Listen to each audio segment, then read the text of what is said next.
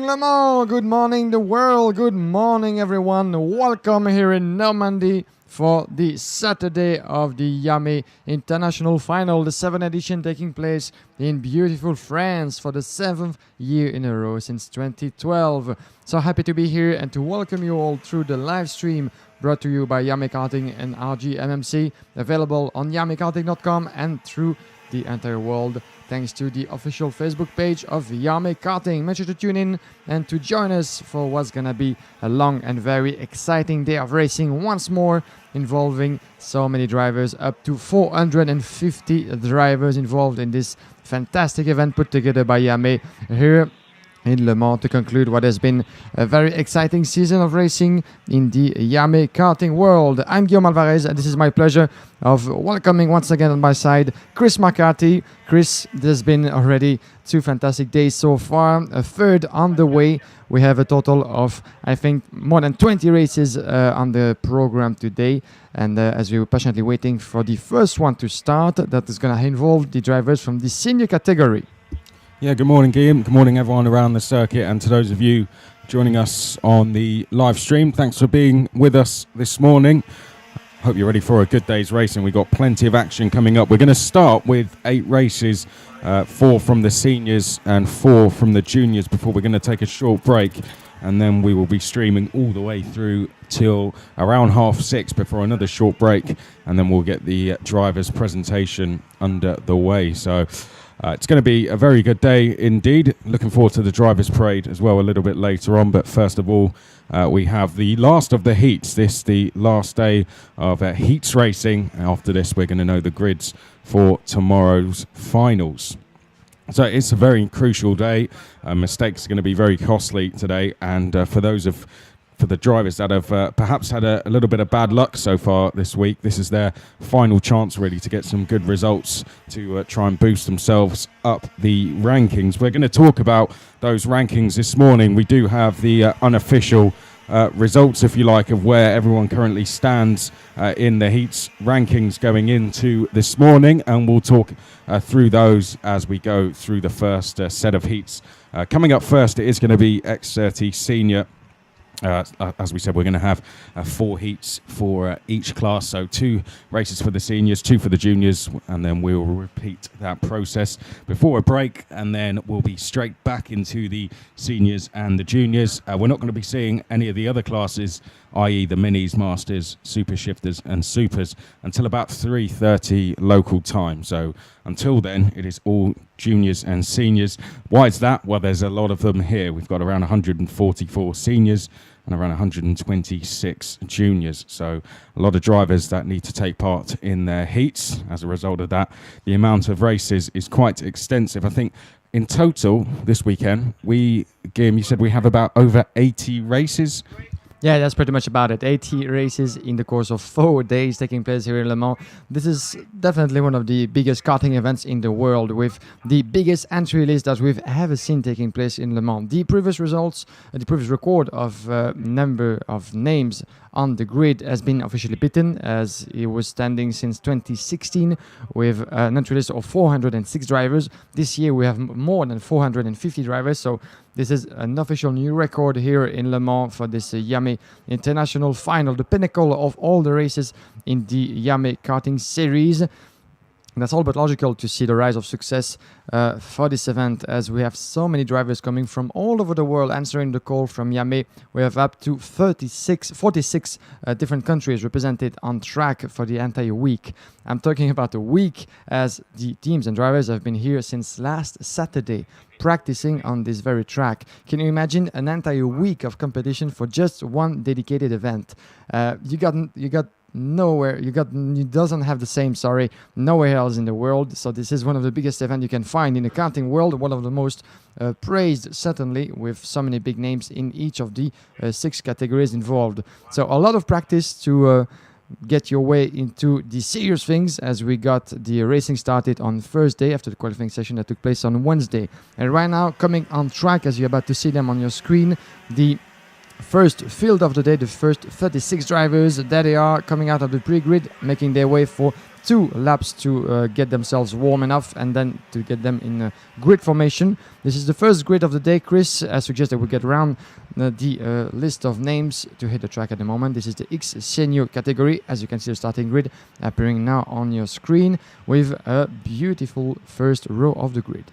Yep, so Leonardo Caglioni currently sitting 19th in the classification. He starts from pole position. Alongside him, the man who finished 12th here last year was the highest ranked French driver, Charles Tenier. Currently sits second in the rankings overall, so having a very good week. Also having a very good event so far is the LGM Series champion, Thomas Turner. He sits 4th at the moment. Sitting 10th place is the man next to him, Etienne Shelley. Row 3 then is Harvard Hallerud. Needs some good results today. He's 80th overall at the moment, so desperately needs to get some brilliant results today. Louis Westover, who's 12th overall at the moment, forms the outside of row 3. He had a really good running here last year, finishing 4th place in the final. Artu Salmela is 32nd at the moment. He's on row 4 with Philip Rawson, who is 29th. Teddy Pritchard-Williams is down in 88th at the moment. He's on row 5 with Ellie Goldstein, who won a round of the Xterra Euro Series this year. Then we have row 6, Luca Tres and Lautaro Pinero. Row 7 is Arnold Madlizia and Paul Stewart. Row 8 is Tony Heronen and Dick Hugh. And then it's Oscar Palomo Odets and Lewis Malin on row 9.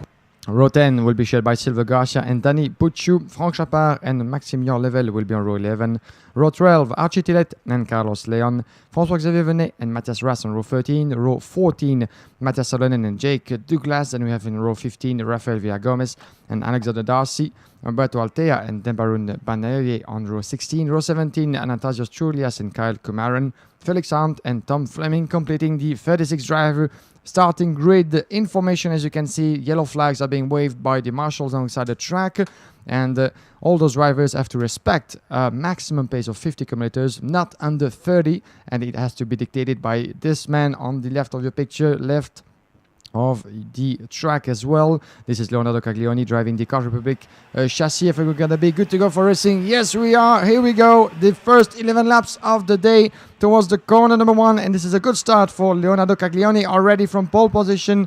The Italian driver already pulling away the 258 with just behind him. I think this is Thomas Turner, who had the best outcome out of the corner number 1. Here we go for 11 laps. Let's have a look further back, and there's some trouble happening further back in the field outside of turn number 2, and one of the drivers got involved. I think, yeah, you could see him on the screen, and another driver that just went out. We're going to try to identify who that is, but at the moment the forefront is entering for the first time of the day the corner number 8, the so-called banking. We have seen so much overtaking maneuvers, and that's certainly going to be one of the hottest spots for overtaking once again, as much as this one on your screen, the corner number 11 of the Techno Park. And right now this is a good getaway first lap for Caglioni, but just behind him is a switch for second position, as I think Charles Tenier, the Frenchman, has made his way up to second position. Yes, he has, and now he goes into the race lead. So Tenier hitting the front early doors here. Thomas Turner is third. Hallerud needs a good result. He's up in 4th at the moment. Then it is Shelley, Westover, Rawson, Pritchard Williams, Frank Chapard moving up 12 places to 9th on the opening lap. And then it is Luca Tres in 10th place. Some of the drivers who dropped down, there's clearly been problems for Oscar Palomo Odets because he's not on track at the moment. He was one of the drivers to drop down the field. Kumaran is unfortunately down the field as well, as is Pinero, who dropped down 21 places. So Palomo Odets, as we said, the Spaniard, having problems before the race got going. Now that was a change for second. We just saw on screen with Thomas Turner going past Leonardo Caglioni, who led this race. Now he's got Charles Tenier just ahead of him as we come across the line to complete lap number 2.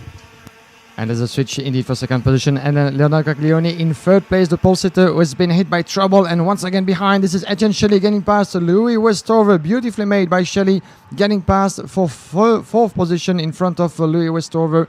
Those two very close to each other in the exit of corner number 1. Further back, we have in 6th position, this is at the moment as we speak, Teddy Pritchard-Williams in 7th, behind Philip Rawson in 6th. Franck Chapard is 8th, Avad Alerud is 9th, and Lucas Andrew Treves is closing at the top 10 as we speak. But there's been a change for 9th position, I think, as the Spaniard just got past. We'll get confirmation of that in a moment. Get back at the forefront. After the back straight, still leading the way. This is Chaltenier, the switch in the lead, with Chaltenier making his way into 1st position. Thomas Turner in 2nd, Leonardo Caglioni in 3rd. This is about to be the 3rd lap completed into this first qualifying heat. And you can see on the corner number 1, beautifully made by 293. This is Louis Westover getting past Etienne Shelley once again in the same corner as it was the lap before. So the British driver back in 4th position in front of Etienne Shelley. Yes, Westover then, as we said, into 4th place. That's where he finished the final last year. And now he's trying to chase after the top 3, who we can see on screen now. There's Thomas Turner in the middle of our picture, trying to chase down a race lead, Charles Tenier. But Leonardo Caglioni's right with them. And in the background, Philip Rawson just dived to the inside to take 5th place there from Etienne Shelley in the CRG. So Philip Rawson, 29th in the standings at the moment, into 5th place. But behind, there is a little bit of a battle going on. I think we've got the likes of Teddy Pritchard-Williams, Franck Chapard, all battling away as they come onto the start-finish straight. In fact, Pritchard-Williams is there trying to look to the inside of Etienne Shelley, but couldn't make the move. As we said, he's under pressure himself from Franck Chapard. Back to our leaders. That's Thomas Turner still in 2nd place behind Charles Tenier. 3rd place, Leonardo Caglioni. They have just under a second then back to Louis Westover. And confirmation on screen, the fastest on track at the moment from Belgium, 269, is Elie Goldstein, one of the top names in this field. Let's see where Elie Goldstein is. He's 13 at the moment. The young Belgian, the fastest on track, as you have confirmation. Here's the field in corner number 8. As you've seen, a switch in position is happening further back behind. Franck Chapard, that just got past. I think for 7th position, it was indeed, Teddy Pritchard-Williams, who got passed by the young Frenchman from VDK, now in 7th position in front of the British as they make their way back on the start-finish line. We're going to see some change again further back. This is the 303 of Pritchard-Williams, and a lot of pressure once again from Franck Chapard, who just got past. Beautiful battle for 7th place as the British driver got past again on Franck Chapard, the 234 on your screen, making his way into turn number 2. Not passing yet Franck Chapard, but still trying very much. Architilet, the fastest on track at the moment, as we see some switch further back. But at the moment, Chaltenier is holding the lead, just 0.2 of a second in front of Oliver Turver. Matthias Rass, unfortunately, hit problems on that last lap, was running in 25th. Had a bit of an instant coming out of turn 5, has dropped all the way to the back of the field. But let's return to the battle for the lead then. It's been pretty stable for the last few laps, but we still have quite a few laps remaining in this opening race of the day. And there are our 2 leaders coming on to the start-finish straight then. It's still Thomas Turner behind Charles Tenier. He's just giving him a little bit of a push now. So Thomas Turner perhaps happy to stay where he is for the time being. Good battle still going on for 4th place as well with Louis Westover and Philip Rawson. Now they're definitely closing the gap down to the top 3. They've brought it down by around 0.2 of a second over the last lap. Make that 0.3. It's now around 0.6 of a second between 3rd and 4th. So this could very quickly be a 5-way battle for the lead. And also going along very quickly in 6th place is Etienne Shelley, who's broken away from the battle for 7th. Back at the forefront, the exit of the banking, looking over his shoulder. Chaltenier to see where he is, and there he goes, taking the inside line. There's a switch in the lead, and Thomas Turner getting past very smoothly down the inside of corner number 11. And Chaltenier not being defensive that much, as he has still plenty of time, less than 5 laps to try to get back, and so he does. Chaltenier back in the lead in corner number 1, but be careful with Caglioni just behind in 3rd position. The Italian driver has the chance maybe to catch up with the first 2. That's what he does. And Thomas Turner still very close to Chaltenier. Those 2 are going to be battling suddenly until the very end. But look who's coming back behind with Caglioni, Louis Westover, and Teddy Pritchard-Williams in 5th position, coming close very, very fast. And Philip Rawson just got past for 5th position. My apologies. Etienne Shelley in 6th, and Pritchard-Williams got back all the way to 7 in the meantime. Just 1/10 of a second between those two. Tanière, Thomas Turner, this will be a battle for the lead. We have a 5-driver fight involved for the top position in this qualifying heat, as you can see them. Change for fourth. That's Philip Rawson down the inside of Louis Westover. That battle for fourth place had been getting closer and closer. Well, that said, they'd been working together, hadn't they, Rawson and Westover, but now they've caught the lead group. Rawson has felt that it's time to make his first move within this top 5. So up to fourth place then for Rawson. Top 3 will momentarily have a bit of a gap as a result of that, but behind that, Etienne Shelley still getting closer. He's setting personal best laps, and I think last time he was around 3 to 4 tenths quicker than the drivers ahead of him. So Etienne Shelley now only around 7 tenths of a second back from the top 5. So we'll keep an eye on how the Frenchman does over the next couple of laps. Dick Yu has just set a new fastest lap and has gone up into 15th place. Biggest mover on the field at the moment, Mateusz Salonen and Thomas Fleming, both up 15 places, particularly Salonen up to 12th place at the moment, as there's just been a change. I believe Teddy Pritchard-Williams just losing a place to Arnaud Malizia as they come across the line to complete lap number 9. One driver in the top 3 that needs certainly good results is the man in third position in the Kart Republic colours. This is Leonardo Caglioni, as he hasn't been able to really transform his pole position into the results he had expected. And Caglioni is sitting in 19th position at the moment in the provisional rankings, and certainly more than willing to improve that position. Unlike the two leaders, Charles Tanière and Thomas Turner, 2nd and 4th respectively, battling for the win, but still they both need to secure that result in order to get themselves as high as possible on the grid. But nothing to worry about certainly for those two on the way to the pre-final. Charles Tanière is looking over his shoulder, just 2 tenths of a second almost advantage on Thomas Turner, and there's going to be a switch indeed for third position. Beautifully done, and Philip Rawson getting past Leonardo Caglioni. There you go, and Caglioni losing one more position to Louis Westover, the British diving in the corner number 14. Shall we see another change for the lead in the last lap? Last lap for Charles Tanière and Thomas Turner, still very close to each other, as we have Phil Rawson now in 3rd, Westover in 4th, Caglioni dropping 2 positions in 5th position in front of Franck Chapard in 6th, Etienne Shelley in 6th position in front of his fellow countrymen. Another Frenchman, the fastest on track, Arnaud Maliza. And Charles Tanière, Thomas Turner, this will be certainly the 1-2 until the end, as Tanière is still able to keep his opponent at bay for the moment. Yes, but we've still got the back straight then and the last 3 corners remaining. Here is Thomas Turner in the slipstream then, trying to close down our race leader, Charles Tanière.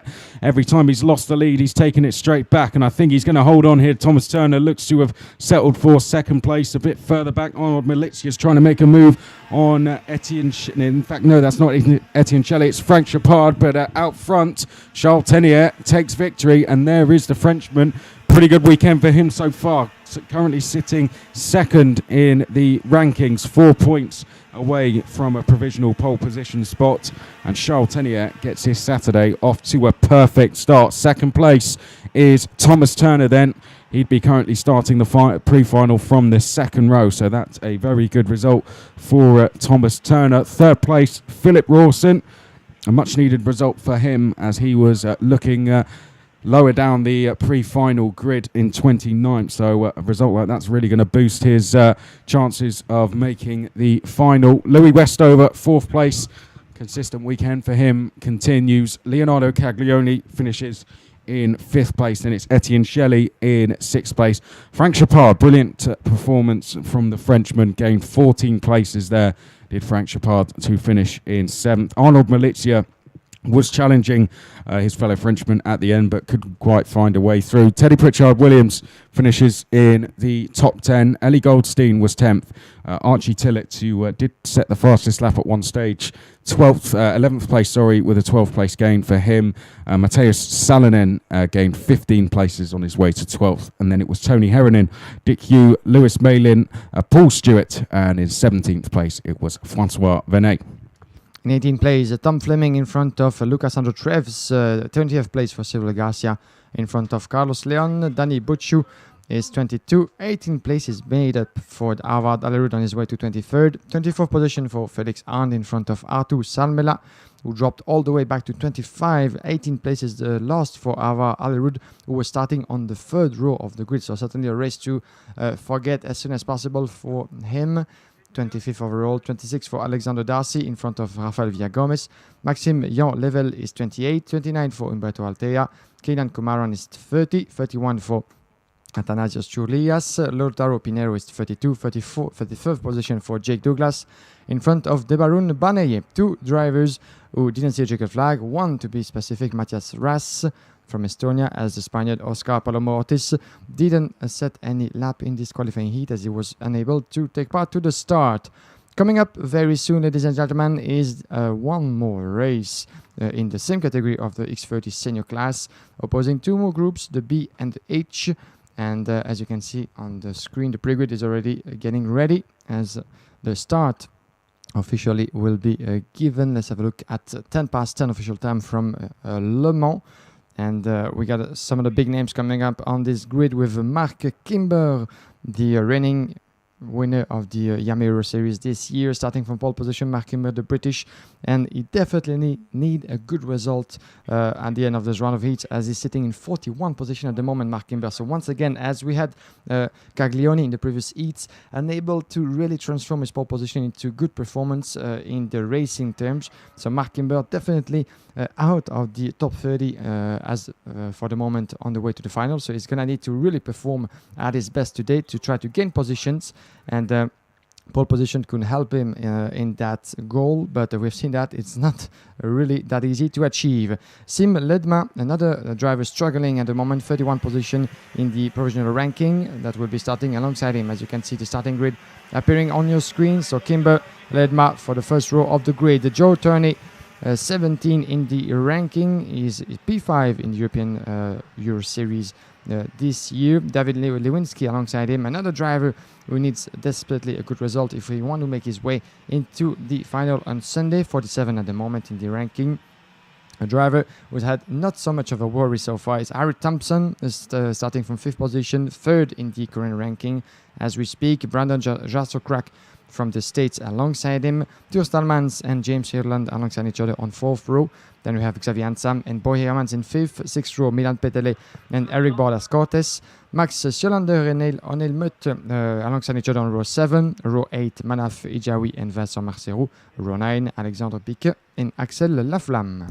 Ollie Petri-Muna is going to be on row number 10 with Alan Bearswill. Then we have Shane O'Leary and Levi King on row 11. Anthony Doog and Cole Kilner are going to be on row 12. Then it's Caleb Marshall and Senna Eckers on row 13.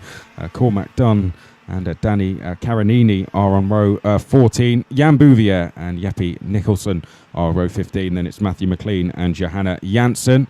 Sen Han Lin is on row 17 with Eduardo Cossiteng. And then we have Alberto Bernardi and Hugo Liu on row number 18.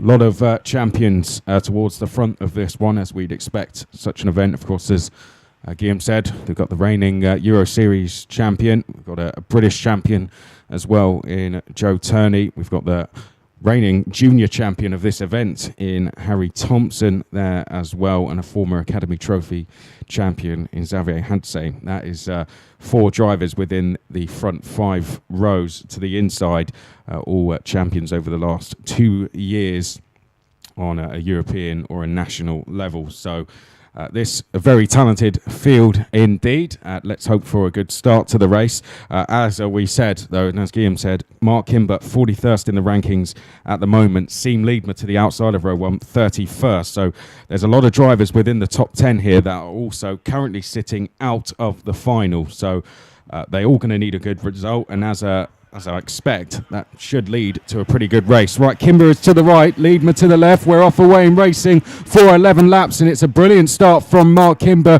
Turney's gone straight through into second place. The Red Bull Junior Harry Thompson is into third as they go down towards turn number 2. It looks as if Siim Liedma's gone into fourth place as Harry Thompson dives down the inside of Joe Turney at turn number 2 to take second. Liedma, as we said, is currently sitting in fourth place at the moment as they head down towards the banking. Then I think it is Lewinsky, and Hansheim looks to be in sixth place at the moment as they head down through the banking for the first time. Onto the back straight they go. Still leading the way is Mark Kimber. Desperately needs a win here, but he's being chased down by Harry Thompson, who might try and line up a move as they exit turn 11. Joe Turney currently sitting there in third place. The three British drivers breaking away from the rest of the field already as they come across the line to complete lap number 1.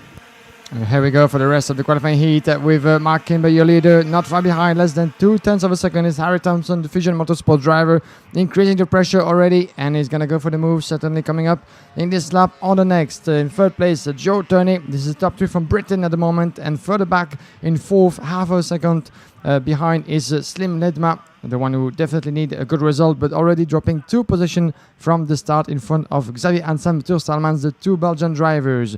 Looking a bit further back in the field, and still all the drivers on the track, and I think 2 drivers were unable to take part to this race, Levy King and Milan Petele, one of the French drivers, still stuck in the pre-grids due to certainly mechanical failures.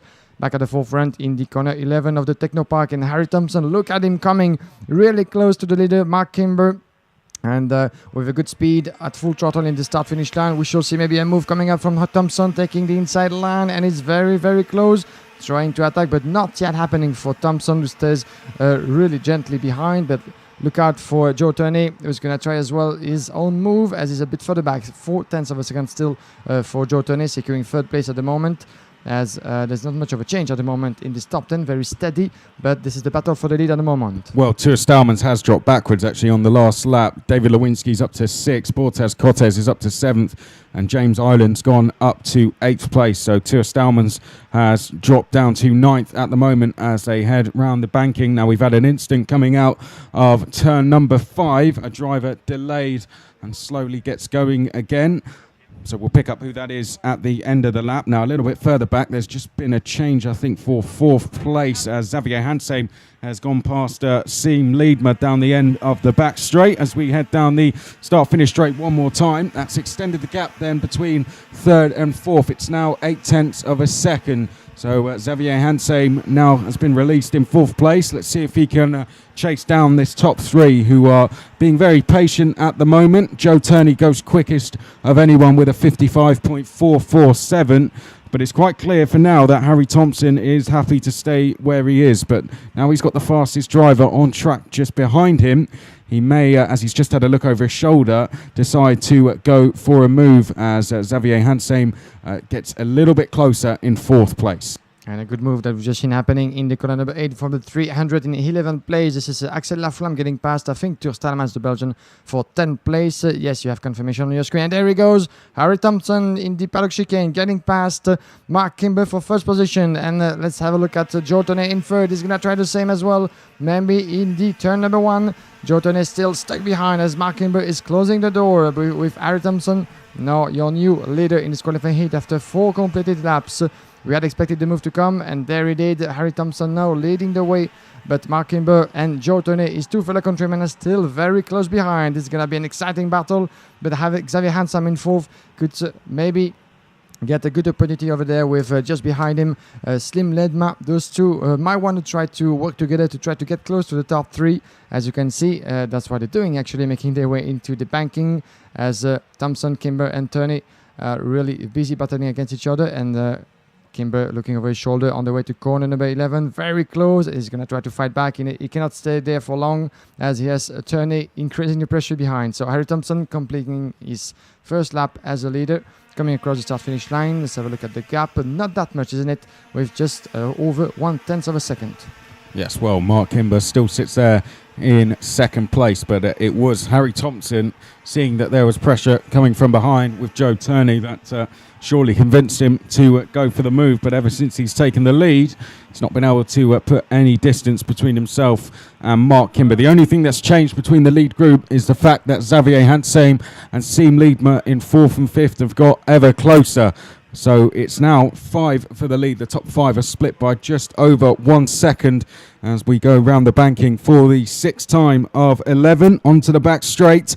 Just running through the rest of the top 10 then, we have Lewinsky in 6th. There's been a change behind for 7th place with Enriquez Bordes Cortes losing a place to Manaf Hijabi on this lap. Ireland is still there in 9th, and 10th place then it is Axel Laflamme, who is up 8 places at the moment. Up 10 places just behind that is Anthony Duke, the Frenchman, who is sitting in 13th place. But here are your leaders, still as they have been for the last 2 laps. It's Thompson from Kimber and Turney, and we've got a yellow flag out just ahead of that. And I think Vincent Marsaru has been involved. He's dropping down the field, as is Caleb Marshall. Yes, Vincent Marceau in trouble outside of the 2 Oaks, 2 right-hander. As we get back on the lead, Mark Kimber still increasing the pressure and trying to get past Harry Thompson, with Joe Turney having the same idea as they make their way out of the banking on the back straight. Here they are, your leaders, after 6 laps completed. We're more than halfway through this qualifying heat, as Harry Thompson is securing position at the moment with 0.2 of a second advantage. Mark Kimber just behind him, the pole sitter. 3rd place, Joe Turney. Xavier Hansen 4th. Slim Ledma is 5th, trying to... closing on the top 4 with the blue livery card in 5th position. Then in the rest of the ranking, as Chris said, we have in 6th Manaf Heymans in front of David Lewinsky, Ireland, Stallman, Laflamme and Piquet. Interesting fact about Anthony Dugg in 16th position, as he's made already 7 places. He's the one who won his first qualifying heat, starting from 23rd on the grid. So I think he made up about 22 position in just one race. That might be something of a record for the weekend, at least for Anthony Hug, one of the fastest on track, as he had a very bad qualifying on Wednesday. So all the best to him in the midfield, of course, as we get back at the forefront with Harry Thompson trying to increase his speed, betting his helmet on his wheel, and it's not quite working at the moment. As there goes Mark Kimber, beautifully made from Kimber in the paddock chicane. And there goes Harry Thompson once again fighting back, but pay attention for Joe Turney. Joe Turney is taking the inside line, and there he goes, a 2:05, brilliantly made from Turney. And there goes Mark Kimber, and just behind Xavier Ansam taking 3rd place, and Harry Thompson dropping back all the way to 4th. Well, Joe Turney then hit the front, pretty much gifted the lead there. Right place, right time. Kimber trying to go forwards and has pretty much remained in second, the biggest loser in all of that. Harry Thompson now down to 4th place, but still has some time to recover this. He's got to be careful of Seam Liedma there in the predominantly blue livery just behind him.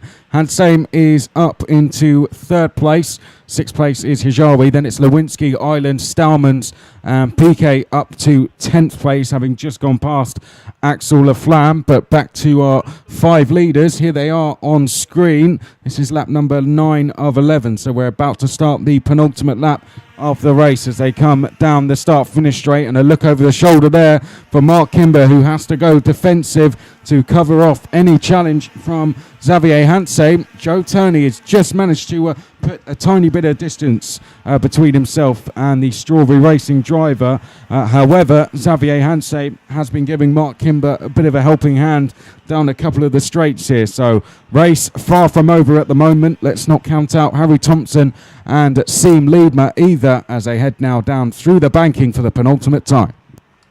More than 0.2 of a second. Joe Turney and Mark Kimber, the 2 top drivers on the field at the moment. And that could be a meaning victory for Joe Turney, but not yet, as he has one more lap to complete, 1.4 kilometer to secure this win. Looking over his shoulder in onto the way on the chicane of the paddock. Turn number 12 and 13, as behind Mark Kimber is trying to catch up, but behind in 3rd position. The battle is going to be interesting between in 3rd, 2:30 of Xavier Hansen, looking over his shoulder to see where Harry Thompson could be. He's just behind and he's still making his way towards turn number 1. Further back, Sim Ledma still in 5, maybe waiting for a good moment to dive, as well as for Harry Thompson, who was trying to get the inside line in corner number 2. We know that how tricky that corner is, but we've seen some beautiful overtaking maneuvers throughout the weekend so far. But it's not happening yet for Thompson, who has not much of a time yet left to get past Xavier Hansen as they make their way towards the banking. As you see, Hansen in 3rd, closing the gate very, very early into the braking zone to prevent Thompson from passing. But pay attention for the back. And there it goes. Thompson was very close for the back on your screen. This is your two leaders, Joe Turney and Mark Kimber, into the chicane. As I think Joe Turney, the 205, is going to be able to hold his position until the end. It's going to be a close finish as Mark Kimber is trying to get past him. But no, it's not happening, unfortunately, for Mark Kimber. And Xavier Handsome securing third position in front of Harry Thompson, just 35,000 of a second. That was a close finish as well for third position, but Handsome managed to stay in front of Thompson. Victory for Joe Turney in this qualifying heat in front of Mark Kimber. Joe Turney managed to get past 3 drivers in just one quarter to secure this win. 5th place for Sim Ledma in front of Manafei and Jawi. David Lewinsky is 7. 8th place for James Ireland. Theo Stalmans is 9. 10th place for Alexander Pic into the top 10, the Frenchman. Max Sjölander just outside of it. 11. 12th place for Enric Bordas-Cortes. On Helmut, the brother of Esteban Mutt that you might have seen running in the French single-seater championship in F4. 13th place so for Onel Mutt. Anthony Doug is 14. 15th place for Olli Peter-Riemann and Cole Kilner in 16 at the end of this qualifying heat as the results appear on your screen. Yes, Matthew McLean getting 14 places there, finished 17th. Brandon Yost corrected the opposite. Unfortunately, he went backwards and finished 18th. Axel Laflamme was 19th. Danny Carinini was 20th place. Hugo Liu gained 15 places, gained the most places of anyone in that race to finish 21st. Cormac Dunn was 22nd. Bo Hymans was 23rd. Then it was Alberto Bernardi in 24th. Johanna Janssen was 25th. She gained 7 places in that one. Senna Eckers was 26th. Eduardo Cosseteng 27th. Then we had Jeppe Nicholson in 28th. Shane O'Leary was 29th. Caleb Marshall was 30th. And then the non-finishers, unfortunately, Jan Bouvier, Sen Han Lin, Vincent Marcelou. And then we had Alain Bearswill and the non-starters, Milan Petele, Levi King. Not too sure why those two didn't start the race, but we hope to see them out in their next one.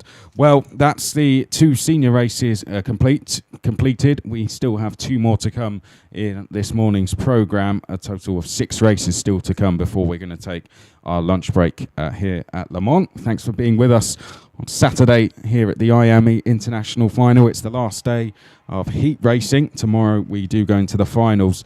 Now, particularly for the senior and junior classes today, very, very crucial as the top 34 in each class will go straight through to the pre-final. We will have a C final and also a B final as well. Now, from the B final, the top 2 will go through into the final. So I think that's a bit of a change from last year, whereas previous years it's only been 1 driver. But as we can see, let's have a look on the sheet. We're just double checking, but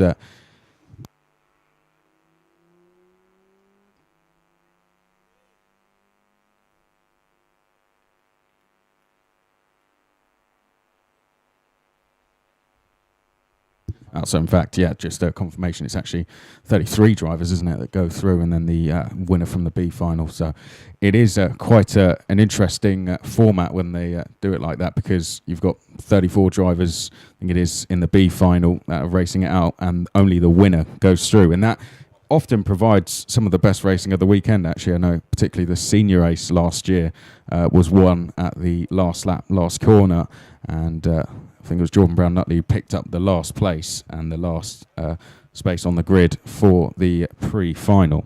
So getting through to the pre-final and being in those top 33 places is pretty crucial. And you want to, even if you are going to be in the B final, you really need to be towards the front to stand a good chance at winning the race and taking that last space.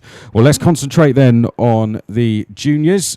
Taylor Barnard's going to be starting this one from pole position, the Rosberg Academy driver. He's currently sitting P9 in the classification. So at the moment, he's giving himself a pretty decent chance at winning this event. He is 4th. He finished 4th at the FIA World Karting Championships recently as well. Jamie Day's having a good weekend. He starts to the outside of row 1. He's 8th in the standings at the moment. Loris Cabarrou likewise going well, 12th in the standings for the Frenchman at the moment. Then we have Valon Janssen, who is 28th at the moment, so will be starting towards the back of the pre-final at this stage, so he can't afford any bad results now. He needs to have all consistent results from here on in. Then we have Cesar Gazzo, 23rd last year, 23rd in the standings, sorry. Actually had a DNF in the final last year, Cesar Gazzo, so had an unfortunate end to the weekend, but let's see if he can go any better this time around. Delano Van Hof's having a good weekend so far. He was fifth. He's fifth in the standings. Was sixth in the European FIA Karting Championship this year. Had a really good year. Took a win as well at the one of the rounds. I think it was round 2. Oscar Andreasen. Now he's all the way down in 91st, unfortunately. Starts on the inside of row 4. Andreasen only needs good results from here on in. He cannot afford any bad results whatsoever, but realistically, he's just trying to fight for a place in the B final. Alex Lay, now considering most times I've commentated on Alex Lay, he's been racing in the mini class, so hasn't really had a huge amount of races in the juniors. Alex Lay going along very well, sits 11th in the standings at the moment. Guillaume Crespin struggling so far, down in 75th in the rankings. Jessica Edgar is 34th, so she's having a pretty decent weekend. That rounds up the top 10. Then we have Zach Ripley, who had a good season in the X30 Euro Series this year. Christian Hose on the outside of row 6. Then it's Alex Kobe on row 7 with Lorenzo Patrese. Jerzy Spinkiewicz is on row 8 with Jan Kalmet. The row 9 will be shared by Patrick Hannock and Tazanapol Intra Husak. William Nicolo and Michael Voristo will be on row 10. Row 11, Noam Abramzic and Eric Alanis Bosch. Carl Bennett and Danny Prince on row 12. Kalen Chin and Elia Sperandio on row 13. Row 14, Aaron England and Summer Webb, one of the lady drivers in this field. Maxime Jolet and Stylianos Petrisis on row 15. Casper Norman and Guillaume Treya de Quimenon in 16 row. Row 17, Bart Ploeg and François Delati. 34 drivers on your grid, and the formation up is getting underway, is about to be completed. Then we'll be good to go for not 11 but 7 laps. As a reminder, we have a bit less to get through for the junior classes with the drivers aged between 12 and 14 years old. And on the left side of your track, the right side of the picture, if you follow us through the live stream, this is Telo Barnard trying to get the tires at good temperature. The 36 driver from Britain, Jamie Day alongside him, and we shall see which of the two will be first in the turn number 1, and pay attention as well behind Loris Kabiru and Valo Janssen. I think we're going to be good to go. We're racing now. We're with Telobana looking for his shoulder, and this is a good exit for the British driver on his way towards turn number 1. Here we go for 7 laps of qualifying heat, the first one of the day for the junior class, and Telobana pulling away already in front of a very good Loris Kabiru, getting past Jamie Day for second place, and I think this is Cesar Gazzo indeed in third, and not a good start for Jamie Day apparently, as he's dropped back all the way into a 4th position. So not so much of a drama indeed for Jamie Day, but Kabiru and Gazzo got past in turn number 1. Let's see where Valo Janssen, the 101, is a bit further back in 5th or 6th position as they make their way into the banking. There's a change for 4th there as well. I think Jamie Day actually losing a further place, and I think that may have been to Delano Van Hoff, but we'll confirm when they come across the line next time, as making their way out the last corner now are our top 3. That's Taylor Barnard leading the way as I look over his shoulder. Loris Kabiru, as we said, sitting in 2nd. Cesar Gazzo is 3rd. It's actually Alex Lay then who went up to 4th down at the banking past Jamie Day. Delano Van Hoff sits in 6th place. Janssen is 7th. In 8th place is Crespin. Then it's Andreasen, and Zach Ripley sits in 10th at the moment as Taylor Barnard leads Loris Kabiru down towards the banking for the second time. The top 2 have a gap then of around. In fact, there's a change for lead. Well, I was going to say I thought they were about to start working together, but Kabiru wants to be the one to do the leading in this one. Goes past Taylor Barnard down at the banking, and in 3rd place there, Cesar Gazzo now gets a little bit closer. Yeah, beautifully made by the Frenchman Kabiru in front of Telo Barnard at the moment. Cesar Gazo, his fellow countryman, might try to do the same as they come across the start-finish line in front of us. Let's have a look at the gap. Not so much of it. 0.2 of a second, a bit less between Kabirou and Barnard. And there comes a beautiful battle further back. This is Dylan Vantov getting past Alex Slay for 4th position. This is a nice sense move for the Dutchman. Now 4th in the ranking, but just behind him, Alex Slay is going to try to get back into the position, back at the forefront, outside of the 2 Oaks. 2 right-hander. These are the 2 leaders. Kabirou, Barnard, not further back. In 3rd is Cesar Gazo.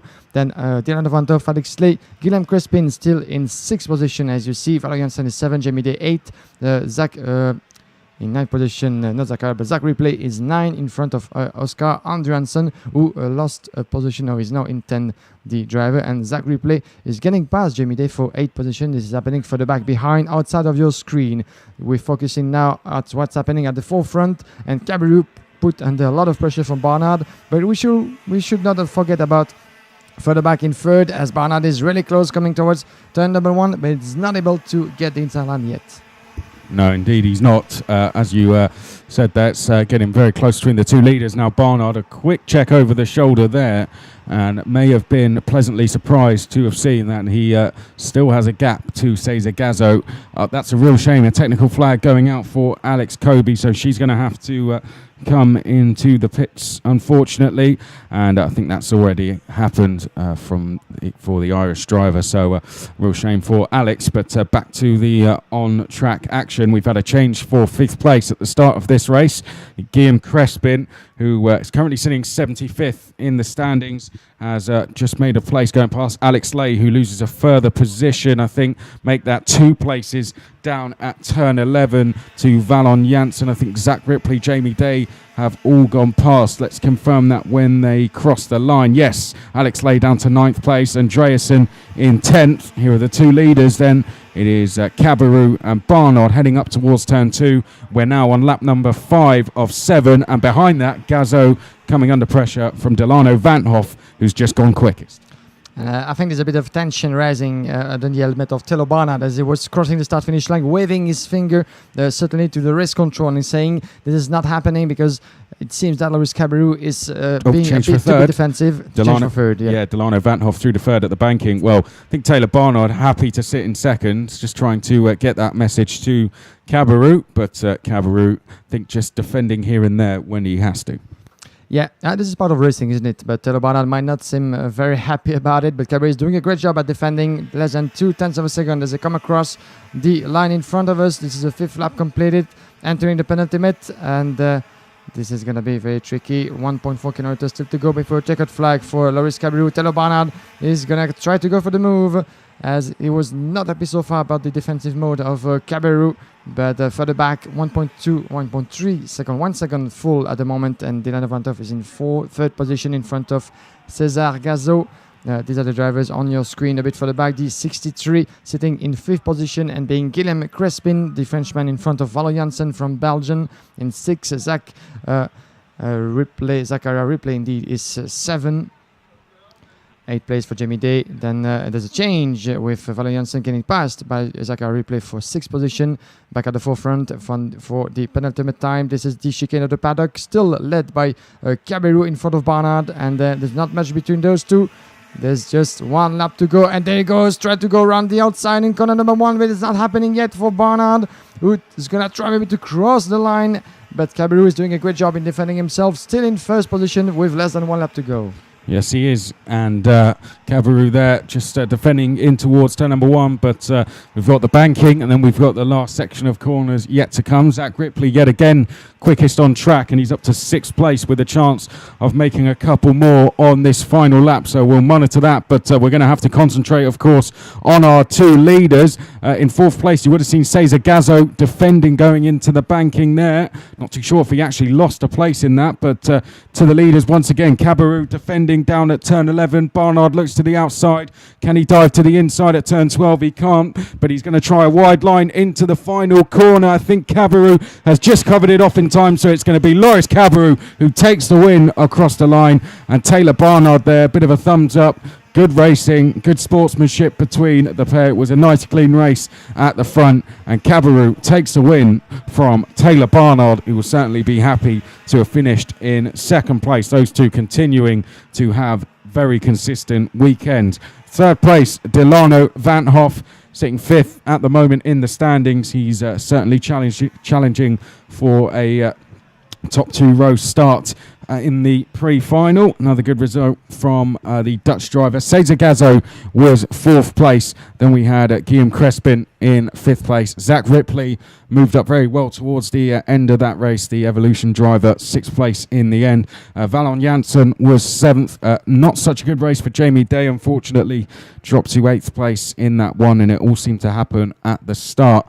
9th place was Alex Lay. Lorenzo Patrese was in 10th. Then it was Jan Kalmet in 11th place. Christian Ho was 12th. Noam Abramzik was in 13th place, gaining 8 places. Oscar Andreasen finished in 14th. Guillaume Treyard de Quinmo was 15th place, gaining 17 places. I'd love to count how many places Guillaume's made over the weekend. It seems every race he's gaining at least 15 positions. 16th was Spinkovitz, and then in 17th place we had Furisto. 18th place, William Nicolo in front of Jessica Edgar, the first lady driver of the field, in 19th place with a drop of 9 position, unfortunately for her. Eric Alanis Bosch is 21st for Tazanapol Intra Uvusak. Elia Sperando is 22nd, 23rd for Patrick Enoch. Danny Prince is 24th, 25th position for Bart Pluch, and just behind him François Delati, both drivers who made up 8 places in this race. Callan Chin is 27, 28 for Maxime Gelé. Summer Webb has crossed the line in 29th position in front of Stylianos Patricis.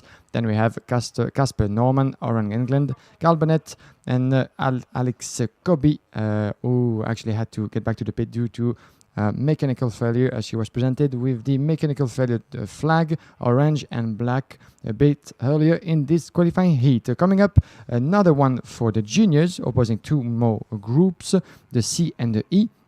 And just after that, ladies and gentlemen, we'll be switching again to the senior class with the drivers age of minimum 14 years old to get back to the juniors as well. This will be all about the program of this morning. As we mentioned to you earlier, we have a lot of races to get through in those 2 categories, the juniors and the seniors, due to a very, very high list of names, more than any of the other categories involved in this IAME International Finals. The other categories, you'll have the chance to see them on track, but a bit later today.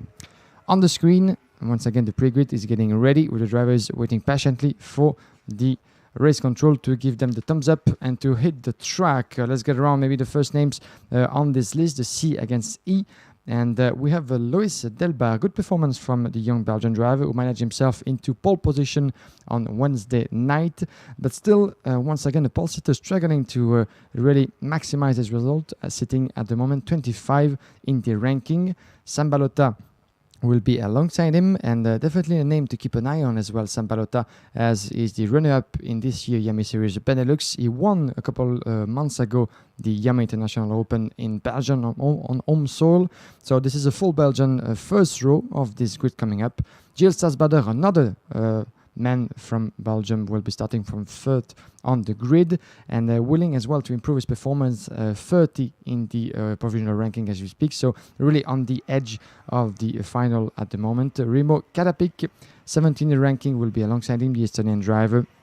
Then we have Maximus Meyer and Isaac Adjar alongside each other on row 4th row with Carl O'Brien and Adam Putera. 5th row, Enzo Levesque and Sean McCormack. Enzo Levesque, the reigning champion of Belgium in the IAME Series. Jules Goujon and Freddy Spindler will be alongside on row 6. Row 7, Ave Ribi and Holly Pilka. Row 8 will find Leonardo Fornaroli and Joshua Dufek, and Ken Oscar Algre and Ero Rexepi will be alongside each other on row 9. Shizang Huang then will be on row 10 with Matea Ingolfo, Sita Van Meert and Casper Janssen. Row 11, Konstantinos Kominos is on row 12 then, with Oscar Manamets. Then we have Lachlan Robinson on row number 13 with Amadeo Devi Giannissi. Then Lola Lovinfoss is on row 14 with Patrick Johnson. Livian Fate is on row 15 with Oliver Guth. Then we have Chun Cheng Kei and Jorge Barrio on row 16. Aston Millar and Luis Cavaco are on row number 17.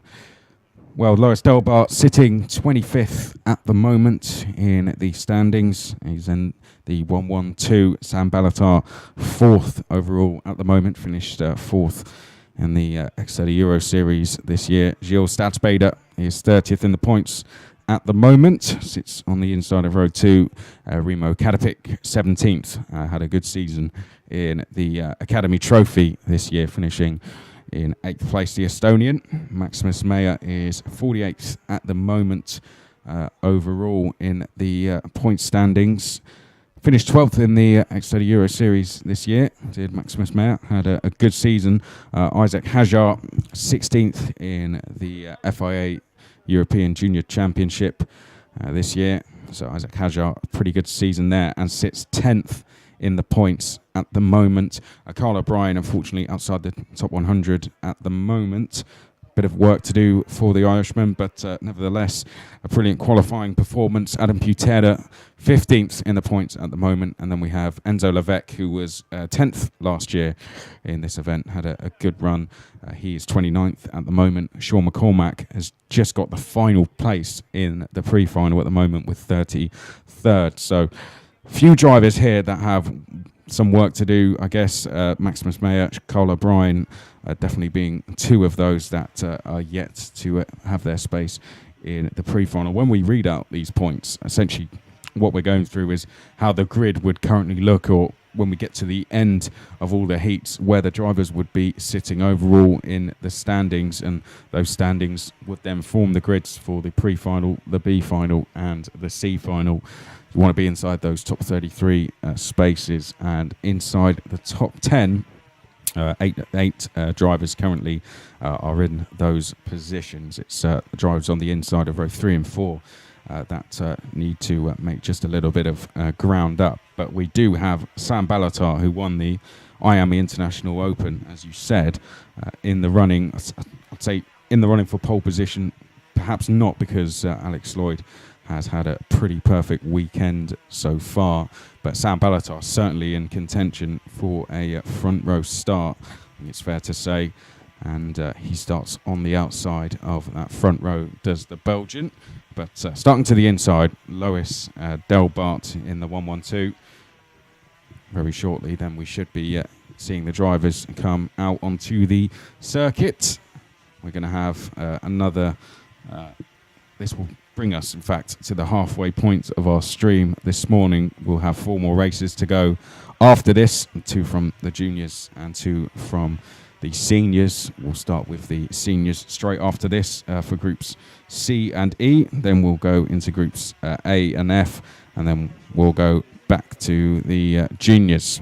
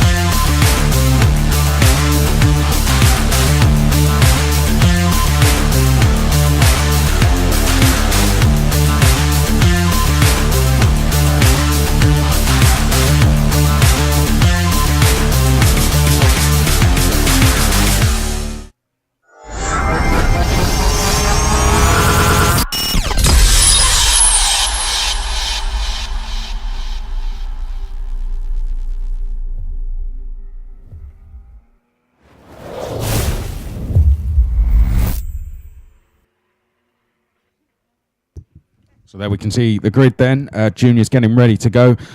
Guillaume, let's talk about some of the results then. The drivers we're going to see out in this one have had so far. Let's start with Lois Delbart, shall we? Has been inside the top 8 positions in all heats so far. I think one thing that proves is just shows how the number of drivers we have here this weekend. Even if you're finishing inside the top 8 in all of your heats, you're 25th on the grid. So getting those top 2 results or even a win can really boost you up the order. But it's fair to say so far, Delbart's had a pretty consistent weekend. Yeah, consistent weekend indeed. His best result being a 4th position to start the weekend with. It was his first qualifying heat. He's been through 5 races already out of 6 for the juniors, unlike some of the drivers out there with just 3 rounds under their belt.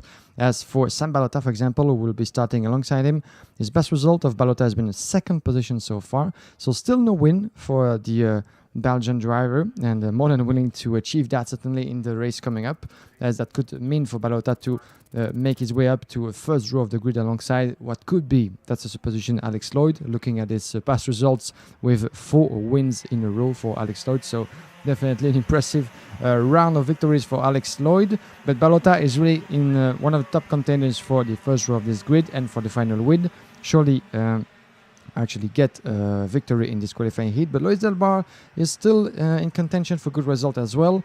It's still no top 3 for him, but that's up for grabs as long as he can actually push all the way through this heat.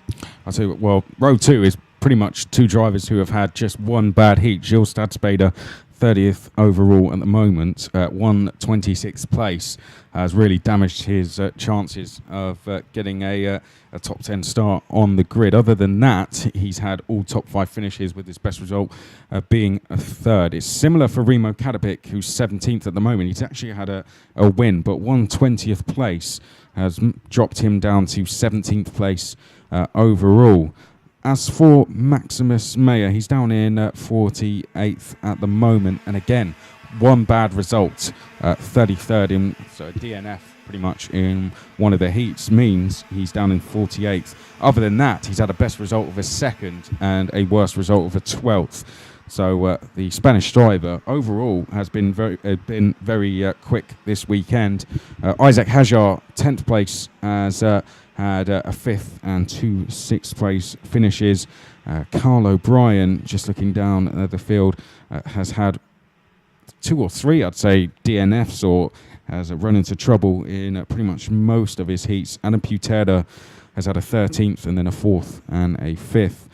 Enzo Levesque, we said, was 10th last year. And Enzo Levesque has had a worse result of an 11th place. And as for Sean McCormack, he's had a worse result of a 20th and a best result of an 8th. But Guillaume, the drivers are on the back straight, and we're going to get ready to go racing them for IAME Junior qualifying heat for Group C and E. 34 drivers on your grid with 2 new groups, C and E indeed, for the junior class. 7 laps to be completed in this qualifying heat, as the grid is coming slowly but firmly on the way to the start finish line. On the left of your track, right of the picture, is Lois Delbar, the 112. Alongside him is fellow countryman Sam Balota, another from Belgium, Gilles Stadsbader, the 85 in 3rd. Let's see if we're good to go for racing. Yes, I think we are, and we're going already. We're racing now. 7 laps to be completed, and a good getaway for Lois Delbar. The pole sitter is going a bit messy behind him, and around the outside, this is, I think, further back, a beautiful start from Sam Balota as well. In 2nd place, Balota chasing the leader, Delbar already very, very close in the corner number 3 and 4, and Balota trying to get around the inside of Delbar as well. Third position for Remo Kadapik, who managed himself in front of Stadsbader as we speak. 1 position drop for the Belgian in 4th place as they make their way for the first time. And there's already a switch on an attempt from Balota around the inside of the banking corner, but I think Delbar managed to stay in front. Yes, he did. Still in the front, the pole sitter on the back straight and trying to get past once again. Sam Balota very close, Kadapik in his tail. This is already a top 3 driver battle about to complete the first lap of this qualifying heat. But as we said, Balota needs a win if you want to make himself on the first row of the final. But there's Kadapik, already a switch maybe for 2nd place, and Kadapik was very close to get around the inside. It's happening for the back behind. Change for 4th place, Isaac Hajar then. Oh, in an instant there, that's Gilles Stadsbader, I think, that's had better spin coming out of turn number 1. Just got round a little bit wide. That all started as Isaac Hajar went down the inside, and then as Adam Putera was trying to make his move, there was contact, and Stadsbade has now dropped outside of the top 20. So for someone who's sitting 30th in the points at the moment, that is a bit of a disaster in his opening race of the day. Now I think there was a change for lead down at the banking as the leaders make their way down to turn 11. It's Balatar now in the lead. Kadapik is second. Isaac Hajar sits very small in the car. He is there in third place. Then it is Delbart now who's dropped from the lead to fourth place. Putera is up into fifth. Then we have a gap back to Mayer, who is sixth. Seventh place is then Sean McCormack. Then it's O'Brien, Ollie Pilker, and Enzo Levesque in 10th place at the moment as they head down towards turn number 2. This lap now number 3 of 7. And still a very tight forefront. 5 drivers in contention for the win. Balota having the upper hand as we speak. A bit more than 1/10 of a second advantage on Remo Kadapik with the blue livery chassis just in front, just behind him. And there he goes, Kadapik taking the inside in round number 8 once again. And there he goes in the lead. Balota being defensive. And further back as well, Luis Delbar getting passed by Adam Putera in 4th position. It's happening back and front as well. Kadapik, your new leader. Sam Balota is second, with Isaac Hajar trying to catch up as well in 3rd position, out of the way in the chicane of the paddock. There they come, starting on the start-finish line. Let's have a look at the gap. Still very close between the top 3, as you can see. Further back, good battle between Putera and Delbar. Delbar, the 112 on your picture. Around the corner number 1 is the pole sitter, all the way back in 5th position. So not the start of the race that he might have expected. Luis Delbar once again, as Remo Kadapik in 1st position is obviously the fastest on track with a clear view in front of him. But Balota and Hajar are not far behind, just 1/10 between those two, trying to increase the pressure in the corner number 8. And there he goes, or at least trying to get past. He was very close once again.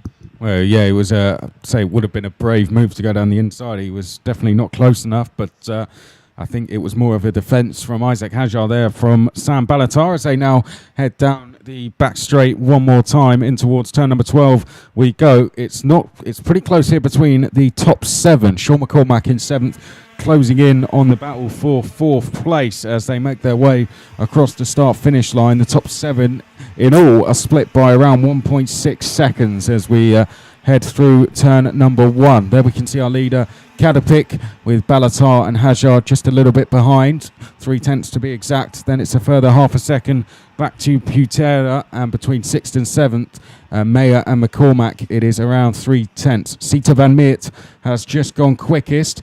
Further back, there's been a change for 10th place. Freddie Spindlow has just made a move on Ollie Pilker through the first sector of this lap, and the leaders are now coming on to the back straight. Yeah, Kadapik is still nothing to worry about. As you can see, a few meters and 0.3 of a second in front of Sam Balota in 2nd. Isaac Hajar seems to be dropping a bit back in 3rd, but this is still very relative as we entering the later stages of this qualifying heat. Still led by Kadapik. Balota 0.3 behind. The look over his shoulder for Isaac Hajar in 3rd. Then the 3 drivers on your picture from 4th to 6th. This is Putera, Delbar, and in 6th position Maximus Mayer, the Spaniard, coming in very, very fast in 6th. He's going to try maybe to attack Luis Delbar, the pole sitter, in the middle of this field at the forefront of the race. The 52 behind is in 7th position. Sean McCormack from Ireland in front of Enzo Levesque. Still not much of a change in the top 10 as we speak, but that might happen as Delbar is trying to get around the inside in corner number 8. Not happening yet for Delbar in 5th. We're going to enter into the last lap of this race, and that smells like victory yet for Kadapik, but Balota is still not far behind. Maybe the Belgian's going to try one last move in the last lap. Shall we see if he succeeds or not? But Isaac Hajar might want to try the same as well. I'll tell you, it's been a bad lap for Carl O'Brien. Unfortunately, he's dropped down to 13th place on that lap, and that's allowed Spindlow and Algray to move into the top 10.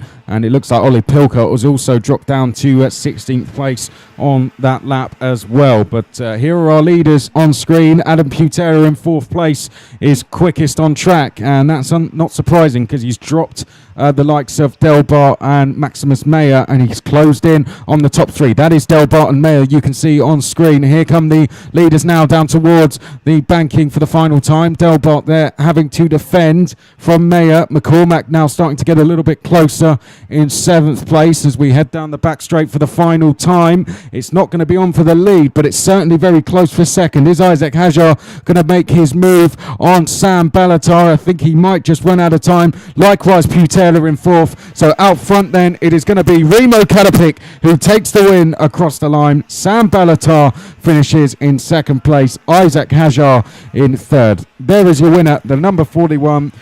Remo Kadapik, the Estonian, sitting 17th in the standings coming into this race. His best result had been a win, so that's going to be his 2nd of the weekend. It's going pretty well for Remo Kadapik in the event so far.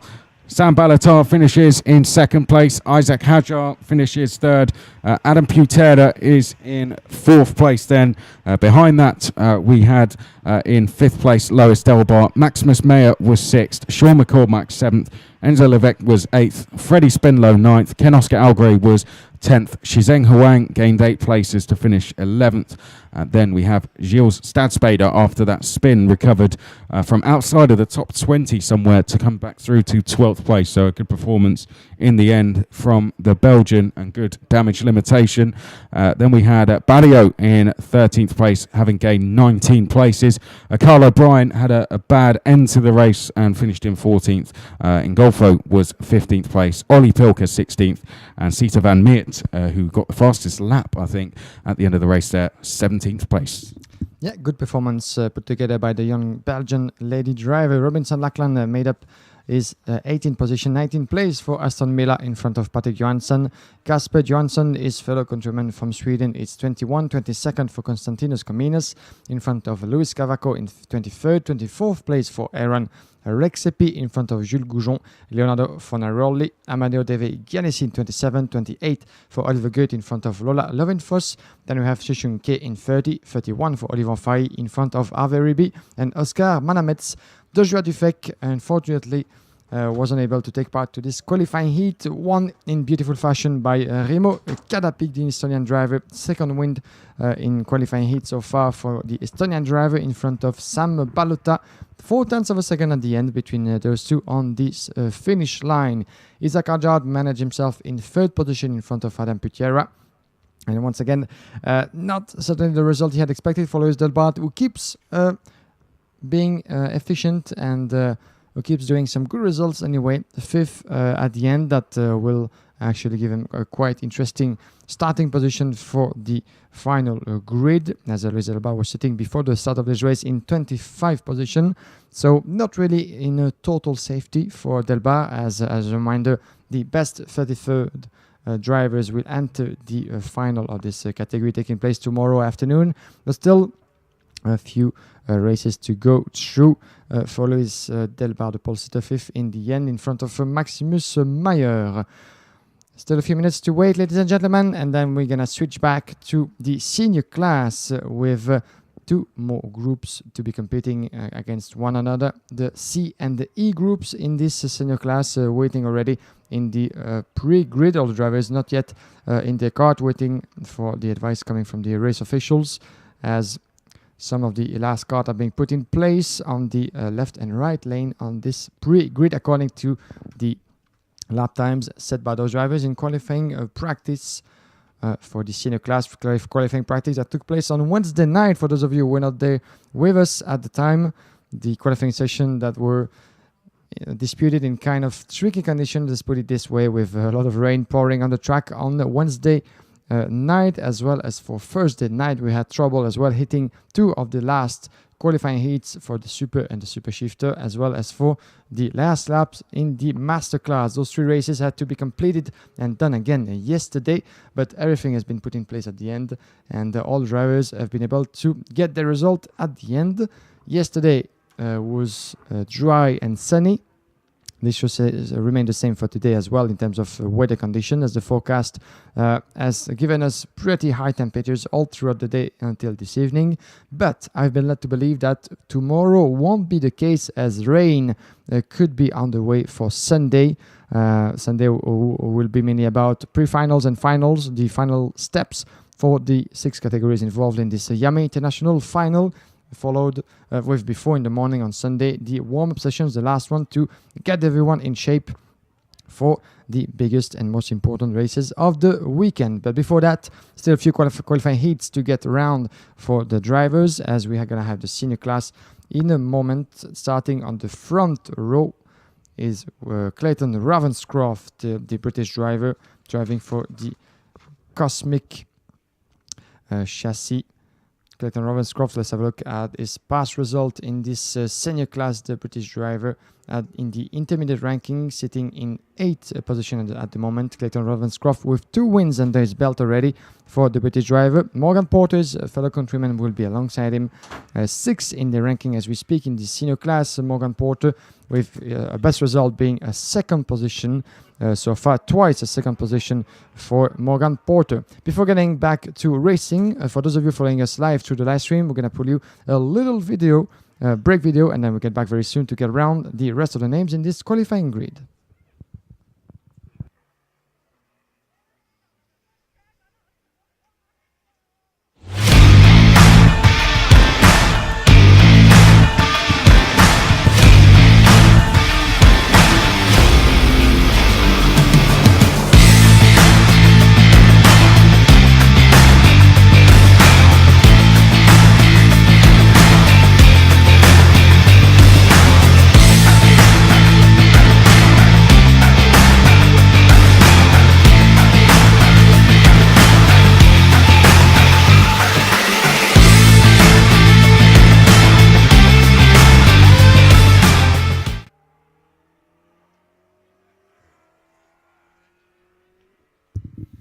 So let's continue then to run through the rest of the grid.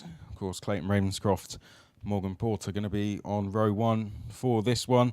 Elliot Harvey is going to be on row number 2. He finished in 16th place here last year, currently sitting 15th in the points at the moment.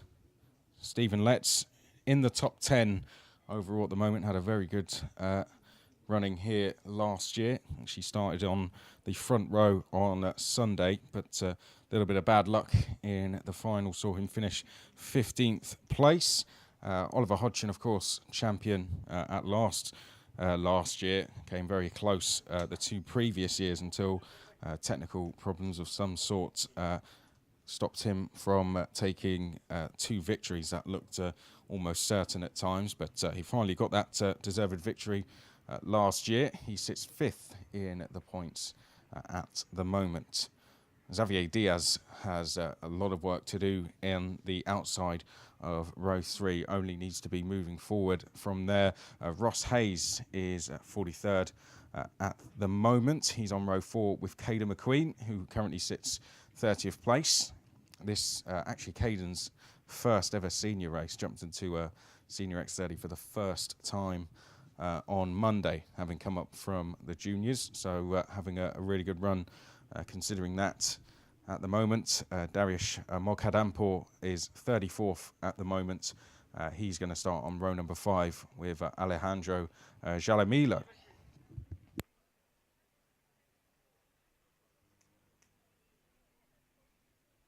Row number 6 is going to be Stephen Servant and Ali Akabi.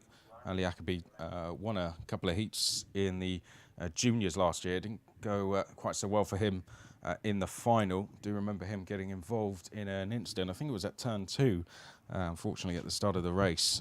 But he's going pretty well so far this year. Rivaldo van der Westerlaken is on row number 7 then with Alexander Huang. Taylor Greenfield is on row number 8 with Corentin Collinon, finished 2nd place, the French driver at the IAME International Open.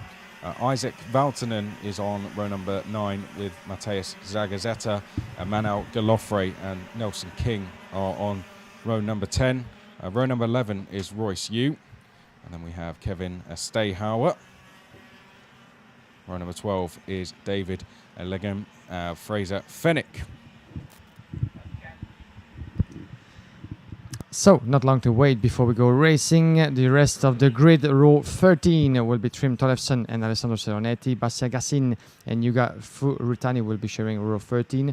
Row 15, Kilian Strait and Rasmus Moller Andriansen. Then we have Samir Ben and Juan Carlos Hernandez Ruiz on row 16. Row 17, Nicola Anti and Kotaro Chucho.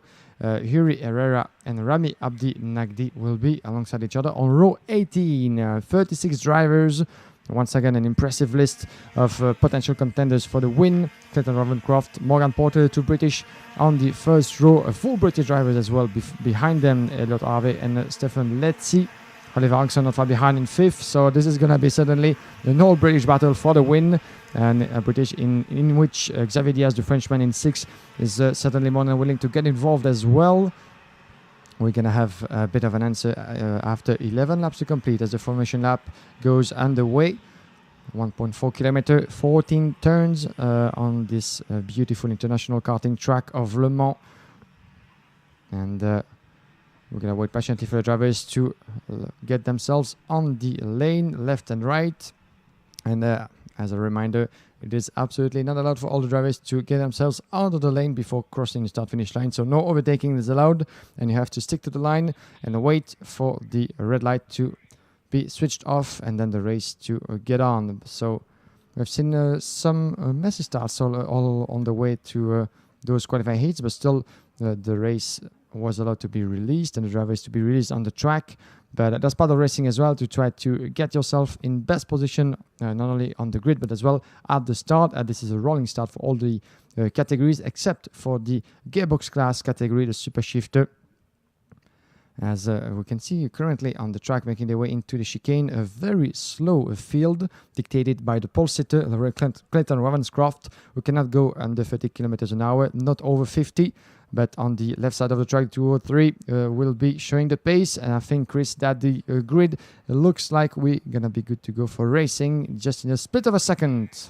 Yes, we are. Up to the line they come. Clayton Ravenscroft to the right of picture. Porter to the left. Off we go then for 11 laps of racing. And Ravenscroft leading the way from Elliot Harvey. It looks as if Porter has just slotted into third place there as they head down towards turn number 2 for the first time. Harvey was challenging for the lead. Stephen Letts has made his way into 4th place. Caden McQueen, I think that is then up into 6th place. Just trying to identify the driver in 5th place. It could be Xavier Diaz as they go down towards the banking for the first time. Is that Stephen Letts trying to make a move? Thought it would have been, but in the end thought the better of it. Just off the back of the lead group, we've got someone then splitting the rest of the pack, and Oliver Hodgson, who's down in 8th place at the moment, as the leaders now turning their way through the right-hander at turn 12, and Morgan Porter up into 2nd, but only briefly. Elliot Harvey back into 2nd place as they come across the line to complete lap number 1. One lap on the way and a good battle between Harvey and Porter for 2nd place, making their way into turn number 1. Right now the upper hand for Elliot Harvey. Morgan Porter is not far behind. 0.3 of a second is the gap between Clayton Ravenscroft, who managed to stay in front. And there's a switch behind with Callum McQueen getting past Stefan Letzi for 5th position. As you have confirmation on your screen. So the battle is on at every stage of the forefront pack of drivers, but Ravenscroft managed to stay in front, but for how long, as he has his fellow countrymen just not far behind in 2nd and 3rd, and you've just spotted another move. Yeah, Stephen Letts back past Caden McQueen down at the banking there, so Let's go straight back through, and it's put McQueen under pressure here as Ross Hayes is now going to try and move. This is off picture, but both Ross Hayes and Oliver Hodgson have now gone past Caden McQueen, who's now going to be under pressure from Dariush Moghadampur as they come across the line to complete lap number 2. There we can see our lead 4, Ravenscroft, Harvey, then it's Porter and Xavier Diaz in 4th place as they head now across the line and through turn 1, now turn 2. fifth place. There's more battling going on. Ross Hayes has now just gone past Stephen Letts, who loses further positions to Hodgson and McQueen. So Letts now the one going backwards, but we remain with the top four on the live stream. And there, a change for third. Xavier Diaz down the inside, and that's a switch for third between himself and Morgan Porter. Yeah, the British dropping one place to the Frenchman Xavier Diaz. So we were expecting in some ways Diaz to get involved in the all-British battle for the win. And there he goes in third place in front of Morgan Porter as they make their way into the chicane. These are your leader coming across the corner number 40 on the start-finish line. And this is going to be a lot of pressure on Clayton Ravenscroft. And there he goes, Elliot Harvey getting across the start in the corner number 1, and there he goes for the lead, and in and inside Xavier Diaz is getting a good exit, and there he goes the Frenchman in second place just behind Elliot Harvey. That was very close outside of corner number 1, and there's some contact I think behind with the 270 of behind. This is Ross Hayes. Ross Hayes was spotted on that one. There was a slight touch behind, but Xavier Diaz made his way up into second place, put into a lot of pressure by the pole sitter Ravenscroft into third, and there he goes Xavier Diaz getting around the inside in corner number 8. Will he succeed in the lead? Yes, I think he did.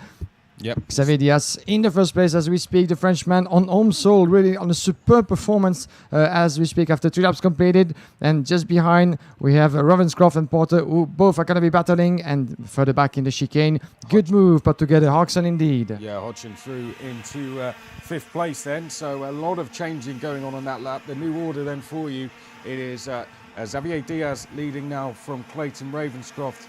Elliot Harvey is third, Ross Hayes is then fourth, Oliver Hodgson is fifth, then Morgan Porter is now sixth. Then it's a gap back to seventh place, which is Dariush Morkadampur. Caden McQueen is eighth, Stephen Letts is ninth, and rounding out the top 10 is Ali Yakabi at the moment. But any one of around 8 drivers could win this one at the moment. Make that 9 if you're going to include Stephen Letts as they go through the banking. Leading the way at the moment, though, he's driven a very good race so far to get there, is Xavier Diaz as they head down towards turn number 11. And I think Ravenscroft lining up a move, is he, for turn 12. Certainly had a look up the inside. Behind that, Ross Hayes piling on the pressure onto Elliot Harvey as well as we come across the line to complete lap number 5. Hodgson still there in 5th, and then just a little bit of a gap back to Morgan Porter in 6th place as the leaders coming up towards turn number 2.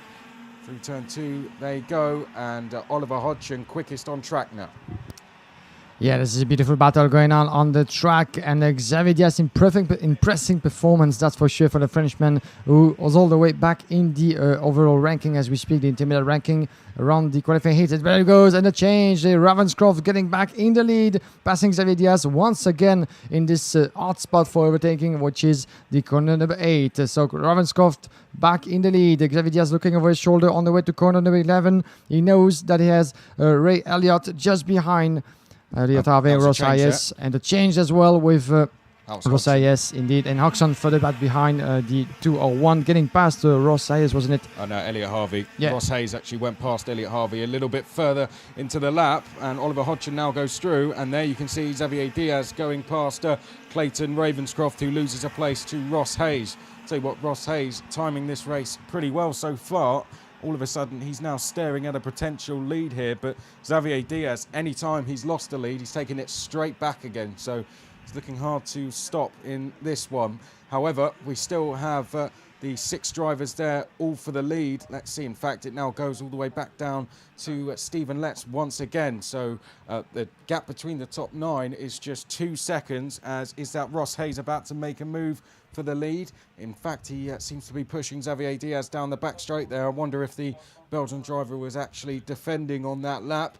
Ravenscroft still there in 3rd place. Hodgson in 4th as we come across the line now. 7 laps completed. Harvey is in 5th. Porter in 6th. Then it's Morkadampur in 7th. McQueen in 8th. Letts in 9th. Akabi in 10th. Yeah, and who's going to win in this race? Less than 4 laps to come, and Ravenscroft is still increasing the pressure on Xavier Diaz, the young Frenchman, holding the lead as we speak, with just over 1/10 of a second advantage on the Ross Hayes, and both Clayton Ravenscroft in 3rd position, the pole sitter. just not far behind, and we shall see a move coming up. Yes, in corner number 8, and there he goes, Ross Hayes, the Irish driver, getting past Diaz in the banking, out of it in the back straight. There we see the move, and I think that Xavier Diaz is going to be put under a lot of pressure from Oliver Oxen in third position, who got past Ravenscroft just in front of him. Ravenscroft will jump to position. There. That was Elliot Harvey. A bit of contact there with Xavier Diaz as they went through turn number 12. Diaz was ran wide. Harvey has got through into third place. Hodgson is through into second, but it's dropped Diaz down to fifth. And you can see what it's done to the gap for the lead. Ross Hayes is away and clear now with only a couple of laps remaining. So that's really all played into the hands of Ross Hayes. He's got a gap of over 1 second to Oliver Hodgson, who has Harvey. Ravenscroft queuing up behind. Then we have Diaz there, Porter, Moghadampour is there. McQueen has actually just lost a place to Stephen Letts as they make their way through the banking. Ali Akabi now joining the fight as well, and then it's a gap then back to Nelson King, who's just gone up to 11th place, gaining 9 places in this race so far as the leaders turn their way through the chicane at the end of the lap. Round the last corner we go, and this, the battle for second, we're looking at on screen. And this is on making their way into turn number 1 as we're going to have in the lead, and there he goes, taking it down, and that was very close, and he gets past Elliot Harvey. I think, yeah, there's some contact, and Oxen trying to keep the position, but it's going to be very tricky. Look at the inside who goes. This is Clayton Ravenscroft taking the lead in front of this very pack in second position, but there comes back on position. This is Elliot Harvey getting past. He's in second place, Elliot Harvey, and just behind him is his fellow countryman Clayton Ravenscroft. Those two just went in, dived into the inside, and Xavier Diaz could do nothing, as well as for Oliver Oxen dropping 2 positions back in fourth. My God, this is very, very close between those 3 and 4 drivers involved. But on the back straight. Change for 4th place there as they got to the end of the back straight. That was Morgan Porter making a move on Xavier Diaz. It's turning to be a fantastic race, isn't it? Even if it's not for the lead, the battle for second place is on as they come down now to start the final lap. Elliot Harvey leading the charge here from Clayton Ravenscroft in 3rd place. Porter is 4th place. Diaz is in 5th place. At the back of the queue then is Moghadampour in 6th place as they go through turn 2 for the final time. Behind that, McQueen is just broken away from the 8th place battle in 7th place, and there's a challenge from Ravenscroft for 2nd place. There was a tiny bit of contact on the way through, and Harvey's dropped back to 5th place. Porter has gone up to 3rd. Now Ravenscroft having to defend down at the banking. Harvey's trying to go around the outside for 4th place. He's been run wide and loses a place to Xavier Diaz and Moghadampour as well. They go down towards turn 11 for the final time. Ravenscroft having to defend here from Morgan Porter, and I think he's just about going to do it as there comes your race leader and race winner, Ross Hayes, and out the final corner, Ravenscroft just about takes 2nd place. What a final lap of this race. Incredible performance once and for all for Ross Hayes, winning with 5.2 seconds advantage. But behind, further back, Clayton Ravenscroft managed to stay in 2nd position, just 32 thousandths of a second on Morgan Porter. What a fantastic battle it was between the 2 British drivers in 2nd and 3rd, with such a tiny gap between those 2. Then 4th position for Xavier Diaz, 0.2 of a second down in front of Mariusz Moghadampour, who managed himself in 5th place in front of Elliot Harvey, who lost pretty much everything he had built up into this race, ended up in 6th position in front of Colin McQueen. Stephen Letzi, who in the opening stages of this race could have been in position to fight for the win, but dropped all the way back to 8 in front of Oliver Oxen, another British driver who we've seen battling as well for the top 3, but dropping back all the way to 9 in front of Alejo Seronetti.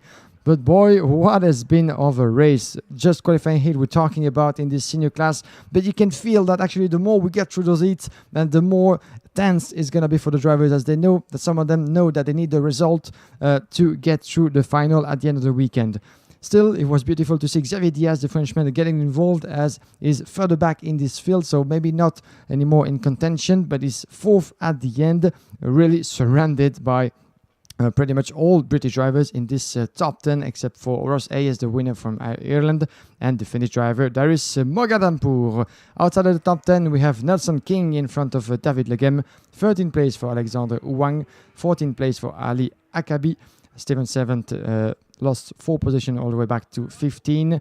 Rivaldo van der Straken, one of the fastest on track from the Netherlands, is 16 in front of Manuel Gallofredo Spaned in 17th place. Alejandro Jaramillo was in 18th place.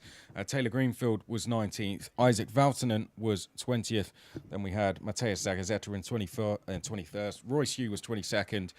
Kevin Stayhauer was 23rd, and then we had Killian Streit in 24th. Yuri Herrera was 25th. Then we had Chiujo in 26th. Hernandez Ruiz was 27th. Fatani was 28th place. Andreasen was 29th. Gassin was 30th. Then we had Corentin Collin on disappointing result for the French driver down in 31st place. Talofsen was 32nd. Abdi Nadji was 33rd. Fraser Fennick was 34th. Then we had Samir Ben in 35th. Nicholas Antil was 36th place.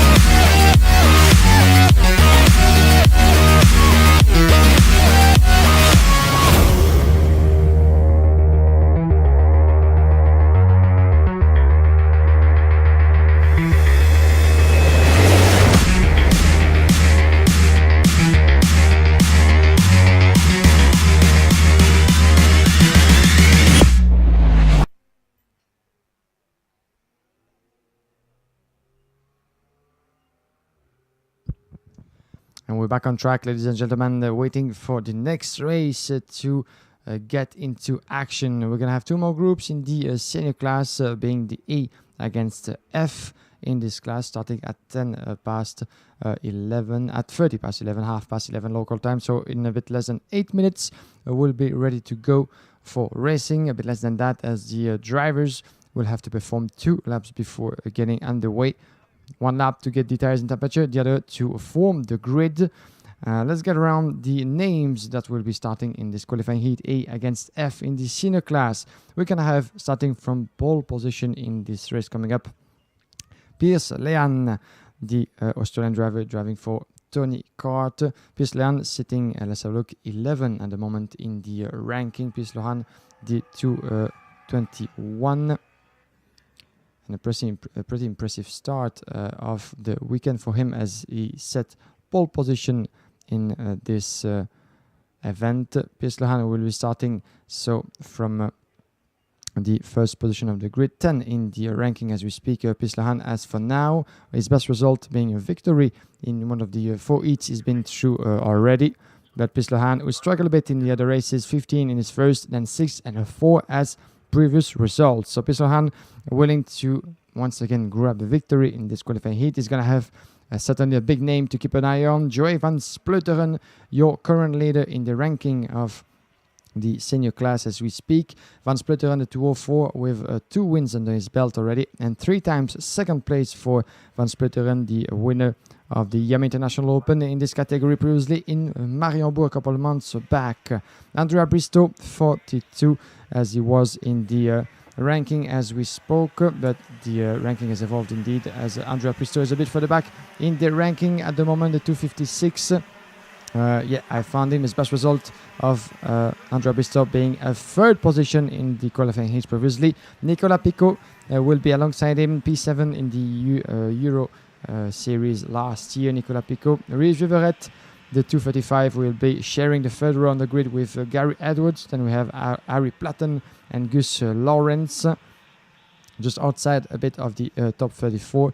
Gus Lawrence sitting around the 50 position in the overall and provisional ranking after the qualifying heats. Then we have on 5th row John Norris and Johan Koyo. Niels Kullen and Victor Auberg will be on row 6. Row 7, Jan-Philippe Springjob and Shen Butcher. Levi Litu Tanto will be on on row 8 with Martin Gerard. Then we have Ratchet Ganem and Luigi Coluccio being together on row 9. Row 10, Jeroen Buurman and Josh Green. Row 11, Rian Norberg and Tom Lido.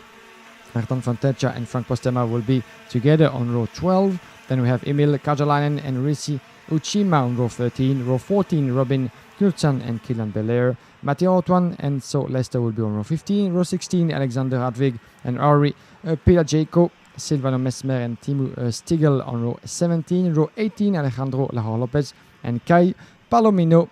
That's it for the grid. 18 row, 36 drivers, and one really impressive looking first row of the grid with Piers Lehan and Joey van Splutteren. 3 wins between those two. 2 for Joey van Splutteren, the current leader of the provisional ranking in this senior class, and certainly one of the top contenders for the final win on Sunday afternoon. But still, we're not there yet. But Van Splutteren is going to be more than willing to maybe get around Piers Lehan in the first round of this race.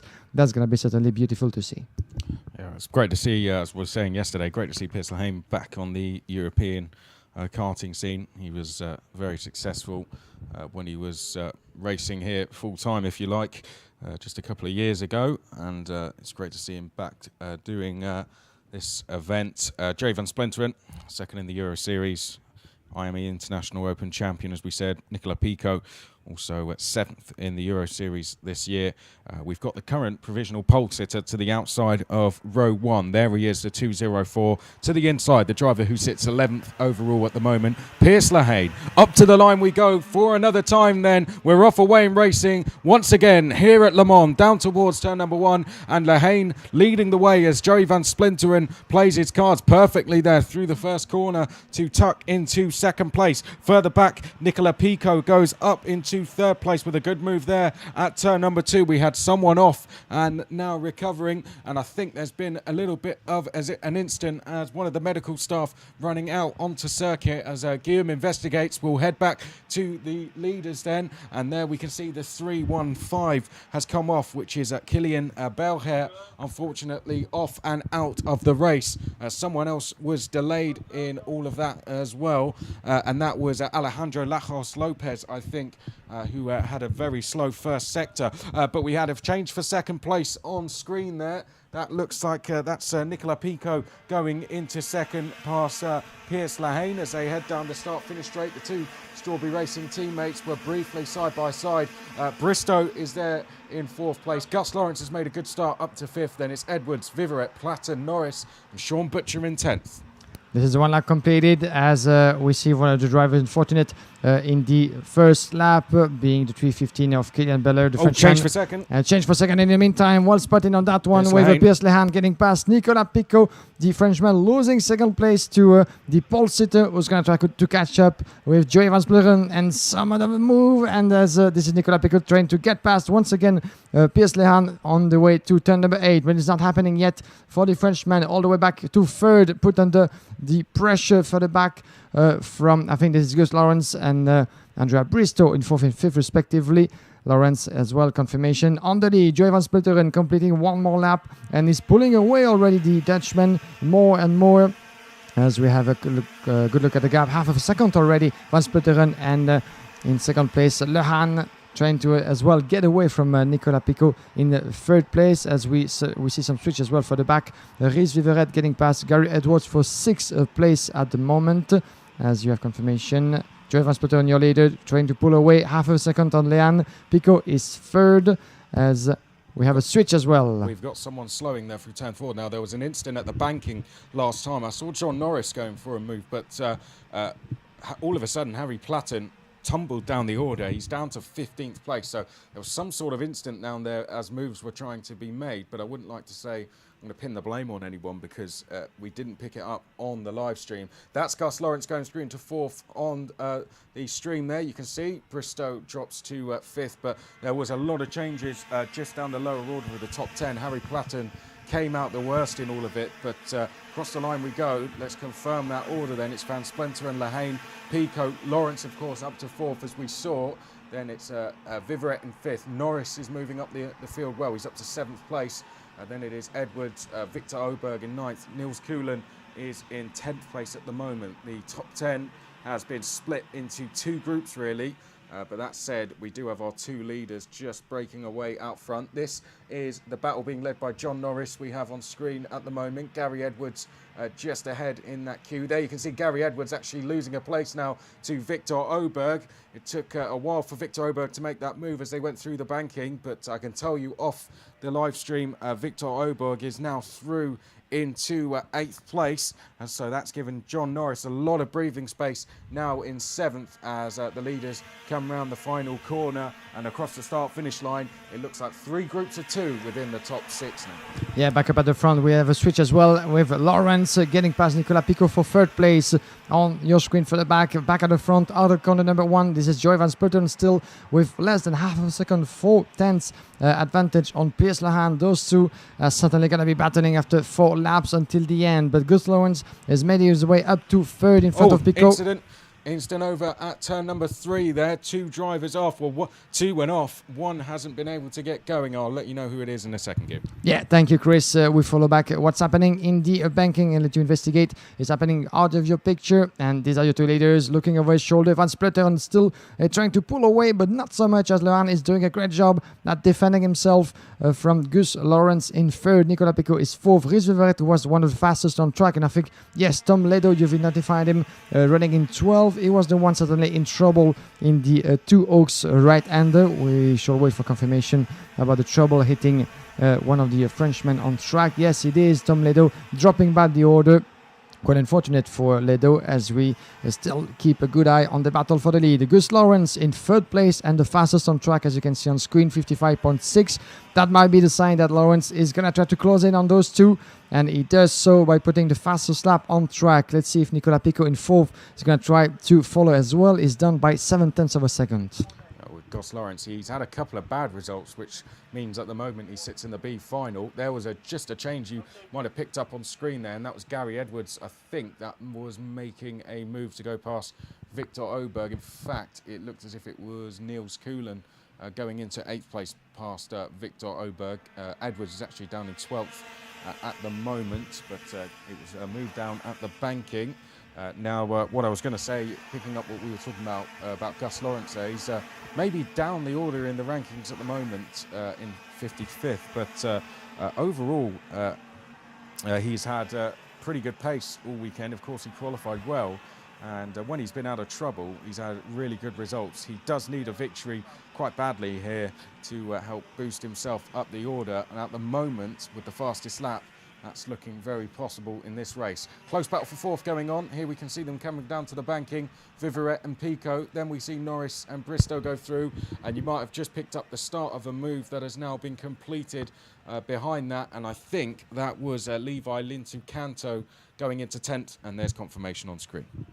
Back at the forefront as it was happening for 10th position, as Chris just told you. Outer corner number 14, this is your leader. Halfway, more than that, through the race. And there we go for the change. Almost. It was Gus Lawrence trying to get past your pole sitter in this race. Piers Lahan, who's holding in 2nd position, chasing as well Joy van Spluteren. And there he goes in the corner number 2. This is beautifully made by Piers Lahan. And look at Gus Lawrence taking the inside line as well. And there he goes in 2nd position. And Van Spluteren is trying to fight back in the corner next, the number 5. But Van Spluteren is being cut back in 3rd into the pit path. So this means 2 position drop for the Dutchman, who was leading just a few corners away. And there he goes, Piers Lahan getting back in the lead, and Gus Lawrence going with him in 2nd place. There they are on the back straight, and still a bit less than 4 laps to go for Van Spluteren to try to fight back. But this is really a good move put together by Piers Lahan into the chicane of the paddock, with in 2nd place Gus Lawrence maybe trying to work with Van Spluteren for those two to catch up with Lahan. They come across the line. Let's have a look at the gap. It's not so much. And there it goes for the lead. And Lawrence taking the inside line. Van Spluteren in 2nd as well. Yeah, just about had enough time to make that move. Gus Lawrence and now up into the race lead. Van Spluteren into 2nd. And then Piers Lahan is in 3rd place. It's around a second, then back to Viverette in 4th place, who has Picot just behind. Levi Lintu Canto having just gone into 10th. has set the fastest lap of the race, and he's now trying to chase down Victor Oberg. As we see the top 10 coming through the banking, that is the 238 that has unfortunately come off the track, and that is Robin Knutsson. Unfortunately, the Swedish driver has come off from 23rd place and may not be going any further. This is lap number 9 of 11. We're about to complete. Out of the final corner we go. Top 3 all together, 4 and 5 and 6 in chase, because John Norris is doing a brilliant job in 6th place to close in both Vivaret and Pico. So 2 groups of 3 at the front, and we head now down towards turn number 2 for the penultimate time. Gus Lawrence has worked his way through from the outside of row 4 to take the lead of this race. Can he now hold on? And we're going to say this for the 3rd time in a row, another new fastest lap from Levi Lintercanto, once again down in 10th. Yeah, interesting performance further back from Livitranko in 10, the Finnish driver. And a good move further back. This is happening in the corner number 8, the banking, back at the front on the back straight. Looking over his shoulder, it looks promising, and it's happening for the back behind. But the move in 5th position, this is, I think, John Norris. Yeah, getting past Nicola Pico. Well spotted on that one, back at the front. And Gus Lawrence entering what will be his last lap on this international track of Le Mans. Final lap, there he goes. And Van Splutteren is very close, closing in the tail of Gus Lawrence. Those two will certainly finish in that order, or switch around if Joey Van Splutteren goes for a move in this final lap. And Piers Lehane is following very closely behind. Could we see maybe a move as well from the pole sitter? These are your top 3 leaders at the moment into the pit path on the way to turn number 5. Soon at the banking, there's maybe 2 spots left for Van Splutteren to dive in. The first one being this one in the corner number 8, the banking, and then in the back straight, taking advantage of the speed, and he might be carrying into corner number 11. There they come. Gus Lawrence looking over his shoulder. Van Splutteren trying to increase his speed to keep himself out of Lehane in 3rd. And the order stays the same. Still in the chicane. This will be one last corner. And certainly a brilliant and well built up victory. There he goes for Gus Lawrence. Victory for the 385 in front of the current leader of this senior class. 2nd place, another 2nd place. I think this is the 4th one for Joey Van Splutteren, really building up his weekend on the fantastic momentum at the moment. 2nd place for Van Splutteren, 3rd place for Piers Lehane, the Australian driver, who was starting from pole position and one of his best results so far this weekend. Rizeveret, the young Belgian, put himself in 4th in front of John Norris. 6th place for Nicola Pico at the end, and Niels Kolen is crossing the line in 7. Victor Oberg made up 4 places in 8. 9th place for Andrea Bristow. Then we have 10th place for Levi Lintercanto in front of Ryan Norberg. Good recovery rates from the American driver. 10 places made up in 11. 12th place for Harry Platten. 13th place for Sean Butcher. Gary Edwards is 14. 15th place for Ayrton Fontecha. 16th place for Ratchet Ganem. Luigi Coluccio is ending up in 17. 18th place for Jean Coyot. Risi Ichima is 19. 20th place for Jeroen Burman. 21 is Jan-Philippe Springjob. 22nd, Martin Gerard. Mathieu Antoine is 23rd. 24th is Henri Pilagico. In 25th place, it's Alexander Hartwig, Alejandro Lajos Lopez 26th, Silvano Mesmir is 27th, Tom Ledo 28th, and then we have Kai Palomino in 29th. Josh Green is 30th, Frank Postema is 31st, and then we have Sitgel in 32nd, and the non-finishers were Knutson, Lester, Karolainen, and Belhair, who came off towards the start of the race. Well, that's the next heat done for the seniors. Gus Lawrence taking a really good victory in that one. Worked his way through from 8th on the grid there. Picked off the drivers one by one. Very good calculated moves, and eventually got through to the lead. Van Splinteren, 2nd place. No real need for him to take any risks at the end there. He's sitting 1st in the standings at the moment, so I imagine Van Splinteren was more than happy to stay in 2nd. Piers Lehane was in 3rd place. Sits 11 in the points at the moment. And then we had Vivaret and Norris. We're just going to go to a very quick break on the live stream, and then we'll be back with the next race.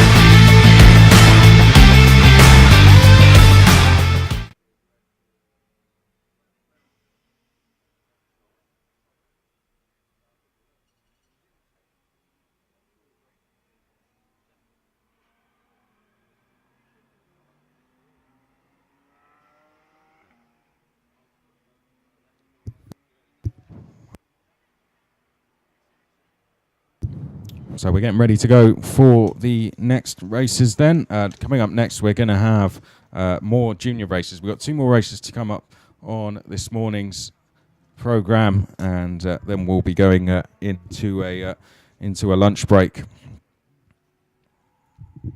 After the lunch break, we'll be back with the seniors and the juniors, and that will actually complete the junior races in that second stage of the program. So from 1:30 local time in France, we're going to be going live again, and we'll have a round of senior and junior heats that will take us through till 3:30, where we'll then be going straight into the X30 mini class. We'll see the masters out, the super shifters and the supers out for their one and only races of the day, and then we'll have 3 senior heats to complete all of the racing for today before the drivers parade at 7 o'clock. That will then conclude the heats for the entire weekend. Tomorrow will all be about deciding the winners of the IAME International Final for 2018. And let's hope the conditions are as they are today. The forecast says different things at the moment from what I'm hearing. From what I see, it says it could be a wet day tomorrow, but other people telling me that they're expecting it to be dry. So could be a mixed forecast tomorrow, which should really mix things up. But for now, we should have a very nice, clear day today, and certainly lots of good racing. The racing, as expected, we talked about it this morning, if you're with us, is going to be intense today, because this is the last chance for drivers to move up the order in the standings, get themselves into a good position for the pre-final tomorrow. Let's run through the grid then for the next heat. It's going to be for groups A and F. Drivers just lining up on the grid at the moment. 7-lap races only for the juniors, so they haven't got much time to make their way through the field, particularly if you've had a bad qualifying. Philip Victorson is going to be starting this one from pole position. Currently sits in 7th place in the standings. That was as of this morning. Now, we've had, of course, some junior races so far, but as of this morning, that's where the Swedish driver was sitting to 2nd place and 3 third place finishes. Oliver Gray, 16th place overall. He starts on the outside of row 1. Finished yesterday very strong with 2 4th place finishes. Georgi Dimitrov is on the inside of row 2. Currently sitting 3rd place overall, has had a few wins to his name, 3 wins. So Georgi Dimitrov, definitely one to watch out for in this one. On the outside of row 2, we have Kai Aski, currently sitting 6th place overall. Kai Aski yet to have a win, but he's had 2 thirds and 2 second place finishes. Of course, Kai Aski moved up, raced with Ricky Flynn Motorsport in the FIA Karting European Junior Championship this year, finishing in 5th place overall, but back with the Fusion Motorsport team this weekend to take part in the IAME International Final. Once again, had a strong run in here last year. Tom Edgar sits 13th place overall at the moment. Tom Edgar, best result of 3rd place. Alex Lloyd currently leading the way on points and yet to be beaten. The vice champion in the X30 Euro Series. Alex Lloyd's had a very strong year indeed. On row 4 then, we have Josh Rattigan, 14th place overall at the moment. Raced in the FIA Karting Academy Trophy this year, was 6th in the X30 Euro Series as well, now racing with the M Sport team. Enzo Juli is currently just sitting outside of the pre-final grid, 35th at the moment. The French driver was 11th in the Euro Series this year, so needs some good results today. Joshua McLean, 26th at the moment in the points. Joshua McLean has had a best result of a 4th, so fairly decent results. He's had a worst result of a 12th, so not really had a bad day, but that just shows the level of drivers you have. That's finishing down around 10th place can sometimes put you in danger of dropping out of the final. Then we have Nikhil Bodar, who is in 55th place at the moment and has a best result of a 9th place. One DNF, hit problems in one race yesterday, and hence why Nikhil is down in 55th. Behind that, then we have Douglas Bolger in the inside of row 6. Michael Sauter is to the outside of row 6. Then we have Alex Dunn on row number 7. Had a strong running in the FIA Karting European Junior Championship this year, particularly at the last round, was fighting for victory there. Cian Shields has had some good, impressive runs in this class throughout this year on a European level. He's on the outside of row 7. Then we have Aaron Walker and Patrick Hakala on row number 8. Rodrigo Almeida and Noah Maton on row 9. The row 10 will be shared by Constantin Reich and Daniel Nogales, as we have the further back behind Eduardo Ludovico Villa and Alicia Barrett, row number 12, Anton Seppa and Shanhali Moshin, row number 13, GP Slater and also Aaron Hitanen, row 14, Georgina Driessen and Nicolas Terlecki. Then we have Victor Sulan and Michael Arnstadt, row 16, Urbelt Mora, Antoine Dokin and Nicolas Baptiste and Tom Lebon sharing the row 17. 34 drivers once again ready to hit the track. This will be, ladies and gentlemen, in a few seconds of patience, the junior class back in contention with 2 more groups, A against F. 7 laps on schedule for this race. Then we'll conclude this morning program with the next 2 groups in the junior class, B and G, against one another. Then we'll have some more track action with the warm-up sessions involving the mini class as well as for the master, the super shifter and the super, from 12:30 to approximately 1 local time here in Le Mans. So around 1 hour gap in terms of pure racing. Then we'll get back on track for some more competition with 15 more qualifying heats to get around in the afternoon. So we'll be back together, Chris McCarthy and myself, Guillaume Alvarez, for the live stream. Thanks again for joining us, ladies and gentlemen, wherever you are in the world. We're live from Le Mans, IAMEkarting.com. Make sure to tune in to follow every bit of action that's happening on track here in Le Mans.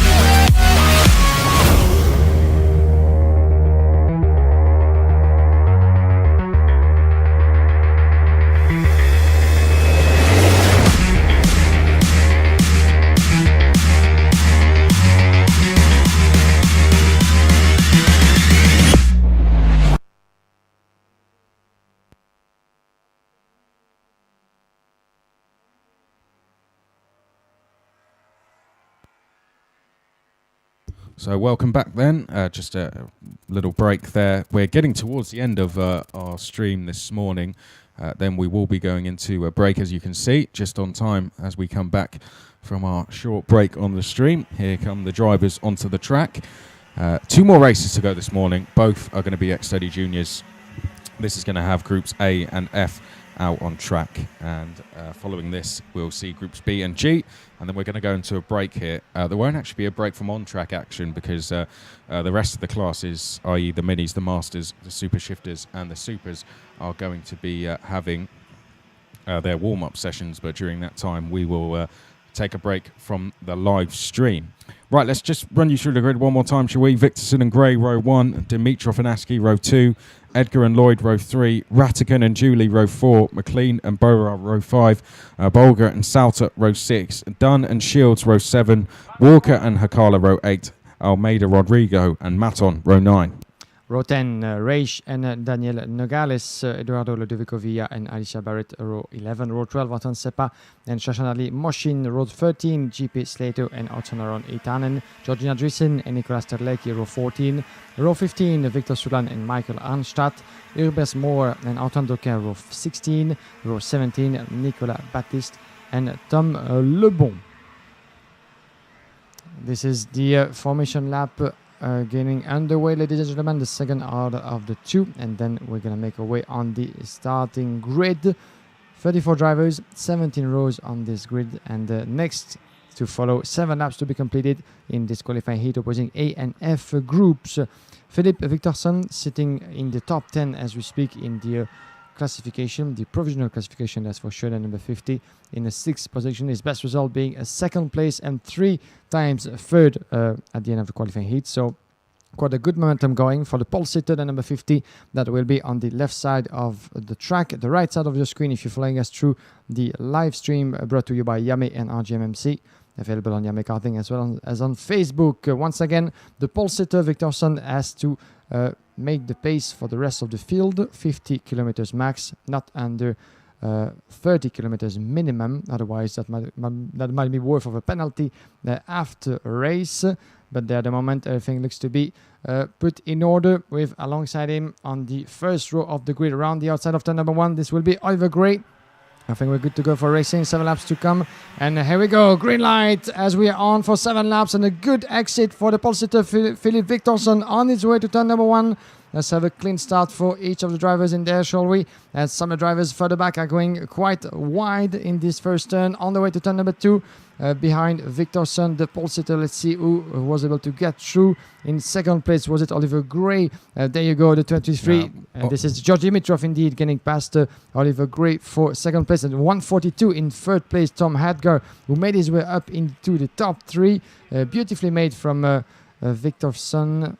For George Dimitrov, and Tom Edgar in 3rd place. Well, Oliver Gray actually had a pretty terrible start from the front row, got swallowed up by the field in towards the first corner. Enzo Giuli had contact coming out of the first corner. You would have seen him skipping across the curbs. So it wasn't a great start, I don't think, from Oliver Gray off the line, but certainly a good start as they come across the start-finish line for our race leader, Georgi Dimitrov. Victorson is in 2nd place. Ratican is 3rd. Edgar is 4th. Alex Lloyd, as we see a change on screen there, the 142 of Tom Edgar going into 3rd place past Ratican. Ratican now losing a further position to Alex Lloyd. Then it's Bolger in 6th. Dunn is in 7th. Then it's Askey. Gray dropped down to 9th place. Walker is 10th. So Askey also having a tricky start to the race there as they make their way through the chicane and down towards the banking. Is there going to be a change here? There is. So Ratican leaves the door open, and going down the inside there for 5th place was Douglas Bolger, I think, as there's going to be even further problems now with Alex Dunn just behind Ratican. Askey is there as well. I think I saw Oliver Gray trying to move round the outside down at turn number 11. Enzo Giuli nearly got caught out through turn 12 as well in the Kart Republic chassis. As they come down the start-finish straight, your top 10 is Dimitrov, Victorson, Edgar, Lloyd. Then it is Bolger, Ratican, Dunn, Askey, Giuli and Gray. And here we go after 2 completed laps, and at the moment Georgi Dimitrov making his way into the 1st position with, as you can see, more than 2 tenths of a second advantage on the man in 2nd position, who was starting from pole. Philip Victorson chasing Dimitrov, the British driver, in the lead. And further back, this is still very tight, with on your screen was a bit further back in 10th position. It was Oliver Gray, and a change. Alex Lloyd getting past Tom Hadgar indeed in the banking, the corner number 8. So there's 2 battles at the moment in the back straight. One for the lead between Dimitrov and Victorson, and one between Alex Lloyd and Tom Hadgar. Alex Lloyd getting past his fellow countryman at number 34 in 3rd position, as he wants to secure his 1st place in the provisional ranking in this junior class. Here they come, crossing the start-finish line. The 23 still in the lead. Less than 1 tenth of a second advantage, and Victorson is very, very close. He's going to go for the move. The pole sitter driving the Cosmic chassis, not yet in the corner number 2. Let's have a look at what's happening behind. Alex Lloyd still keeping Tom Hadgar behind him in 3rd and 4th respectively. Lloyd, confirmation on screen, is the fastest on track. This is the driver wearing the 34 number. These are the 2 leaders battling for the lead. Dimitrov and Victorson, wheel against wheel. Then we have further back a good battle battle as well going on for 5th position between Douglas Boulder and Alex Dunn in 6th. Tom Edgar in between in 4th position still. In the rest of the ranking very quickly, 7th place for Joshua Ratican. Change for lead. Sorry, we're going to have to come back to that because Victorson has just taken the lead over at turn number 12. Georgi Dimitrov now dropping into 2nd place. Alex Lloyd is there in 3rd place. He just set a new fastest lap. He's brought the gap now down to 3.5 tenths as they head through turn number 1. And now up towards turn number 2. Was that a challenge there from Dimitrov? It was. And almost opened the door now to Alex Lloyd to go through. Alex Lloyd once again quickest on track. So another new fastest lap from him. Edgar is there in 4th. The 4 leaders split by around 6 tenths of a second, perhaps even less now as they head down towards the banking. This group's being led by Alex Dunn as it comes into picture and now through the banking. There was more moves going on further back. Joshua McLean was looking to the outside of Enzo Giuli, and just ahead of that I think we had Villa and Gray battling away as well. Down at turn 11 I think there's been a change or two just behind Alex Dunn. Looks as if Ratican, I think, may have made a move. Yes, he has. So Ratican is up a place as they come across the line to complete lap number 5. Askey is up to 7th as well. And McLean did eventually get past Enzo Giuli to take 11th. And a good move from Alex Lloyd on your screen, getting past Dimitrov for 2nd position. And right now, closing in on the leader, Victorson, who's going to have to give everything he has in the last lap of this qualifying heat to stay in front of Lloyd and Dimitrov in 3rd. 4th position as well, not so far behind from Tom Edgar. And Victorson really shutting the door very soon and very early into the braking zone of the corner number 8. Right now, it's pretty much working for the pole sitter, looking over his shoulder, but Alex Lloyd is not far behind, and he might want to go for the lead into the corner number 11. It's not happening yet as Victorson is defending, and there he goes. This is 2 position drop for Alex Lloyd, and Dimitrov and Edgar getting past the leader of the class. 4th position for Alex Lloyd into the final lap, and this is going to be a fantastic battle, Chris, into this last round in this heat. Still in the lead, Victorson, Dimitrov and Edgar, who both dived into the last corner, getting past Alex Lloyd in 4th position. Still a bit of time for the British driver in 4th to get past the 3 others in front. And a change. Wow. Well, that was a challenge there from Dimitrov, and he's got through at turn number 4, so brilliant move that from the British driver, and it's put a lot of pressure now on Victorson, who has Edgar just behind as they go down towards the banking. Alex Lloyd looking to the outside, but he can't find a way through. I think that's going to be a race-winning move from Georgi Dimitrov over at turn 4. Certainly caught out Victorson as we see side by side Edgar and Lloyd now down towards turn 11. Alex Dunn has managed to move into this battle as well as they come out of the final corner. Down the start-finish straight, it's going to be a win for Georgi Dimitrov with a last lap move at turn 4. Fantastic driving from the British driver. Takes the win here at Le Mans in the heat for groups A and F. 2nd place is going to go to Philip Victorson. 3rd place then to Tom Edgar. Then it's Alex Lloyd in 4th. Alex Dunn is in 5th. Kai Askey 6th. Then we had Joshua Ratican in 7th. Eduardo Villa gained 13 places to finish in 8th. We had an incident over at the last corner. And that looks like a pretty big incident as well. Now, who are the drivers that didn't cross the line? Georgina Drayson didn't come across the line, and Antoine Adokin didn't come across the line. It looks pretty serious to me, and Chris. It looks pretty bad as well. So the drivers are just making their way round towards that incident. They're going to be brought into the pits at a very slow pace, even slower than what would we usually be. And I'd expect there to be a delay now between this race and the next one while this incident is being seen to, because one of the drivers does look in a little bit of discomfort at the moment. But we'll just run through the rest of the results. We were around 6th place there, so we got to Kai Askey in 6th. We talked about Eduardo Villa as well in 8th place, gaining 13 places. Douglas Bolger was 9th, Oliver Gray 10th, and it was Joshua McLean, Enzo Giuli, Constantine Reich was 13th, 14th was Kian Shields, 15th then was Victor Soulon, and 16th was Alicia Barrett. In the rest of the ranking, in 17th place, Patrick Akala in front of Aaron Walker. Daniel Nogales is in 20th place from Tom Lebon. Good recovery race for the Briton with 14 places made up. 21st in front for GP Slater, 22nd for Otso Aaron Yetanen, 23rd is Hubert Moir. Then we have Michael Arnestadt in 24th, 25th Nicolas Baptiste. Diaz Almeida Rodrigo is 26th, 27 for Nicolas Terlecki. Michael Soto is 28, 29 for Niklish Kalisha Bora. Noah Maton, the young Belgian, all the way back to a 30th position. Unfortunately for those three drivers, Soto, Bora and Maton, who dropped quite a good number of positions back in the field.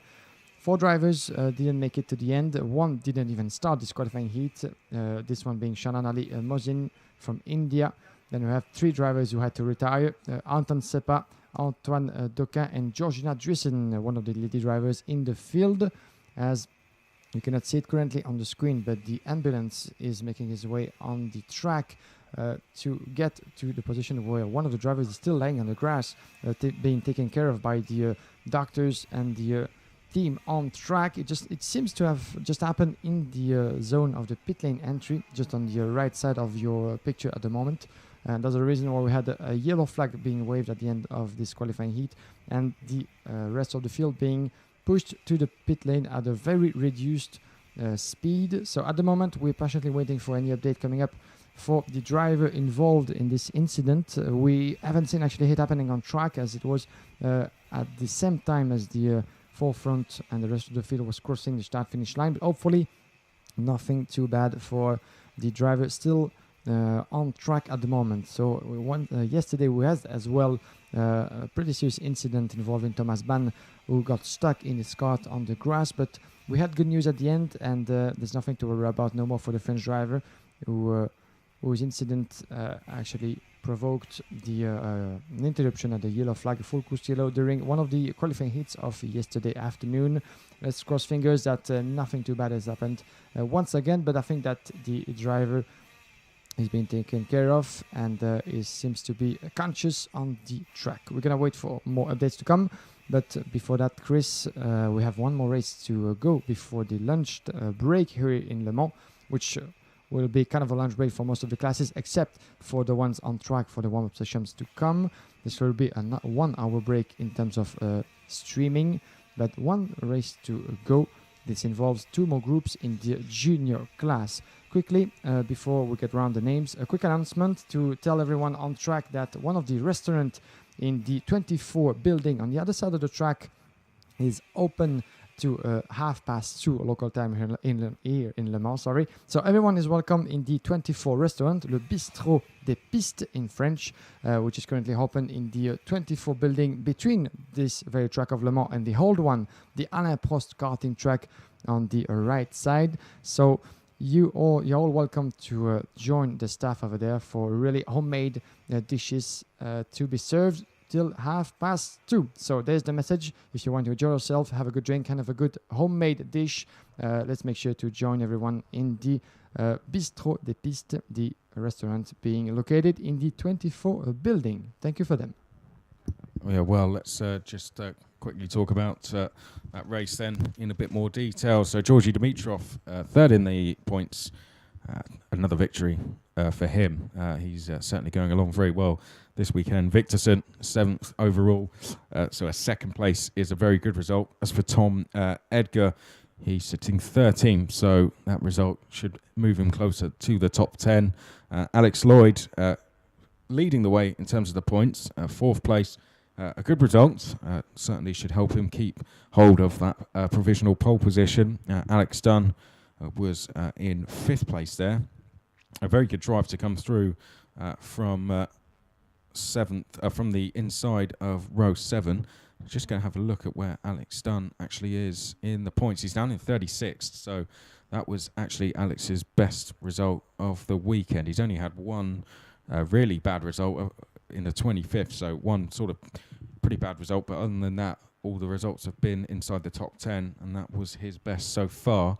Kai Aski, 6th place, 6th in the standings at the moment. Another good result for him. Josh Rattican, 7th place in that one. He's 14th. He was 14th overall going into today. So he continues his consistent performances. Eduardo Villa came through from the 11th row in that one, Eduardo Villa. So just having a look where he is in the points. He's quite far down in the order, actually. He's down in 62nd place. That was his best result. He's had 2 top 10 finishes now, 1 12th place. Other than that, he's been in the wars a little bit, has the Italian driver. Douglas Bolger gained a couple of places in that one. Started from the 6th row, was 37th coming into today, and has been in and around the top 10 pretty much all weekend, bar one race where he finished 19th place.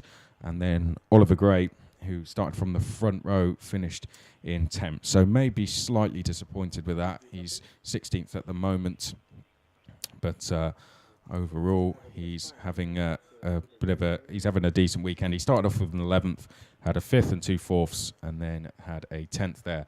Before we go into a break, let's just talk about 1 or 2 big movers. Eduardo Villa, as we touched on, 13 places gained. 2 other drivers who gained over 10 places were Victor Soulon, who gained 14 places, as did Tom Leben. And we're going to take a very quick break before we build up then to the next race, as the ambulance is now making its way back from the circuit.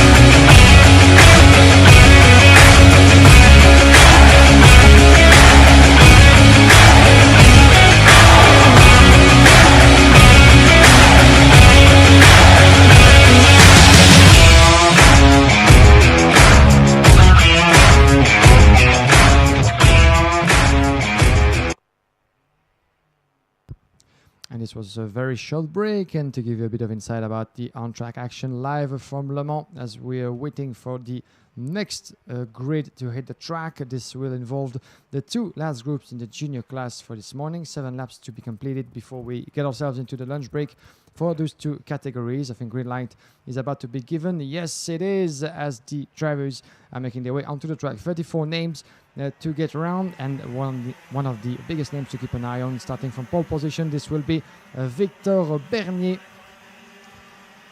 the 26th, the French driver, starting from pole position on this qualifying heat, and Jamie Day will be alongside him on the first row of this grid. Lewis Gilbert, the reigning winner of the IAME Euro Series in this junior class, will be starting from 3rd on the grid, with Valon Janssen alongside him. Tom Hewson, another Frenchman to keep an eye on, the number 5, will be on row number 3. Dylan Ovantov alongside him on row number 3 still. Number 4 will be Matthew Rees and Alex Lay. Then we have Josep Soperberg, Rada Spinett and Jessica Hadga alongside each other on row 5th. Row 6, Zach McKinn and Christian Ho. Linus Janssen and Lorenzo Patrese, row 7. Jason Leug and Can Calmet on row 8. Row 9, Vincent Bouteiller and Tsanapol Intra Uvusak. Then we come to row 10, Francesco Polito, and then Michael Viristo is on the outside of row 10. Alessandro Tudisca, second at the IAME International Open, on row 11 with Elik Bosch. And we have Dinand Dokum and Danny Prins on row 12. Yami Hyman is on row 13 with Alia Sperindo. Puis Thethong-suk is on row 14 with Summer Webb.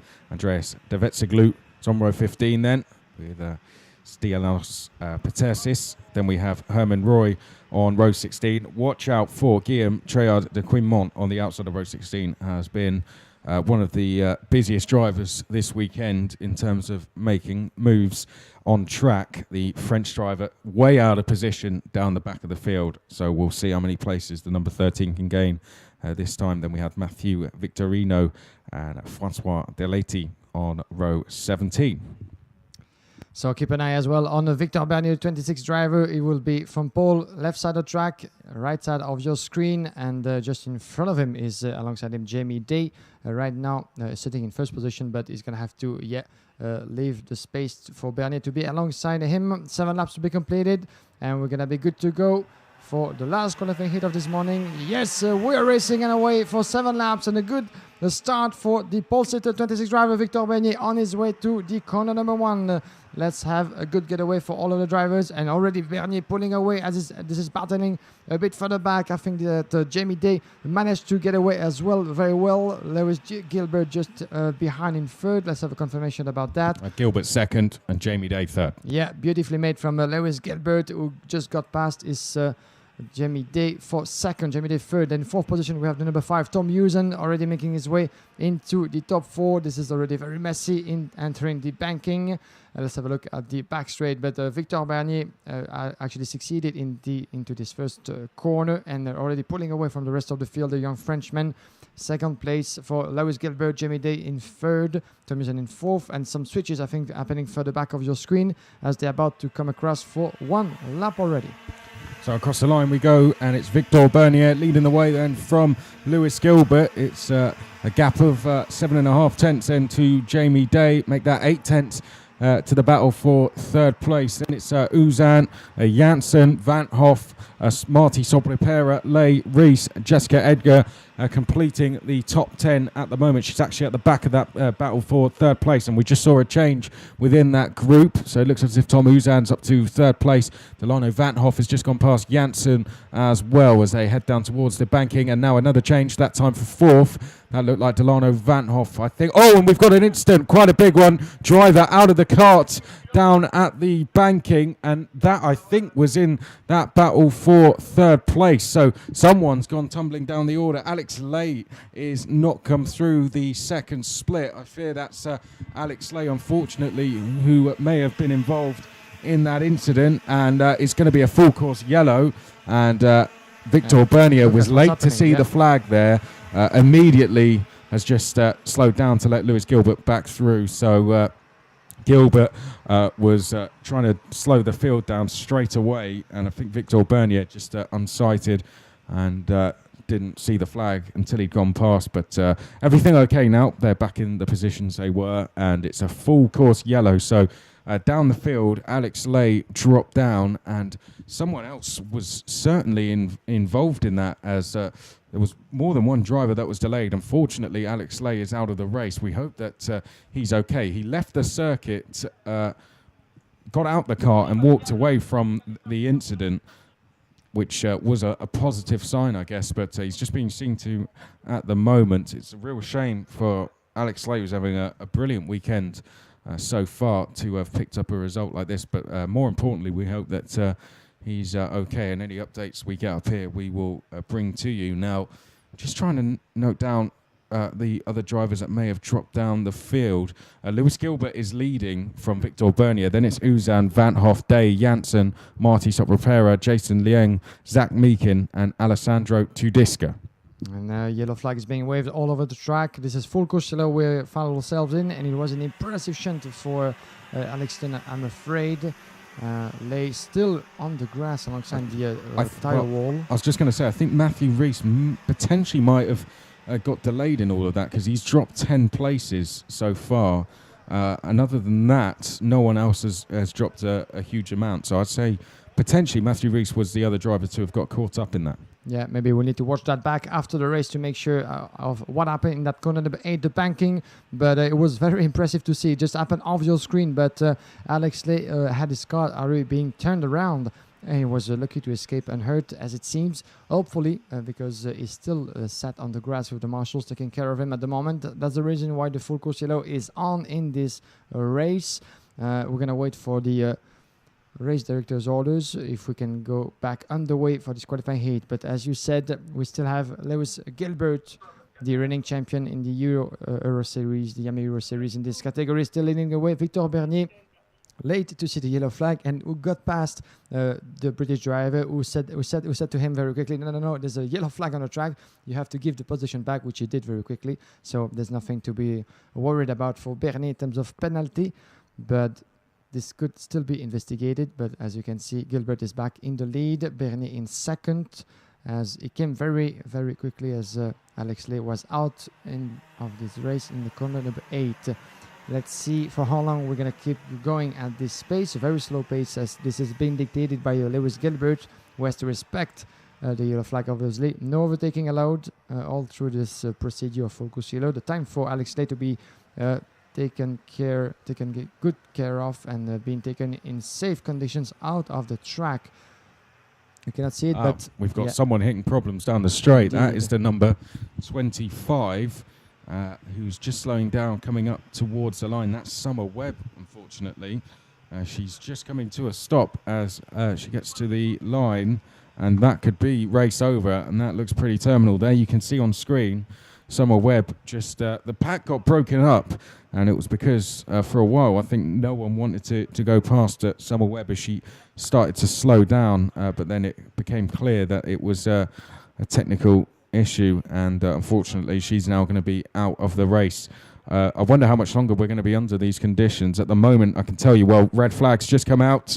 We've got red flags out now around the circuit. The drivers will be stopped on the line, and someone else has hit problems down at the banking. There's been another mechanical problem down at the banking, and that is Guillaume Treillard de Quimont, I think, who had gained 12 places already. We said to watch out for Guillaume Treillard de Quimont, and unfortunately the French driver has come to a stop. He's now pushing the car through turns 9 and 10 in an attempt to get going, I imagine, but Guillaume Treillard de Quimont, unfortunately, is probably going to go no further in this race as the field now comes to a stop on the start-finish straight.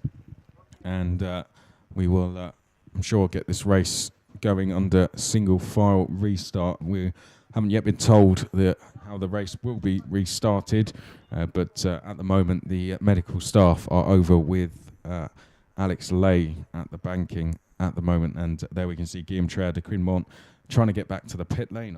I imagine. I'm not too sure exactly what's going on over there, but the marshals are trying to I think it cannot be helped by the marshals as it's part of the rules, so you cannot actually have outside help. But as we are under the red flag, the conditions could be different. Well, he's certainly heading for the pit lane, I think. So as well as Summer Webb just in front of us on the grid, getting back and all the way to the pit as well. Mechanical failure as well for the one of the lady drivers in this field, the 25, who got stuck a bit in front of the starting grid. And the ambulance is now out on the circuit, making its way round to the incident at the banking. This is the second serious incident in a row, isn't it? With involving one of the drivers. Once again, we're going to cross fingers for the condition of Alex Lay still being in the corner number 8 and waiting for the ambulance to reach him at the moment. So if you're joining us right now, we're still being stopped with less than 3 laps to go before the checkered flag of this last qualifying heat. We're going to be a little bit delayed in terms of warm-up sessions for the other classes to come.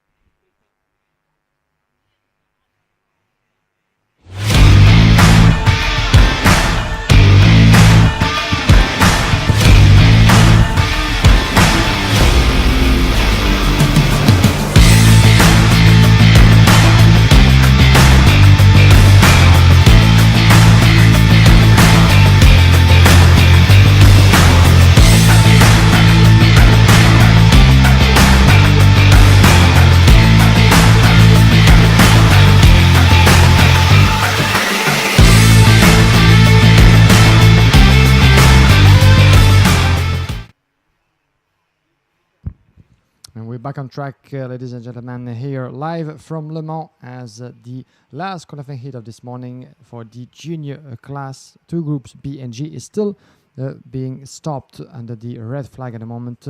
If you're joining us now, we've had an incident on track, a pretty impressive shunt for one of the drivers from Britain, Alex Lay, the number 17, who's still being taken care of on the other side of the track, in the corner number 8, the banking of this international track of Le Mans. And this is still pretty serious, as the ambulance is still on track at the moment as we speak. You're not going to see that on the live stream, obviously, but we're waiting patiently for any more news. Hopefully positive news for Alex Lay, who was conscious and sitting on the grass when the marshals got to him for a rescue. The number 25 of Summer Webb, another driver, the lady driver, stuck on the track due to mechanical failures, as well as for another Frenchman, Guillaume Treillard de Quinemont. These are the three names who had to retire lately in this race, as the drivers are still waiting in line, queuing on the grid for the officials to release them as soon as Alex Lay and the operating team on the track have left, obviously, the corner number 8 to bring Alex Lay in safe conditions. I think the ambulance is moving. Yes, it is. The marshals are currently just, I think there's fluid on the track, so I think they're just currently clearing up anything on the tarmac. But the ambulance is now making its way back from the incident to come back off the circuit. So that should mean very shortly we're going to be getting underway. Now, I think it could come down to a one-lap shootout on the restart, because we're going to have 2 laps to go when they cross the line next time.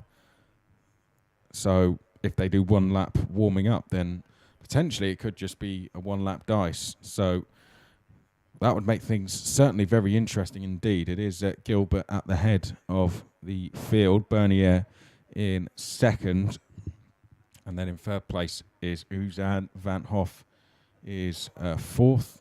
Fifth place is Jamie Day. There is going to be a couple of changes further down the field, because Guillaume Treillard de Quinemont, as of course was in 20th, having just gained 12 places, is now going to have to has now come off the circuit with a mechanical problem, as has Summer Webb as well, slowed down coming down the start-finish straight. So everyone behind Guillaume Treillard de Quinemont will be moving up 1 place. But I think it looks like very shortly we're going to get going. Once the ambulance has come in, the incident over at the banking looks as if the marshals over there are happy with the condition of the track now. And there we can see, as the ambulance comes off the circuit, engines are fired. Oh dear, Victor Bernier, his car has not got going, and this a big problem for the French driver, Victor Bernier, the world junior champion, 21st in the standings at the moment. This would be a big disaster for him. This would certainly put him in danger of dropping down right at the back, if not out of the pre-final. And the world junior champion in big trouble here. The VDK Racing driver not able to get going, and I think now is going to be told that is race over.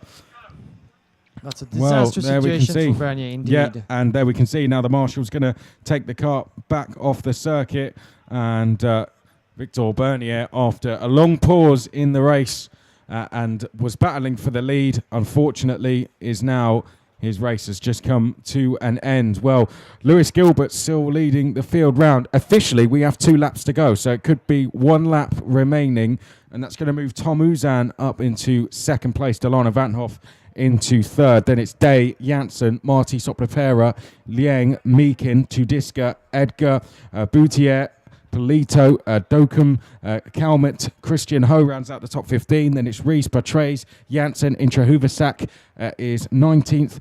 Tae Tong Suk is 20th. And then it's Alain, Prince, Delati, Petrices, Roy.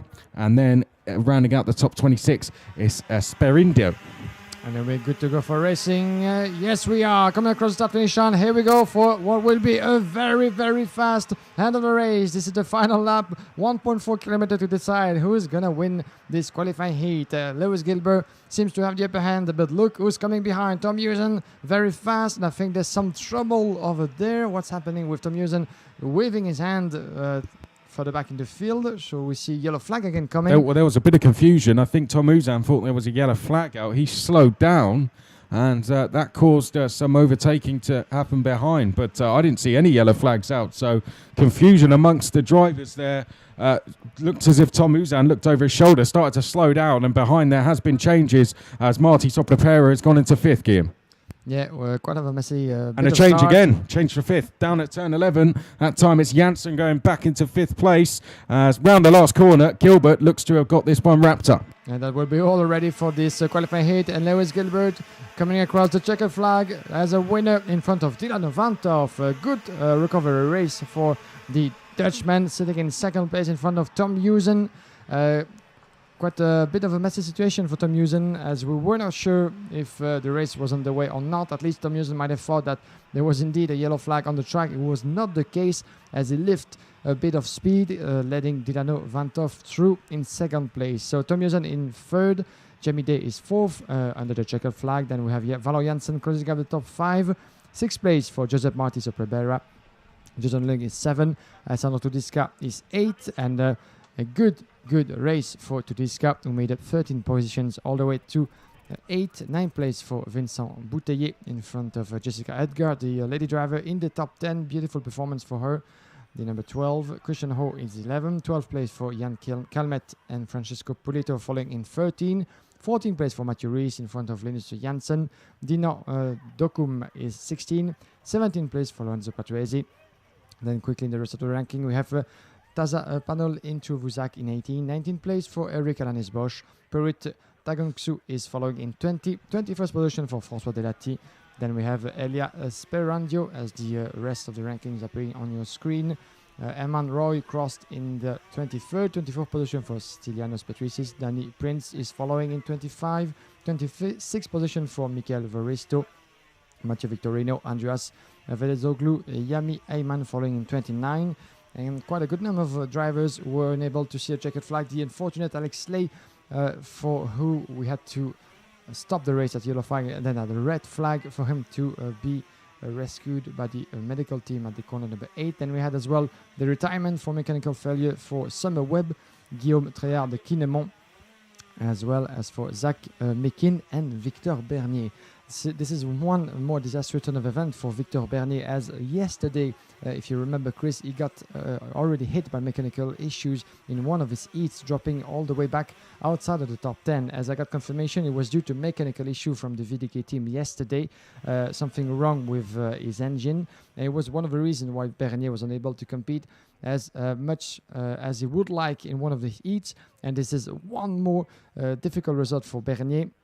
And certainly they got any news in terms of grid position for the final. So we shall see what's going to come up out of it. But this is in total 5 drivers out of this race. We're going to conclude, Chris, the program for this morning. Yes. Entering warm-up sessions for next classes to come. And then we'll be back for racing a bit later in this afternoon. Yes, we will. So that's it. Thank you for joining us this morning here from Le Mans. It's the IAME International Final. That's the end of the morning stream. The afternoon program still to come will be live from 1:30. That's when the next race is due to get underway here at Le Mans. So about 25 minutes past 1 is when we're due to go live. We'll have 6 races from the junior and senior classes before going into the mini masters, super shifters and supers, and then we'll go back to the seniors to conclude the stream, running all the way through to about 6:30 this evening. And then don't forget, we've got the drivers parade at 7 o'clock. Just a quick lunch break here from Le Mans. We'll see you back on the live stream at 1:30.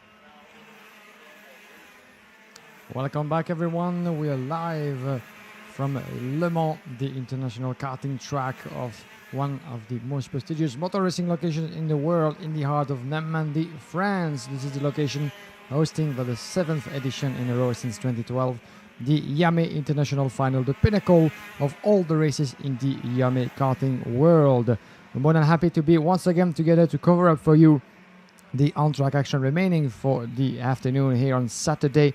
We have 15 races to get through. 15, I get it through. There's been lunchtime just on tracking here, my apologies. 15 races to get through to decide the face of all the starting grid for the classes involved into this race. 450 and more drivers involved in this 2018 edition of the IAME International Final, and we're gonna be good for some more racing in a couple of minutes. As you can see, a checkered flag is being waved on the track at the moment to conclude what has been the warm-up session for the IAME Super Shifter, back on track for the first time since yesterday. This morning has been pretty busy as we had the senior and the junior classes battling on track through the qualifying heats. Not so much of racing remaining for those two classes due to a large number of entries. Those two had to come first, but then we're going to be good to go for the rest of the afternoon for the 4 other classes in this competition. I'm referring to the Master, the Super Shifter, the Super, and the Mini.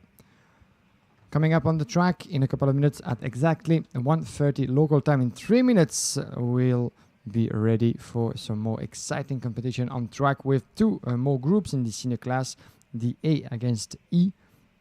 And we're gonna get around the starting grid in the coming minutes for you guys with 18 rows, 36 names to get through. This will be one more confrontation for the drivers in the senior class. Chris McCarthy and myself, Guillaume Alvarez, with you to cover up every bit of on-track action. If you want to be with us for the rest of the day and tomorrow as well for the biggest day of them all, one address to tune in, iamekarting.com, the official website of the promoter of this event, as well as on the official Facebook page of IAME Karting through the live stream brought to you by IAME, as well as thanks to the live timing brought to you by Apex Timing, or a partner for this event. So these are the 2 tools you can easily use, whether you are on location here in Le Mans or everywhere you want in the world, not to miss anything that's happening here from Normandy.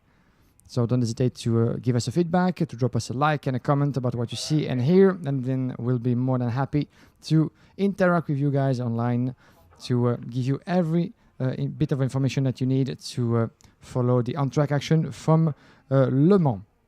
So to get around the first names on the starting grid, we're going to have on track. This is the senior class we're talking about, and Pierce Lehan, the 2021, will be starting from the first row of the grid. Actually, we're going to be a little bit delayed as the next warm-up, the last one for the super category, is about to get going on the track. So we're going to be going for 7 minutes of on-track action for the super category.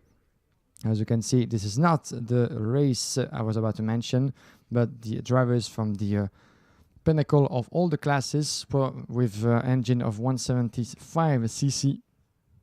These are the most powerful engines you can find on track, and those drivers are ready to hit the track for 7 minutes of practice, basically the warm-up sessions, leading to the qualifying heat that we're going to have with this class at 5:10 local time here in Le Mans. In the meantime, we're going to wait patiently for this warm-up session to be concluded, and then we'll be ready to start with the first race of the afternoon, the senior class A against E. And once this is over, we'll get around the starting grid into more details.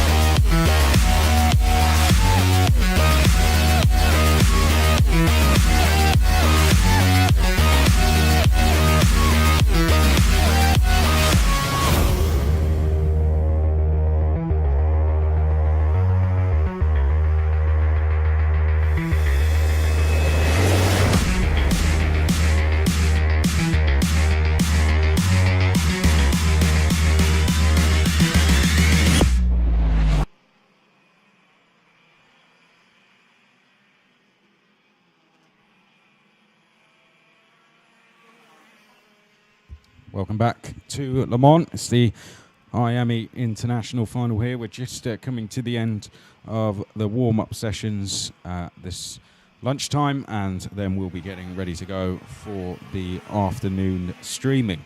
So we had 8 races this morning, a mixture of heats for the juniors and the seniors. We're going to go into another round of heats for the juniors and the seniors, and that will actually bring to a close the junior heat racing for the weekend. So some pretty important races about to come up, and following that we will have the last of the heats for the minis, the masters, the super shifters and the supers, and then we'll end the day with 3 more heats from the seniors, and that will be their last races of the day.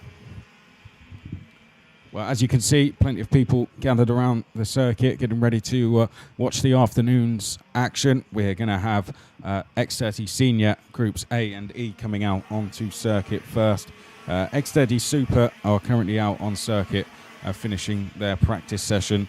We have just over 1 minute to go before this race is due to finish, and then we'll be going into the next race. It's a nice day here at Le Mans.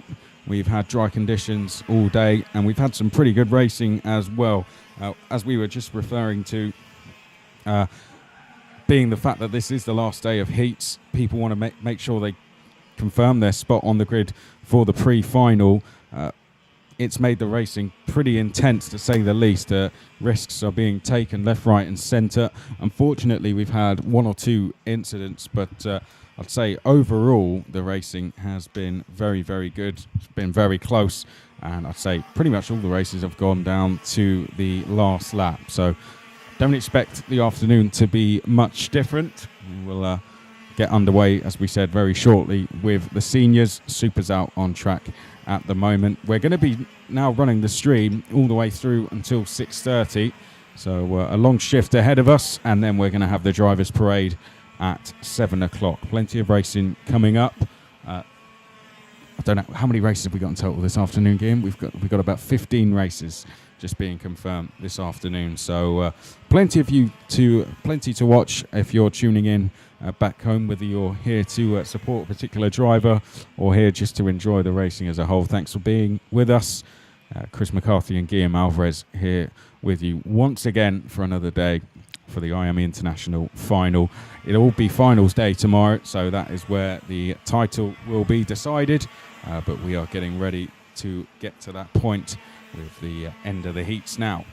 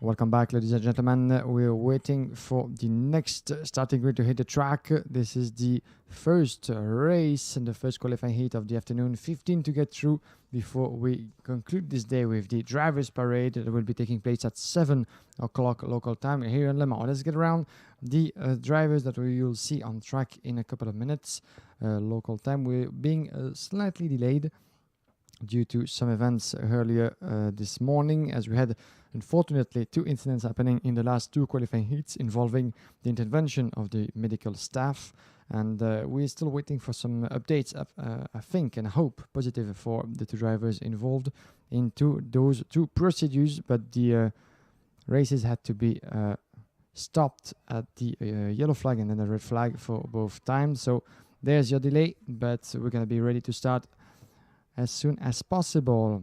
Starting on the left side of the grid and the right side of the picture, waiting in pole position will be Pierce Lehand, 2221 from Australia, driving the Tony Kart livery chassis. Pierce Lehand sitting in a 8th position as we speak in the provisional ranking in this senior competition. As we speak, we've been through quite a good number of qualifying heats for most of those drivers. And Pierce Lehand is sitting in 8th position, his best result being a victory and a 3rd position in the last heat that we just had previously today. So Pierce Lehand is more than willing to keep the momentum going from pole position, but Morgan Porter is certainly is going to give him a hard time from 2nd position, sitting 3rd on the overall ranking, the 290 at the moment, 5th in the overall ranking, my apologies.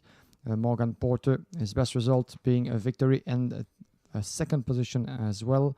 3rd for Morgan Porter, 5th in the ranking as we speak. On the 2nd row of the grid, 2 drivers a bit struggling at the moment, especially the 256 driving for Car Republic. Andrea Bristow, 38 at the moment, just on the edge of the 34 best drivers to make their way into the final. So Andrea Bristow starting from the 2nd row in 3rd place that you can see behind Pierce Lehand on your screen. He's going to have to give everything he has, the best result possible for him to make sure he can have his ticket for the final taking place on Sunday afternoon tomorrow. Stephen Letts, 13 in the ranking as we speak, the Briton.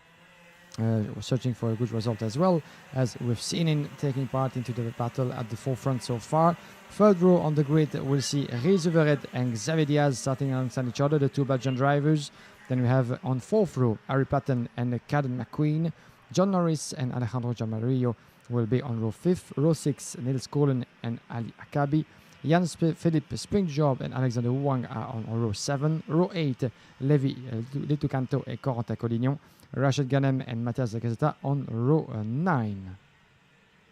On row number 10 then, we have Jerome Berman and Nelson King. Ryan Norberg is on row 11 with Kevin Stayhauer. Then it's Ayrton Fontecha on row number 12 with Fraser Fennick. Behind that we have Emil Karolainen and Alessandro Serenetti. Robin Knudsen is on row number 14 with Yuga Furitani.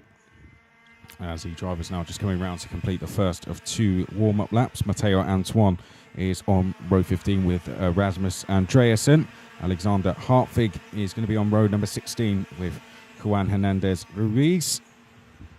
Then we have Silvano Mesmir on row number 17 with Kotaro Chujo. Alejandro Lajos Lopez will go off row number 18 with Rami Abdi Nadji. That's the grid then.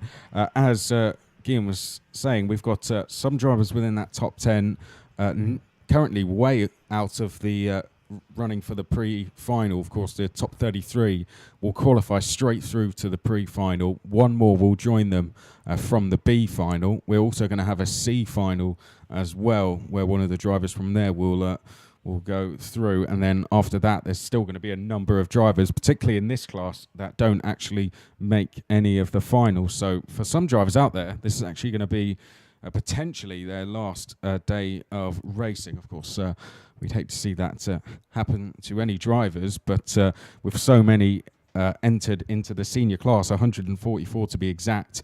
Getting them all into 3 finals just doesn't work. But out front, Piers Lehane and Morgan Porter on the front row. They are 8th and 5th in the standings at the moment. Bristow and Letts 38th and 13th. So Bristow really needs a good result here from the inside of row 2. Right, here we go. First race of the afternoon then, down towards turn number 1. It's Piers Lehane leading the way. Morgan Porter is there in second place, trying to go round the outside of Andrea Bristow. Do we all get through safely? We do, and I think Bristow challenging for the lead here. Lehane must have run wide, and now he's leaving the door open, is he, for Morgan Porter to try and make a move. I think Stephen Letts has gone through to third place there.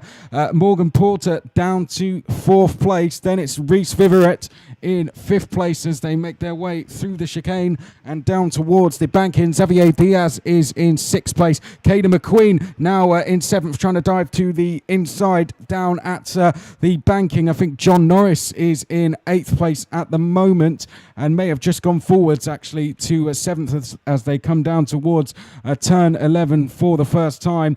Change for second place as Stephen Letts goes down the inside of Piers Lehane at turn 12. But out front, Guillaume, it's a nice start and a nice lead for Andrea Bristow. Indeed, the Cotterberg driver pulling away in the first position as this is getting very messy and there's a contact, but it gets through. This is Morgan Porter getting past for second position, and third is some more contact, I'm afraid, with Stefan Letts and Piers Lehane just behind. It's all to the advantage to the leader. As Xavier Diaz going past Morgan Porter, Reese Viverette having just gone through.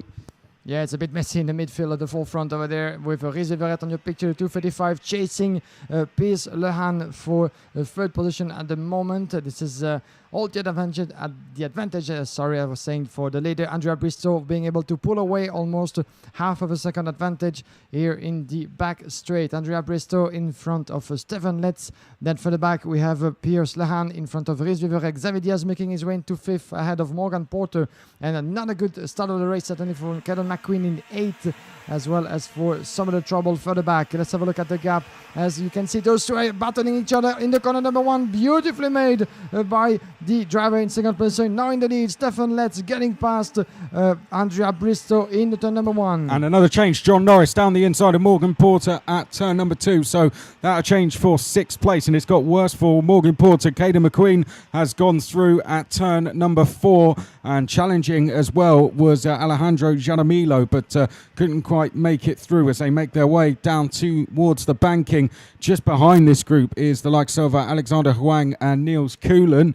Onto the back straight goes the race leader, Stephen Letts, having just passed Bristow on this lap. Of course, Andrea Bristow, 38th at the moment, needs a good result to make that top 33. So even a second place would be a really good result for him. Stephen Letts trying to fight for a top 10 spot, being 13th in the points at the moment. Then we have Lehane, who would be 8th on the grid at this stage. They're the top 3 on track. This is the battle for 4th, being led by Xavier Diaz. It's been in the war so far this weekend, but seems to be having a much better time of it today. Xavier Diaz under a lot of pressure at the moment, though. He's got Viverette behind, as well as John Norris, Caden McQueen, Morgan Porter. Jalamilio's gone purple as well, and then we have Niels Coolen and Alexander Huang just outside of the top 10. We're focusing on the forefront, making his way into the banking corner number 8, where carrying a good speed is crucial if you want to get an advantage in the back straight. Here we are with the top front, and Stefan Letts in the lead. Andrea Bristow trying to increase his speed to get away from Piers Lehane in third position. And there he goes, Piers Lehane getting past Andrea Bristow in the chicane of the paddock. Beautifully made from the pole sitter, who gets back in second position. And look behind, Xavier Diaz is going to try to imitate the Tony Cat driver, but he does not.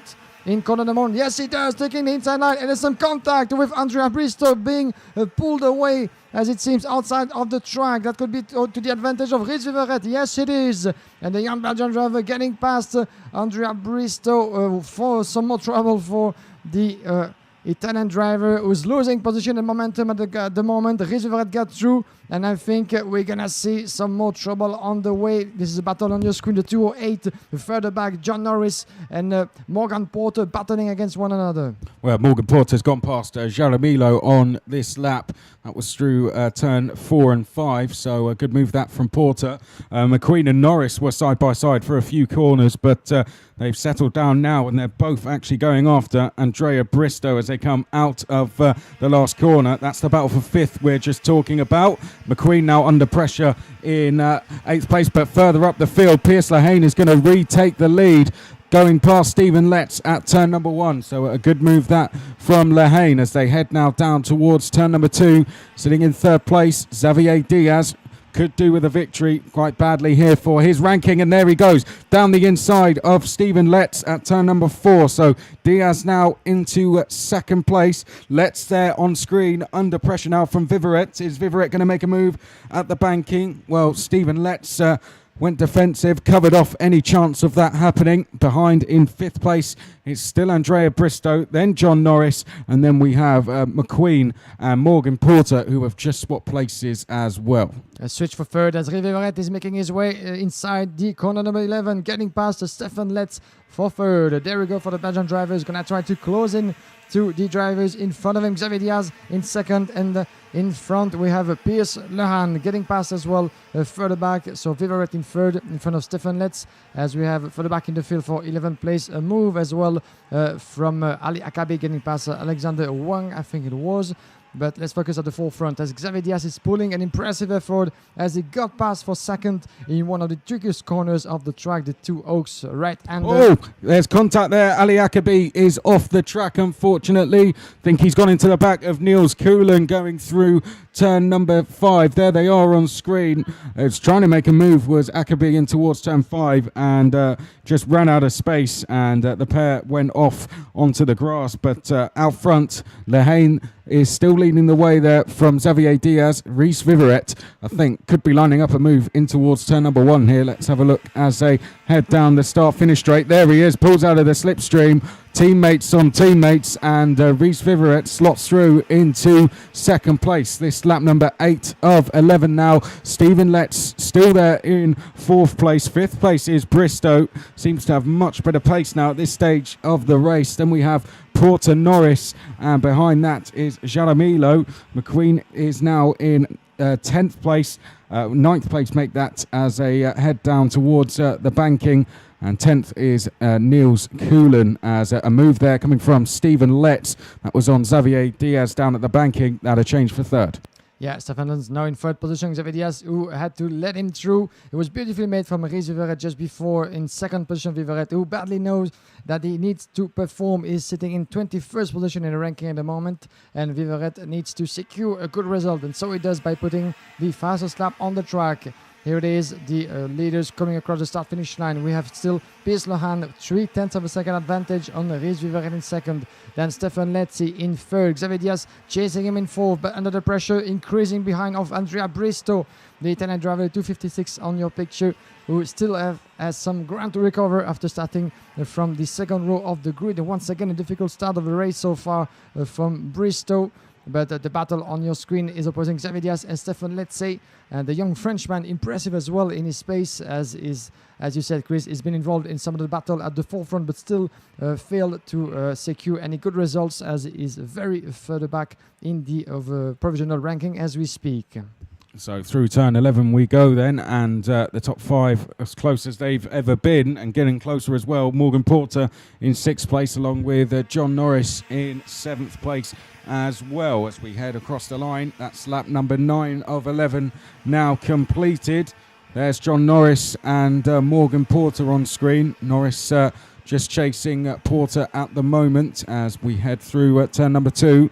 Letts, I think, has just dropped off the top 2 ever so slightly. May have run just a little bit wide at turn 1, but he's immediately recovered that gap to make it now, 8 for the lead now. Ayrton Fontecha has just set a new fastest lap as the drivers head down towards the banking for the penultimate time. Are we going to see any changes at the front? At the moment, Pierce Lehane, long-time race leader, remains out front. However, Reese Vivaret is there in 2nd. Vivaret may just settle for 2nd here. He's 24th in the points, so 2nd place for him would be a brilliant result. Likewise, Let's 13th. Just looking throughout, the driver that needs a good result more than anyone is Xavier Diaz in 4th place. So let's see if he brings a change on this last lap. Yeah, being Reese Viverette, when you know that the victory is up for grabs, maybe you want to go for the move, but as you said, securing second place might be as well a wise choice. As we just entered the final lap of this race, Piers Lohan, less than 1/10 of a second advantage on Reese Viverette. 3rd place for Stefan Letzing, Xavier Diaz. This is still a beautiful 4-driver battle, as maybe it's not over yet for 3rd, as Stefan Letzing is put under a lot of pressure from the Frenchman in 4th. We're gonna follow Xavier Diaz until the very end, corner number 8, entering the banking, and one last good opportunity after the back straight in the corner number 11 of the Techno Park. Here are your 2 leaders. Quick look over his shoulder for Piers Lohan, away from Reese Viverette 2/10 of a second, as he was faster obviously in the last part of the track. Then we're going to the chicane and some trouble for the back behind. We're going to wait to identify the drivers as they come across Chris quickly, the start-finish line. It was very close, but this is victory at the end for Piers Lohan. Very close to Reese Viverette, than 1/10 of a second on the start-finish line. Yeah, well, there was an incident going through turn number 12. It involved Andrea Bristow. Got caught on the outside of someone trying to make a move on the inside, and he went across the grass and actually finished the race down in 10th place. And I think Xavier Diaz was potentially the other driver involved in that, because he dropped to 8th place as well. So looked like potentially Diaz trying to make a move on Bristow, or vice versa, and the pair unfortunately dropping down the field, finishing in 8th and 10th place. Particularly for Bristow, that's not a result he needed. He's 38th at the moment, needs to be in the top 33, and he's now in danger, I'd say, of starting the race tomorrow from the B final.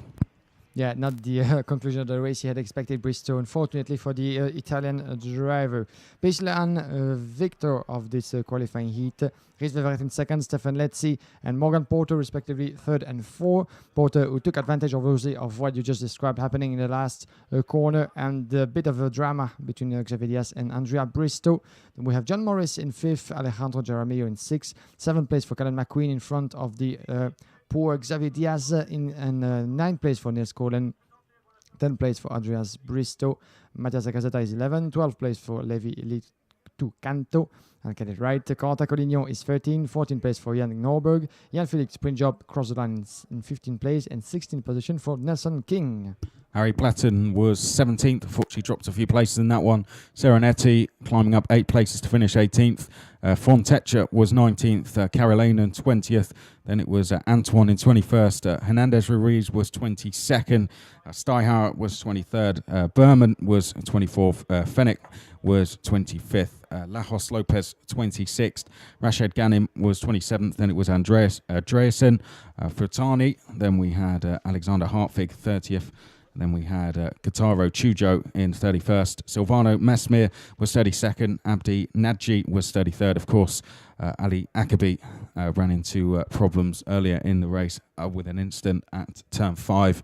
He eventually finished in 34th place. Alexander Huang was 35th. We did not see Robin Knutson in that race, unfortunately. Well, that's X30 Seniors Groups A and E. That's their heat done and dusted. We are going to see Group A back out on track for the last set of heats later on, but I believe for Group E that is their heats done for the day and indeed for the weekend. So those are the likes, of course, of Porter, Letts, Diaz, McQueen and Jaramillo, but for Lehane, Bristow, Viverette, Platten, Norris, we'll be seeing them out in the penultimate race of the day. But let's quickly, Guillaume, move on to our next race. It's going to be qualifying heat for the juniors groups A and E. Let's switch indeed to the youngsters between 12 and 14 years of age, A and E, two more groups on track, as Philip Victorson that you've seen on the pre-grid. Once again, we'll be starting from pole position, driving the Cosmic Chassis. As you can see, the grid appearing on your screen. 7 laps to go through for this heat, and Sam Balota will be alongside him. Those two drivers, Victorson and Balota, are respectively 5th and 4th in the ranking. As we're having a look, still no victory under the belt for Sam Balota, the 169. Philip Victorson in 5th, neither. Best result being the 2nd position. So those two drivers starting in the front row are still looking for some victory in the qualifying heat, but are very well positioned so far in the provisional ranking. Another one to put among the contenders for the win on Sunday afternoon is Georgy Dimitrov, sitting in third position overall in the ranking in this junior class. Georgy Dimitrov with already 4 wins under his belt. Why is he not further up in the field? Because of a 5th position, dragging him down in 3rd overall. Remo Katabik will be starting alongside Dimitrov on the 2nd row. He's 12 in the ranking, the Estonian driver. Then further back we have Tom Edgar and Isaac Adja sharing the 3rd row. 4th row, Joshua Ratikan and Adam Putera, respectively 15 and 14 on the grid. I was gonna say on the grid, but in the provisional ranking that we've been through so far. Joshua McLean and Sean McCormack on row 5th. Then row 6, Douglas Bolger and Freddie Spinlow. Alex Dunn and Oki Pilka on row 7. Row 8, Aaron Walker and Joshua Dufek. Diaz Almeida Rodrigo and Aaron Repexi on row 9. Konstantin Reich is on row 10, then with Matej Ngolfo, then it's Eduardo Villa on row 11 with Kasper Janssen, Anton Sepper and Oscar Manemets on row 12. JP Sleater is on row 13 with Devi Gianassi. Then we have Georgina Dreysen on row 14 with Patrick Johnson. Victor Sulan is on row 15 with Oliver Goeth. Then we have Ubelts Moar on row 16 with Jorge Barrio. Nicolas Baptiste is on row 17 with Luis Cavaco. Right, drivers are in position, ready to go. There you can see them on screen. Nearest to us is Philip Victorson, currently 5th in the points at the moment. Sam Bellatar would currently start the final from 4th place. So some big names in this one. Some drivers doing very well. We're off away and racing for 7 laps down towards the first corner. Then Victorson leading the way as they head through turn number 1. It looked as if a couple of drivers running wide there, Georgy Dimitrov included, but he still managed to hold on, shall I say, go up to 2nd place. Someone trying to go around the outside at turn 2 there. I think that may have been, let's have a look as they head through. Oh, we got an incident, in fact. We'll come back to that. The number 29 has gone off the circuit, which is Ubelts Moar, the Spaniard. Down towards the banking we go. Josh Ratigan, I think, was the driver that had moved up to 2nd place as they come onto the back straight for the first time then. Down towards, Josh Ratigan, was the driver trying to go round the outside, I think, at turn 2. In the end, had to slot into 4th place. Dimitrov is, of course, the driver in 2nd as they come out of the last corner. And down the start-finish straight, let's bring you the top 10 as they cross the line. It's Victorson, Dimitrov, Sam Bellatar is 3rd, Ratigan is 4th, then it's Kadapik, Edgar, Bolger, Hajar, McLean, and Adam Putera is 10th. And we just came close to have a switch of leaders between Victorson and Georgy Dimitrov, the highest driver in the senior class at the moment in the ranking, in 2nd position and chasing the pole sitter on your picture. Georgy Dimitrov, who was very close indeed to get past in the corner number 1, but he's going to try to do that again. In 3rd place as well, trying to close in is Sam Balota, and there comes a move with Balota trying to keep as well the inside of the corner number 8, and I think Dimitrov just made it through. Yes, he did, just in front of the pole sitter Victorson, now back in 2nd position. There's your change, and another change as well further back. This is the 41 driver Remo Kadapik getting past in beautiful fashion Joshua Ratikan for 3rd place, I think it is. There's a confirmation on the screen, and they come across in front of us, and we're gonna see some other change. Look at what's happening for 3rd place and 2nd. We have Joshua Ratikan in 2nd, and Victorson just behind. A beautiful battle further back outside the corner number 1. This involved, I think, the Tom 177 Edgar. And Tom Edgar, well spotted on that one. Chris, this is getting very messy already after 2 completed laps. Yes, it is. Well, Georgy Dimitrov leading the way there from Josh Ratikan.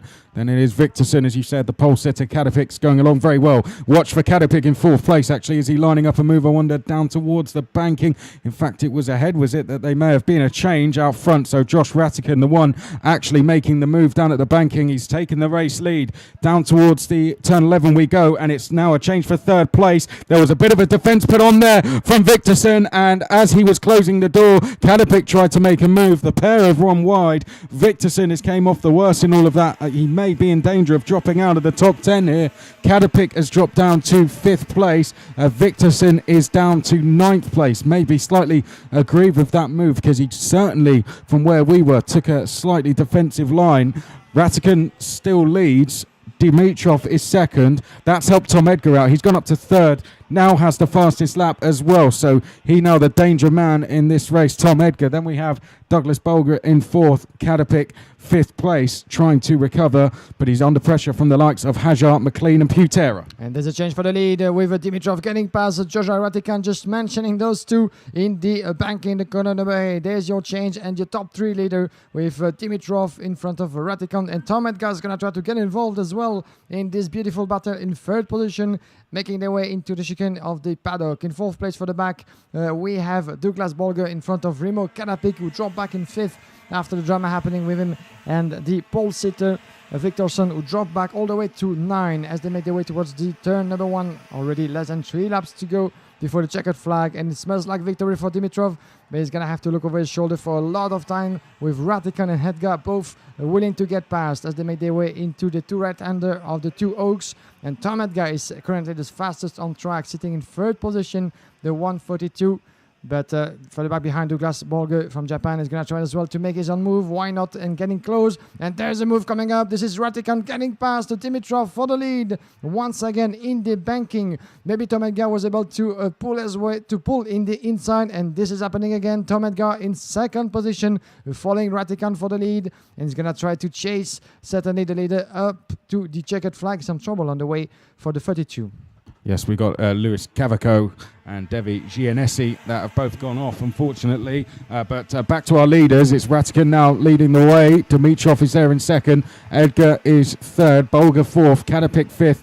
Hajar, Putera, McLean, Freddie Spinlow's just come into the top 10. Balatar is in 10th. That was Remo Kadapik debating to go for a move. Freddie Spinlow, the quickest on track. He's just behind Joshua McLean in 9th place at the moment as the leaders head down towards the banking. Is Dimitrov going to respond once again and retake the lead? He's in the tow. He's getting closer. And there comes the move down the inside. His teammate Tom Edgar trying to go with him. And Tom Edgar just about unable to get through. So Ratikan holds on to 2nd place. Now we're going to have to defend down at turn 11. So this might release Georgi Dimitrov off to a potential victory, unless Ratikan and Edgar can just work together a little bit and close that gap down on the straight. 4th place is still Douglas Bolger. Then it is Kadapik, and there a clear signal from Tom Edgar that he wants to get after Georgi Dimitrov. But this is the final lap, of course, and Joshua Ratikan will be keen to hold on to that 2nd place.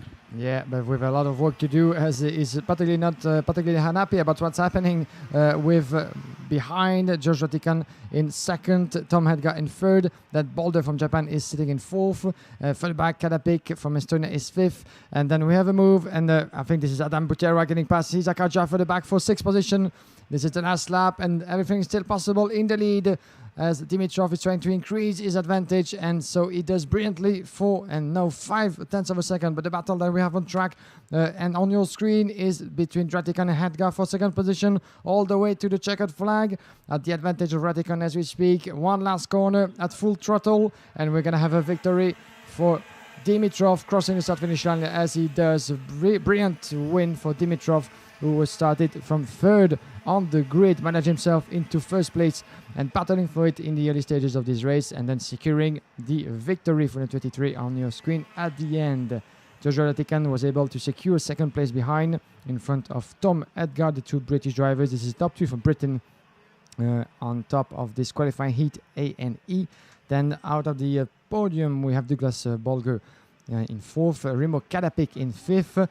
We'll discuss what happened with Kadapik and the pole sitter of this race, Philip Victorson, in the chicane. But it seems like both ran right when Remo Kadapik tried to get to the inside. We shall see what's going to come up of this situation. But one thing is for sure is that Victorson has been the biggest victim of the 2, dropping back the order. We'll get back to that. Adam Putera is 6th, 7th place for Isaac Arja, 8th place for Joshua McLean. Sambalota dropped 7 places all the way back to 9. What has happened to the Belgian driver, who was maybe among the contenders as he sits in 4th position in the ranking at the moment, but 9th position, not really what he had expected at the end. Freddie Spinlow is 10, 11th place for Alex Dunn.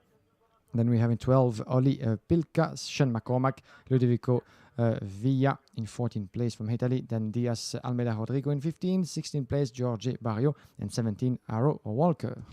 Good drive that from Giorgi Barrio. The Argentinian gained 16 places there to finish in 16th place. So an impressive way to end his heats. Of course, all the juniors that are going to be going out now, this is going to be their last races in terms of heats for the weekend. After that, it will just be the finals. Let's run through the rest of the order first. There you can see quite a sorry-looking car, unfortunately, being recovered there. The number 32, I think that is just being put onto the...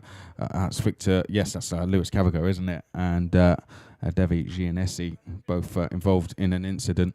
17th place was Aaron Walker. Ingolfo was 18th. Seppa was 19th. Reich was 20th. Then it was Janssen. Victorson. Rexaby was 23rd. Guth was 24th. Georgina Drayson was 25th. Sleater was 26th. Manemets 27th. Patrick Johnson 28th. Nicholas Baptiste was 29th. Of course, we saw two of the drivers that didn't finish just on screen now, and more that didn't finish, unfortunately, were Victor Soulon and Erbelt's Moar, who came off in a first lap collision.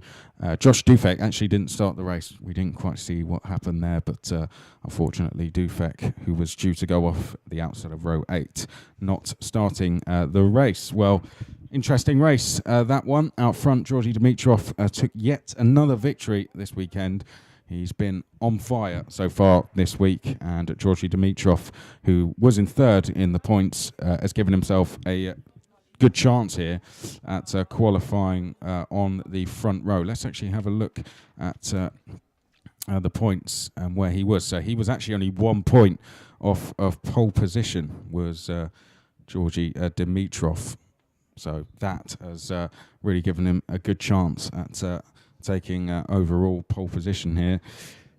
Behind him in second place, we'll just get the results back up then. So Joshua Retkin, of course, was second place in that one. He was 15th going into this. Tom Edgar was 13th going into this in terms of the points, and he finished in third place. Now, Sam Balatar was actually fourth, but finished ninth. So a disappointing result, I'd say, for some people's standards. That might be slightly disappointing, but nevertheless, certainly not the end of the world. Still a top 10 result for Sam Balatar. But I say for Georgi Dimitrov, with the other two drivers he's battling for pole position with, which I believe is Alex Lloyd and Lewis Gilbert. He's really put the pressure on them now to go out and get a win. Yeah, this is what the beauty of this category in senior class is all about, with so many drivers able to play for the win. And Georgi Dimitrov has proved himself to be among them, as the battle for pole position will be certainly very tight. We'll make the calculation at the end of the entire round of heats for the senior. The next one coming up is going to be certainly interesting as much as the others, with the 258 starting from pole position. And you can see on the pre-grid waiting for the signal to get on the track. This is Leonardo Caglioni sitting in a very far 17th place in the ranking as we speak. Leonardo Caglioni, one of those pole sitters who unfortunately didn't have the best of chance so far. His best result being a third position, a fourth and twice a fifth so far in the qualifying heats. Sim Lidma, another driver struggling at the moment alongside him on the first row of the green and sitting in a 22nd position. Let's have a look where he is further back on the field to the 341 in 29th position at the moment. His best result being twice fourth place at the end of the qualifying heat. Thomas Turner will be starting from third place on the grid, and this is certainly a name to keep an eye on. The British driver sitting in fourth position as we speak, with a best result being twice second position as for now. David Lewinsky will be alongside him, wearing the 308. 39th position overall for David Lewinsky, the Polish driver, who could have expected much better, certainly so far, with his best personal results being a seventh position in the last qualifying heat. So we shall see if Lewinsky is going to be able to keep the momentum going since the last race. Havard Alerud will be starting from the third row and is dropped all the way back to the order, 85th position at the moment for Havard Alerud. So that certainly a weekend so far to forget for the Norwegian driver, who still has nothing to lose. So that's going to be interesting if we're going to see Havard Alerud getting involved in the battle for the top position to try to mix the carbs a little, as He has everything to give, as well as for Brandon Jasokrak, the American driver, alongside him on the third row of the grid, 78 in the provisional ranking as we speak. So these are two drivers that maybe could get involved as well, very much at the forefront. Artur Salmela will be starting from fourth row on the grid with James Ireland alongside him. Then further back we have Teddy Pritchard-Williams alongside Bo Eyemans, Lucas Santo-Treves and Enrique Bordas-Cortes will be on row 6. Row 7 for Arnaud Maliza et Onel Mutt. Then Tony Eranen, Vincent Marciro, row 9. Row 8, row 9 will be Oscar Paloma Ortiz and Axel Laflamme. Behind that, then we have Silva Garcia and Alain Bearswill. Then we have Frank Chapard, who's made good progress in some of the races this weekend. He's on row 11 with Levi King. Archie Tillett and Cole Kilner are row 12. Francois Xavier Venet is on row 13 with Senna Eckers. Matteo Sandalen and Danny Carinini is on row 14. Rafael Villa Gomez and Jeppe Nicholson are on row 15. Umberto Altea and Johanna Janssen are row 16. Then we have Nathaniel Cicios Cuelos on row 17 with Eduardo Cosseteng, Felix Arndt and Hugo Liu are row 18. 36 drivers on the list, an impressive formation of names as the field, as you can see on track, is getting into the formation lap with a minimum speed of 30 kilometers, not to get over 50. And this is all up to the driver in pole position, Leonardo Caglioni, to set up the pace for the others. Maybe could he choose to go very slow, but the overtaking is still forbidden before crossing the start-finish line. That remains the same for all the drivers, whatever the class you are a part of, as we're going to be good to go for 11 laps in this class. D and H, these are the two groups opposing each other on the track as we speak. And then Chris will switch back to the junior category for one more qualifying heat opposing B and F. Well, one thing I was just about to say is, you're of course talking about it before we went through the grid, is a lot of drivers in this one in the top 10 currently out of the pre-final. So amongst those, of course, David Lewinsky, Harvard Hallerud, Braden Jasokrak, Artu Salmela, Teddy Pritchard-Williams and Bo Hymans as well. The highest ranked driver is Thomas Turner, who currently sits fourth overall, and he's on the inside of row 2. So this is going to be a very intense fight, I'd say, because there's a lot at stake here for a lot of drivers on track. Here we go then for a race start, and leading the way, Leonardo Caglioni. Immediately going into second is Thomas Turner. Harvard Hallerud, I think, is gone into third place as they come down towards turn number 2, or in fact, briefly was into third. Seam Liedman now trying to go back into third place, but Hallerud just about managed to hold on. Seam Liedman up into fourth place then as they make their way through turns 4 and 5 behind Liedma. I believe that is Thomas Turner as they make their way down towards the banking for the first time. In fact, of course, Thomas Turner up to second. We'll try and identify who that is behind. Oh, there's been an incident, and that's James Island, I think, who's had a really good week so far. James Island was sitting 18th overall as Thomas Turner takes the lead on screen. But unfortunately, that's the first bit of bad luck James Island has had all week. And that's a terminal problem, I'm afraid. A driver that's finished in the top 10 in the LGM series this year is going to go no further in this race. He was 18th, so he still should be okay, even with one bad result, to make it to the final. But that's certainly not going to help his chances of a good result come Sunday. Towards turn number 2 is your leader, Thomas Turner. Less than 1/10 of a second, 1/10 full, a bit more now on Luca Caglioni, the Italian driver, in second position in front of Harvard Hallerud. This is your top 3. As we said, Hallerud is more than willing to get involved for the win, as he has nothing to lose. And there he goes, getting past Caglioni for second position. Once again in the banking, making his way into the inside line. There he goes, Hallerud in second position, and now in a good position to be chasing Thomas Turner, as we have further back as well. Artu Salmela getting past Slim Ledma for fourth position. And there comes a change as well, happening on your screen in the chicane of the paddock. This is Hallerud getting past for victory. What could be a potential victory? This is the lead at the moment for the 240, but Thomas Turner has still something to say in this race, that's for sure, after just 2 laps in the bag. But we have a beautiful performance from Harvard Hallerud, that's for sure. as they make their way into turn number 2. And there's the battle. Beautiful attempt from Thomas Turner trying to get round the inside. Is not happening yet. And that could be one occasion further back behind for Leonardo Caglioni in third. As you can see, still a very, very tight forefront at the moment. And fourth place, we have the 220, I think, yes, this is, of Arthur Salmela trying to get close to the Italian driver.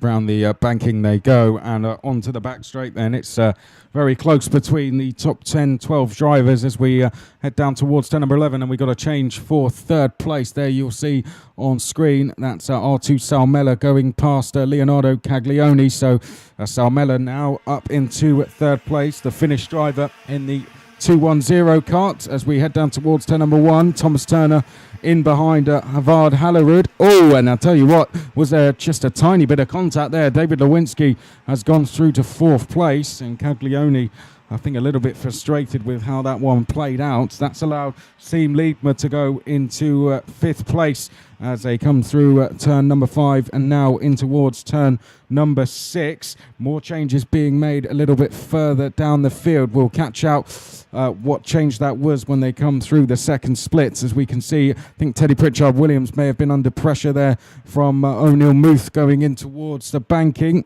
as we now head down the back straight. And indeed, O'Neill Muth actually was able to complete that move, dropping down to 12th place is Arnold Malizia, and Axel Laflamme also dropping to 14th as on screen. That was R2 Salmela going past Thomas Turner. Yeah, the British driver dropping back in third as they come across the start-finish line towards turn number 1. 0.3 of a second advantage between Awad Almelou and Salmela. And there's some trouble around the outside for 224. This is Thomas Turner dropping to fourth position, I think, and getting past David Lewinsky in third. I think he's actually dropped to sixth place. All the way to 6. Well spotted on that one even more. Yeah, confirmation on your screen. 6th position for Thomas Turner and Caglioni, as well as Liedma, who both got through. So some trouble in turn number 1, as it seems, for Thomas Turner, who lost the inside line. And there goes a change for the lead at the banking. This is Salmela getting past Halru for first place. This is going to be an interesting battle, that's for sure. On the back straight, here we go, the 210 looking over his shoulder. This is R2 Salmela, your new leader, in front of Arvard Alerud, losing one more position as the 308 of David Lewinsky is getting through outside of the corner number 11. So beautiful performance put together by Artu Salmela, as well as for David Lewinsky, who got involved in a bit of trouble, as it seems, with Thomas Turner previously. Yes, indeed. As now up towards turn number 2, Artur Salmela leading the way. Currently sitting 44th in the points is Salmela, so it's a crucial result for him. As for David Lewinsky there in second place, currently 39th, so this could be a result that sees him through to the finals. Third place then, as a warning flag out there for David Lewinsky, I imagine, for the move that was made at turn number 1. Down towards the banking we go, and Thomas Turner there started his recovery, made a move on Leonardo Caglioni going into the banking. So that's Turner up to 5th place then. O'Neill Muth having one of his best performances of the weekend, I'd say. He's just gone past Brandon Yasacrek to go into 7th place. Silver Garcia has gone past Frank Chapard for 12th place, a little bit further back. As we head down the start-finish straight, Artu Salmela's lead is just shy of 0.4 of a second, and behind that, the lead group goes all the way back to O'Neill Muthazit, down in about 7th place. Let's have a look. In fact, it goes even further, doesn't it? Goes down to 9th place, which is Bo Hymans, with Enrique Bordes Cotes rounding out the top 10. Some trouble, as you can see, for the 287, I'm afraid, running further back in the field. Let's identify who that is, the 287. That's Teddy Pritchard-Williams and Luca Trace have come together somewhere. Yeah, that might be a good explanation. As for the trouble hitting the 287 on the track, Lucasandro Trefs, who's running in 15th position, back at the forefront outside the corner number 11. This is your leader, and further back, the 441, good move. Further back, this was an attempt for Thomas Turner. There he goes, Turner, pushing a bit Liedma around the outside of corner number 14. And there goes Caglioni, the Italian driver, around the corner number 1. So that means 2 positions, I think, lost by, I think it was Liedma, yeah, with Arnelme getting past as well for 6. We shall have confirmation of the move very soon. But at the front, almost half of a second advantage for Artur Salmela on David Lewinsky, who, as you saw previously on the screen, received a warning flag for the driver opposing him to Thomas Turner. Thomas Turner making his way back into 4th place, and between them is Harvard Allerud, still in 3rd. Then we have Caglioni, who made his way in 5th, as well as for Onelmut Ledma in the meantime losing 2 position in 7 in front of Brandon Jasokrak from the States in 8th place. As it seems at the screen that Salmela or Leader is able lap after lap to pull the gap away with more than half of a second advantage on David Lewinsky, and Lewinsky I think is going to have to deal very soon with Allerud just behind, less than 4/10 of a second. Up towards turn number 2 we go. There we are. We've picked them up now on the live stream. So you can see the top 2 are breaking away here. This is the battle for 3rd place, we can see. Thomas Turner, the danger man in it. He's recovering, having been fighting for the lead earlier in the race. He's now got Harvard Hallerud just ahead of him, and I think at the banking we could see a move. Here we go, out of the chicane, down to the banking. There goes Thomas Turner, down the inside, 3rd place for the driver who sits 4th in the standings at the moment. Harvard Hallerud was able to prevent Caglioni from getting past, but behind that, I think Caglioni now making his move at turn 11. O'Neill Muth trying to go through as well.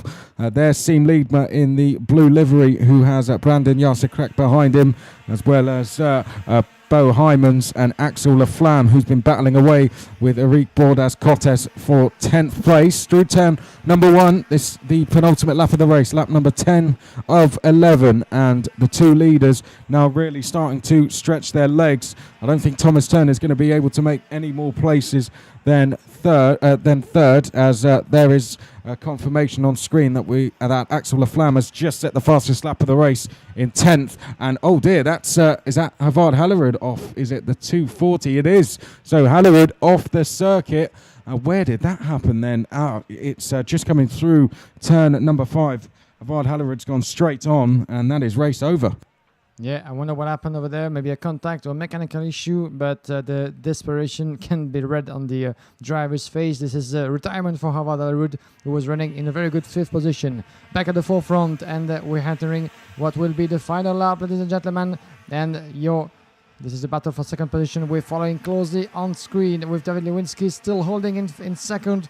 Tom Turner is not far behind in 3rd. He's going to try to go for the move, certainly. But as well as for Caglioni in 4th position, the Card Republic driver. And look what's happening from behind. This is Onelmut getting past Caglioni for 4th position. He came from Norway, Onelmut getting past in the corner number 3. In the right under of the 2 Oaks. Beautifully made from Onelmut, getting past Caglioni, who has not much time left to do the same and try to take the position back as the drivers are passing for the last time in this race the paddock, the corner number 8, the banking, I was going to say, coming to the paddock chicane. Here is your leader, 220.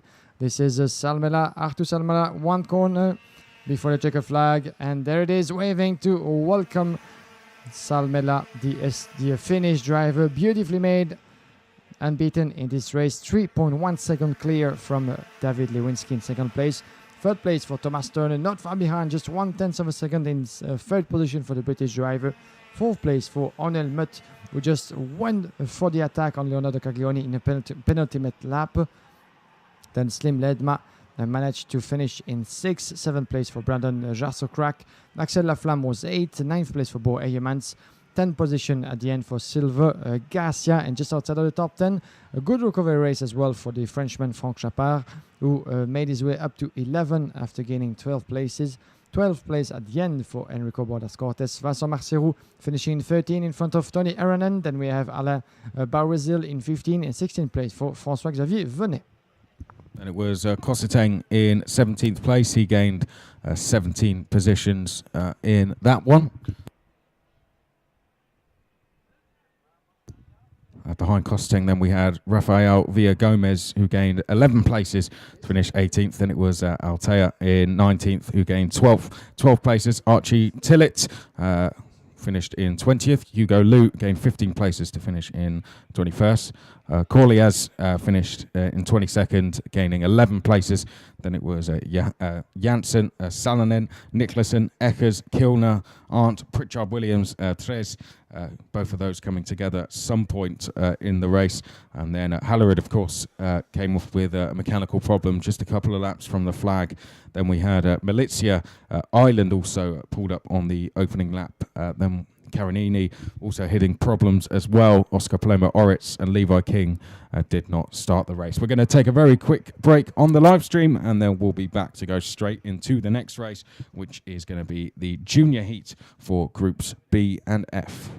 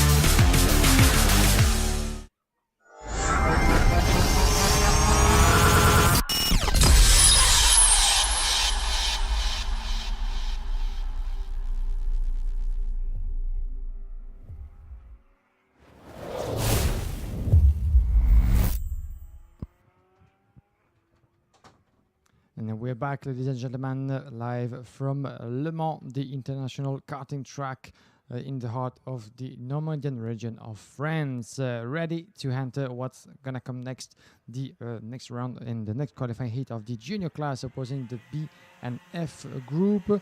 As the drivers, as you can see, are making their way onto the track, and the starting grid is appearing on your screen at the moment. Once again, we're going to have the pole sitter starting from the left side of your track and the right side of the picture. Victor Bernier, number 35, the driver that has been hit by some bad luck in the previous qualifying heat. For those of you who were not here yet with us to follow the on-track action, Victor Bernier was unable to restart after the previous qualifying heat had been stopped due to an incident on the track, and it was actually retirement at the end for Victor Bernier, the second difficult result for the newly crowded FI Karting World Junior Championship, and a lot of ground to recover for the pole sitter. Alongside him is going to have Oliver Gray, sitting 17 in the ranking, in a much better position than Bernier, 35 at the moment.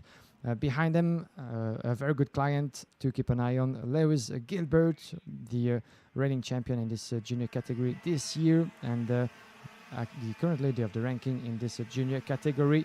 Kayaski alongside him, 7 in the ranking overall. Then we have Tom Hewson starting from the third row on the grid, the Frenchman. Alex Lloyd alongside him, second in the provisional ranking of the heat so far. We're having a beautiful battle at for pole position at the moment between Lewis Gilbert and Alex Lloyd sitting respectively 3rd and 4th on the grid. Then on row 4 we have Matthew Rees and Enzo Juli. Further back, Josep Soprabera and Niki Kelash-Bora on row 5th. Row 6, Zach McKean and Michael Sauter. Linda Jansen and Chian Shields on row 7. Row 8, Jason Leuk and Patrick Akala. Vincent Bouteiller and Noah Maton on row 9. Francesco Polito and Daniel Nogales are row 10. Then it's Alessandro Tudiska and Alicia Barrett. Dinad Dakum and Shahan Ali Mosin from India, row 12. Yami Hyman is on row 13 with Otsu Aaron Haitanen.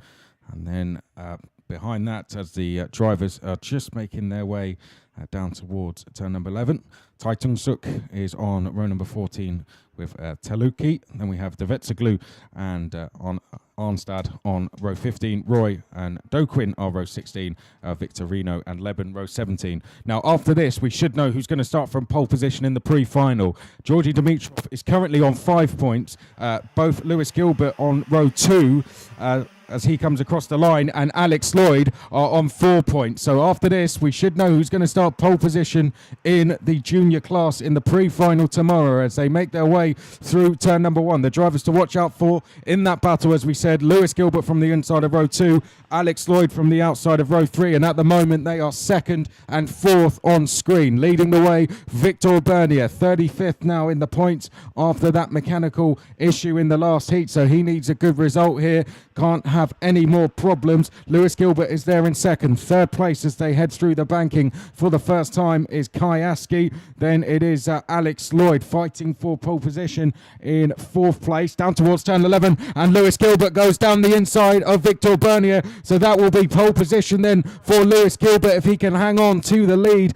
Georgi Dimitrov with 5 points at the moment will be watching on, hoping that he is beaten. Victor Bernier making it quite clear that he wants to work with Lewis Gilbert in this race. Behind that is Askey, Lloyd, Uzan, Marty Sopripera, Oliver Gray, Matthew Rees, Enzo Juli, and then the Canadian driver Jason Liang rounds out the top 10. And here we go for the 6 next laps into this qualifying heat, the junior class. And sitting in 2nd place, Victor Bernier has no other option. He has to get past once again and go for the win after 2 difficult results previously, today and yesterday. There he goes, the 28, chasing Lewis Gilbert, as you said, Chris, the top contender for pole position, as long as he is able to hold the first place until the checkered flag. We shall see about that, as the 2 other drivers, Bernier and Kayaske in 3rd. The British driver is going to try to go for the win. And 2nd place, there he goes, inside line in corner number 11, the corner of the Techno Park. And Bernier, the young Frenchman, couldn't do much to defend and let the British driver through. Kayaski in 2nd position, coming across the start-finish line.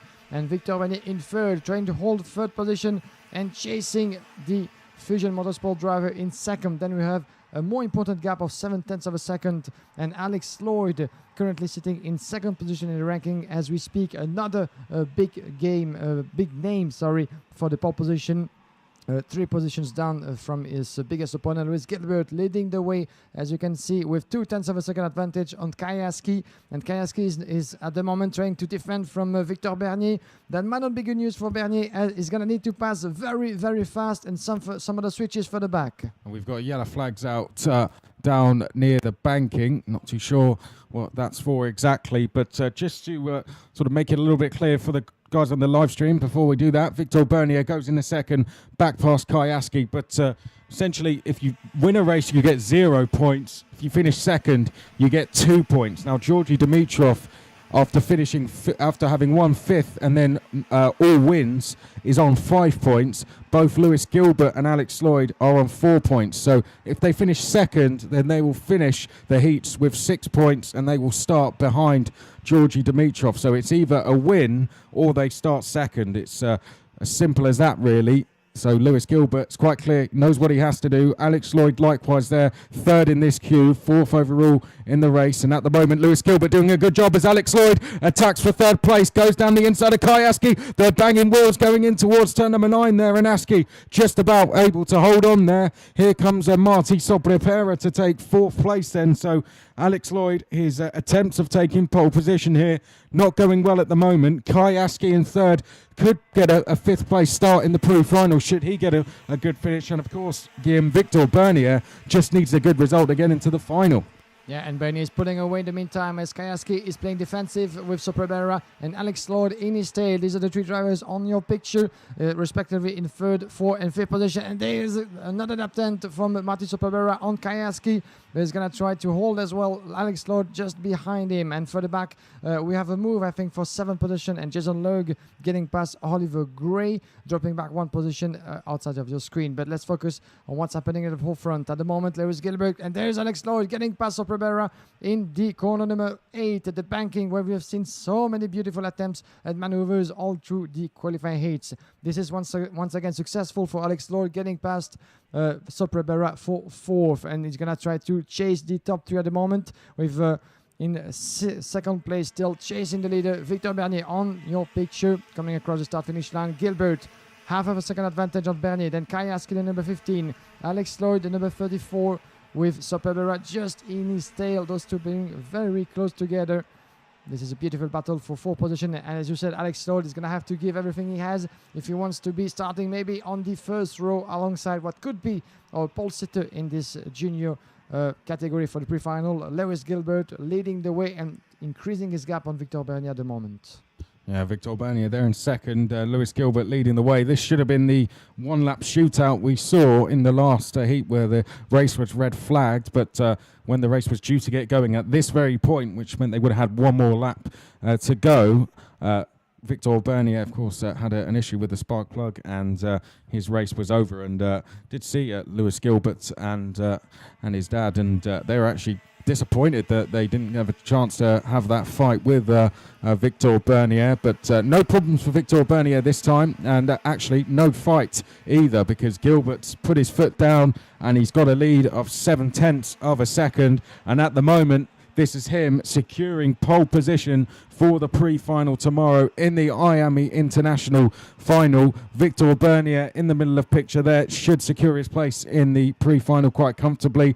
Askey could get a 5th place on the grid potentially. Alex Lloyd is in the fight for a 3rd place start. If he finishes where he is, that'll be 3rd on the grid for him, I believe. And then we have Josep Maria Sopripera just behind him, 5th place. But it looks like we could have a close battle for 3rd here, Guillaume, in the last couple of corners. And here we go. On your picture is your leader, Lewis Gilbert. The last corner, pulling everything he has in the throttle and being change for 3rd. Flying just for 3rd. As you can see, Kayaski is being pushed out of the way. And I think Alex Lloyd is making his way into a 3rd as he was already. Let's have confirmation of what has happened. Yes, indeed, for 4th, Martin Soprabera getting past Kayaski, I think it was. Well, he got through. It was coming through turn 13. Alex Lloyd took a wide line and just managed to sneak through at turn 14. Askey had nowhere to go, had to take to the runoff and lost a further place in the process to Marty Sopripera. So Askey dropping to 5th right at the flag. Alex Lloyd picking up 3rd. Yeah, certainly not the last corner he had expected. Kayaski 5th overall. Tom Usen is 6th, crossing the line. Jason Lug is 7 with 8 position gain at the end for the Canadian driver. And Zojuli crossing in 8th, 9th place for Alyssa Barrett, the lady driver, rowing the 33 and 13 position gain at the end. Entering the top 10 as well, Oliver Gray in 10th position, 11th place for Nikki Bora in front of Daniel Nogales, 13th place for Kian Shields. Patrick Akala is 14th, 15th place for Zach McKinn. Normaton 16th, 17th place for Mathieu Rees. 18th place at the end for Linus Janssen in front of Vincent Bouteiller. Alessandro Tudisca, Tom Lebon, 22nd position for Francesco Pulito. Then we have Nicolas Terlecki as the ranking is about to be concluded on the screen of your live streaming. Then for the back, we have Nicolas Terlecki in 23, 24th for Shahan Moshin. Michael Agnestadt made it to 25, 26th position for Michael Soter. Herman Roy is 27, 28 for Otson Aaron Itanen. Then we have Andreas David Zoglu, 29, 30th position for Purity. 10th Noksuk. Antoine Dokin is 21st. 32 is Jamie Ayman. And then we have 33 Mathieu Victorino. Dylan Decum was the only one in this race not to see the checkered flag. That's unfortunate for him, as we had 33 drivers crossing the start-finish line at the end of this qualifying heat opposing the B and F group. a quick break, ladies and gentlemen, and then we'll be straight away back to some more exciting racing with the senior class and the drivers of a minimum age of 14 years old, with B and G groups opposing each other on a track. Then we'll get back to one more and one last qualifying heat for the junior class. That will be the A and G group, before switching ourselves to the four other classes involved in this beautiful event: the Mini, the Master, the Super Shifter, the Super, and back to the Senior once again to conclude the day before the Drivers' Parade. The time for the unfortunate retired drivers, the 116 of Dinan Dokum, to be taken back to the pits for further scrutineering. Then we'll be back to further 11 laps, as we had 7 to get through for the juniors, 11 for the senior once again, as Mark Kimber will be starting from pole position 247.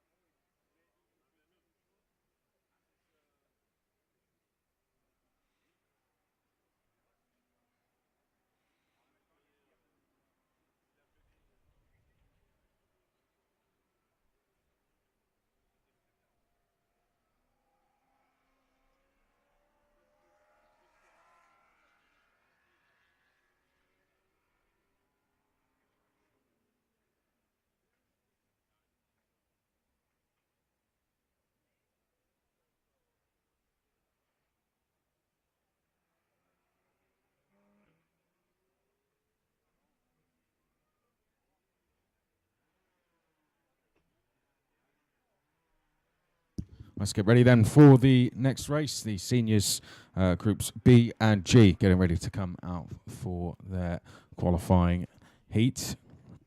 We're going to be seeing both groups out again later on. So this isn't their last race. This isn't their last heat of the day or the weekend. Let's run through the grid then. Mark Kimber starts from pole position. He's had a bit of a tough weekend considering where he qualified. Of course, qualified in second place overall on Wednesday.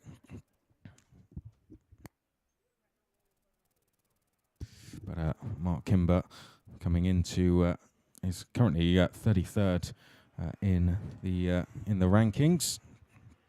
Charles Tenier, just looking down, Charles Tenier currently second in the rankings overall. So Charles Tenier in a battle for pole position at the moment.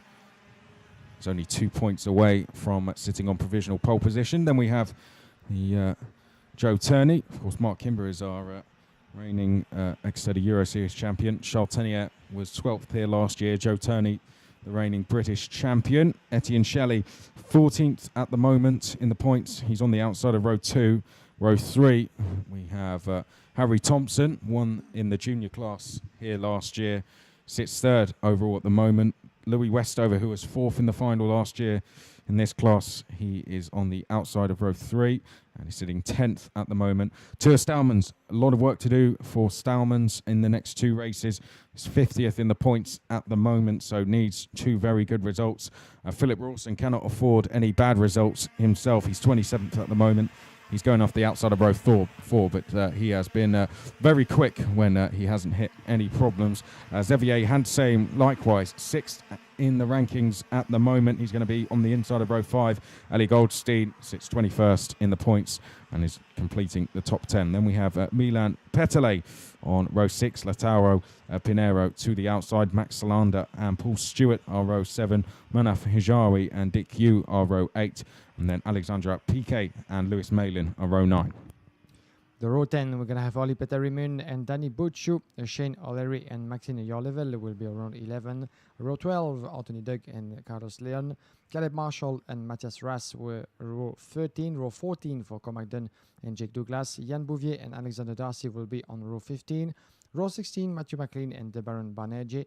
Tenhan Lin and Kyle Kumaran will be both on row 17, row 18 for Alberto Bernardi, and Tom Fleming, 36 drivers on your list, about to complete the formation lap under the leading pace of Mark Kimber. Once again, your pole sitter on the left side of the track, the right side of the picture.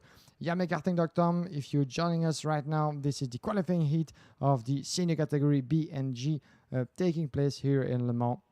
11 laps to go of exciting racing. On the left side of 247 is your pole sitter. Let's see who's gonna be able to come around the inside, the outside, and we are racing now. 11 laps to go, and a pretty good start for the pole sitter in the Tony Kart livery, going around the inside of the first turn, and some trouble I think further back for Charles Tenier as Joe Turney is making his way into second. I think yes, it is. Charles Tenier still in second with the 205 of Joe Turney still in third. It's a bit messy, I think, over there, out there in the midfield, but a clean start still for the 36 drivers in the way out of turn number 5. And then you see the battle already on for second position. Charles Tenier in second, Joe Turney in third. And there's a move for fourth position by Etienne Shelley, defending, I think, in the corner number 8 from Harry Thompson. Well, Harry Thompson gets through on the entry to turn 9. Yeah, beautifully spotted over there. And the British driver now sitting in fourth position. And there's a move and there's a contact around in the corner 11. It was very messy out there. And this is one position drop for Joe Turney as Charles Tenier has made his way out. And look at what's happening with Harry Thompson. There he goes, the British driver.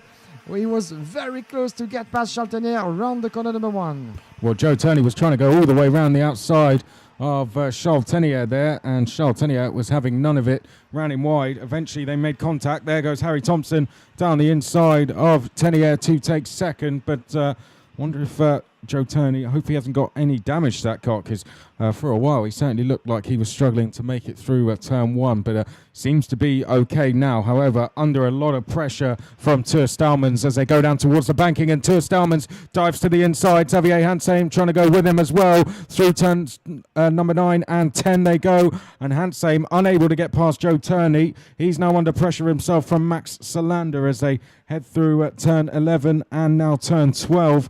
Mark Kimber still going along very well out front, leading the way by 1.5 seconds as they come across the line to complete another lap. Harry Thompson there in second as Joe Turney trying to fight back and retake that 5th place from Tur Stalmans. He's managed to find a way through. Xavier Hansheim goes into 6th place. Does Max Solander get through into 7th place?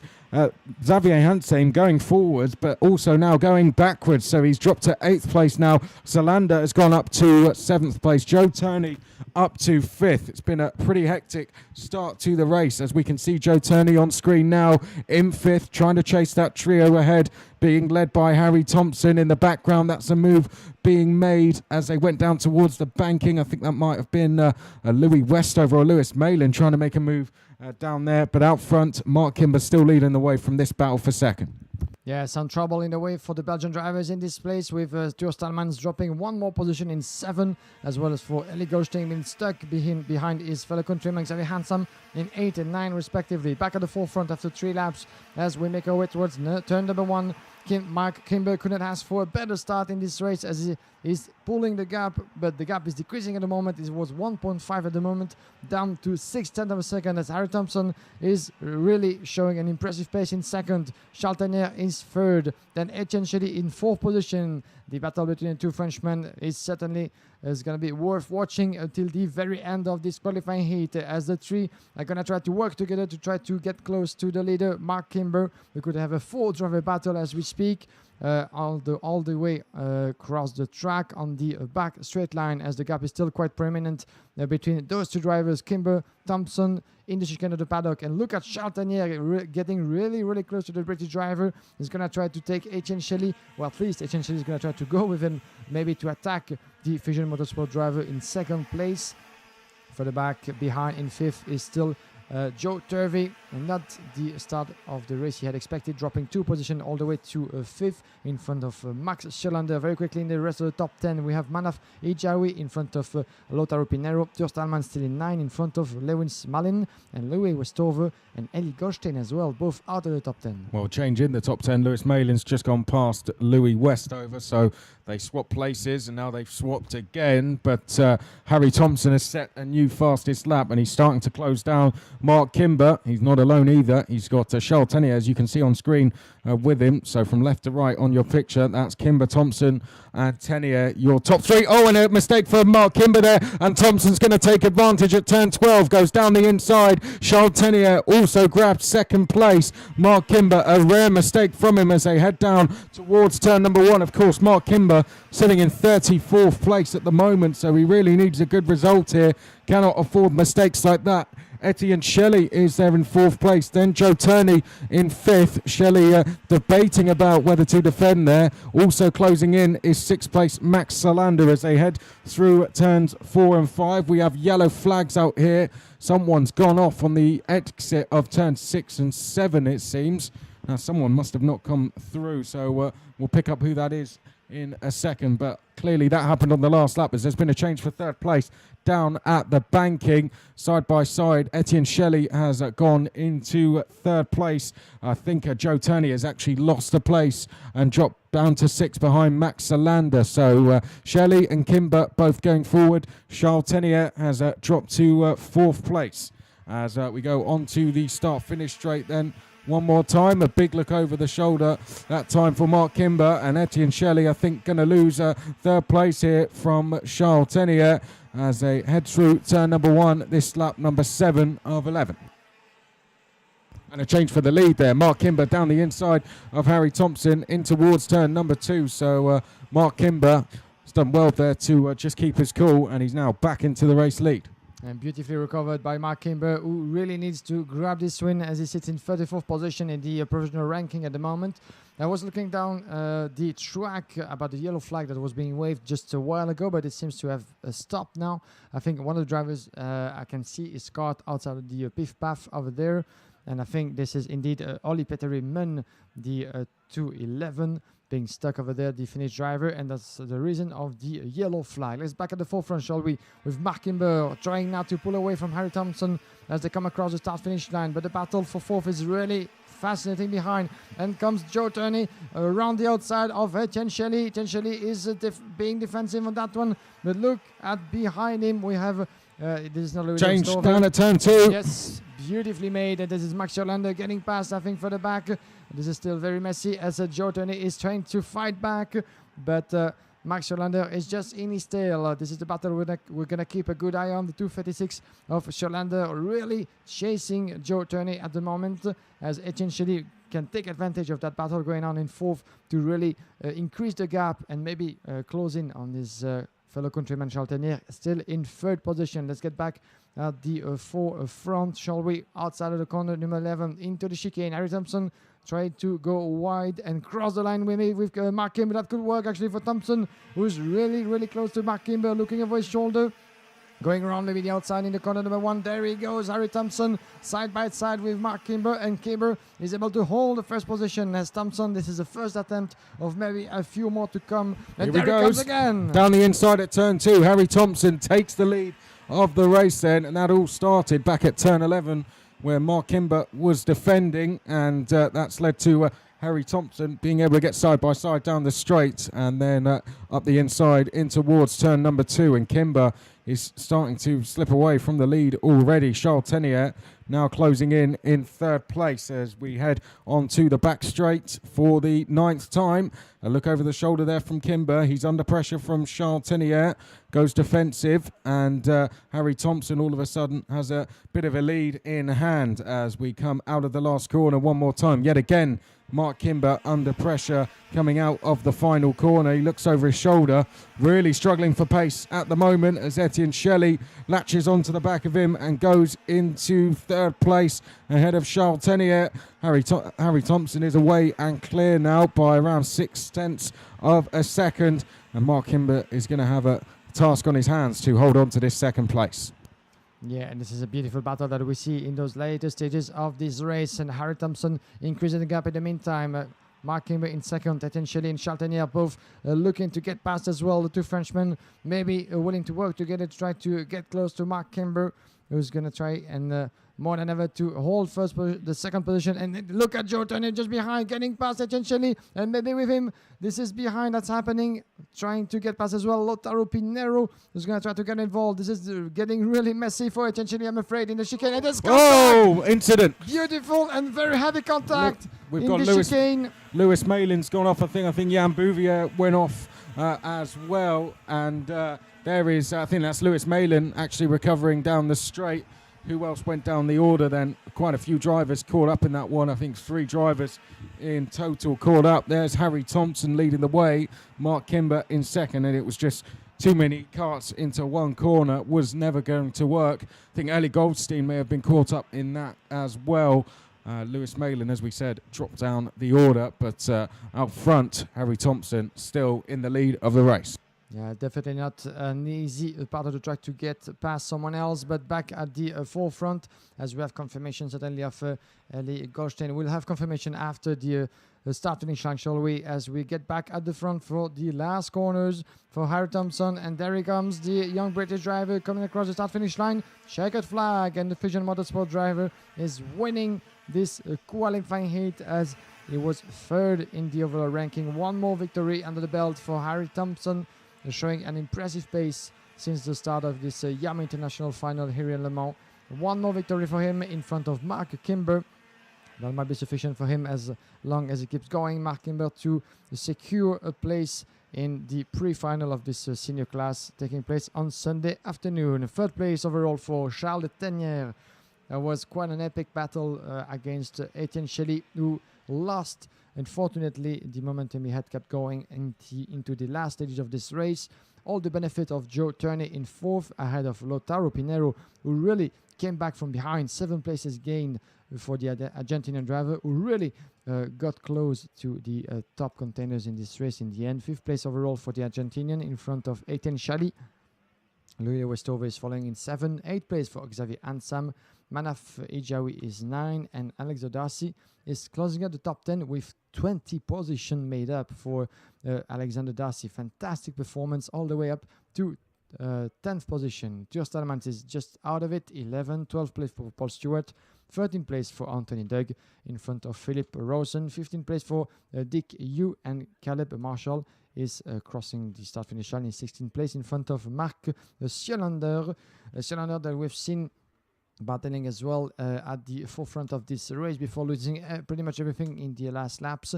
But certainly some revenge in the air for Mark Siolander, the Swedish driver. You have Jan Bouvier is following in 18th position. 19th place for Carlos Leon, Ellie Goldstein. 20th place as well. And certainly not a conclusion of the race he had expected, the young Belgian driver, dropping all the way back to 20th. 21 position for Alexandre Pic in front of Danny Bouchou. Maxime Jean Level is following. Then we have Lewis Malin, Alberto Bernardi, Kyle Kumaran, Matthew McLean, De Baron Baniere, Matthias Ras, Tenhan Lind, Jack Douglas, Shane O'Cleary.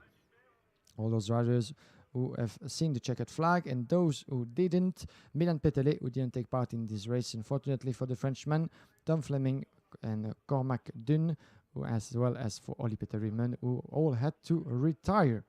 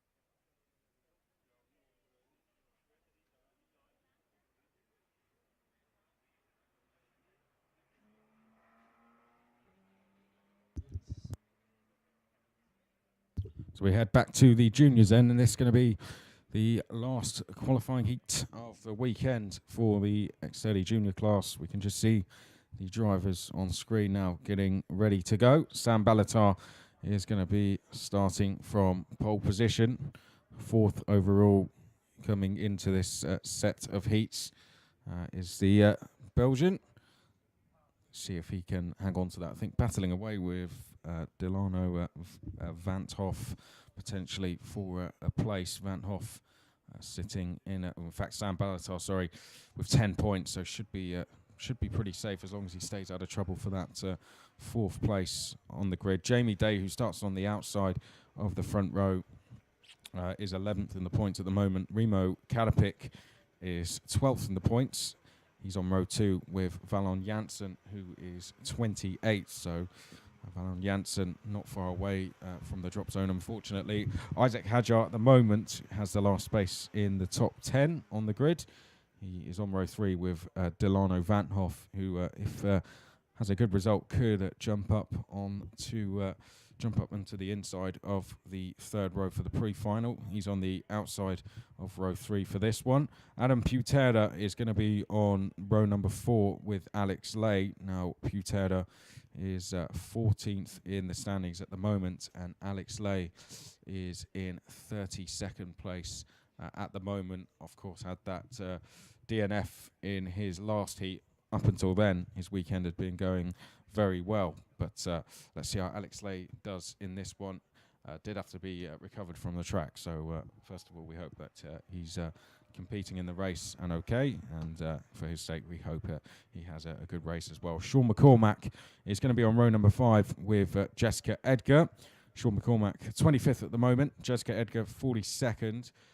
Bit of bad luck because Jessica Edgar, I believe, was sitting in 34th at the start of the day, so it's dropped down just a little bit, but has this last heat now to try and recover some points. Row 6, Freddie Spinlow was quickest in his last heat. Christian Ho alongside. Ollie Pilker and Lorenzo Patrese are on row 7. Josh Dufek, I don't think started his last heat or had a DNF, due to start on row 8 with Jan Kalmet.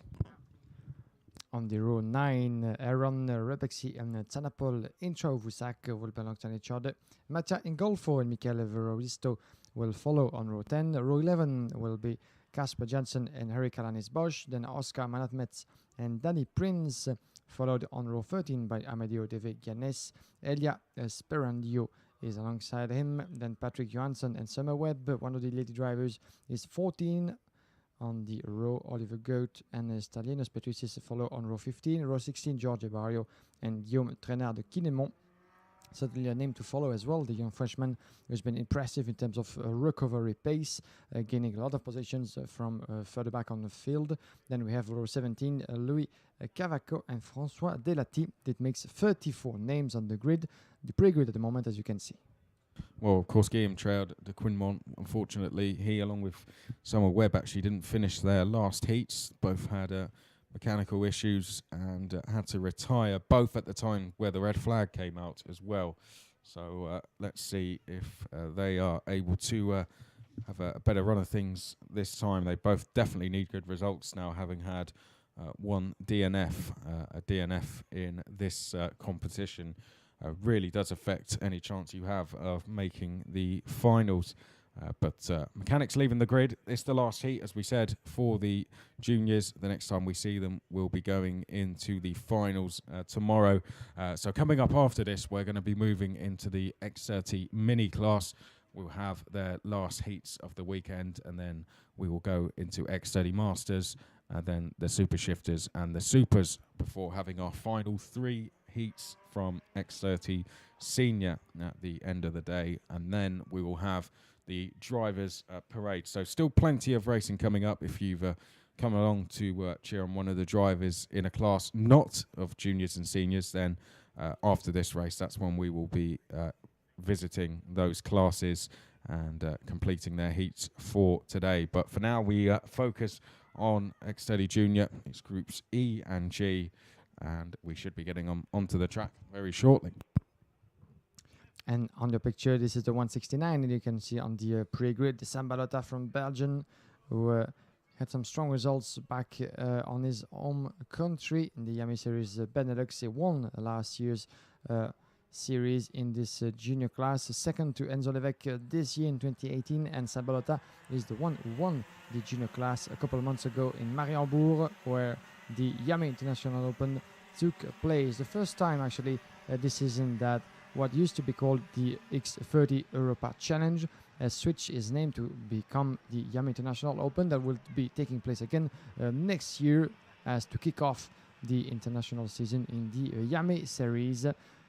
As we get back to the pinnacle of all those IAME X30 series in the world, the IAME International Final. We're live once again, ladies and gentlemen, from Le Mans, as the starting grid that we've just been round 2 is appearing on your screen. IAMEkarting.com if you want to follow us through all the remaining qualifying heats of today. As for now, we have the juniors, the E and J groups on track, performing what is the warming lap before the second round, as to get the starting grid information for the rolling start that's about to come, and one more lap to come, and Sabalota is going to have to dictate the pace. Jamie Day alongside him, the 124. Those two are respectively 4 and 11 in the rankings. Sabalota showing some improving and impressive pace at the same time since the start of the competition. Remo Kadapik, a bit of a trouble for the Estonian driver in third place. Valon Janssen alongside him, and some ground to recover as well for the Belgian driver. Only 28 in the provisional ranking as we speak. As a reminder, only 33 tickets will be awarded for the pre-final in this category. As for each of the categories, the pre-final determining the starting order in the final of each of the class on Sunday afternoon. Dylan Avantov is not further back behind, the number 6, as we're about to be starting in this formation lap, about to be completed.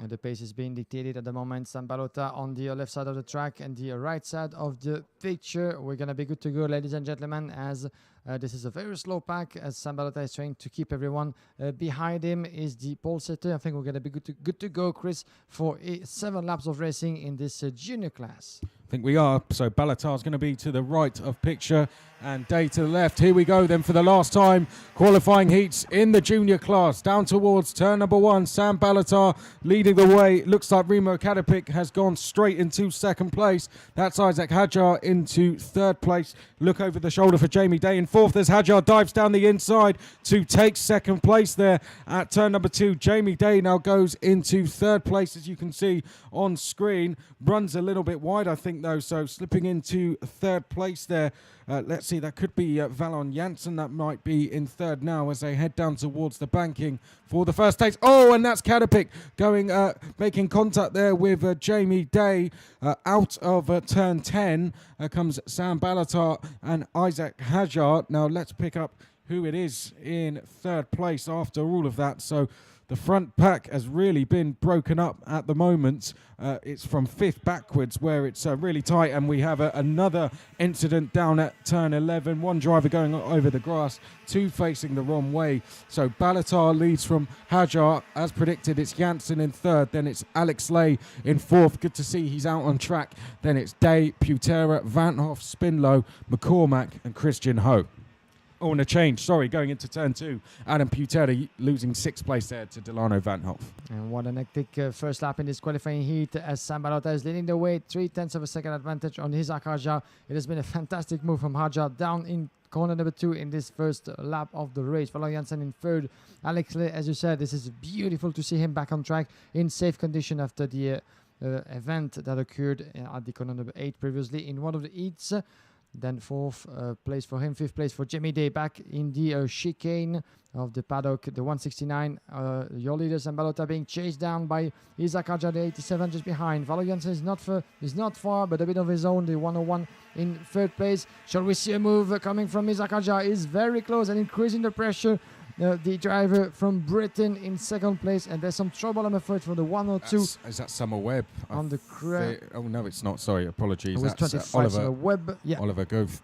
Yeah, well spotted on that one. Oliver Goeth really stuck on the track as we speak, and falling further back in the field, back at the forefront. And Balota has been just passed by Isaac Hadjar. In the meantime, there's your new leader from Forza Racing and Britain, Isaac Hadjar, now leading the way after 2 and very soon 3 completed laps in this race. And Sam Balota is still in his tail. Let's see if the Belgian driver looking over his shoulder to see where Valo Janssen could be, and still he stays behind. But Valo Janssen, look at him coming back in third position. There's going to be a battle for the Belgian for second position, and still the first is up for grabs as Isaac Hadjar is coming across, but not far in front. And there goes Balota, but he's a bit too short to get around the inside. Yes, Sam Balota not able to find a way through. I think Isaac Hadjar is actually originally from France, but just racing on a British license. Might be wrong.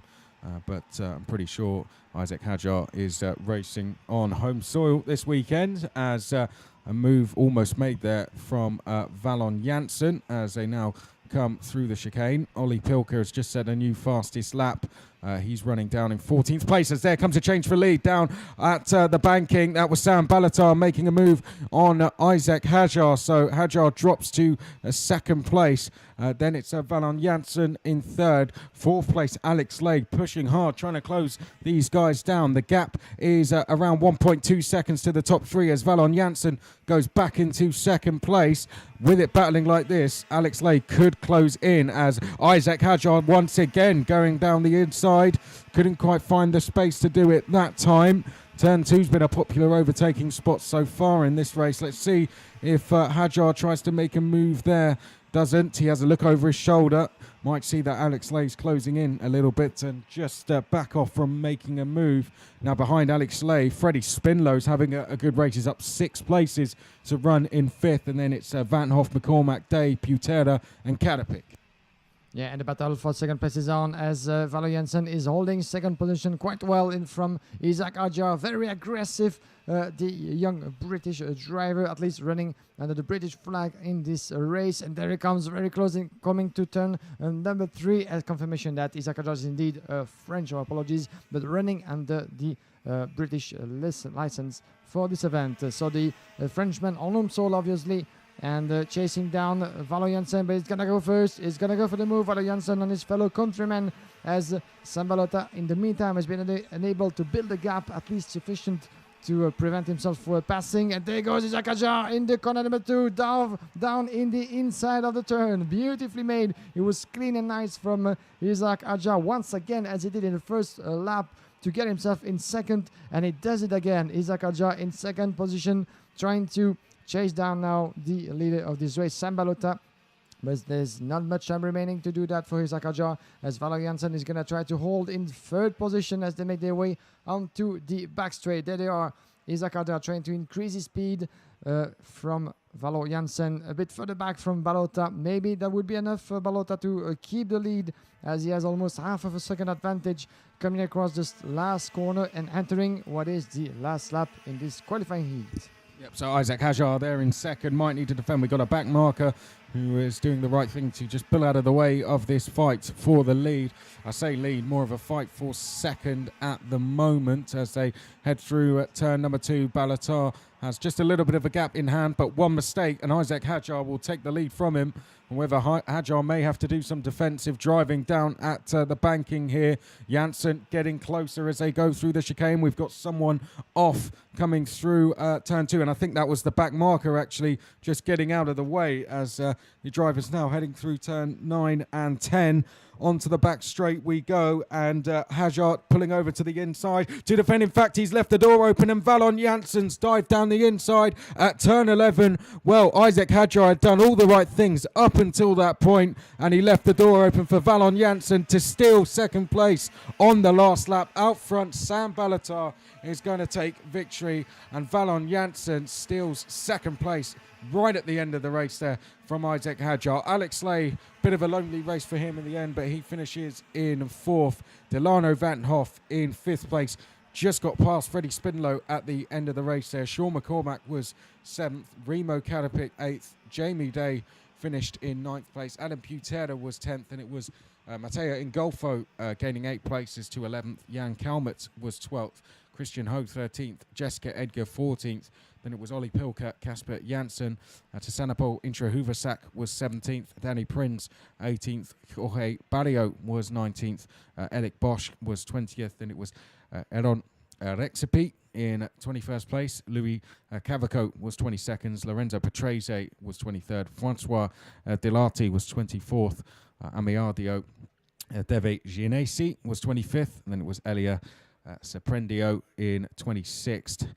Michael Vristo was 27th. Summer Webb was 28th. Patrick Johnson was 29th. Oscar Manamets was 30th. Fortunately, Guillaume Treillard de Quinmont not finishing again, and Oliver Goat not finishing the race as well. We saw that a little bit earlier in the stream. Josh Dufek didn't start the race, and Petrosis retired from the race. Now, looking at the points, Sam Balatar was sitting in 4th place, so that win secures, I'd say, a second row start for him in the pre-final tomorrow. Valon Janssen, 2nd place, should safely see him through to the final. He was 28th, so I'd say that's him comfortably into the final. Probably starting around 25th place, I'd say, maybe a little bit higher. Isaac Hajar, well, he was 10th, so should be in the top 10. I'd say probably around the 5th row where he is at the moment. Alex Lay, now he was 32nd, so a 4th place there should see him into the final.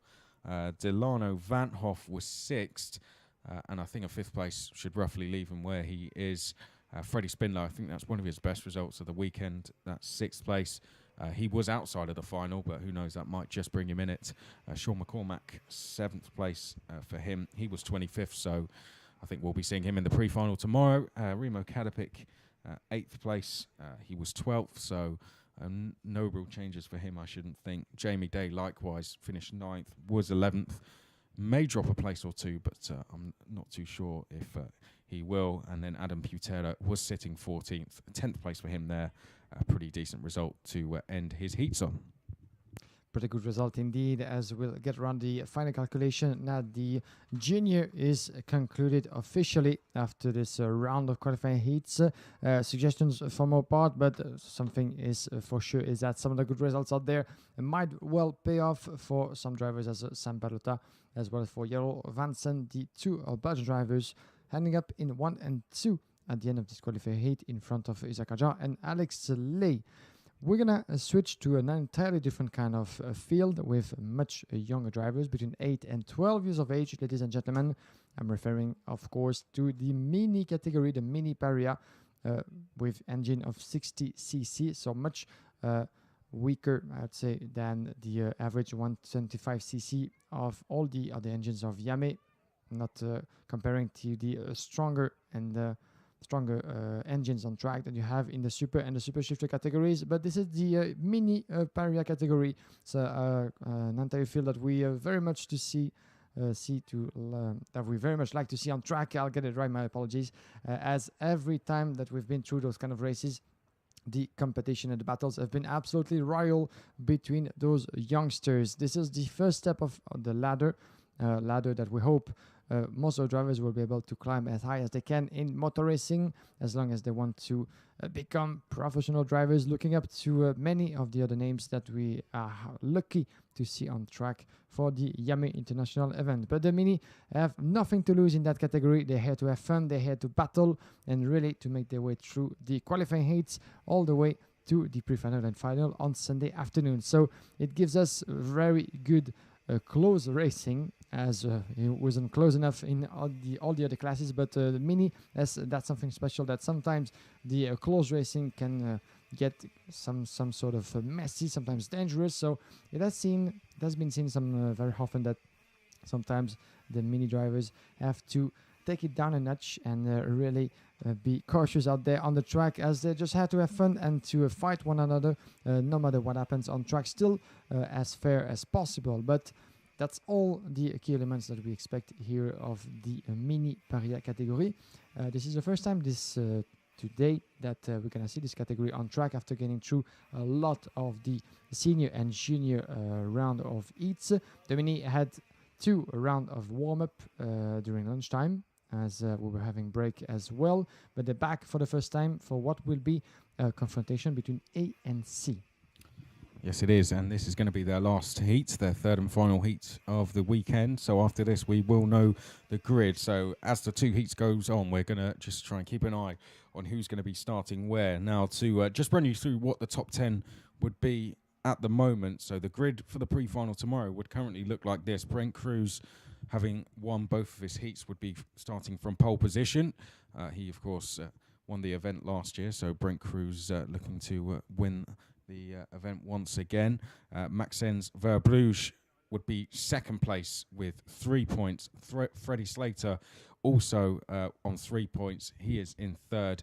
And then it would be Miguel Luzaraga in fourth place. He has 5 points. Sebastiano Pavan is fifth with 6 points. William McIntyre sixth with 7 points.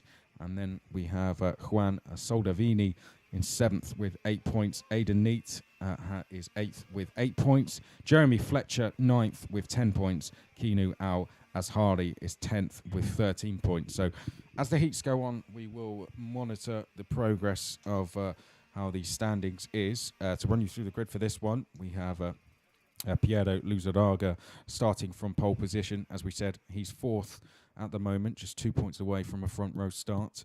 Maxence Verbruge is chasing pole position, so really needs a win here to stand a good chance at that. The French driver starts on the outside of the front row. Then we have William McIntyre on the inside of row 2. Sixth place for him at the moment and only 2 points away from a row 2 start. Soldavini is on the outside of row 2 at the moment. Douda Decker, 13th place in the standings at the moment. Douda Decker has had a 6th place and an 11th place. Guillaume Balzar is on the outside of row 3 in 15th place. He has had let's have a look, a 10th and a 9th place. Kinu Al Azhari, as we said, is 10th, a 6th and a 7th for him so far. Then we have William Goat in 16th place in the standings. He starts on the outside of row 4. He's had a best result of a 7th. And then it's Nicolas Lacorte, 37th at the moment, so does miss out on the pre-final. Just having a look, same as ever, the top 33 will go through, one will go through from the B final. So he's just sitting outside that top 33 at the moment. Nathan Otting on the outside of row 5, currently 14th in the standings. Sitavi Limentarak is on row 6 with Jeremy Fletcher. Kimi Melu is on row 7 with Lorenzo Marquez. Then we have Emilio Sardes Yiping on row 8 with Valerio Rinicella, and Ruben Volt and Roy Shaw on row 9. On row 10, we're going to have the Italian driver Simone Bianco alongside Sebastian Philippe Rude. Tom Callender and Jordi Dreis will be alongside each other on row 11. Then Georgios Kafantaris and Kimi Abraham from Belgium will be on row 12. Row 13 for Arthur Rafanel and Ron Madesh. Liam Verbeek and Zia Dong will be on row 14. Row 15 for Jerome Hubert and Danny Shields. Then we have Ewan Kutsch, Bertie Gibbons, Emil Sederberg and Nicolas Fagakis in row 17. And Mathilde Ferreira closing up the 18th row. We have a total of 35 drivers on the track right now, getting underway on the formation lap. The mini driver, as you might have noticed, are running smaller tires, smaller chassis for an equally smaller grids, but not lacking any of the talents and very skilled drivers for the years to come. And that's what we like about the mini category, as we said, with many of the drivers having no complex at all, trying to get past one another, even in such an aggressive fashion. That is part of a good close moto racing, as we have here much of the time for the mini, making their way onto the back straight line, as we're going to have from the first row on the grid, Miguel Piero Luzaraga, Maxence Verbrugge sitting in second in the overall ranking, as Chris went through the possibilities of having someone like Maxence Verbrugge starting from pole position. We'll get around the final classification on the way to the pre-final a bit further a bit later in this afternoon. For the meantime, William McIntyre and Juan Francisco Soldavini will be alongside each other on second row. And we're going to go, ladies and gentlemen, for one more warm-up lap. Indeed. Yeah. This is not a start. And this is the first time, actually, of the entire weekend that we get to go for one more warm-up lap. Well, I think it was certainly almost like they'd planned to have a full start there. There was absolutely no chance that one was going to go. Piero Luzaraga and Verbrugge came round at far too quick a pace, but we go around one more time then, and we should hopefully be ready to go racing at the end of this lap. Piero Luzaraga, Verbrugge row 1, McIntyre, Soldavini row 2, De Decker and Balzar row 3, Al Azadi and Go row 4, Lacorte and Ottink row number 5, as the driver's just heading round the banking at the moment. It's going to be a 7-lap race. To remind you, in terms of the grid, we've got the drivers who are sitting 2nd, 4th, 6th, 7th and 10th at the moment on the provisional pre-final grid in this race. We'll keep you updated on the points as we go along throughout this race and the next. By the end of the next race, we'll know the grid for the pre-final in X30 Mini. Now, they had no problems getting underway yesterday in the mini class, but today need a little bit more convincing just to get slowed down. But Guillaume, they're at a nice and steady pace now, so hopefully we go racing this time. Yeah, this time around, I thought that once again Miguel Piero Luzagara was not going to keep the pace as for the others, but this time it looks very promising, and we're going racing now for 7 laps in this mini category. Here we go, and a good getaway from Miguel Piero Luzagara, the Spaniard. Around the corner number 1. Let's hope that everyone gets out in safe conditions. Yes, it is for the Pulsator, and some trouble already for the 879 for the back in the field. This is Georgios Kafantaris, I'm afraid, who just went round in the corner number 1. Let's get back at the forefront. As we said, the Spaniard driving the Fernando Alonso karting chassis is getting away already from the rest of the field. Let's see if Maxen Verbrugge made his way into second place. This is William McIntyre, who got past Maxen Verbrugge for second. Making their way into the corner number 8, the so-called banking, as we have still one driver stuck at the outside of the corner number 1. I think this is still the same driver that we had on picture. No, he's getting back on track. This is someone else in trouble further back order of your picture, as the 4 front leaders are about to complete the first lap and change in the lead. The well spotted Chris, as we have the 818 of William McIntyre. Yeah, beautifully made, and is now leading the way. Yeah, well, I'll tell you what, the outside road just didn't get going at the start. Verbrugge, I'm not too sure where Maxen's going to be, down in 8th place. So it was just all at the start on the run down towards turn 1. The inside rows went, and Maxen Verbrugge was almost stood still. And McIntyre has now gone into the lead, went through the second quite comfortably at the start. So De Decker from row 3 has moved into 3rd. Al-Azari from row 4 has moved into 4th place as they head now through Piff Paff and down towards the banking. McIntyre leading the way at the moment. Piero Luzaraga is there in 2nd place. 3rd place, Dao De Decker. De Decker has had a lot of success around different championships around Europe in the mini classes, and definitely going to be a front runner this weekend. That's William McIntyre. This his first race out of the UK, I believe, but has a very successful season in the British Championships. Been a real breakthrough year for him as they come down the start-finish straight and complete lap number 2. Look at the battle for 4th place. Al-Azari in 4th place. Lacorte is there in 5th place. Verbrugge now trying to make a place back and goes through the 5th at turn number 1. So Verbrugge into 5th place. Then we have Limontada. She's come up 4 places to run in 7th place. And it's Soldavini, Balzar and Otting. Yeah, this is going to be time to recover the place he had lost, Maxen Verbrugge, as he was starting from the first row of the grid, 5th at the moment, getting past Nicola Lacorte, as we've just seen on track in corner number 1. And there he goes. He needs absolutely to catch up with the top 2 driver, getting their way into turn number 8. Beautifully made from, I think the 8-13 was Kenny Alzari defending. I think it was from Maxen Verbrugge. Dao De Decker in 3rd place as we come across the corner number 11. There's your leader. William McIntyre in front of Luzaraga, the Spaniard, being really squeezed between McIntyre and Dodecker, those two. And three drivers as just separated by 0.2 of a second coming across the finish line just in front of us, making their way into turn number 1. And as you can see, McIntyre is trying to shut the door as soon as possible to prevent the Spaniard to get through on the inside or around the outside. That could be still done.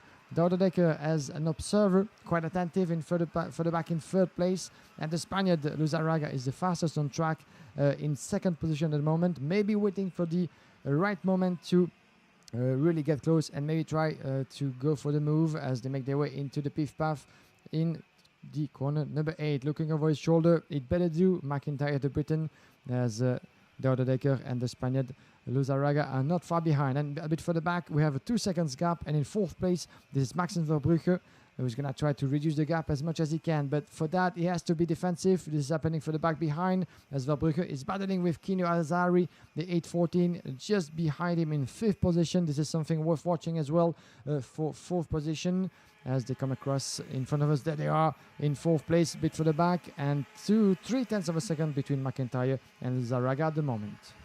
In towards turn number 1 then. McIntyre still leading the way there. It's very close for second place. Dodecker, I think, trying to line up a move here now on Luzaraga. He's been trying to work with Luzaraga for a little bit, but Dodecker, who is 13th in the points at the moment, could be going for a move this time. Luzaraga is 4th, McIntyre 6th, so McIntyre could be getting the jump on Luzaraga here in terms of points at the end of this race. We'll update our own points when we get to the end of this one, and then by the end of the next race we should be able to bring you at least a predicted top 10 unofficial result. That is the 852. I'm afraid that's gone off the circuit, and just looking down, that looks to be, let's have a look down the standings as the leaders make their way around the final corner. That is Xiao Dong, unfortunately, the Chinese driver, out of the race. But down the start-finish straight, we're battling away for second place. Dodecker almost got into second place there, and now tries again in towards turn 1. And Dodecker into second place. Piero Luzaraga running across the curb. Well, Luzaraga using more than the track there to hang on to second place. And Dodecker may be a little bit frustrated about that. Yeah, the Spaniard is going off limit, obviously, in the exit of the corner number 2. And number 1, my apologies, and is still leading in front. Second position, looking over his shoulder. Dodecker is going to go for the move once again. The young Belgian driver, maybe in the corner number 8. There he goes, diving into the inside line of the banking corner and going in out in second position. There they go. And now still the Spaniard Luzaraga, who managed to stay in front. A beautiful battle for second place at the moment. And Dodecker, we really felt out of the corner they could actually manage the momentum going into the back straight. It's not happening yet, as we're going to enter already into the last lap of this race.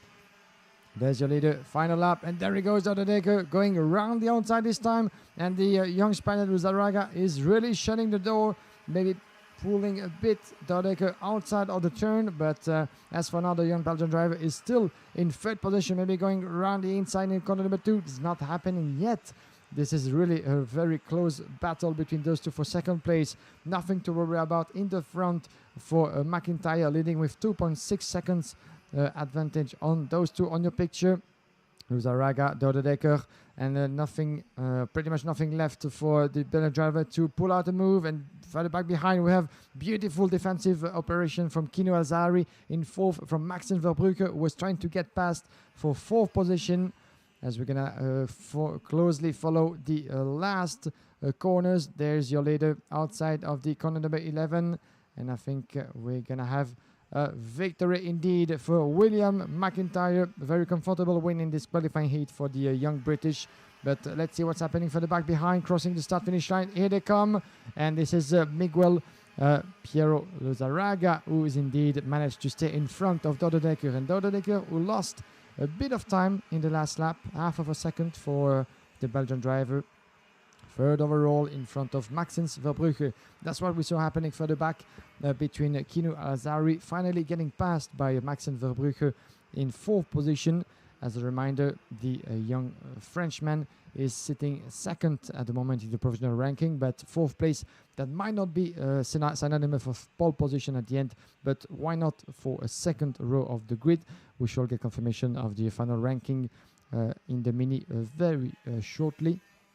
Then in fifth, Kini Azari, as we said, Nicolas Lacorte crossing the line in sixth position ahead of Sitarve Lamantarak. Beautiful performance for Lamantarak, the 109, the lady driver of the field, one of the lady drivers in this mini category. Juan Francisco Soldavini is 9th position, preceded by Jeremy Fletcher in 8th. Then we have closing at the top 10, Guillaume Bouzard in 10th position, Ruben Volt is 11, Emiliano Ceris Yipping is 12, 13th place for Kimi Merieux in front of Arthur Rafanel. Good race from the Frenchman, 11th place is gained at the end, 9 for Kimi Abraham from Belgium in 15th, and 16th place for Simone Bianco. Nathan Otting then was 17th place, Tom Callender 18th, and it was Sebastian Rudd in 19th, Jerome Huber 20th, William Go 21st, Valerio Rinsella was 22nd, Jordi Dries 23rd, and then it was Roy Shaw, Danny Shields, Emil Sedeberg was 26th, Lorenzo Marquez was in 27th, and it was Rohan Madesh, Nicolas Frakagis was 29th, Matilda Ferreira 30th, then it was Bertie Gibbons, Yushen Ki, and then we had Kafantaras, who came off at the start, as did Xiao Dong came off in that race as well. Liam Verbeek, unfortunately, not finishing after I think it was an incident on the opening lap. Now, just a bit of an update then. So in that race, we had the drivers who were sitting provisionally in 2nd, 4th, 6th, 7th and 10th on the grid for tomorrow's pre-final. If you've just joined us, first of all, thanks for being with us here from Le Mans for the IAME International Final. We're completing the last heats for each class, and then tomorrow we will go straight into the finals. We'll have C finals, B finals, pre-finals, and then finally, of course, the all-important 6 finals for each class. But this really now will decide the grid. We roughly know where each driver is potentially going to start. Now we will get full confirmation. So the higher up you finish, the lower amount of points you score. So Brent Cruz with 2 wins has 0 points at the moment, which doesn't always sound correct, but that is a good thing in this case. And now updating the points of the guys we've just had out there, within the top 10 on the grid, we had 5 drivers sitting in the top 10 on the pre-final grid out in that heat. They were 2nd place, Maxime Verbrugge. We also had Luzaraga, McIntyre as well. Also out there, we had Soldavini and Kinu Al-Azhari. Now, I can tell you, we have 3 drivers now tied on 7 points after that. William McIntyre, with his win, goes to 7 points. Also on 7 points, we have Maxime Verbrugge as well as 4th place, Luzaraga. 17 points it is then for Soldavini, and 18 points for Al-Azhari. Now, we have, of course, a few more drivers to go out there within the top 10, but 3 drivers tied on 7 points is pretty interesting indeed. That makes Brent Cruz's job of taking pole position a lot easier. That means all he has to do really in this race is finish in the top 7, and he will be pole position for tomorrow. What it also means is it's opened up the door for Freddie Slater. Freddie Slater starting on the outside of the first row. He's got a good chance here of taking 2nd place overall in the intermediate classification. Taking pole position, he'd need Brent Cruz to have a 4th place or worse, and he'd need to get a victory. But Freddie Slater, all he needs to do is finish within the top 3 places, and he will be guaranteed a front row start for tomorrow. So these are the situations we're going to be following. Sebastien Pavan likewise has a chance here of moving up the field if he can get a win or a 2nd place. But we're going to just do some more calculations, and we'll be back very shortly after a quick break.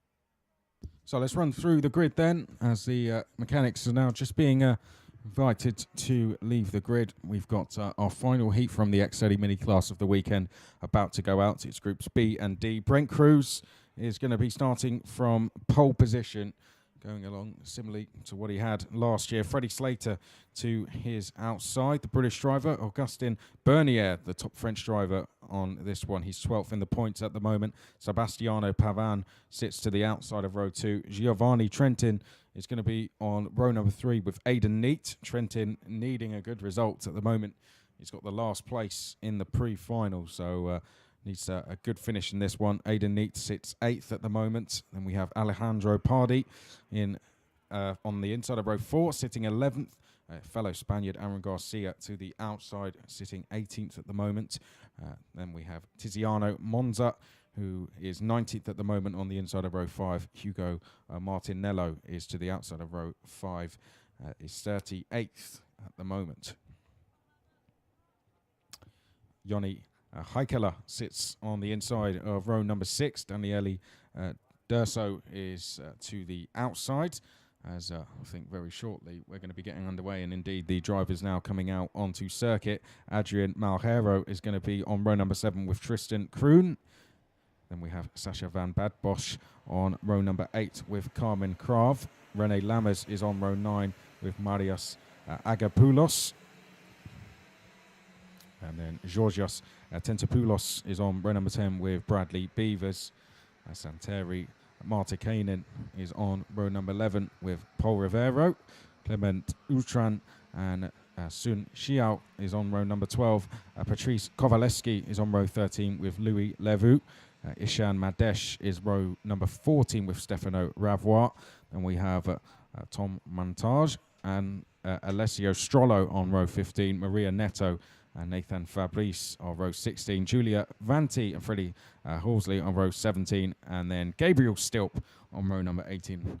Gabriel Stilp not actually being able to participate in qualifying due to some mechanical problems. So it's had to come all the way through from the back of the field in every single race. But out front, Brent Cruz, perfect weekend so far. Pole position, 2 wins. It couldn't be going any bit at, well, say pole position, 2nd place overall. Pole position for this heat, 2 wins. So that has to be a correction, of course, because overall pole position went to Miguel Piero Luzaraga.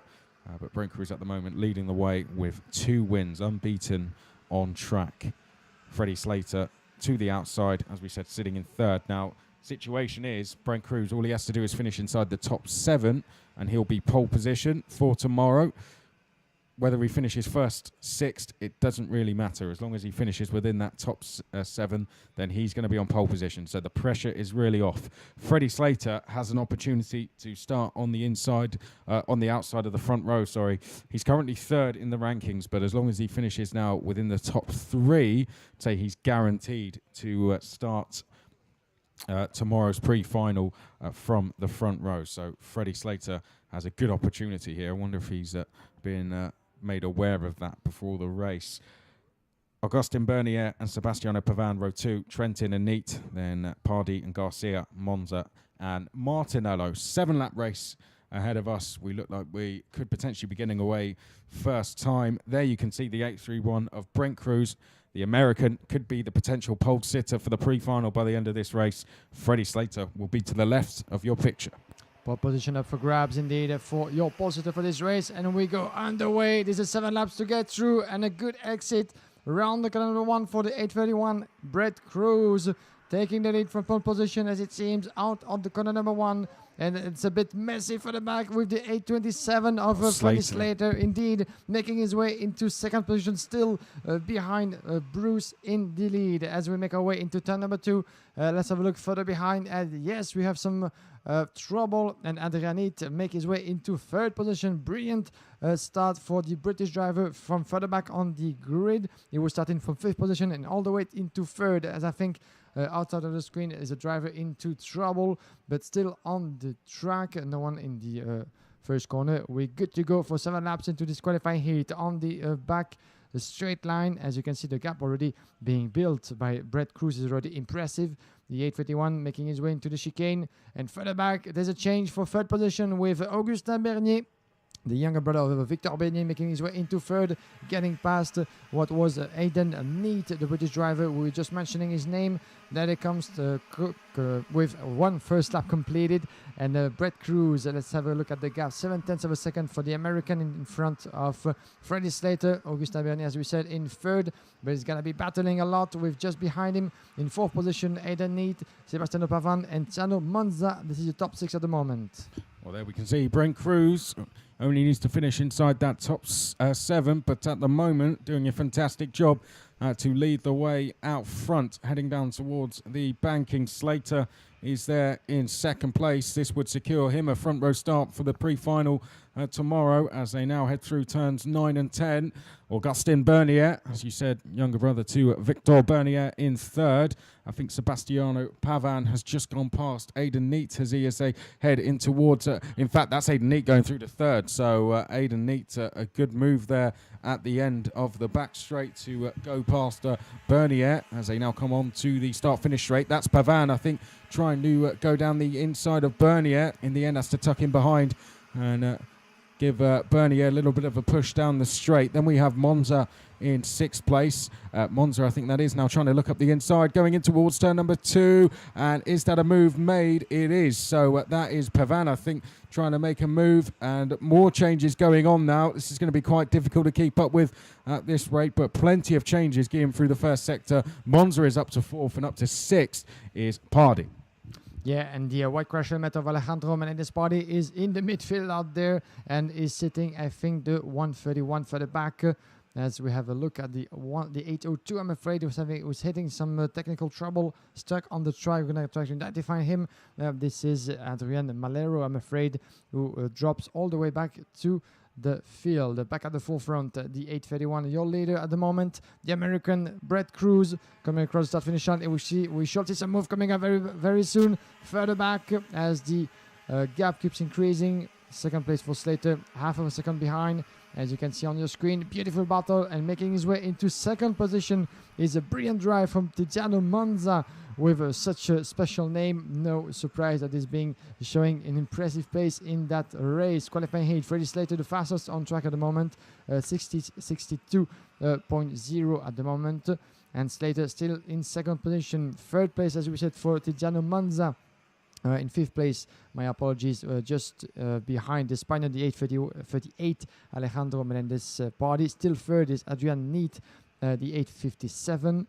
And this is still being quite a messy in entering the corner number 8. So a lot of overtaking in the midfield, but at the forefront, as we can see on your screen, the gap is decreasing between Brett Cruz and Freddie Slater. Those two are going to be battling in the next 3 laps to come. As you can see, the leader is putting under a lot of pressure from Slater, and he goes for the win. Certainly, it goes at least for the overtaking maneuver around the corner number 1. There he goes, the 80-27, beautifully made. It was clean and easy for Freddie Slater, and not so much of a defensive work put together by Brett Cruz, but the American driver is smart enough to know that it still has time in this race to get around his opponent for the lead as well. So we shall keep a close eye on the battle for the lead. As for the moment, Freddie Slater is leading the way in front of Brett Cruz.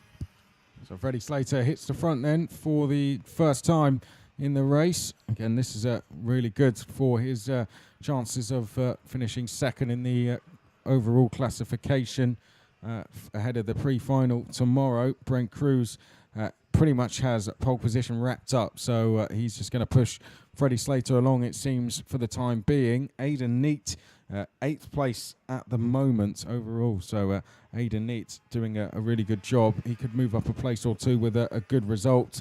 Whether he can catch the top 2 is going to be very difficult now, because they are beginning to push each other along, as Freddie Slater there just heading through the first corner. Brent Cruz in chase. Look over the shoulder there, and Brent Cruz showing no signs of making any moves just yet. So let's look further back then. Melendez Party is still there in 4th. Then we have Monza in 5th, up 4 places at the moment. Sebastiano Pavan is 6th. Augustin Bernier 7th. Tristan Kroon is 8th place. Aaron Garcia has gone up to 9th place ahead of Giovanni Trentin. Utran has gained 11 places so far and is up to 12th. Gabriel Stilp, the biggest mover in the race by far, 16 places gained, is up to 19th place at the moment.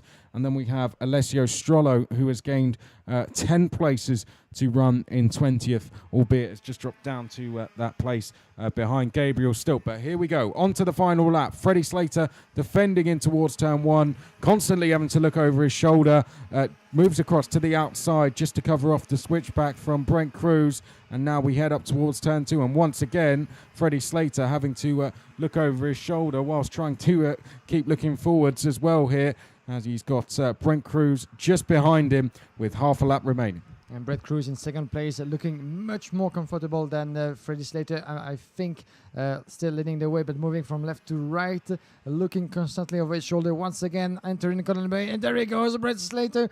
Shall we see maybe a contact? Yeah, I think there was a slight contact between those two, but as a result, Brett Cruz is making his way into first position, looking over his shoulder, and there's a gap of almost 0.2 of a second already.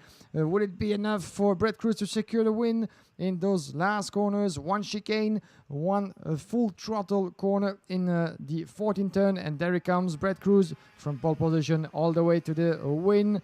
It has been a beautiful move, but certainly not happy, as you can see actually Freddie Slater waving his hand in a sign of protest. So shall we see, or shall we expect some complaint from Freddie Slater, the British driver, finishing in second place?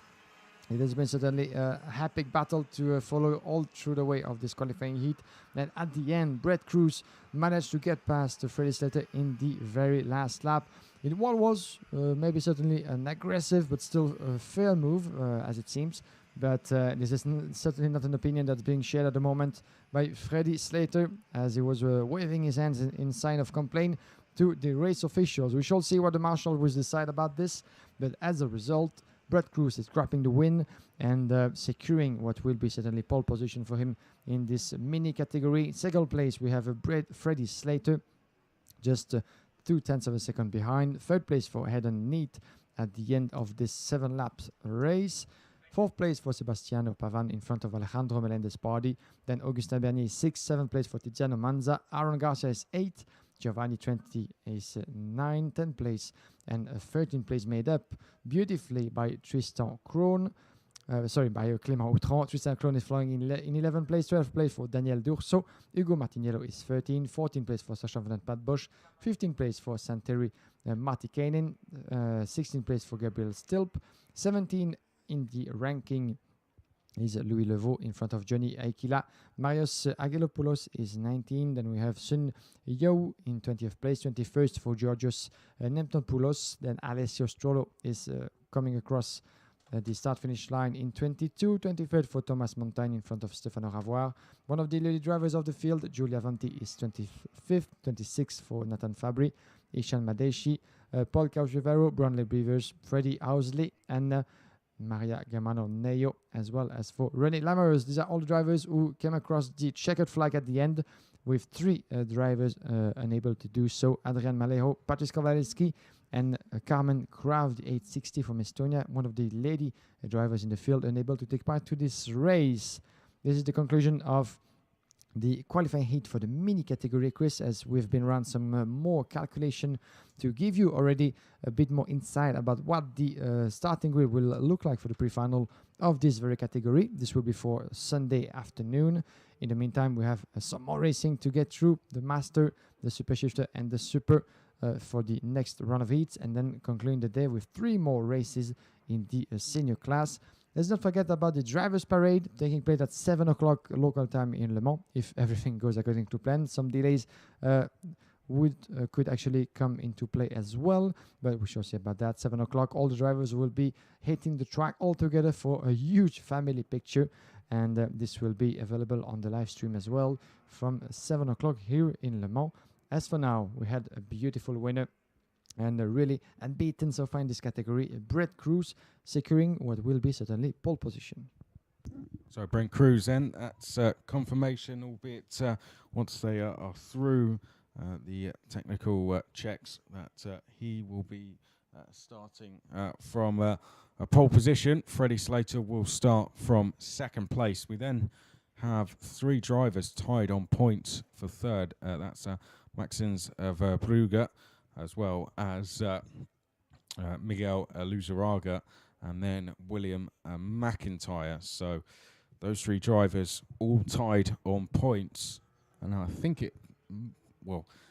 I can't say for sure, so I'm not actually going to guess, but I'm not too sure if it goes back to qualifying practice into terms of who takes third, who takes fourth, and who takes fifth. If that were the case, then it would be, of course, Miguel, wouldn't it? As he qualified an overall pole position, who would be starting from third place. But they'll fill the third, fourth, and fifth positions. Sixth place will then be Juan Soldavini. Seventh place will then be Aidan Neat. Behind that, it will then be Soldavini. 17 points will be next along. 18 points is then Jeremy Fletcher, and he's tied on points with Akinu Al-Hazari. So Cruz is first overall, then Slater, then we're tied between Luzaraga as well as McIntyre and Sebastiano Pavan, and then we go to 11 points for Aidan Neat, Soldavini 17 points, Fletcher 18 points, and Kinu Al-Hazari 18 points. That's to give you an idea of the starting grid ahead of tomorrow in the Mini X30 class. Of course, this will all become official very, very shortly, and we'll go through the grids at the end of the stream before we do the drivers' parade. As long as we have them all available to us, myself and Guillaume will read you out the grids for each class for the pre-final while we have a little bit of time to kill before the drivers' parade. So if you want to know who's going to be starting where, then do stay with us. We've got 3 X30 senior heats at the end of this stream as well, and they've provided perhaps some of the best racing so far this weekend. So do stay with us. We've got 2 Masters races coming up now, then the Super Shifters, then the Supers, then those mentioned senior races, and then we'll go through all the grids that we can before the drivers' parade. So we go from the youngest to the oldest now. The X30 Masters currently getting themselves ready to go for their final heats of the weekend. 2 heats coming up. They've been split into 4 different groups. These are groups A and C. So we have our overall pole sitter starting at the front of the grid in Francois Puget. Julien Poncelet is going to be starting to the outside of row 1. Now, Francois Puget is second in the points at the moment. He has had a win and a second. Julien Poncelet yet to be beaten. So only 2 points between these two. This could be the battle for pole position for the pre-final tomorrow. It's almost a head-to-head between the two. Then we have Gustavo Mikkelsen in third place, who is currently on 4 points. Gustavo Mikkelsen with a 4th place and a win. Richie Faulkner then starts to the outside of row 2. He's currently sitting 10th overall. He's had a 9th and a 5th. Let's see if he can continue that progression in this one. Gerard Cavalloni, 6th in the points at the moment. He's on row 3 with having had 2 6th place finishes. Patrick Stiff is 14th place and has had a best result of a 3rd, but had 1/14th. A bit of a disappointing race yesterday. Morgan Risch is starting from the inside of row 4, 13th in the points. Then we have Wilfred Le Carpentier, definitely one to watch from the outside of row 4. A 2nd and a 3rd for him so far.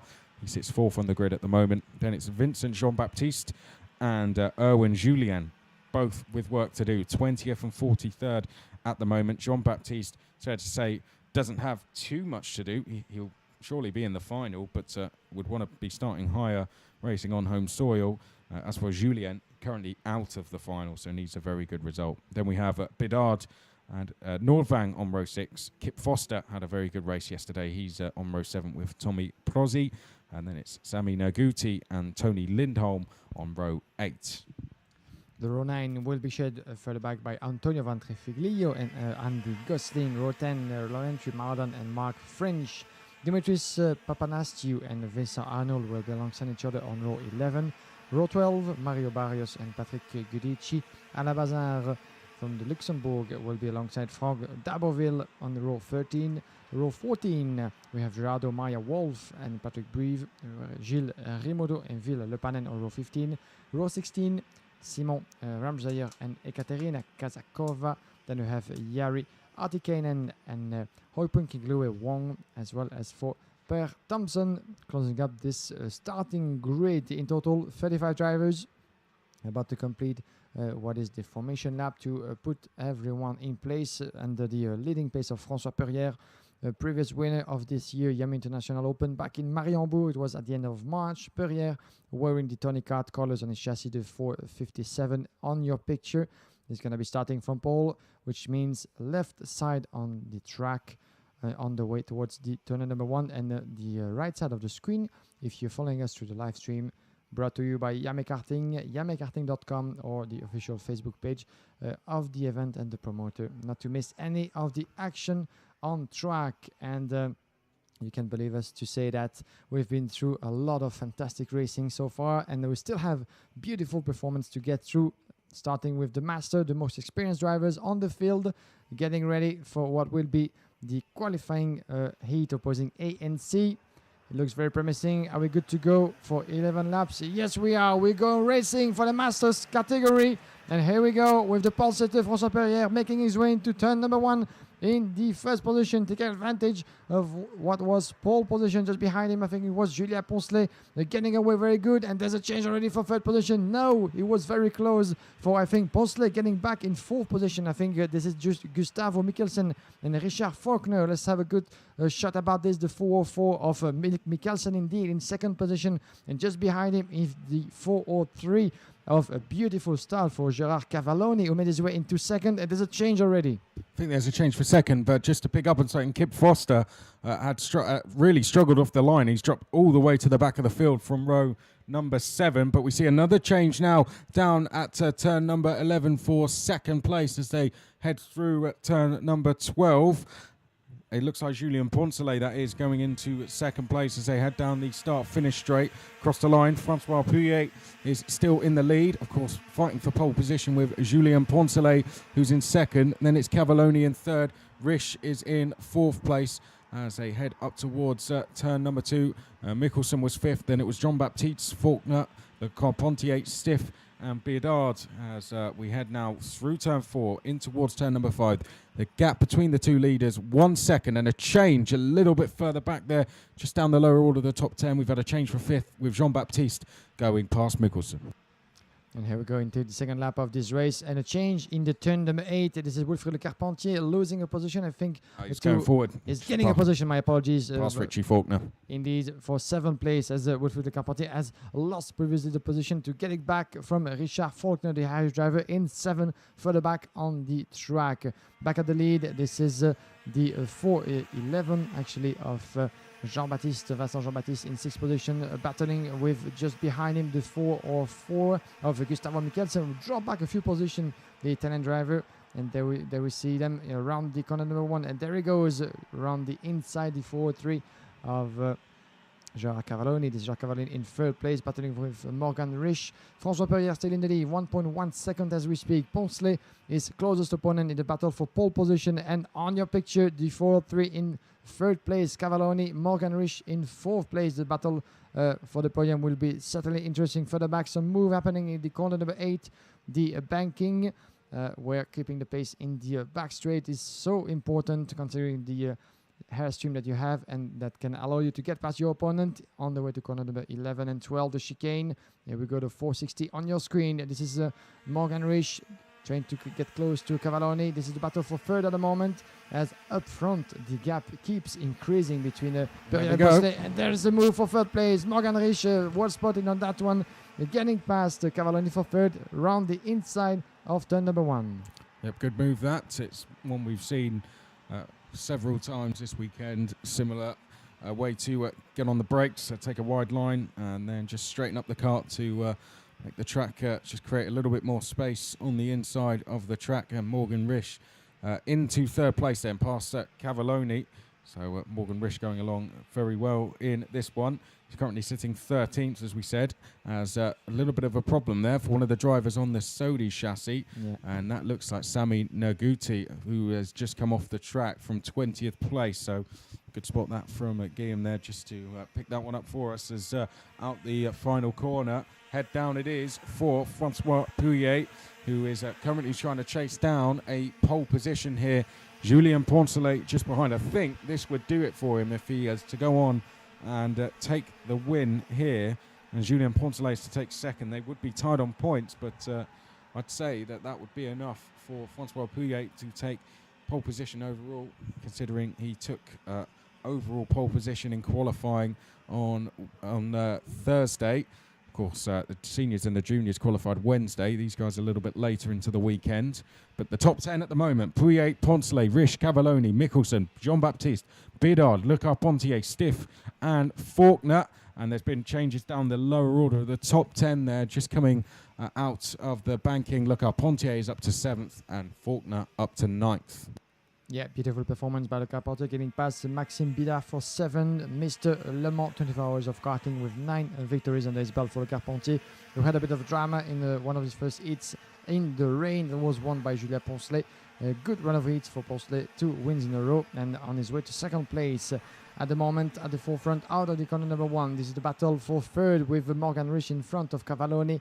Battle for third position indeed, and at the front Perrier 1.6 seconds on Poncelet himself, away of almost 0.4 of a second, but still we can see that both Morgan Risch and Cavalloni are actually decreasing the gap on Julien Poncelet. Is going to have to play defensive on that one for the back in the field. Some attempt I think happening in the corner number 8 back at the back straight. This is your two drivers battling for second, Poncelet and Morgan Risch, the 447 entering the chicane of the paddock, and this is really getting close. This is getting close for Morgan Risch on a very good pace since the start of this race, with 4 places gained and maybe a 5th one coming up as we've passed halfway through this heat. And there he goes, taking the inside line, beautifully made, but not so much as there's resistance from Morgan Risch and Julien Poncelet, and Risch is through. No, not yet actually. Still in third place. Yeah, it was still very in close. third. Julien Poncelet managed to hold him around the outside. Had to use that extra bit of curb they've put in to hold on. But Poncelet is up into second place. I've got to say, I've split views on that bit of curb there. But nevertheless, it worked in Poncelet's favour this time, as he is into second place. Morgan Risch in third. Gerard Cavalloni is there in fourth place. I wonder what happened to Kip Foster. Of course, he had that problem at the start of the race. He's up to 26, so he's slowly getting back up the field, as we've had a change almost there. It was certainly a look up the inside for Morgan Risch. He's now invited pressure from Gerard Cavalloni as they get on the brakes to go in towards turn number 1. Look who's getting closer as well. It's Mikkelsen, who is starting to get a little bit closer. Then it's Le-Carpentier back behind that. Francois Pouillet really stepped it up in this one. 55 point... well, I didn't quite catch the full lap time. 55.681. It was new fastest lap from Francois Pouillet to extend his lead to almost 3 seconds as we head down towards the banking. And someone's pulling up. Is that a back marker, or is that someone running into problems? In fact, that is someone who has hit problems within the top 10 there. I think it might have been Jean-Baptiste, but yes, it is. Vincent Jean-Baptiste, unfortunately, out of the race. And that is a real disaster for him as he retires down at the banking. Yeah, not so much of a good news for Jean-Baptiste Vincent. Let's get back at the front. And your leader, François Pouillet, is away.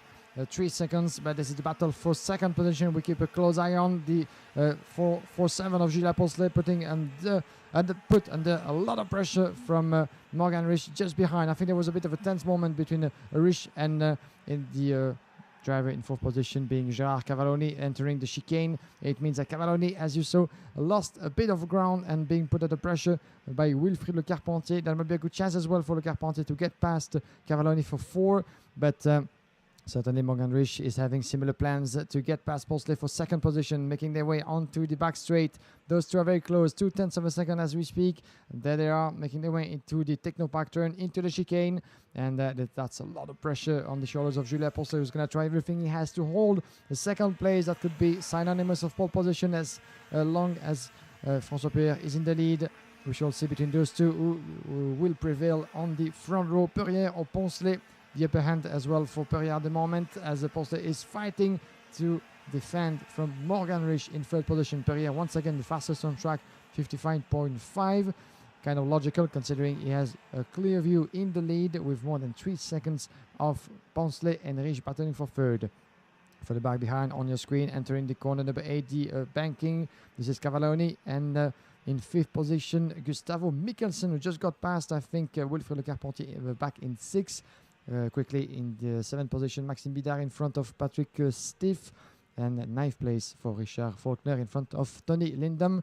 We're going to enter into the last lap. Then nothing is done yet between those two drivers, Morgan Rich and Julien Poncelet, battling for second. Here we go then, one more lap to sort this one out between Poncelet and Rich as they head down towards turn number 1. Poncelet just braking within the middle of the track there, just allowing no room on the inside for Rich as they come up towards turn number 2. Is Rich going to be able to dive to the inside? Here he isn't. Yellow flags have now been retrieved down at the banking as well, so a major overtaking opportunity has been opened up once again for Morgan Rich in second place as they head now through the chicane down towards the banking. I don't think he's going to be close enough there. In the background we could see a change for fourth place. Yes, we do. Mikkelsen down the inside of Cavalloni. That's Richie Faulkner on screen as well. I think having to defend from Lindholm. Back to the battle for second. It's now up at turn 11, and some defensive driving going on here from Poncelet when he perhaps didn't need to do it. Mikkelsen there in fourth place. Is he going to be able to hold on to that though? Because looking up the inside was fifth place of Cavalloni. Flags out. That's your winner, Francois Pouillet, and potentially your pole sitter for tomorrow as well. Julien Poncelet finishes in second place. Rich finishes in third place. Fourth place goes to Mikkelsen. Then it's Cavalloni in fifth. Le Carpentier is sixth. Bidard is seventh. Stiff is eighth. Faulkner ninth. Lindholm was 10th. Then it was Prossi in 11th. Vincent Arnaud was in 12th place. Nordvang was 13th. Julien 14th. Mario Barrios was 15th. And then in 16th place, we had Mark French. Mardan was 17th place. Andy Gosling 18th. Gudici was 19th place. Kip Foster managed to recover to 20th after his earlier troubles. Alain Bazar was 21st place. Patrick Brive was 22nd. Vili Lepinen 23rd. And then we had Gilles Rimaldo in 24th place. Antonio Ventri Figlio was 25th. Papanastasiou was in 26th place. Then we had Kazakova in 27th. Hopen Wong was 28th place. Razmeyer was 29th place.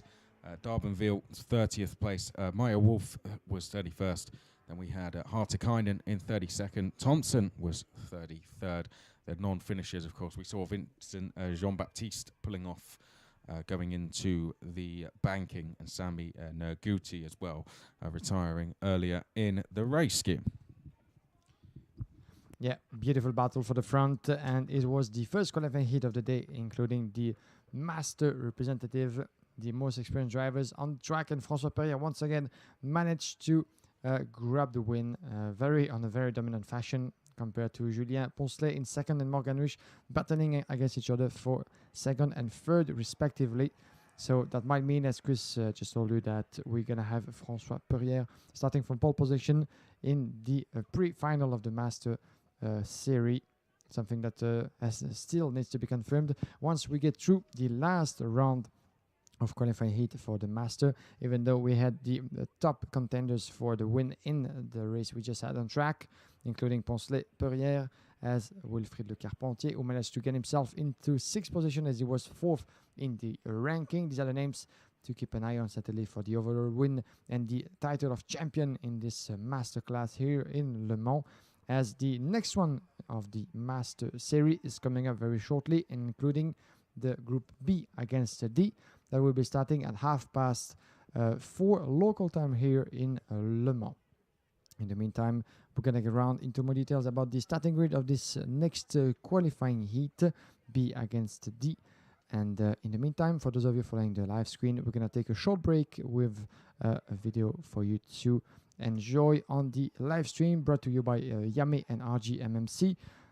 IAMEkarting.com, the official website of the promoter, or the official Facebook page of IAME Karting, not to miss any of the action. Make sure to tune in and to check out the content that has been published so far on Facebook, and to the on-track action that we're more than happy to cover up for you. We'll be back in a couple of minutes.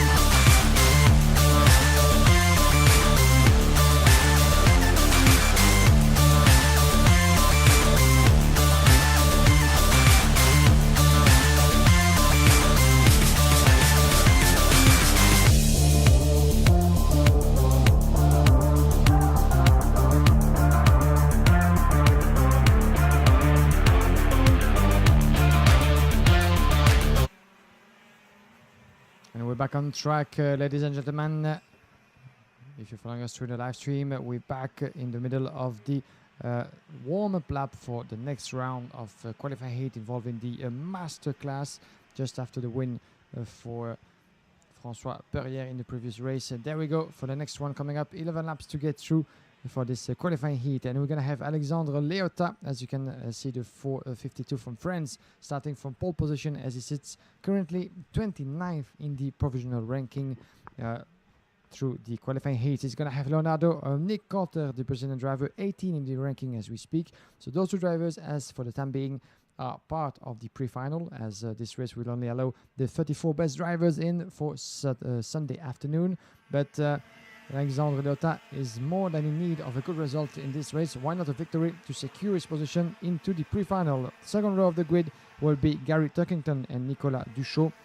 Then we have third row Taiharo Nakamori and Johan Renault. Fabio Kiltica, 11 in the ranking and one of the best out there, with Gary Tuckington 7 as we speak. Remy Eastwood, 12 in the ranking, will be alongside Kiltica on row 4. Fifth row on the grid, Gildas Kinke and Marcus Otio. Then we have Laura Marchandise and Mikko Lene, row 6. Row 7, Franck Ruxel and Christophe Gimeno. Alexandre Rich and Mathieu Boudon, row 8. Row 9, Derek Wilson and Sean Slane. Angelo Ardito and Hiroyuki Saka, row 10. Row 11, Yanni Fokin and Willy Runge.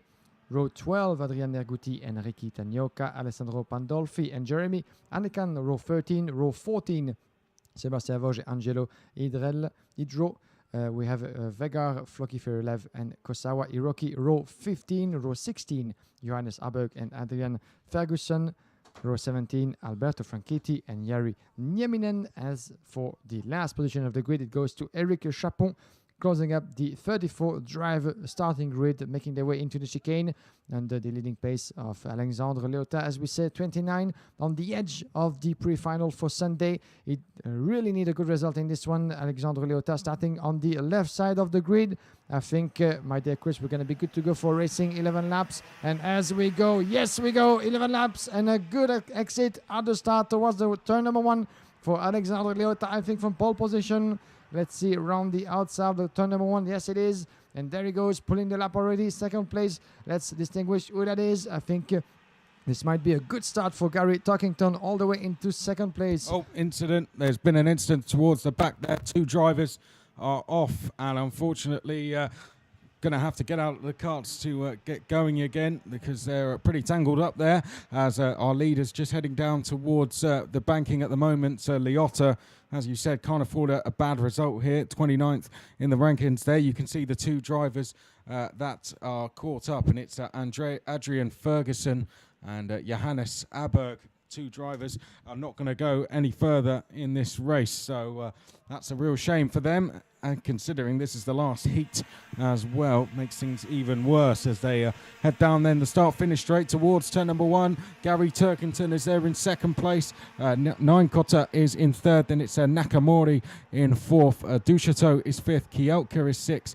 Kinke is seventh. And it's Renault in eighth. Raimi Eastwood is ninth place. Laurent Marchandis is in 10th at the moment as they head now through turn number 5 and through turn 6 and 7. 2 leaders just beginning to break away a little bit there. You can see on screen the battle for 4th place at the moment, which sees a change as we head down towards the banking. That's Duchateau looks to be making a move. Further back, Raimi Eastwood has just climbed up to 8th place, going past Johan Renault, and more changes now being made down at turn 11, this time for 5th place. That was Fabio Kielka making a move for 5th, and we're 3 wide going in towards turn number 12. Oh, and a bit of an incident, someone going a little bit wide, and we had 3 drivers coming out of the last corner there, all side by side, and it looks like we've just got the race going in this battle towards turn number 1. And this is a 2 laps completed. Look at that. And let's have a look. My God, the turn number 1 so That's messy. the battle we need to be in watching. The midfield. Yeah, absolutely. As at the forefront, there we go. Oh, so it was all well. Contact. Yeah, it was always going to end in tears. 2 drivers have gone off in all of that, and that is Fabio Kielka. Yeah. He's come off the worst of all of it, and another driver off further back as well. This time at turn number 5. Yeah, there's a bit of drama on track. The 546 on your picture. That is, Freeliev. And such a desperate situation as well for Fabio Kiltica, the 2017 champion of Belgium in this master category. One of the top names in the field, caught in some drama in the corner number 2. But looking at so many drivers trying to get the advantage in the same corner. As you said, that could only have bad consequences as well, as we've seen. Back at the forefront, and this is your driver in the lead, Alexandre Leota. As we said, in need of a good result, being chased in second place by Gary Tuckington, who managed himself into a second place after starting from the 3rd on the grid. But look out for the driver in 3rd position, Leonardo Nicotter, the fastest on track at the moment, with a best performance in 56.3. He's sitting in 3rd place, and there's a change for the lead, as we were just mentioning it. Tuckington getting the inside in the corner number 8 and getting past Alexandre Leota. There's a change for the leader on the Bark straight line, and Leota is looking over his shoulder to see where the Brazilian is. Not far behind. He's certainly going to try to get past as well in similar fashion, as we have a warning flag for the 477 Eastwood further back in the field. Let's follow what's going to happen between those 3 coming across the start-finish line on their way to turn number 1 under the commandment of Turkington. Gary Turkington just 1/10 of a second in front of Leota, and the Brazilian Nicotter is not far behind. The winner might be in those 3 drivers, but in which order? That's the question we need an answer for in a bit more than 7 laps to go before the checkered flag. Well, Raimi Eastwood, I don't know what's happened to him, but he's dropped down to 25th place. He said he picked up a warning. I imagine it was whilst we had that tussle going on through the final corner somewhere. Now the 401, that is Ricky Tanioka has just... and two more drivers off there, this time at turn number 5. We said Tanioka was off. Two more have just gone off as well through turn 5. You can tell this is the last heat of the weekend because everyone's throwing everything at it and sometimes just taking it a little bit too far, and that's caused several incidents in this race so far. However, out front we do still have a race for the lead. Coming across the line, Turkington leads the way from Liotta. Then it's Nine Cotta in 3rd place. Duchateau is 4th. And then it's Nakamori in 5th. Renault is 6th place and has just set the fastest lap. Marcus Ortio 7th. Gildas Kincaid is 8th. Bourdon is 9th. Derek Wilson, the Irishman, up to 10th place at the moment. And it seems, Guillaume, now that the field has just started to settle down a little bit. We're more spread out now than we were, but there has just been a change down the lower order of the top 10 there. Let's just confirm it through the first split as Frank Ruxel has a mechanical flag. I think it was for about ninth or 10th place. Could have been Eric Chapon that was on the move. He's gained 22 places, by the way, so far, Eric Chapon. And that move we saw was from Laurent Marchandise for 10th. Eric Chapon goes purple into this lap again. Shall we see a move coming up from Liotta, the Cars Republic driver, in 2nd place, really closing in on your leader at the moment, Gary Turkington, the British driver, making their way into turn number 2, and those two are pulling away, as it seems, from the Brazilian driver. 3rd overall, Leonardo Di Corto, who just dropped back 6/10 of a second at the moment. 1.2 seconds is the gap between himself and Nicolas Duchateau. But at the moment, let's keep a close eye on the battle for the lead. Still in the hands of Turkington, but Liotta is going to go for the move. He's going to certainly go for the move. The Cars Republic driver who started from pole position, who needs a good result. Securing 2nd place could be in his advantage, but why not going for the win, as he's sitting in 29th position at the moment. That's certainly not enough for him to feel comfortable entering the pre-final, as only 34 drivers will be allowed in for the final and the most important races of Sunday afternoon. 7 laps completed as we make our way into turn number 1. Those two are the leaders at the moment. Turkington, Liotta, 0.2 of a second between those two. Then the Brazilian between is Counter in 3rd position, patiently waiting maybe for his chance to get through as well, because the two drivers in the front are battling each other, losing time as well. So that could be a good chance for the Brazilian to keep the pace if he can do so, as they make their way out of the pit path into the banking. Once again, a good opportunity for Liotta, who does not take advantage of it as for now. We still have almost 3 laps to go before the checkered flag, and not much of a time remaining, as Turkington is slightly increasing the gap, at least in the back straight line, making their way into turn 11. They are here in the chicane of the paddock, and it seems like maybe Liotta will be able to keep a good speed in the straight finish line to get past around the inside of the corner number 1. But it's not happening yet, as Turkington is doing a great job defending himself at the moment.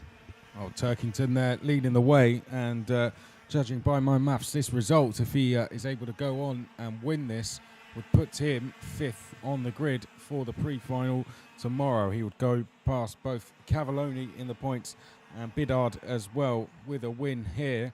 The result would leave him on 13 points. Even if he actually drops a place, he should still move up 2 places on the grid for tomorrow. So this a good result for Gary Turkington. 5th place would be a good place to start for him. Liotta, as we said, 29th in the points at the moment, so Liotta needs a good result here. That's exactly what he's doing at the moment.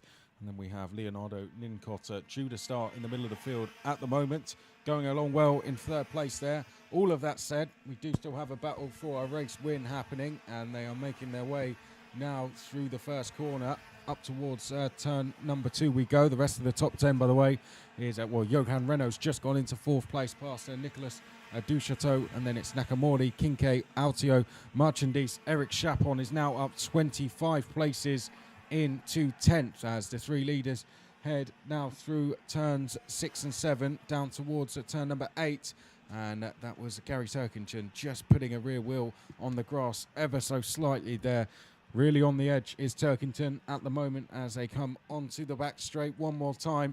driving very well, not looking over his shoulder at the moment, so he's not giving Liotta any kind of signals. He's worried about the pressure he's under, and he's only going to have to hang on now for one more lap as they come out of the final corner.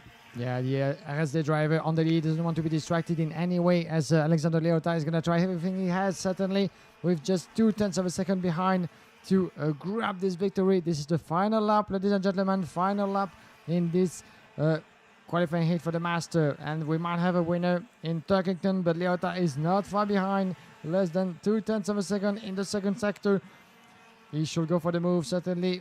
First attempt maybe coming up in the corner number 8, the banking, after the straight line on the back of the track, in the corner 11 being maybe a second good spot to try to get past the leader, but Liotta hasn't been able to really decrease the gap enough to do that little move that could put him in the first position. And once again, Turkington not looking over his shoulder. Liotta does that to see whether the Brazilian Nicoter is in third position, is further back behind, so no more of a threat. One last corner, and this will be victory on the edge as well for Turkington, just on the finish line. 62,000 of a second between Turkington and Liotta. Brilliant victory, and he's happy, he's more than happy, the British driver, for RSD in front of the Cal Republic representative. 62,000 of a second, just less than 1/10. It was very, very tight, as we predicted, until the very end, but Liotta really put everything he had still in the last corner at full throttle, trying maybe to get past thanks to a better speed, but it didn't happen as maybe he wanted. The second place for Alexandre Liotta.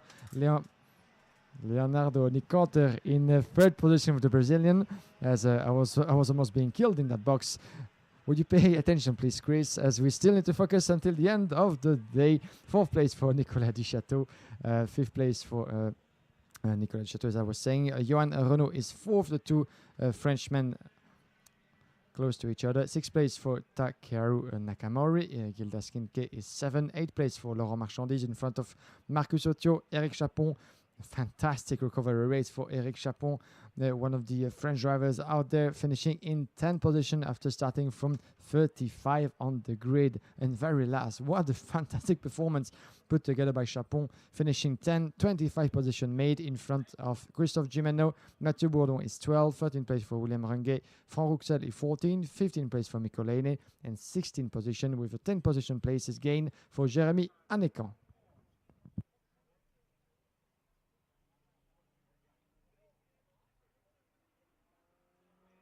17th place, Mikael Idro. Then it was Remy Eastwood after his earlier incident in 18th. Hiroki Saka was 19th. Alexander Risch was 20th. Then it was Michael Slein in 21st. Vagard Friliev was 22nd. Sebastian Voges was in 23rd. Fabian Kiotka, disappointing result for Fabio, 24th place after that incident. Hiroki was 25th. Vokin was 26th, and it was Nyman in 27th. Tanioka was 28th. Derek Wilson 29th. Francini was 30th. Ardito was 31st. And then the non-finishers, Pandolfi, Nerguti, Aberg and Ferguson. Now the points that we had, the top 10, the new points for those top 10 drivers. Poncelet and Pouillet both on 2 points after the end of that heat. So they tie on points after that first heat, which was won by Francois Pouillet. And I believe that should mean he'll take a pole position on a countback. Third place with 8 points is Mikkelsen. Then with 11 points, Le Carpentier. Then we had Turkington, as we said, with fifth. With 13 points. Then it's Bidard and Cavalloni, both 17 points. Then Marchandise with 21 points. Altio, 22 points. And Faulkner, 23 points. So that's the points in the Masters. We're going to go into a very quick break now, and then we'll be back with the last heat for the Super Shifters.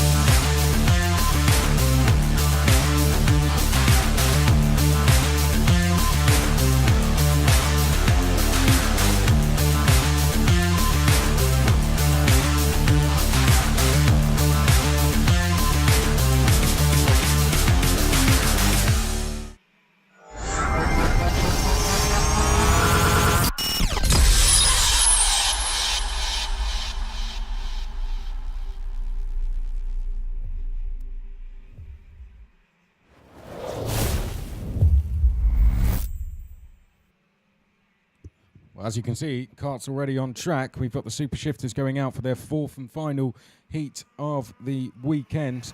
Now, just to give you an idea of the standings at the moment, currently leading the way is Frederik Obdebeek with 5 points. Nicholas Robarser is second with 8 points. Then it's Tom Bale in third with 10 points. And it's Christophe Halbers, Kevin Ludi, Thierry Delray, Sten Dorian Pidemagi, and Milan Delart. Then we have Presetto Haja and Thomas van Steenberg. That's the top 10 at the moment. Let's run through where they are on the grid. Nicholas Robarser starts on pole position with Tom Bale alongside our provisional pole sitter for the pre-final. Frederik Obdebeek is on row 2 with Kevin Ludi. Then we have Thomas Dam and Milan Delart on row 3. Thomas Dam sitting 13th at the moment. Then it's Vincent Herblo and Presetto Haja on row 4. Christophe Halbers and Thomas van Steenberg are row 5. So watch out for Christophe. He's been making good progress in all of his races this weekend. Then it's Shane Daly and Thierry Delray on row 6. Dionysis Leveris and Ronan Welbrock on row 7. And row 8, Casper Corjus and Sten Dorian Pidemagi. Mika Niskavara and Sam Klaas on row 9, row 10, Kaiser Aristo and Axel Dapp, Rodrigo Ferreira and Petteri Utsalainen on row 11, row 12, Maxime Navron and Fotios Sotiropoulos, Anthony Ogg and Rowan Greenways, row 13, Karl Massad and Xavier Puigdolera on row 14, row 15, Simon Stoller and Henrik Hellemans, Benjamin Lugar and Jussi Kuvan Kangas on row 16, row 17, Che Mang Hong and Shou Kai alone, the 34 drivers, ladies and gentlemen. If you're tuning in right now, this is the good opportunity to have the only standing start of the day for the Super Shifter, a very F1 looking like start here for what will be the starting of the qualifying heat in the Super Shifter category. Right then, here we go. Drivers are ready. Now they will get their hands on the wheels. Let's get ready to go racing. There we can see the 766 on screen. We watch for the red lights. Oh, someone's jumped the start, big style. Oh, and it's absolute chaos down the field. Well, some people going off the line way too early. Either that or we just had a lot of people that stalled. That's the 753 that ran into the back of someone. It looked as if Kevin Ludi jumped the start by a long way. Now we've got the 728 that hasn't gone. He's still at the line. 3 drivers that didn't even make it across the line. Now let's confirm who they are. Axel Dapp being one of them. I think Eric Hellmans maybe another one. Benjamin Lounger hasn't come across the line. Neither has Petteri Roostalainen. Wonder if they're just going to continue with this race, because that was a pretty hectic start, to say the least. Maxim Avrand has also hit problems before the start. So it's Lunger, Avrand and Roostalainen, the 3 drivers that didn't make it across the line. It was a chaotic start. Ludi is leading the way, but to me it looked as if he just got going far too early. Bale is there in second. Van Steenberg has come up 7 places to run third. Then it's Robarser, then Obdebeek, then Haja, then Herblo, Delray, Delart, and then Thomas Dam in 10th place. Yeah, what a bizarre start that was. My dear Chris, this is one of the first time I see such a messy start for a Super Shifter race, but that's part of the racing as well. But we get underway, as you see, one of the cars being left on the side of the track. 1 lap completed already, and we see some move further back. This is, I think, Obdebeek being defensive with just behind him Passayeto Aja in 6. Sure we have confirmation as the car are being pulled away from the start-finish line in safe condition as soon as possible, because the field is currently arriving, coming across the start-finish line under the lead of Kevin Ludi, the Swiss driver. Let's have a look at the gap as they come across in front of us. Almost half of a second between Ludi and Thomas Bale in second. Van Steenberg is third. Then we have Obdebeek in 4th position. This is the battle of the Belgian. As you can see, the top drivers on the forefront making their way. Change for 5th. Sorry, Presetto Haja there has just gone into 5th place through turn number 2. That is past Robarser. You have to wonder what happened at the start there for so many drivers to have got going, jumped the start effectively, and for others to not go. There was a lot of confusion on the grid there. Some getting going, some staying put. And that caused a huge pile-up, and I've got to say, something I haven't really witnessed myself before. So you have to kind of wonder what actually happened in terms of the lights and the starting procedure that caught so many drivers out. But nevertheless, Kevin Ludi is still leading the way. Tom Bale is in second place. Van Steenberg is third. Op de Beek is fourth. Harja is fifth. Del Rey sixth. Robasa seventh. Herblo eighth. Dam is ninth. Delart is 10th. I'm not too sure I actually saw any warnings come out either, so which makes things even more confusing in my opinion. So really not too sure what is going on circuit at the moment. We're just going to have to call it as we see it for now, guys, and that is the fact that Kevin Ludi is leading the way from Tom Bale. Yeah, it's not just about one driver stealing the start at the red line, but a few of them are actually being piled up, as you said, due to maybe a technical issue. We don't know. We still need to investigate that. But after the race, let's get back at the forefront. Kevin Ludi put under increasing pressure from behind him. Thomas Bale, Thomas van Steenberg, both at respectively 4 and 6,000 of a second, maybe less now. Still pretty much the same gap as the top three keep stretching out. Van Steenberg in third. Op de Beek is fourth. 3 tenths down is fellow countryman in fourth position. Then we have in fifth place Passayeto Arja. Thierry Delray, the reigning European IAME Euro Series champion in this category, is running in sixth at the moment with 6th position already made up by the Belgian driver in front of Nicolas Robasser, another Swiss driver, in the top 10 in 7th. 8th place for Vincent Roblo, just in front of Herblo, my apologies, in front of Thomas Dunn, and Milan Delat is closing up the top 10 at the moment. Back at the front, making his way into turn number 11 is your leader Kevin Ludi, and the pressure keeps increasing on his shoulders with Thomas Bale in second place, trying to maintain the gap and to decrease it as much as he can. But let's have a look further back behind. The battle between the Belgian drivers. Frederick Op de Beek moving in third position just happened before coming across the start-finish line, and Op de Beek in third in front of his fellow countryman Van Steenberg. But Van Steenberg keeps it going very, very close and steady behind behind Op de Beek, that you can see on screen. And at the moment, we almost forgot about him already, but Stanford Dorian Pirimaggi, the Estonian, is the fastest on track, having to start from further back on the grid. He's already made up 5 places all the way up to 11. Yes, Shane Daly's just gone into 12th place as well. Oh, and that's another incident. Is that Christoph Farbers? Yeah, it is. Well, where did that happen then? We've got Dionysius Laveris. That was down at the banking. We've got yellow flags out down there, so Dionysius Laveris is also off in that. Neither driver looks to be going any further, and that is a huge disaster for Halbers, especially, who was fourth on the grid for tomorrow's pre-final at the moment. Now he's going to tumble down the order, but let's return to the lead too, because things are getting a lot closer now between Ludi and Bale as they head through turn number 4 and in towards 5. We look back at the battle for 5th between Thierry Del Rey and Priscillo Harja. We have just behind that, Nicolas Robasa, Vincent Herblo and Thomas Dam. There's yellow flags down at the banking, so careful not to overtake down there as the leaders come down the back straight. Look over the shoulder for Bale. Sees he has 7.5 tenths in hand over Op de Beek. Ludi doing really well out front despite what may have happened at the start. But he continues to lead this race from Tom Bale as we complete lap number 7. Yeah, in the meantime, Chris, I was keeping an eye on the corner number 8, the banking, where the marshals managed to pull one of the cars away from the track, but it took a bit of time. But that's why the yellow flag was being waved, as well as the corner number 1. One of 2 drivers were once again being hit by some trouble over there, mechanical trouble or incident just happened for the back in the field.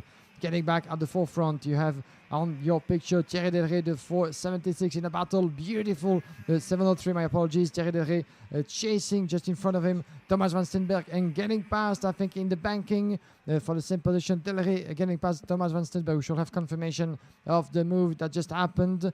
And there's been an instant. Sorry, no. Some trouble for Del Rey. That move did not work, did it? It's just in a position where our view is a little bit unsighted. Del Rey has come together with Thomas van Steenberg, and the pair are both off, and we have yellow flags out down at the banking. That's going to be potentially a full course yellow, and I believe it is. So full course yellow then, and that again another big incident to happen. Thierry Del Rey and Thomas van Steenberg. Now Del Rey was 6th in the points overall, and then van Steenberg was 10th. So both were fighting for for good starting grids overall, and unfortunately they are now going to drop down the order in terms of points as well. Just looking out the window, we've got, yes, the slow boards now are going out as well. So full course yellow, there we can see, I think that is Thierry Delray or Van Steenberg on screen at the moment. We should be getting going on this lap now because the incident seems to have been cleared. Kevin Ludi, I think, may get us back underway in racing. Yeah, a bit of a tense situation on track. Full course yellow at the moment, but as you said, we should get back on track and in racing very soon. Not yet though, with still a lap to be completed. But what a shame that just happened between Thierry Delray and Thomas Van Steenberg, both running under the Mach 1 colors. We suggest that it happened down the inside of the banking, the corner number 8, as a fault in the first place that Van Steenberg and Delray were actually fighting each other, and that Delray was getting past Van Steenberg or the other way around, but they got hit. Well, it was Delray was trying to make the move. We caught the start of it on the static camera. At the end of it, I'd say you pretty much don't need to work out what happened. They made contact, and unfortunately both drivers now out the race. And the driver is being stuck in the back straight line on the other side of the track. I think he's going to have to be pulled away. You have identified Dionysius Laveris. He's already ran into he's already had an incident this race, isn't he, Laveris? And now goes from bad to worse. Yeah. And red flags. Red flags. So this is more serious than we thought. Red flag. This race is being stopped, ladies and gentlemen, with less than 2 laps from its conclusion. Shall we go through the end or not? Because it's going to put us into some delays if this race has to be completed later on. But this is red flag, ladies and gentlemen. And that's race over. Yeah. Good spotting on that one. All the drivers, as you can see on your screen, are being called back to the pit. So it seems like maybe the track is no longer practical, as I can see the marshal on the other side at the corner number 8 having to clean the line in the banking. That might be one of the reasons. Or looking back as well, there's a lot of chassis alongside the track, looking all over the place. There's a lot of retirement in this super shifter class, which is quite impressive. I think this is the highest number of retired drivers that we've had so far since the start of the competition. So definitely a race to forget for a lot of names out there. As we're gonna have a short break, ladies and gentlemen, the time for all the drivers to get back to the Parc Fermé in safe conditions. So in the meantime, we can give you a quick reminder of the ranking as it stands with Kevin Ludi. As we can see, the checker flag's gone out on the official timing screen. So that is the race result called, and we'll just run through the result for you now. Kevin Ludi takes the win by 3:10. I'd say this race is certainly a provisional result because of the things that happened at the start. Don't want to pin blame on anyone, but there was several incidents in that race. Chaotic at the start as well, so we'll run through the order, but we can't say it's going to stay like that. Kevin Ludi did take the win though, drove a very good race to beat Tom Bale by around 4/10 to the flag. Frederick Optebeek was third, and it was Priscilla Harja, Nicholas Robas, Vincent Herblo, Thomas Dam, Sten Dorian Pirimagi, Milan Delarch, Shane Daly, Kasper Korjus, Mika Niskevada. Then we had Sam Klaas, Kaiser Edisto, and Ronan Welbrock was 15th, with Rodrigo Ferreira in 16th. In the rest of the ranking, 17th place for Fotios Sotiropoulos in front of ranking with Xavier Pudeliura is 19 at the end. 20th place for Raymond Simon Stoller. Shamko alone made up 13 places all the way up to 21. 22nd position for Chusi Kuvakangas. Eric Elemans is 23rd. 24th position for Chi Mang Ong. Axel Dapp is 25. 26th position for Dionysis Deliveris. And then I think for the back we have the list of retired drivers, including I think Dionysis Liveris, then Thierry Delray, Thomas Van Steenberg, the 2 Mach 1 drivers who actually got into each other, as it seems, in the corner number 8, provoking the full course yellow, leading to the red flag. So I guess the debriefing will be kind of tensed in the Mach 1 tent after this race, as Thierry Delray was certainly trying to get past his teammates, but certainly the two will have their own vision and their own explanation about what just happened on the track. Christopher Ebert as well had to retire, unfortunately, for Mach 1. This is a pretty big disastrous scenario, that's for sure, for the Mach 1 colors. Gary Massad, as well as Anthony Hogg, Petteri Utsalainen, Maxime Mavron, and Benjamin Lugar. All those drivers had to retire before the conclusion of this race. The I would say, earlier conclusion of this qualifying heat in the super shifter stopped at a red flag, and as we should have waited, as we should have expected, this race has been a checkered flag at the end with at least one lap to get around to conclude this race. So it makes sense actually to avoid the checkered flag to address the final results. Still, as Chris said, that remains very provisional, as we still need to wait for the marshal confirmations and the officials about what just happened at the start of the race, among all the events throughout this qualifying heat, which has been kind of spectacular, that's for sure, kind of messy in some parts, especially at the start. We still have, as for the time being, no proper explanation for what happened at the start, and some of the drivers piling up really in what looked like from the outside as a false start from some others, but we had like 4 to 5 drivers, I think, stealing the start with no reason apparently. There was a lot of confusion. Like I said, Ludi was away very quickly. Either the front two didn't get going in time, or he was a little bit too quick. But he wasn't the only one that got going at that exact time. A lot of drivers were off the line in that moment, and then the rest of the field wasn't going. So very strange situation. I'm sure some of you around the track saw it a lot better than we did from where you were stood. But for those of you at home watching on the live stream, you're kind of in the same situation we are. There's going to be, of course, some investigations post-race, and after that we'll find out. But for now, I can tell you the grid for tomorrow, Frederik Ovdebeek would still be on pole position for the pre-final. Tom Bale will start alongside him on the front row if the results are to stay as they are. Then we will have Nicholas Robasser on row 2 with Kevin Ludi. So Kevin Ludi moving up from 5th to 4th in the standings there. Stendioli and Pidimagi would then be next along on the grid. I think Harja would fall after that. So it would be it's a tie on points between Pidimagi and Harja. So they will be in on the 3rd row of the grid. Then we have Milan Delart with 35 points. Now, going back further than that, of course, we had the likes of Christoph Halbers, Thierry Delray hit problems, Van Steenberg likewise.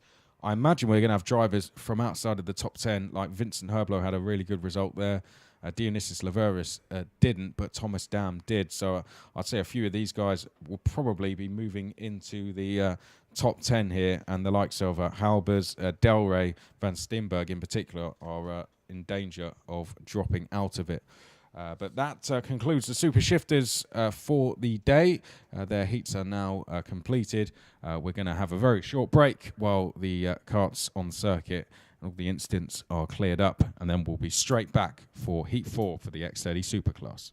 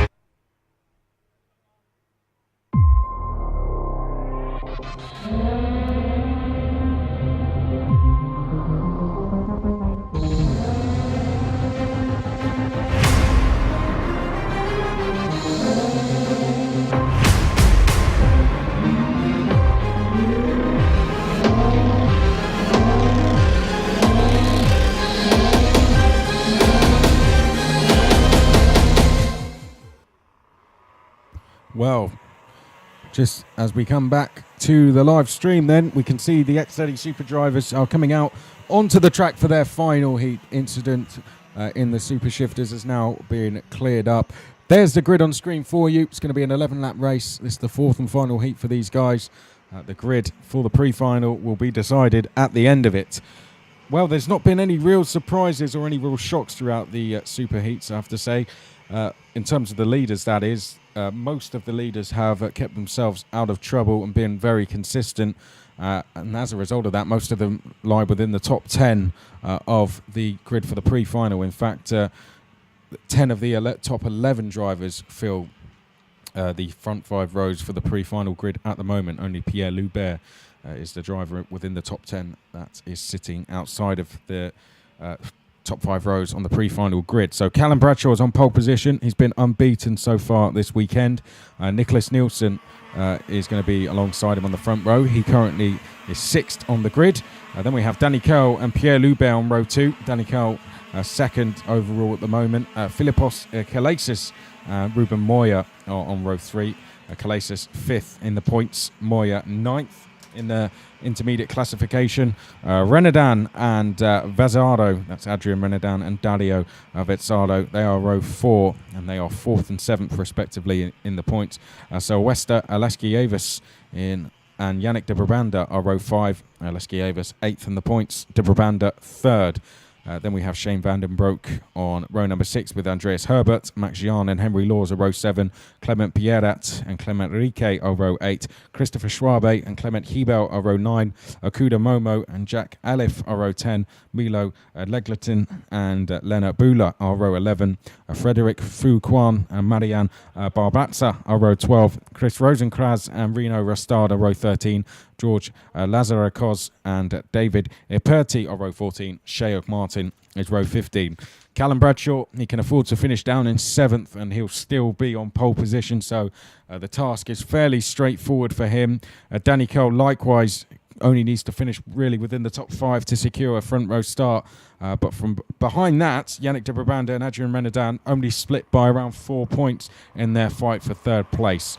Right, up to the line we come. It's Bradshaw to the right and Nielsen to the left. Can anyone beat Callum Bradshaw this weekend as we head in towards turn number 1? Oh, we already have a bit of an incident. One driver already going round. Another couple of drivers having to take to the grass. So we already have an incident. Sheok Martin from the back of the grid has spun before we've even got towards turn number 1 there. So your top 3 is Bradshaw, Kell and Nielsen. Then in 4th place, I think we have Philippos Kalasis as another incident there. Driver being delayed coming out of turn number 4. Guillaume just trying to investigate who that was as the leaders now head on to the back straight, and it's Clement Hebel that has gone off, unfortunately, and dropped down the field. But the leaders, it's Bradshaw versus Kell, and not for the first time this weekend as they come out of the final corner and down the start-finish straight to complete lap number 1. And you can already feel the tension rising after one completed lap and a bit of a drama happening for the back in the field, as I think Renaudin is getting passed for 5th position by Dario Isidro Vezzaro behind him in corner number 1. The blue crash helmet in the middle of the field. Let's get back at the front, shall we, with Callum Bradshaw managing to get in front from pole position once again after 3 wins in a row, so far for Callum Bradshaw. Maybe on the way to a 4th one for a brilliant driver as it is. Pierre Loubert getting past Yannick de Brabanda further back in the field for 7th position, I think it was. I think, no, Yannick de Brabanda is on the move, in fact. I think he and Dario Vezzardo both gone past Adrian Renadan. Yeah, my apologies, and confirmation on your screen. And Renaudin is dropping as well, more position and a change for the back. This is happening at the forefront with de Brabanda. Yeah, getting past for 5th position, I think it was. Dario Vezzardo. Yeah, well spotted on that one. Goes way back and forth. fourth as they come across the start finish line in front of us. The leader Bradshaw, 2/10 of a second. Danny Curl is chasing his fellow countryman as we have the 6:08 from CRG. Really, such a bad luck for him. Third place for Niklas Nielsen with the KSM Schumacher Motorsport chassis. Fourth place for Filippo Scalesi and Yannick de Brabander, the Belgian, one of the most experienced drivers on the track, is really coming close behind in fifth position, but still 1.9 seconds to try to decrease.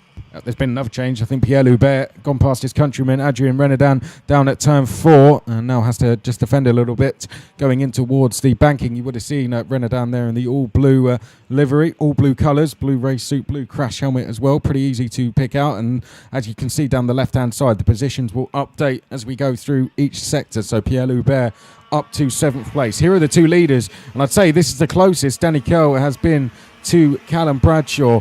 If you've been following the event over the weekend, and particularly the Superclass, you would notice that Callum Bradshaw, it's in the second half of each race where he really seems to start pulling away from the rest of the field.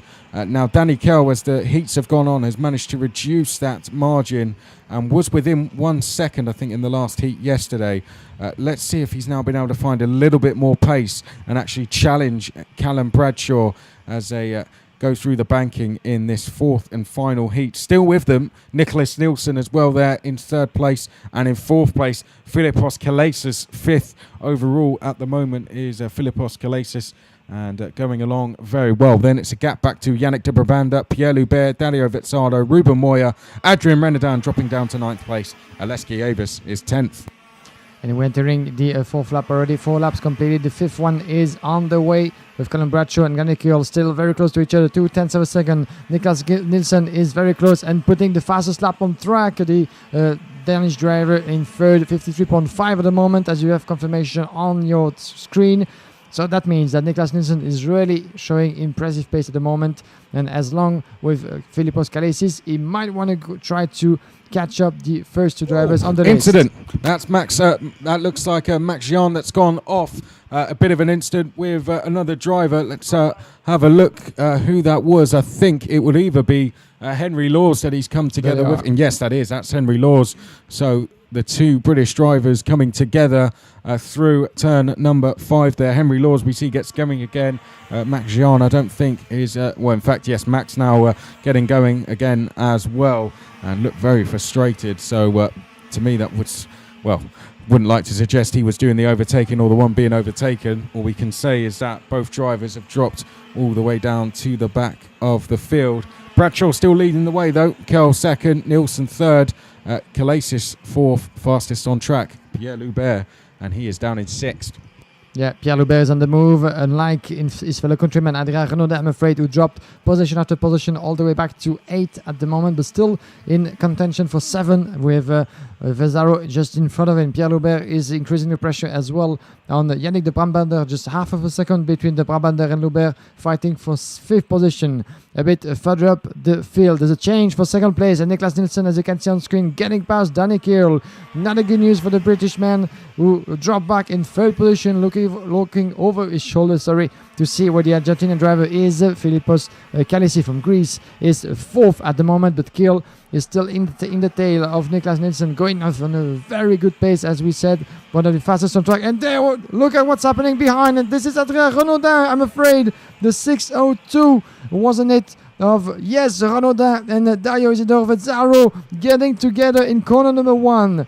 My God, what had just happened out there? A slight contact, and those two out of the race, or at least getting back on a bit further back in the field. Adrien Renaudin just made his way the first on the track, but that means a lot of position drop for the European champion in the KZ2 category of the FIA. Such a disastrous turn of event for both drivers who really got together in the turn number 1. Yes, Dario Isidore Vezzaro there really lost out. He's dropped all the way to the back of the field as they head down towards turn number 1. Nicholas Nielsen there in 2nd place. Now he's in 2nd. Can he be the first person this weekend to go and beat Callum Bradshaw? Danny Curl is right with him in 3rd place. In 4th place, he's been putting in fastest lap. It's Philippos Kalasis. Then we have behind that Yannick de Brabander, who's coming under increasing pressure. from Pierre Loubert. Down towards the banking we go. This now for the 8th time of asking. That's a good look of the gap between De Brabanda and Pierre Loubert. It's 2.5 tenths at the moment. Behind that, we then have Andreas Herbert and Sylvester Aleskievich, Ruben Moya and Shane Vandenbroek round out the top 10, and Danny Curl down the inside of Nielsen to take second place. So Callum Bradshaw's lead just gets a little bit healthier then as Danny Curl goes back down the inside of Nicholas Nielsen. Sitting there in 4th place still, Philippos Kalasis. Surely it's only a matter of time before he makes his impact on this battle. Oh, and Nielsen just letting him go by. Well, interesting decision there from the Danish driver. Just pulled up and he's let Kalasis just drive straight past him. Gotta say, I didn't really expect Nielsen to do that. It must have came as an instruction perhaps from the side of the track. But Nielsen just wanting to drop to 4th perhaps feels he could work better behind with... well, I'm trying to make up an excuse for why he would have done that, but I am struggling, to be honest. Very strange decision, but in the all red there, we can see Nielsen now down to 4th. Yeah, Niklas Nielsen is not the kind of driver to let himself be surprised that way, as the move was very easy down the inside of turn number 2 for Philippos Kalasis, now in 3rd. But Niklas Nielsen is watching Yannick de Brabanda coming very fast in 5th position. So the 2 drivers and the 2 teammates from the same team of KSM Schumacher Motorsport are now running in 4th and 5th at the moment. Pierre Loubert in 6th position as well, one of the fastest Frenchmen on the track. Talking about fast Frenchmen, Andreas Herbert, not the fastest on track, and running a bit further back behind Andreas Herbert in 7th position in front of Sylvester Alexievich. Ruben Moyen is 9th, and Shane Vandenbroek is closing up the top 10 with almost 1 lap to get through for this man. On your picture, Callum Bradshaw with 7 tenths of a second advantage on Danny Curl. Once again, we're back to the same battle between the 2 Brits, separated by just 7 tenths as they come across the start-finish line for the penultimate time in this qualifying heat. As you can see on screen, the 2 teammates from KSM, 4th and 5th. This is Niklas Nielsen and Yannick de Brabanda, just separated by 6 tenths of a second as we speak.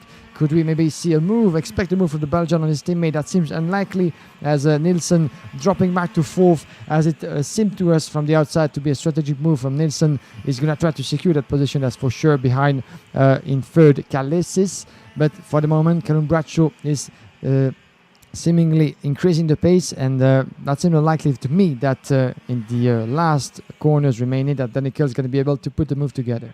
No, well, Callum Bradshaw, he's won every heat so far, 3 out of 3, and it's going to become 4 out of 4 wins for Callum Bradshaw. Perfect weekend for him so far. Pole position and all 4 wins in the heats. It's another comfortable victory for Callum Bradshaw. At times he was under a lot of pressure, but as they started to battle behind, Callum Bradshaw was able to stretch his legs and pull out a lead, and it was yet another lights to flag victory for the CRG driver. Danny Curl finishes in 2nd place, so just going back to the points then, that's pole position for the pre-final, of course, for Callum Bradshaw. Danny Curl will start alongside him on the front row. Finishing in 3rd place was Philippos Kalasis. So Kalasis ends his heats with a total of 24 points. In 4th place then we had Nicholas Nielsen. Nielsen will end with 27 points at the end of the heats. Yannick de Brabanda, another good result. He finished in 5th place there, and that's 17 points for him. He should hold on to that 3rd place. Pierre Loubert was in 6th place. 7th place we had Andreas Herbert, who gained 5 places. Then it was Sylvester Aleskievich in 8th place. Aleskievich will finish with a total of 34 points at the end. Ruben Moya was 9th place, roughly where I imagine he's going to start. He finishes with 37 points at the end there. And Shane Vandenbroek finishes in 10th place. He'll finish with 42 points. The 2 drivers that really lost out there, Dario Isidro Vezzardo finishing 27th. He was sitting 7th overall, so potentially he's going to drop out of the top 10 there. And where Adrian Renadin was 18th, so he's in danger of doing the same as well. Outside of the top 10, we have Clement Riquet, Clement Piera, Christopher Schwabe, Milo Legletin, Clement Hebel, Frederic Fouquin was 16th place. 17th place in the ranking is Chris Rosenkrantz with Adrien Renaudin. In 18th place, 11 position drop for Adrien Renaudin. Certainly one of the biggest losers today in this super category after a contact, obviously, in the corner number 1 that put him way back in the field. Okuda Momo, one of the lady drivers, is 19 in position. Jack Alife is ending up in 21st position for Lena Bühler in front of George Lazakaros. Dino Rostad is 23rd, 24th position for Marian Barbaza in front of David Iperti, Max Jan, and retiring from this race, Martin Seog, Henry Lowe's, and Dario Isidro Vezzaro, the other driver who got involved in the contact with Andrea Renaudin, unable to get back on track, unfortunately for him. Well, before we take a quick break, just wanted to say I think the grid for tomorrow in the Supers is going to look something like this. It will be Bradshaw and Kell, row 1, Dubrabranda and Calasis, row 2, Nielsen and Aleski Avis, row 3, Moya and Vandenbroek, row 4. As for where Renadan and Vetzada will fall, we're not too sure. Of course, we're all just doing this by hand at the moment, but that is... by my maths, how the top 4 rows are going to sit. 3 more races to come this evening. We're going to have the seniors coming out onto track to complete the live stream. 3 more heats to come. That'll be the end of the heats then before we go into the drivers' parade. So we're going to have a very quick break before coming back for groups C and H.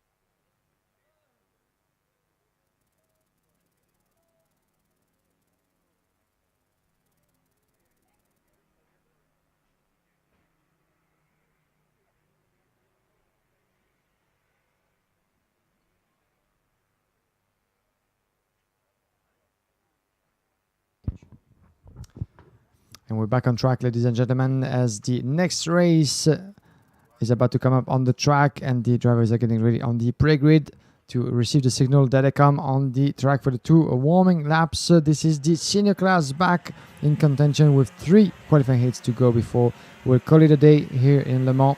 But don't go anywhere, because after those 3 round of qualifying heats, we'll have the drivers presentation taking place at 7 o'clock local time here in Le Mans, if everything goes according to plan. As you can see, your starting grid is appearing on the screen if you follow us through the live streaming brought to you by IAME and RGMMC, and available on iamekarting.com. 11 laps to be completed and 36 drivers on the list. Clayton Ravenscroft will be starting on the first row of the grid once again on pole position.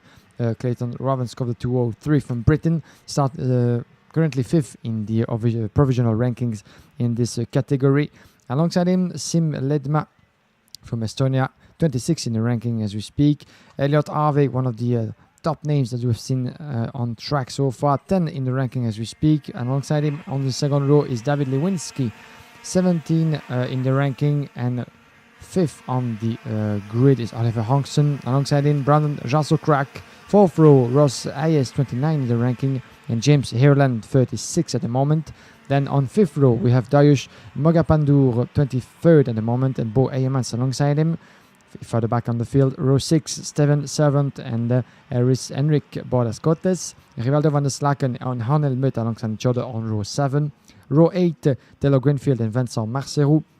Row 9, Isaac Valtonen and Axel Leflam. Row 10, Manuel Galoff and Alain Barisville. Then we have Royce Yu and Levi King on row 11. Row 12, David Legem and Cole Kilner. Row 13, Trim Tollefson and Senna Eckers. Bastien Gassin and Danny Carimini will be on row 14. Row 15, Kilian Strait and Jep Niklason. Row 16, Samir Strait and Jeppe Niklason. Row 16, as I just said, Samir Ben and Johanna Janssen. Then Nicola Anti and Ronaldo Constantin on row 17.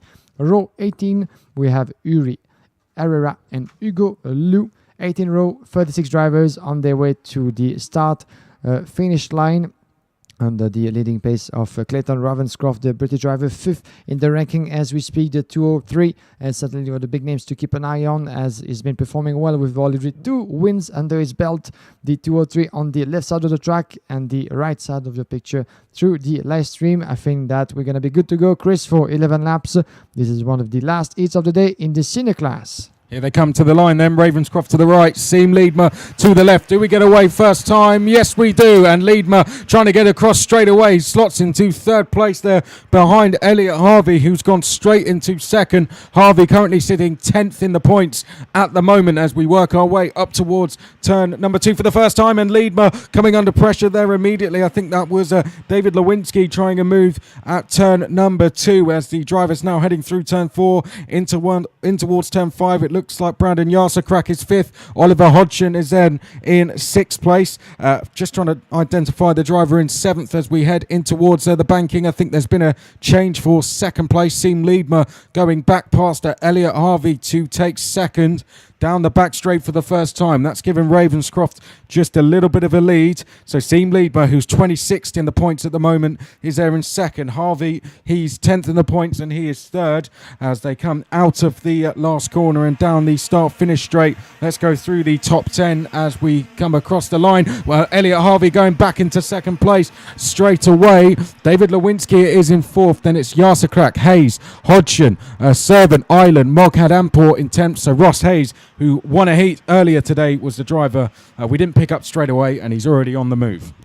We're good to go, and already a lot of battle at the forefront as Claes Ravenscroft so far is able to hold on first position, but look out at what's happening behind with Elliot Harvey getting past Slim Ledma, as you've seen in the corner number 1, as he's chasing Delide at the moment. Ledma being put under a lot of pressure from David Lewinsky. These are the 4 drivers at the forefront, all in the same picture, as shall we see a movement. Yeah, there we go, taking the inside line in the corner 11, beautifully made by Elliot Harvey, taking the lead out of Clayton Ravenscroft at the end of the 2nd lap in this qualifying heat. And there he comes, coming across the line. Shall we see a fight back from Ravenscroft in 2nd position, as Clayton is trying to get around the inside, maybe to cross the line outside of the corner number 1. It's not happening yet for Clayton Ravenscroft, who's still in second. And there he goes down the inside of corner number 2. Beautifully made. This is the fight back from the pole sitter back in the lead. And closing the door behind him is Elliot Harvey trying to secure a second position with Legma and David Lewinsky behind in the pith path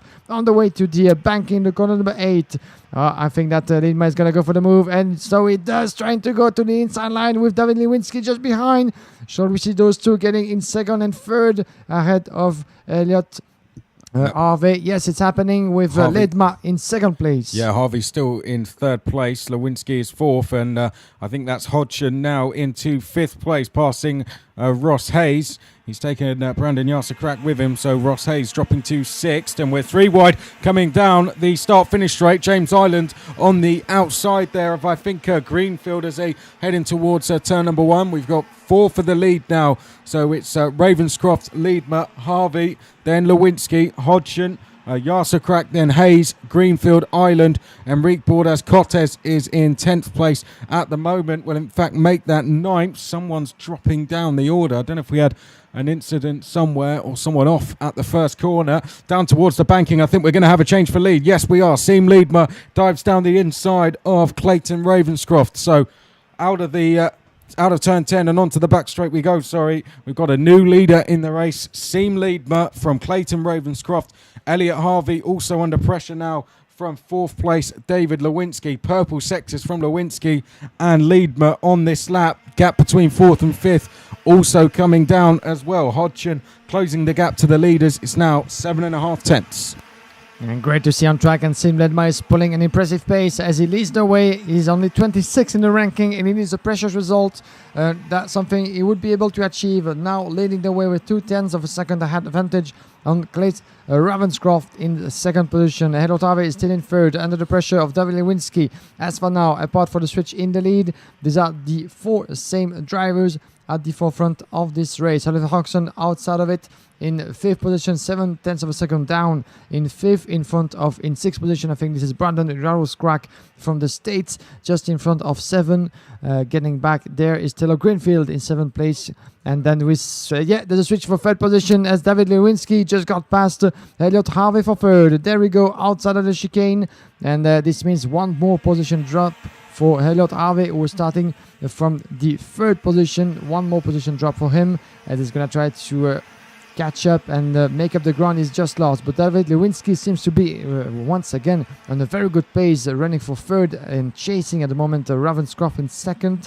Both maybe want to try to work together to try to chase Leadma in the lead, as he's trying to pull away 0.3 of a second as we speak. And Yarsakrak, you have seen the confirmation on screen, the American driver, the fastest on track at the moment and running in a very good P6 as he was on the starting grid. So quite a good result so far, as we are halfway through this qualifying heat.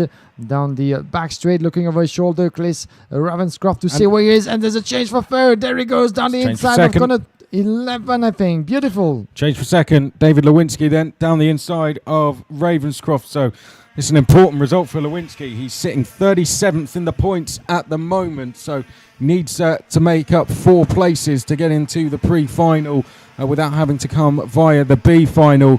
Lewinsky, this is the best way he can do that. Go out there and get a victory. He's now staring at a potential shot at doing that. He's got Seam Leadmer half a second ahead of him, make that 4.5 tenths. So already he's bringing the gap down. Ross Hayes has gone quickest on track in 9th place, but the chasing group now is being led by Lewinsky. It has in it Ravenscroft, Harvey, Yarsakrak, who had the fastest lap, and then Hodgson, of course, the reigning champion, as well, as they head onto the back straight. We've got Taylor Greenfield then in a pretty lonely 7th place. Then it's Servant and Hayes, and then in 10th place we have O'Neill Muth as they come out of the final corner and down the start finish straight. We could have a battle on for the lead by the time we come across the line next time, because the gap has been reduced even more by David Lewinsky. It's less than 3 tenths now between the 2 leaders as we come up towards turn number 2. This now for the 8th time. Ravenscroft there in 3rd place. 4th place Elliot Harvey. 5th place Yarsakrak. 6th is Hodgson. any one of these 6 could still take this race win. And we have just over 3 laps to go, and a mistake there from Team Leadmer. Is David Lewinsky going to dive down the inside at the banking? Team Leadmer's going to cover it off. Guillaume, now this is getting very close as we are about to go onto the back straight for the 8th time. Yeah, this is something you don't want to see in the case of Lidma making a mistake, and this is opportunity for both David Lewinsky trying to go around the outside of corner 11. This is so tricky. Outside of it, on the way to the chicane. Shall we see a change for the lead? Yeah, Ravenscroft getting down over that's there. Yarsakrak into the lead out the final corner. Leadmer into second. Elliot Harvey picked the wrong side. He went for the outside, and it did not pay off at all. He's dropped all the way down to 6th place. So the top 6 is now Yarsakrak, Ravenscroft, Leadmer, Hodgson, Lewinsky, and then Harvey. Yeah, Yarsakrak, we didn't expect so much happening in just one corner. He was the fastest on track, the American, but there he goes on the lead with less than 3 laps to go before the checkered flag. In second place, Ravenscroft is still has a chance for the win. Ledma in third, 4th position for the 201 Oliver Hodgson, who still needs a good result as well if you want to go higher on the grid. And there comes an attempt in the corner number 8. It was very close as Ravenscroft is being put under a lot of pressure, but Ravenscroft is still in second. There they go down the back straight line on the other side of the track onto the square corner, Technopark corner, 11 in the chicane of the paddock, and it seems like the American driver is able to pull a gap a little, 0.3 of a second as they come across, but Ravenscroft is looking over his shoulder. This is the penultimate lap, ladies and gentlemen, and this is gonna be a battle on still the checkered flag. How many drivers with the victory up for grabs? He looks over his shoulder, the American driver in the lead, not really reassured. And Claes Ravenscroft is not far behind, but as well as for Lidma in third. Which move should we see coming first? It could be any one of these that can take the win. 7 involved, 2 more on the way in Servant and Hayes as well. So 9 for the lead, potentially by the time we get to the banking next time. And there comes a change. Oliver Hodgson down the inside of Team Leadmer. So Oliver Hodgson into 3rd place then. That's given the top 2 a little bit of breathing space, but already Brandon Yarsakrak going defensive down at turn 11. Ravenscroft having to look to the outside as we head through the final corner. Ravenscroft taking a tight line on the exit. Here we go down the start, finish straight then to go on to the last lap of the race. This their final chance to score points ahead of the finals for tomorrow. Yarsakrak sitting 67th in the standings, now leading the race. Ravenscroft just behind. He's 5th at the moment, so he's in a fight for potentially a top two row start as they come through turn number 5 for the final time. Now down towards the banking. What about Team Leadmer in 4th? Cali Challenge, Oliver Hodgson in 3rd place. Then we have David Lewinsky under a lot of pressure in 5th, and Ravenscroft dives down the inside of Yarsakrak to take the lead. Well, I didn't think he was close enough, nor did Brandon, as he didn't defend, but Ravenscroft managed to find a way through. He's hit the front at just the right time. Behind that Team Lead, but it's going to have to cover off Lewinsky for 4th place. But what a drive. Clayton Ravenscroft out the final corner with a last lap move is going to take the victory. He crosses the line. Impressive stuff there from the British driver to take victory in his final heat.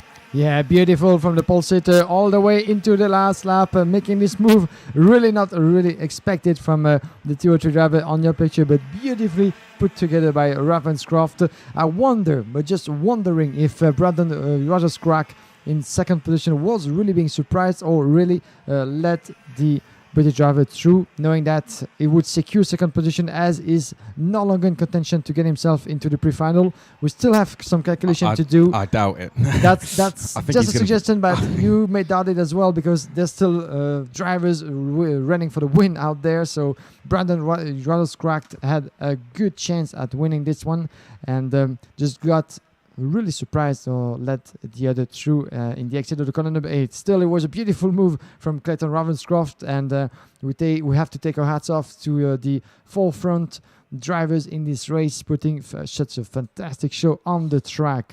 At the end, Ravenscroft managed to get a well-deserved win in the very last lap of this race. Ravenscroft, who put the effort together, leading most of this race and heading up 2nd at the end. Oliver Hodgson in 3rd, Slim Denma in 4th position, 5th place for David Lewinsky. Very good result as well for him, the 308. 6th place overall for Elliot Harvey in front of Ross Hayes. Steven Seven is 8th, 9th place for Taylor Greenfield in front of Enrique Bordas Cortes, and then We have just outside of the top 10 is Onel Mutt, the German, with 3 position gain in 11. 12th place for Dariush Mugadampour in front of Vincent Marcerou. David Legam is 14. 15th place for Rivaldo van der Slaken. James Ireland is 16.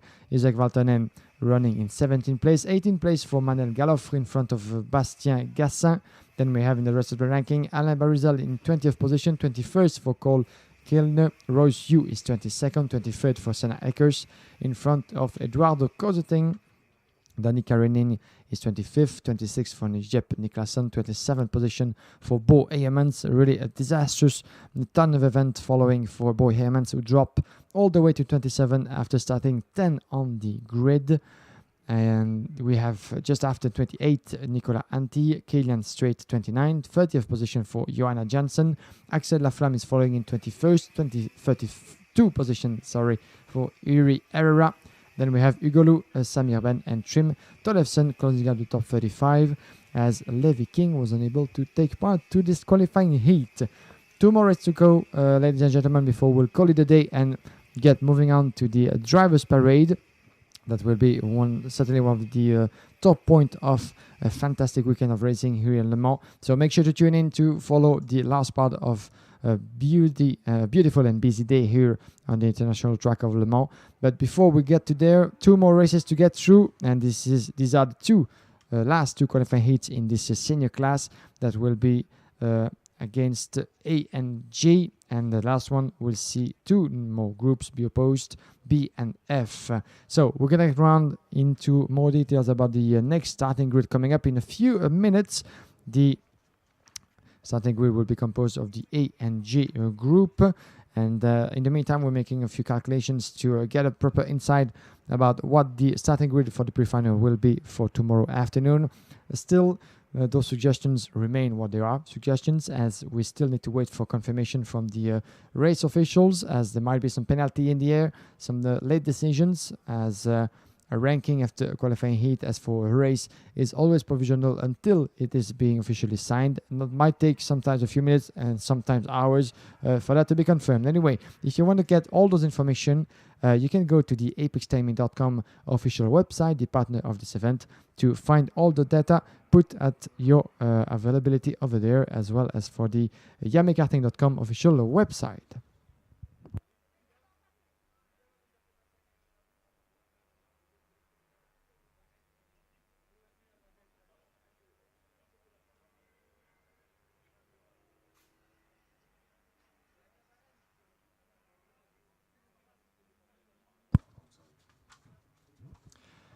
While we're waiting for the drivers to get on track, a quick announcement, very important. Can we have one of the drivers from the master category, the 447, is requested at the Sportive Commission. So we ask Julia Poncelet, the 447 from the master category, at the Sportive Commission. I repeat, Julia Poncelet, the 447 for the master, is requested now at the Sportive Commission to have a talk with the stewards. Let's move on to the next race then. So it's the seniors for groups A and G. On the front row, you can see him in the middle of the picture there, Pierce Lehane. He's currently sitting 6th in the points at the moment, is Lehane. Now, in terms of how many points he has 28 points at the moment. Behind him is Letts and Porter. They've both completed their heats, and they are, let's have a look in terms of the points. Well, in fact, let's go through. Lehane, back to what I was saying. Yes, 28 points he has, whereas Letts and Porter have 33 and 34. So he just needs to have a top 5 finish here, Pierce Lehane, and then he should stay where he is. And then, of course, if anyone ahead of him has a seriously bad result, then he'll move forward.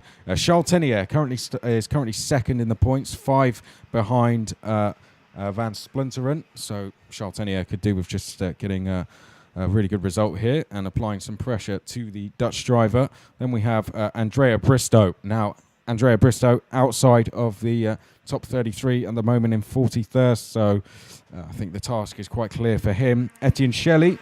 A good day for him today. He's 14th at the moment. Reese Viverette is 19th. He's on row 3 with Louis Westover, who just sits outside of the top 10. Harry Platten and Philip Rawson are both down the lower order of the top 20, so 28 and 27. They're on row 4, need to keep a clean pair of heels in this one. Then we have row 5, John Norris, who was 12th, Ellie Goldstein, who is 24th. Then on row 6, Niels Coulan and Lautaro Pinheiro, Jean-Philippe Springgob and Paul Stewart are row 7. And then we have Levi Lintercanto and Dick Yu on row 8 with Rashid Ghanim and Lewis Malin on row 9. The row 10 will be shared by Jeroen Burman and Danny Butchen. Then we have Ryan Norberg and Maxim Jan Level on row 11. Row 12, Ayrton Fontecha and Carlos Leon. Row 13, Emil Kajalainen and Matthias Ras.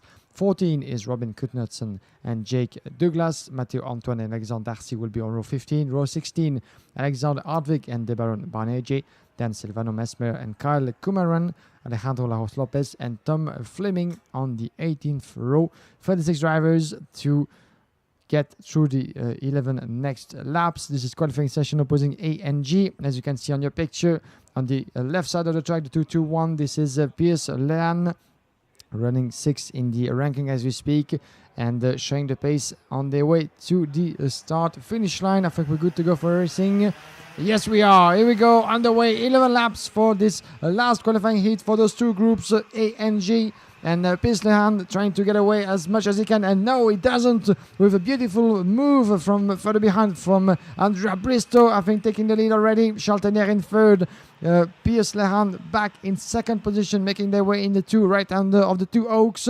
And also a bit of a drama happening for the back behind outside of your screen. I think 3 drivers got involved, but are getting back on the track without any further damage. I think there might be some damage for one of the drivers out there as the field makes his way onto the banking on the back straight line. There they are, your two leaders. This is the Czech Republic driver of Andrea Bristow leading the way in front of the pole sitter Piers Lehan. Third place for Chaltenier as it seems, making their way into the chicane of the paddock. Let's have confirmation of the entire field, shall we? Once they come across the start-finish line for the first time in this race. Here they come, the Czech Republic driver leading the way, Bristow. Then we have Lehan, Rees Viveret in third, getting past Chaltenier at the moment in the corner number 1. Beautifully made by the young Belgian driver. And there comes a switch as well for the lead with the pole sitter Lehan getting past the Czech Republic driver for first place. Beautifully made by Piers Lehan down the inside. And there's some contact for the back behind, I think. And Rees Viveret, and I think it was with indeed Chaltenier. There was a bit of a contact with the Belgian driver, dropping back the order. We shall have confirmation as outside of your screen, Chris. There's some drama for one of the drivers that went around the track and the yellow flag is being waved. But let's focus at the forefront as the two leaders on your screen are about to complete one more lap. And Piers Lehan has took back what was his on the starting grid, the first position in front of Bristow.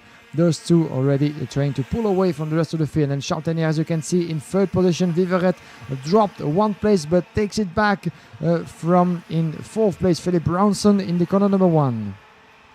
Piers Lehan leading the way then. Took the lead, of course, going in towards this corner last time around. Andrea Bristow in second place. Chaltenier in third place at the moment and chasing down the two leaders. We've got a bit of a queue for fourth place forming at the moment. It's Rees Viveret who has just gone into fourth. John Norris is fifth. Philip Rawson then in sixth, and a change for seventh just behind that. I think that was Harry Platten going past at Niels Coulan down at the banking. Behind that we have Paul Stewart Paul Stewart down to 10th. Ellie Goldstein up to 9th through the first sector, as we can see on screen. Viveret leading Norris and Rawson. Gap to the drivers ahead. Let's get an update as they cross the line, as here comes a change for second. That's Chaltenier in towards turn number 1. Goes down the inside of Andrea Bristow. And no need to give you a gap between third and fourth because it is non-existent now.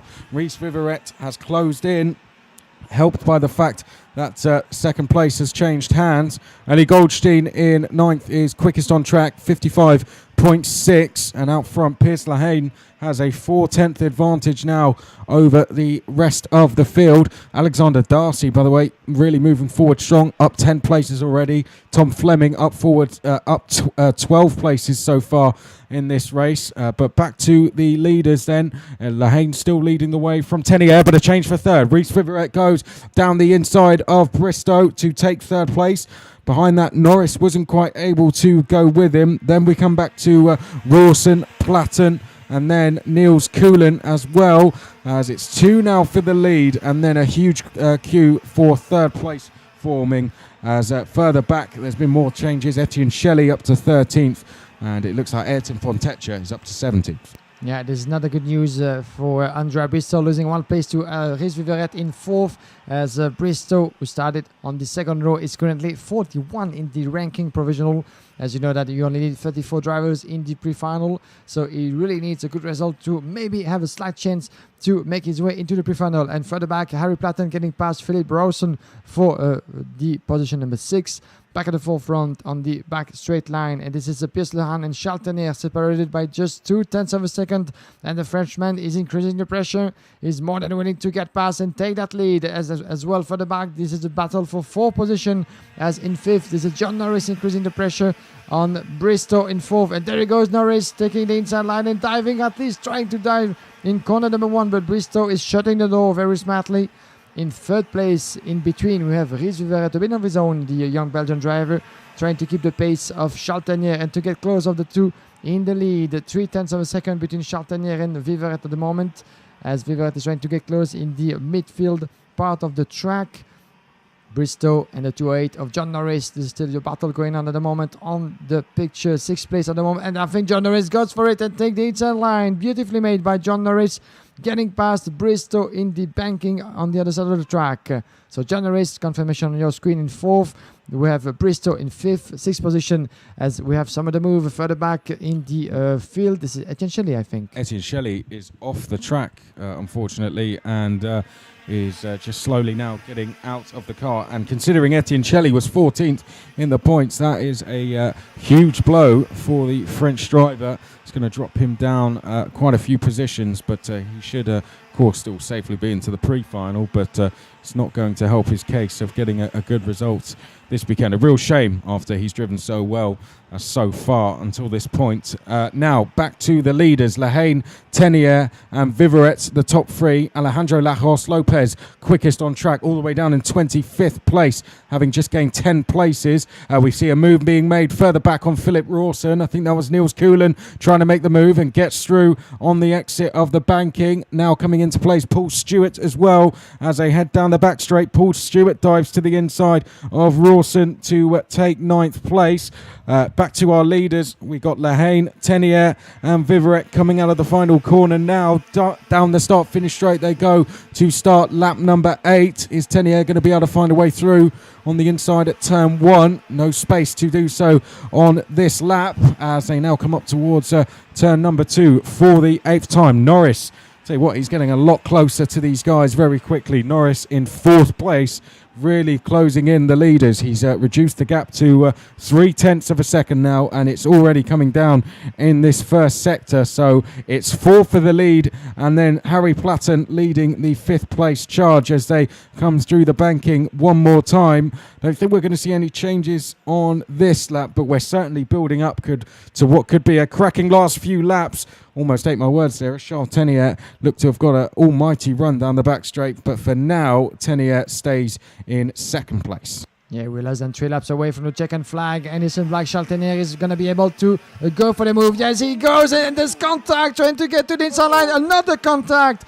and Charles Tenier gets past in the lead, but what a messy maneuver it was, with 2 contacts in a row between Charles Tenier and Piers Lehan, but Charles Tenier had what he wanted and he just got past in the lead. That could be an opportunity as well for Rhys Viveret in 3rd, as the Belgian is keeping close to Piers Lehan in 2nd position, as well as for John Norris. These are the 2 drivers on your picture, the 233 and 208, and there comes John Norris trying at least to get past Rhys Viveret in the corner number 8, as the Belgian is dropping 1 position. John Norris now in 3rd, going to chase as well Piers Lehan in 2nd, but those 2 are quite able to pull away the gap already with 2 laps to go almost to the checkered flag. But Charles Tenier in the lead, 0.2 of a second is Piers Lehan just behind him, coming across the start-finish line. Look what's happening with Rhys Viveret under a lot of pressure in 4th place. Behind him is the 241 of Harry Platten. Heli Goldstein, his fellow countryman, is not far behind in 6th place. Niels Keulen is 7.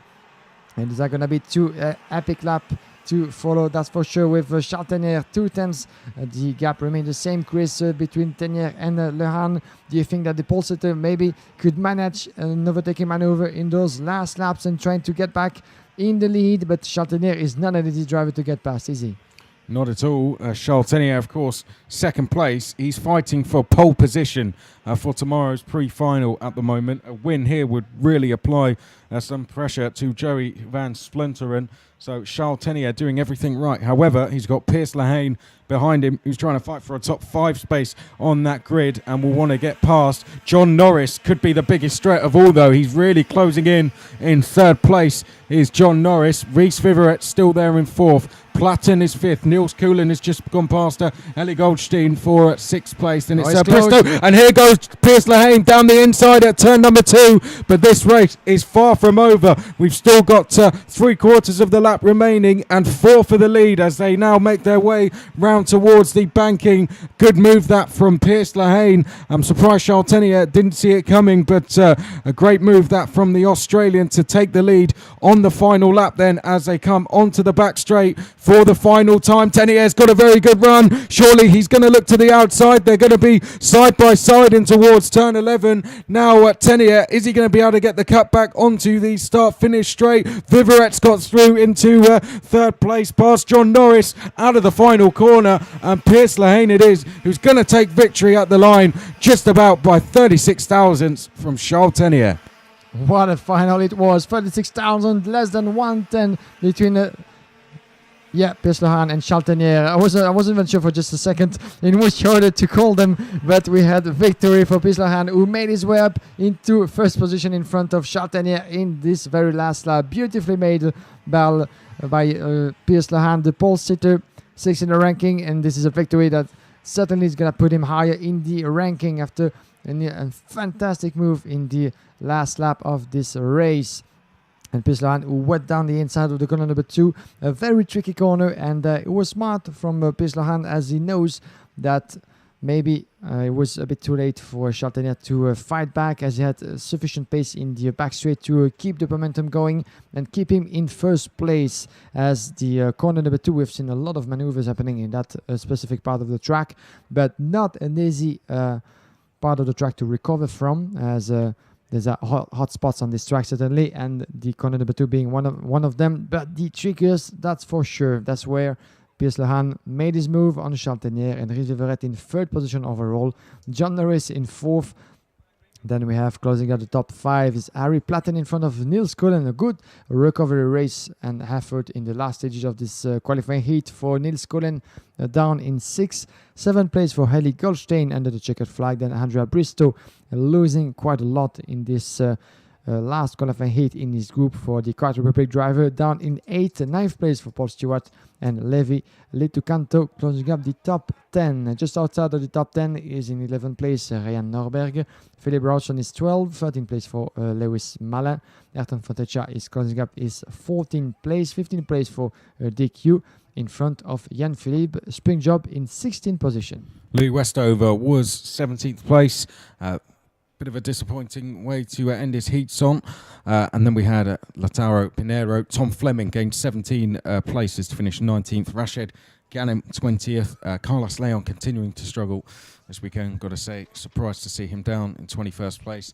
Maxime Jean Livelle was 22nd. Alejandro Lajos Lopez, 12 places gained. He was up to 23rd. Then it was Danny Buntschu, Emil Karolainen, Alexander Hartwig, Jerome Berman, Alexander Darcy, Jake Douglas was 29th. Matteo Antoine was in 30th place. And it was Matthias Ras, one of the drivers to get involved in the incident at the start. Deverun Banerjee was 32nd. And then we had Carl Kumaran in 33rd. The non-finishers, Etienne Shelley, a big loss from that one. Silvano Mesmir, and then Robin Knutson did not start the race. Well, so far, that's, I think, 7 of the provisional top 10 that have now completed all of their heats. In the next one, we're going to see the likes of Van Splinteren, Thompson and Turney, who are 1st, 3rd and 9th, respectively, in the points overall. We'll keep you up to date with who is sitting where. So we'll go straight into the grid after a very short break here from Le Mans.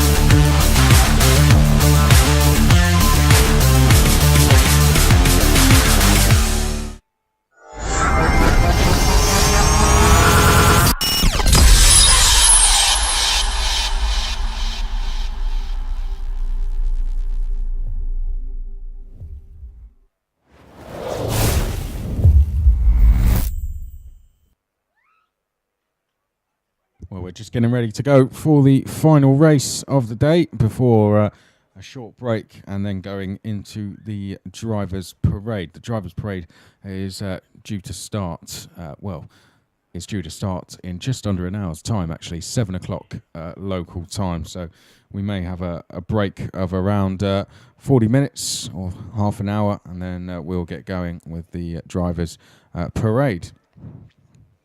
Well, there's an overview of the circuit. We're just looking down the start-finish straight at the moment. The drivers make our way towards camera, and that is turn one.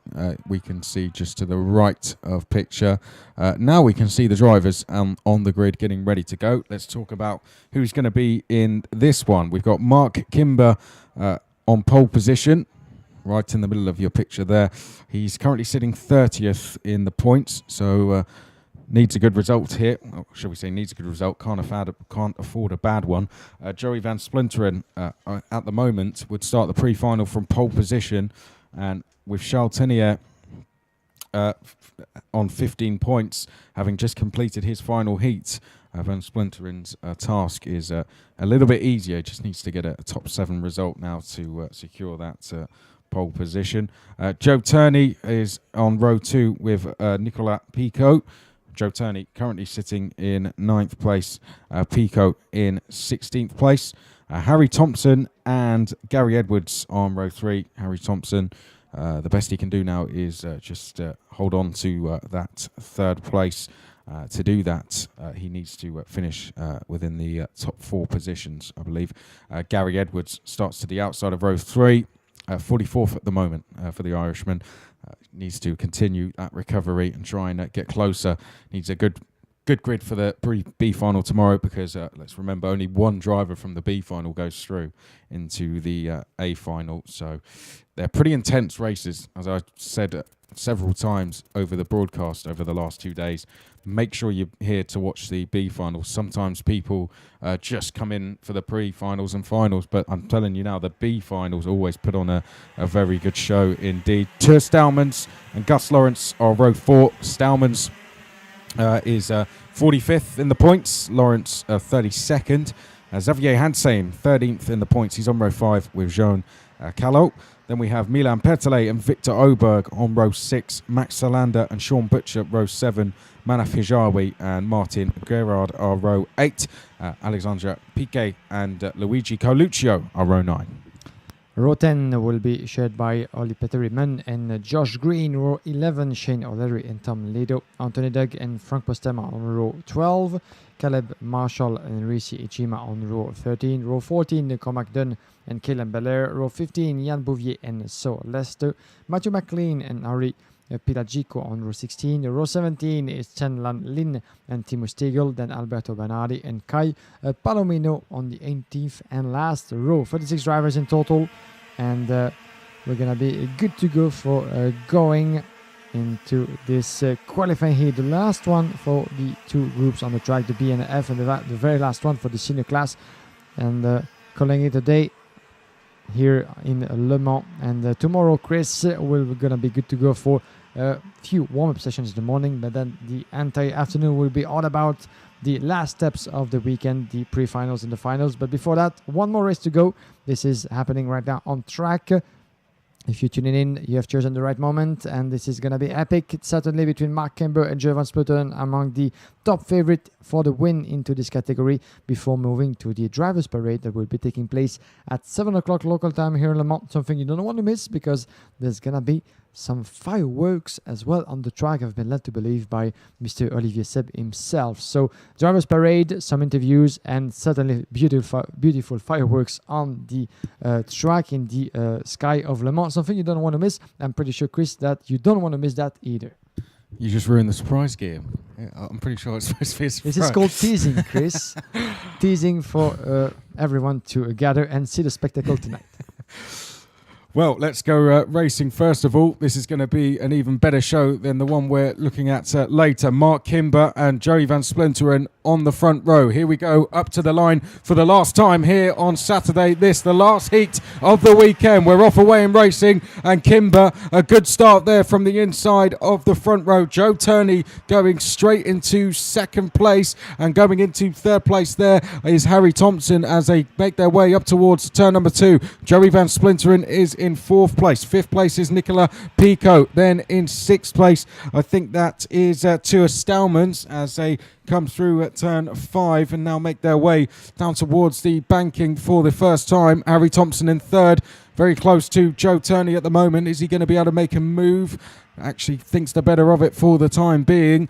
Say, looking around the circuit, no yellow flags at the moment. It looks like a nice and clean start all around, and out front, 3 for the lead. Kimber from Turney, and then in third place, Harry Thompson as they now turn through the right-hander and on to the start-finish straight. In fourth place then is Joey Van Splinteren, then it's Pico. Let's go through the rest of the top 10. It's Stallmans in sixth place, Gary Edwards in seventh, Xavier Hansheim is eighth, Gus Lawrence ninth, and Max Solander is 10th.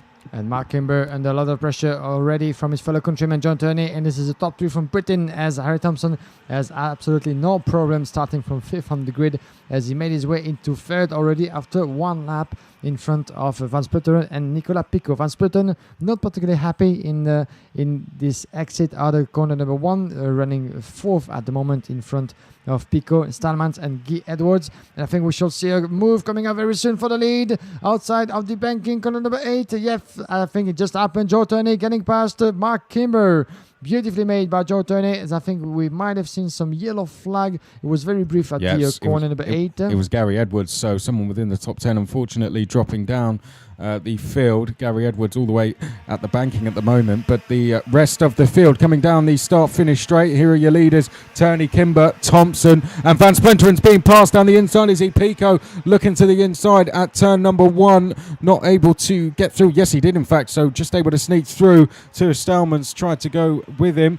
Behind that, we have Hansheim, Lawrence, and Solander all battling away, and then it's Guerrard rounding out the top 10 at the moment as we head now through turn 6 and 7. Joe Turney leading the way at the moment. This lap number 3 of 11, but down to the banking. Mark Kimber looks to the inside, goes past the KR Sport driver. Harry Thompson trying to go through to second place, but Turney just round the outside was able to hold on there in towards turn 11. Harry Thompson now, second time lucky, goes through into second place. Pico's gone through into third. Then we have in fourth place Van Splinteren. It's been a bad lap for Joe Turney. Guillaume, he's down to 5th place.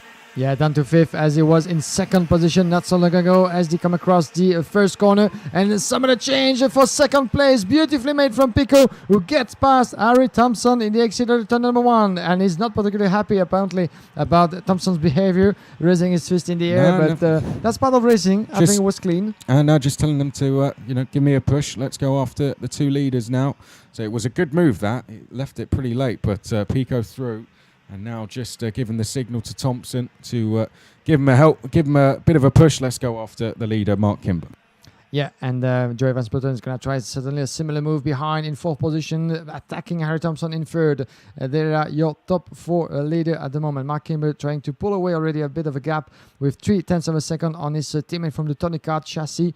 And we have Pico under a lot of pressure from the Fusion Motorsport driver in 3rd, but Joey Van Splinteren is going to go for the move. He's going to go for the move. Certainly Van Splinteren in the turn number 1, Watley's preparing himself for further on this track. It's not happening yet as further behind we're going to have certainly an attempt as well from Joe Turney. Lawrence is not further back in 6th position, my apologies, in front of Xavier Hansheim, the 2017 FIA karting trophy winner. So this is still a very close forefront at the moment in the top 10. 4 laps completed, and Harry Thompson battling in 3rd position, chasing. This is for 2nd position indeed, but still in 3rd. Harry Thompson trying to get the move, and he made the move. My apologies. Yes, he did. Down at the banking, Harry Thompson through to 2nd place, past Pico as they come now up towards turn number 11. Lead group still very close together. Tua Stallmans, I think the one rounding it out in fact it's Xavier Hansame, the one rounding it out at the moment as they head down the start finish straight. It is Kimber, Thompson, Pico, Van Splinteren, Turney, Lawrence. Then behind that we have Alexandra Piquet, then Xavier Hansame as they head now up towards turn number 2. And there comes a change for second. Nicola Pico down the inside of Harry Thompson. Oh, and a bit of contact there with Van Splinteren as he tried to make the move on Thompson on the exit of the corner. Turney still sits there in 5th. Gus Lawrence in 6th as they head through turn 6 and 7. Now down towards turn number 8. Look over the shoulder there from Pico. All of this is allowing Mark Kimber to get what would be a much needed win out front. And Pico is going to have a lot of defending to do if he's going to defend all the way to the flag. The queue will just continue to build. So Pico really needs to try and get a break at some point here. At the moment, though, he's under a lot of pressure. And look at what's happening for the bat behind for second position between Harry Thompson and Van Splinteren and Pico just in front of those two. And I think Thompson making his way into the chicane went kind of wide in the corner number 11, forcing Nicola Pico. And there he goes, taking the inside line in corner number 2. And there goes Van Splinteren trying to do the same. Yes, he does. Van Splinteren making his way into 3rd. And this is 2 position drop and even more for Nicola Pico with a Turney as well. And Lawrence getting past. So all the way back to 6th position, I think, for Tournon. This is a pretty disastrous turn of event for Nicola Pico, all the way back into the ranking, and nothing to worry about in the meantime for Kimber. Well, there was almost a change. Pico once again coming through turn number 9. He had Alexandra Piquet trying to make a move down the inside, but wasn't quite able to work. Now, this has kind of changed the race a little bit, hasn't it? We've got Mark Kimber in a very comfortable lead. And we got a battle on for second, of course, because Joey Van Splinteren there down the inside of Harry Thompson. Good respectful driving from the pair of them. Thompson gave him the room when the move was being made from Van Splinteren. Trying to fight back now at turn 2 is Thompson. Turney still there in 4th place. Gus Lawrence in 5th place. This is a much needed result for Gus Lawrence as well to secure his place on the grid for the pre-final as we head down to the banking one more time. Is there going to be any moves this time? No, there isn't. Further back there is, though, behind Xavier Hansame. I think Sean Butcher was making a move on to Stallman's and managed to get past, so that would be a change for 9th place. And Harry Thompson once again very closely to Joey Van Splinteren. And this is the battle on your screen, making their way into the paddock chicane. Van Splinteren in the 2nd, Thompson in 3rd, and Turney is 4th, increasing the pressure with Lawrence trying to do the same and keep following further back as they make their way towards turn number 1. We are getting close to the later stages of this race, and the checkered flag not far away. Van Splinteren looking over his shoulder to see where Thompson is. The two are still very close, and Turney might want to go for the move as well as he increased the pressure on his fellow countryman, but Van Splinteren might have the upper hand in this fight as trying to increase the gap at the moment, but Thompson is very defensive, doing a good job as well, and he keeps looking over his shoulder, Thompson, to see if he's secured. Oh, contact! It looks like Turney's gone round. Sorry, Gim. Yes, Joe Turney spun round there. Now that was Gus Lawrence, I believe, that was trying to make a move. He's come out of all of that in about 8th place. Joe Turney's come off even worse. I think he's outside the top 15. And another incident down at turn number 11. 3 drivers involved in that one. Let's pick up what's happened as they come across the line then. So Joe Turney and Gus Lawrence, of course, going down the order. We can see on screen Van Splinteren and Thompson. Now our leader, Mark Kimber. So who is it that dropped down the field? Well, Joe Turney is in 15th place. Gus Lawrence has dropped down the field just a few positions. Then we have the likes of Cormac Dunn, Frank Postema and Reese Ushijima. They've all dropped down to the back of the field. Gus Lawrence, dropped to 8th place. So only a few positions lost for him. But we've got someone else off. Another incident, this time at turn 6. Someone going across the grass. I'm not too sure who it was. It was very short at that time, but not too sure if it was potentially Caleb Marshall. But out the last corner, here comes Mark Kimber leading the way down the start-finish straight. He's got a lead now of over 2 seconds going on to the last lap. And further back, we're going to keep a good eye on the battle for second. Van Splinteren and Harry Thompson separated, but just 0.2 of a second for the back behind on your screen. That might be good enough for Thompson or not. for Van Splitteren, or good enough for Thompson to try to make his move in the last lap, and he's gonna have a few chances. Starting with the look at this. Number 8. 3 wide going in towards turn number 5. Sorry, Xavier Hansheim, the one leading the way in that fight as they come now down towards the banking. This, the fight, I think, for a 7th place as we go into the banking. In fact, that will be Hansheim up to 5th. So they were 3 wide there going in towards turn number 5. Now we're down the back straight, and it's a fight for 6 with the likes of Sean Butcher and Nicola Pico involved. Yeah, impressive for the back in the field as... Up front, there's no worries at all for that man. Mark Kimber crossing the start-finish line as a winner. Checkered flag for the British driver. Tony Cartcollers winning this last qualifying heat of the day in an impressive fashion. 1.7 seconds is just the gap that Mark Kimber has been able to build up on Joey Van Splitteren in 2nd position. And it seems like the gap has stretched out a bit at the end of this race with Harry Thompson down of 3 tenths of a second in 3rd. 4th place at the end for Alexandre Piquet in front of the Belgian Xavier Hansheim in the top 5. Then we have Nicola Pico in 6th in front of Sean Butcher and Victor Hoberg. Quite good recovery race for those 2 drivers, with 7 and 4 places made up into the top 10. A top 10 that is being completed by Gus Lawrence and João Caio as we speak. 12 places made up for Anthony Duck all the way to 11. Then we have in 12th position Martin Gerard and Tur Stalmans following in 13. 14th place for Max Sjölander, Joe Turney all the way back to 15. What a really disappointing turn of event for Joe Turney after what has been a mistake from him in the corner number 8, dropping him back in P15 after he was battling for the top 5 and maybe what could have been a top 3 finish for Joe Turney. Behind him is Ari Pelagico in 16. 17th place for Tom Ledo. Kylian Beller is 18. 19th place for Jan Bouvier. Then we have Oli Peterimun in 20th place. 21st position for Manaf Ejawi. Then 22nd is Temu Stingel. And for the rest of the ranking, we have in 21st position So Lester in front of Kai Palomino. Josh Green, Zen Hanlin in 26. 27 for Caleb Marshall. Then Alberto Bernardi. 29 is Shane O'Leary in front of Matthew McLean. Then retiring from this race, Luigi Coluccio in the first place was unable to take part into this last qualifying heat of the day, as well as for Milan Petele. Then retired, we have Gary Edwards, Richie Uchima, Frank Postema, and Comac Dunn at the end of this 11-lap qualifying heat.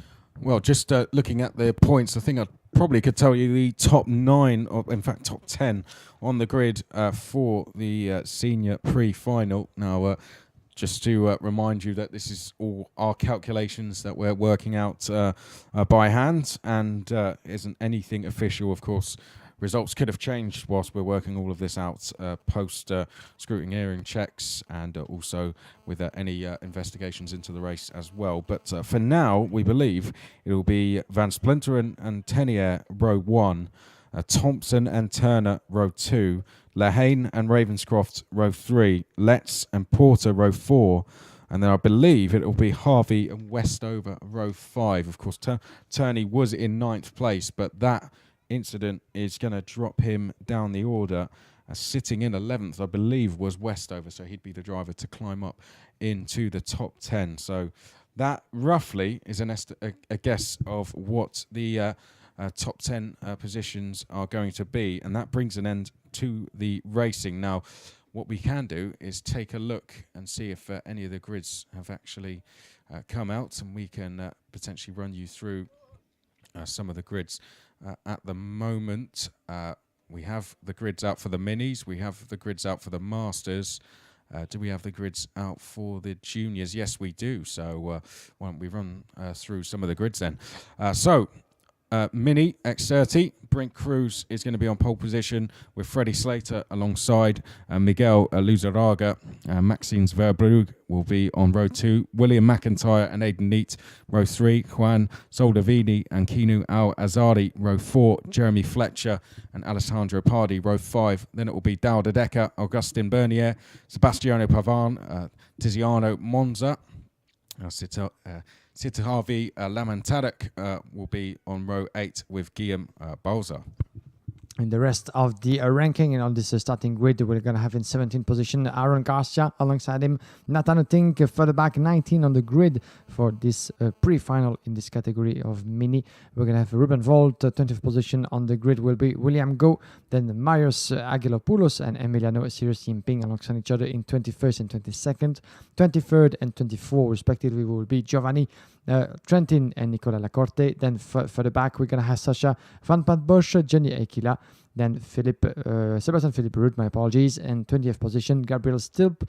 Then on the last rows of the grid, Kimi Abraham, Hugo Martiniello, Luis Leveau, Tom Callender, Arthur Raffanel and Kimi Mérieux, 24th, as we can have only 23 drivers on the grid. 33, yeah. As for the pre-final A, as the procedure is going for the mini category, we can have the pre-final A as the drivers we've been through at the moment. There's going to be out of the top 23 the pre-final B run for the 9 laps, and the winner of this pre-final B will be actually authorized to enter the pre-final A taking place on Sunday afternoon. Yeah, so the B final winner will go through. Let's continue this process. So any names you may not have heard in the mini class, that means that they are going into the B final, I'm afraid. Let's go to the juniors next, shall we? And then we'll end with the masters. So the grid for the junior race, the top 33 drivers that go through are as followed. Lewis Gilbert and Georgi Dimitrov are on row 1. Alex Lloyd and Taylor Barnard will be row 2. Delano Van Hoff and Sam Balatar, row 3. Loris Cabarou and Kai Yaski, row 4. Tom Edgar and Isaac Hadjar will be row 5. Cesar Gazzo and Philip Victorson will be on row 6. Tom Uzan and Adam Putera will be row 7. Row 8 will be Josep Marti Sobrepera and Remo Kadapik. And then row 9 will be Lois Delbart and Josh Rattigan. Row 10, you'll have Enzo Levesque and Jamie Day. Row 11, alongside each other, will be Joshua McLean and Jill Stadsbader. Row 12, Valon Janssen and Oliver Gray. Then we have in 25 and 26, this will be row 13, Jan Calmet and Victor Bernier. Quite a long way to make up for Victor Bernier after previous difficult results. Then further back, 27 on the 14th row will be Douglas Bolger and Alex Lay, Enzo Juli and Alexander alongside each other. And further back, Robinson Lachlan, Maximus Meyer and Daniel Nogales on the 33rd and last position of this pre-final A in the junior class. Well, let's see what names missed out. We've got Sean McCormack, Zach Ripley will be the front row for the B final. Also mixing out Jason Liang, Matthew Rees, Freddie Spinlow missed out as well. Ken Oscar Algray, Jessica Edgar, Guillaume Crespin, Patrick Akala, Alessandra Tudiska, quite a big name, I guess, to miss out considering some of the results he had at the IAME International Open. But there's certainly going to be Guillaume Trail de Quinmont is going to be in the B final as well, it seems. So he's going to have some work to do in that as well, but he's been doing well in moving forward so far this weekend. Before we take a break here, and before the drivers' parade, we'll just go through the very last grid and then we'll wrap up things and go into a bit of a break. The last grid that we have available to us is the Masters. Francois Pouillet is going to be on row 1 with Gustavo Mikkelsen alongside. Then it will be Wilfred Le Carpentier and Gary Turkington, Gerard Cavalloni and Maxime Bidard, Morgan Risch and Marcus Altio, Richard Faulkner and Leonardo Nincotta, Patrick Stiff and Laurent Marchandise, Nicolas Duchateau and Takahori Nakamori. And then we have Johan Renault and Remy Eastwood on row 8.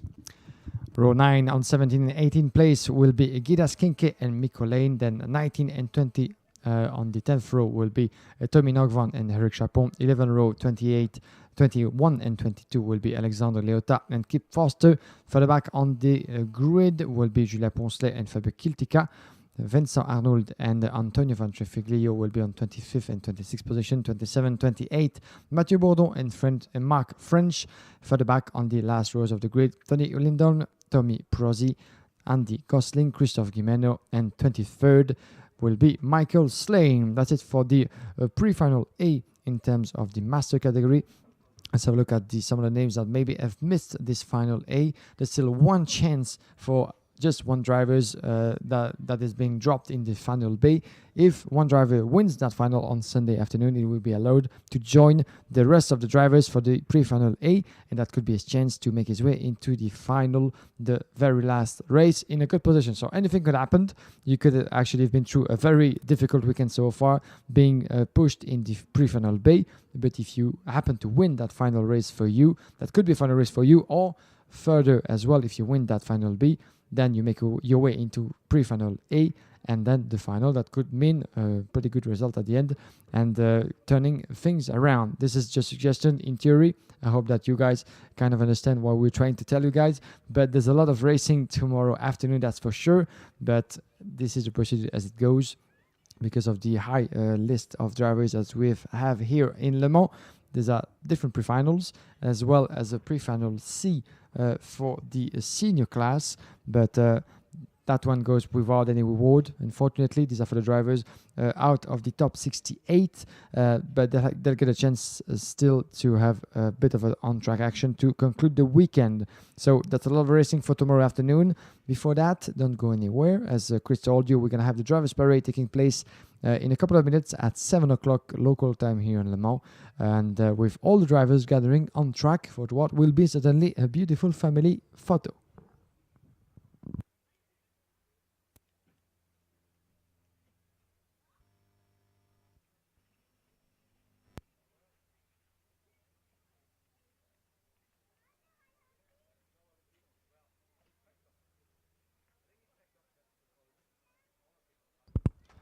So as a quick reminder for all of you guys listening to us through the live stream and on location as well, half an hour, we're going to have the drivers parade with the more than 450 drivers gathering on the track. So see you at 7 o'clock.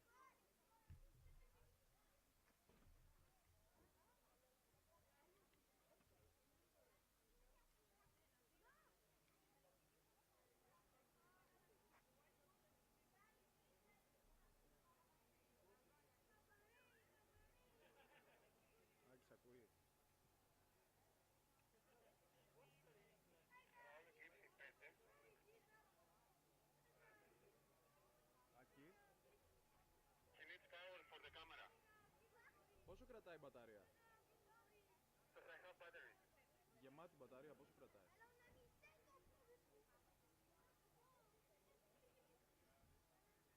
Μόνο την μπαταρία σύνδεση. Κοστά, την κάμερα. Έχουν πάλι.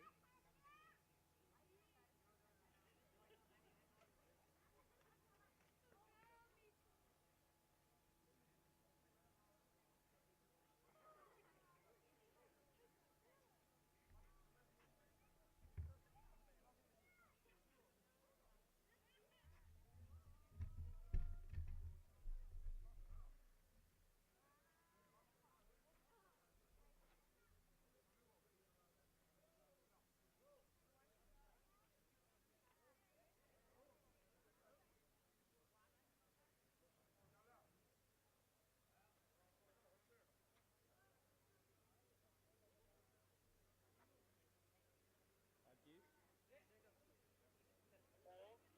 Η μπαταρία πόσο κρατάει από την κάμερα? Είναι τέρμα-φορτισμένη. Όταν είναι τέρμα φορτισμένη πόσο κρατάει? Δεν ξέρω, δεν την έχω δουλέψει να ξέρω ακριβώς τα μαξιέρα. Υπολογίζω ένα 40 plus. Θα σου φέρουν ρεύμα, θα σου φέρουν ρεύμα τώρα να τα βάλεις.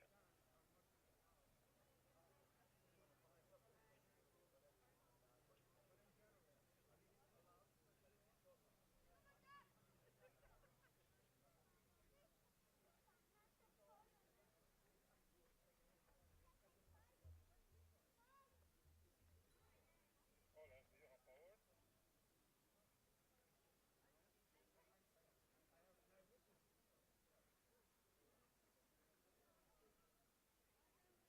Come on, battery.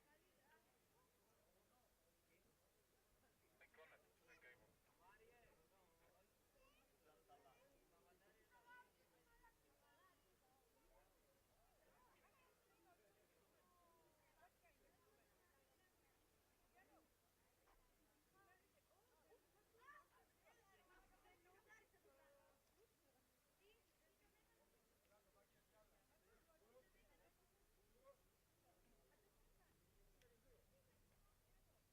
Aquí está. Όχι ακόμα εσύ όλο, μόνο ο Κώστας έχει η κάμερα 5. Ναι, αφού δεν το σύνδεσα. Ναι, κράτα προς τα αριστερά λίγο που θα πούνε Κώστα. Κράτα μίας, να φύγει και άλλη κάμερα, κράτα προς τα αριστερά. Εντάξει. Απλά κάνε λίγο, ζύγισε το τρυπόδι σου γιατί ο ορίζοντας είναι λίγο... Τώρα.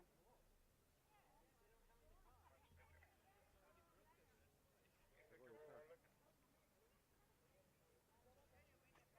Λοιπόν, κράτα λίγο, σήκωσε, κόψε λίγο αέρα από κάτω, Κώστα. Δώσε μου μισό δευτερόλεπτο.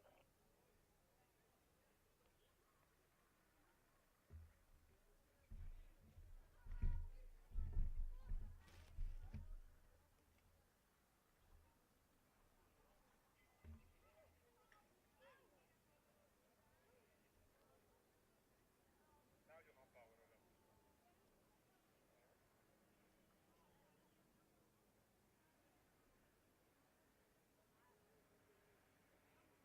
Ακούγομαι. Ακούγομαι.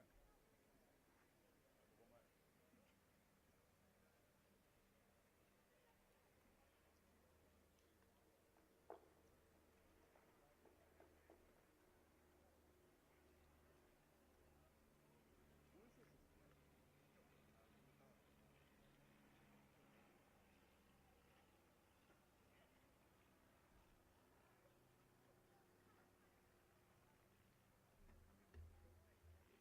Attention paddock, this is a reminder that driver's parade will start in 10 minutes time. Driver's parade will start in 10 minutes time. Can you please start gathering in the pre-grid area, please? Thank you.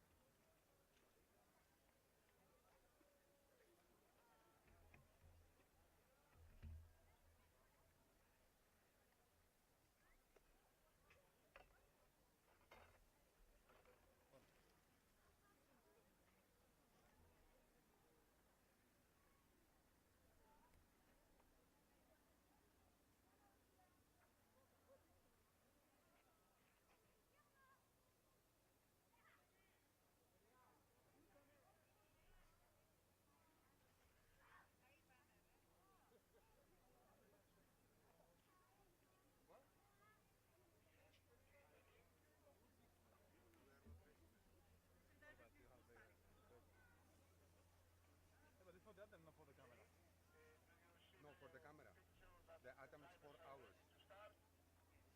Those atoms. There. You put the two atoms. Yeah. And the line. This is.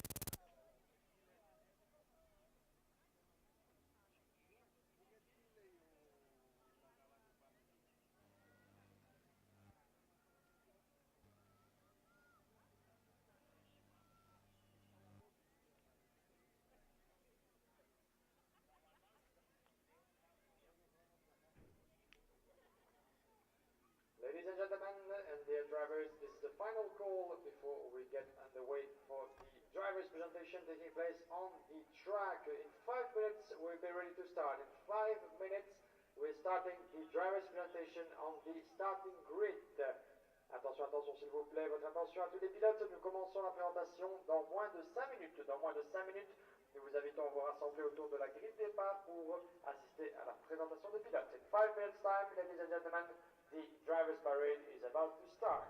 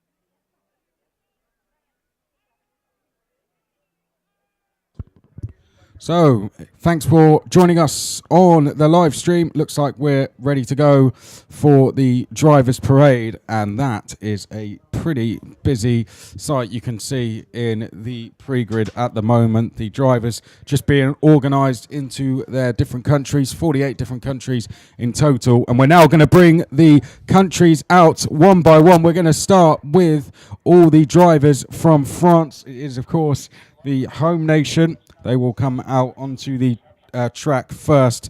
In total, just having a look, there is 91 drivers present from France, and we are now getting ready to go, Guillaume. The French drivers making their way out onto the track.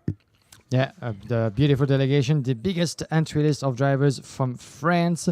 This is now making their way on the start-finish line, starting with the number 2 in the order of numbers. Please, we are happy to introduce Antoine Decaux, César Gazot, Tom Usan, Loris Cabirou, Guillaume Treillard de Quinemont, Victor Bernier, Victor Soulan, Amadeo De Veganesi, Lola Lovinfos, Herman Roy, Jules Goujon, Guillaume Crespin, Vincent Bouteiller, Niam Abramzic, Enzo Lévesque, Enzo Jouli, William Nicolo, Louis Cavaco, François Delati, Antoine Dugue, Alexandre Pic, Yann Bouvier, David Leghem, Arnaud Malizza, Xavier Diaz, Franck Chapard, Milan Petele, Maxime Yann Level, Bastien Gassin, Vincent Marcerou, Tom Ledo, Silver Garcia, Charles Tanière, Martin Guérard, Steven Servant, Matteo Antoine Hugolou, Nicolas Picot, Kylian Beller.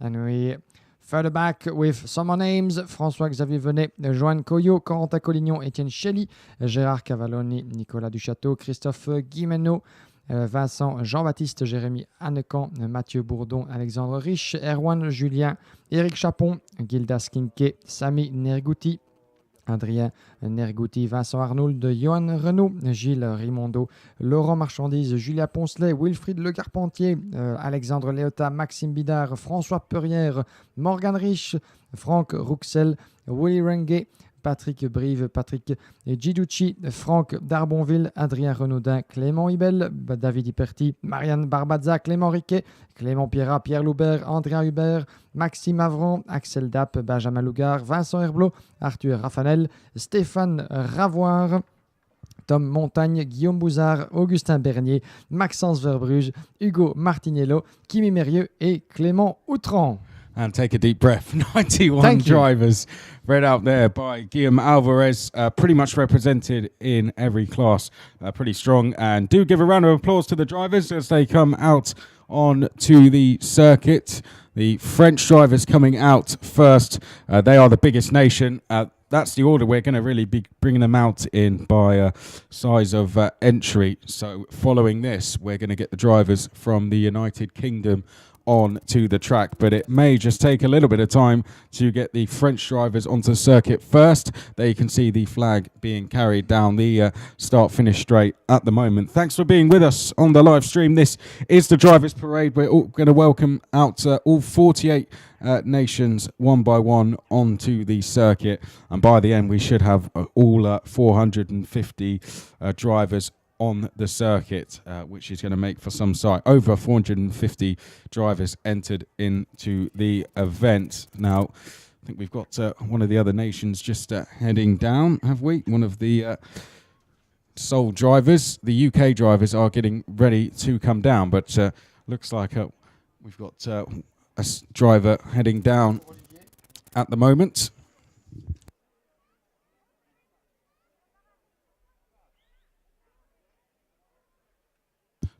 So we'll go for the UK next. I think the Indonesian driver, Prasetyo Harja, is currently coming down the start-finish line. So the Indonesian nation out there as well. Next, though, let's welcome the drivers from the United Kingdom. Here they come down the start-finish straight then. Let's go through the drivers from the UK that we have. There are 66 drivers in total.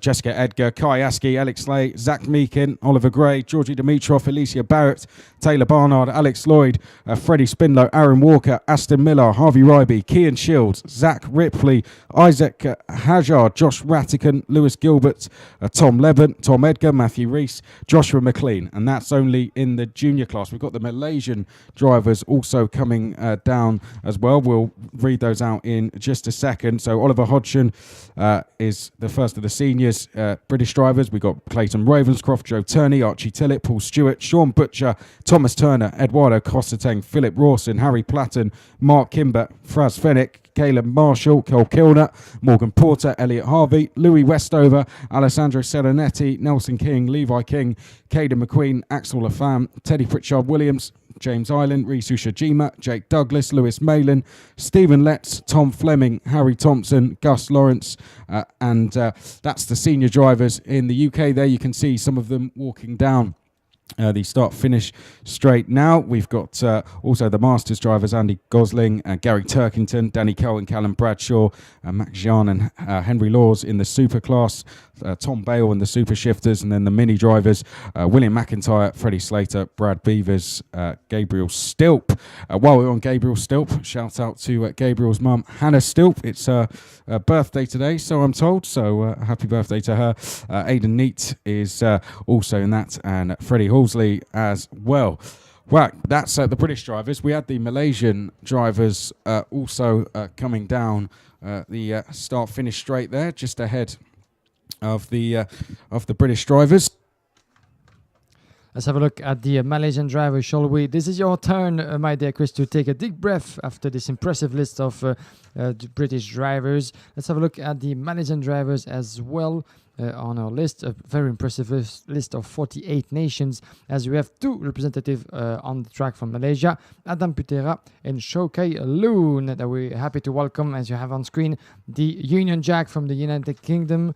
Let's get through some of the nations as well on the track at the moment. We're gonna go around with the next countries on track very soon, as we got Finland indeed making his way on the IAME red carpet, shall we put it that way. Mikael Vioristo.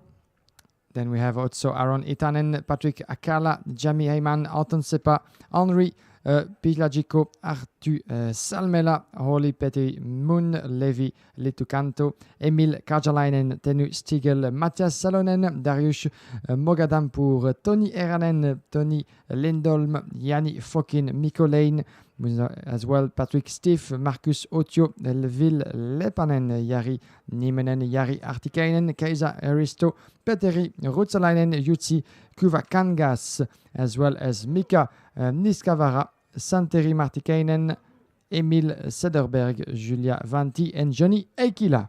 I'll probably have to hand the honours back to you in just a second, Guillaume, as next we're going to have the drivers from Belgium heading onto the circuit. They're just heading down the start-finish line now. So Belgian drivers just making their way down. And as from Belgium, we've got 28 drivers, Guillaume, and they're just ahead of us actually in our commentary position. Motor Belgium on track at the moment with Olivier Failly, Gilles Stadsbader, Valo Janssen, Noah Maton, Loïs Delbar, Sita Van Meert, Alessandro Tudiska, Sam Balota, Xavier Ansam, Rizu Verret, Tur Stalmans, Eli Goldstein, Fabio Kiltica, Yannick de Brabander, Shane Vandenbroek, Thierry Delray, Sam Klaas, Eric Elemans, Milan Delat, Frederik Opdebeek, Ronald Valbroek, Thomas Van Stenberg, Christophe Eubers, Patrice Korlaleski, William Verbeek, Liam Verbeek, my apologies, Jordi Drees, Kimi Abraham, and Douwe de Lekker. A nice little list of drivers from Belgium just in front of us. That's nice, actually. Thank you, guys. And let's move on to the next country, shall we say? With coming up on the track. Did you spot the next one, Chris? Well, I was going to say, we have given an order. It's not exactly... some nations have just popped up unannounced, but we believe Spain are coming out next. The Spanish drivers are indeed making their way down the start-finish straight now, so do give them a hand. The Spanish drivers Just coming down the start-finish straight. Let's read out some of their name. We've got the juniors first, Eric Bosch, Belts Morat, Daniel Nogales, Josep Marti, Sobrepera, Maximus Meyer. Then the seniors, Juan Hernandez Ruiz, Oscar Palomo Oritz, Alejandro Lajos Lopez, Yuhi Herrera, Enrique Bordas Cotes, Ayrton Fontecha, Manuel Galofre, Carlos Leon, Ruben Moya. He is in the superclass, Ruben Moya, the super shifters as well. We've got Pug Delaruga, Xavier, that is, Adrian, Malhero, one of the mini drivers, as well as Loris Levu, Alan Garcia, Alejandro Pardi. We've got Paul Rivero as well as Miguel Piero Luzaraga. That is all 21 Spanish drivers. And just behind the Spaniards, I can actually see on track the Italian flag waving in the wind. Let's get across the Italian names, shall we? The delegation from Italy with Lorenzo Patrese, Mattia Ingolfo, Eduardo Ludovico Villa, Leonardo Fornaroli, Francesco Pulito, Luigi Coluccio, Dani Carenini, Andrea Bristo, Leonardo Caglioni, Alberto Bernardi, Umberto Altea, Alessandro Pandolfi, Angelo Ardito, Simone Bianco, Giovanni Trentin, Valerio Rinicella, Nicola Corte, my apologies, Sebastiano Pavan, Daniel D'Urso, and Juan Francisco Saldaveni, all the drivers from Italy lining up on the IAME carpet, the prestigious carpet of IAME that has been put on the starting grid, and that's going to be, as we said, a pretty impressive family picture with more than 450 drivers on the list. This is basically the breaking record entry list here for the IAME International Final since 2012. We've never had so many drivers answering the call of IAME. As you can see, the Netherlands answering the call as well and making their way onto the track. The previous record of 2016 of 406 drivers has been officially beaten for this 2018 edition. So congratulations to all, and a sincere thank you to each and every one of you for answering the call of IAME to take part into this IAME International Final edition.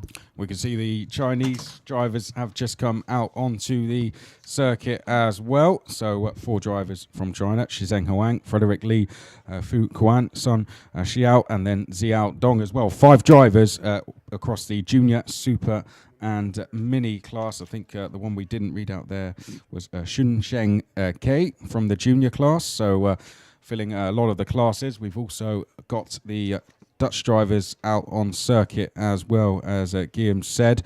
So let's go through the names. We've got 20 drivers from the Netherlands: Summer Webb, Bart Ploeg, Dinand Dokum, Delano Van Hoff, Danny Preens. They're the juniors. Now the seniors: Jerry van Splunteren, Kevin Stuyhauer, Niels Koelen, Rivaldo van der Westerlaken, Bo Heimans, Frank Postema, Senna Eckers, Jeroen Berman, the last of the seniors, and Milo Legleton, the super driver, Rowan Grinwis in super shifters, and then Nathan Otting, Sasha van Badposch, Rene Lammers, and Tristan Kroon are the mini drivers. And coming on the track, I can see as well as you guys on the live stream, the Australian flag indeed, the Australian delegation with 4 names on the list: Callan Chin, Piers Lehan, Matthew McLean, and Kip Foster from down under on the other side of the earth. That has been a long way to get yourself in France, guys, but we thank you dearly for taking part into this IAME International Final here in Le Mans. The Australian drivers, as you can see, a lot of people gathering on the track, not only the drivers, but as well the friends, family members, and the team members, that's for sure, gathering all together for that nice picture. Here we come then for the Swiss drivers: Maxime Gelli, the first of the juniors, Matthew Victorino, Elia Sperardino as well. We've got Michael Salter, Idon Rexapi, the last of the juniors, Killian Strait, Samir Ben, Danny Bunchu. Also out there as one of the seniors, Alain Bearswill, Silvano Mesmir. We've got Nicholas Antil, the Masters driver, the sole Master driver, Alberto Francini.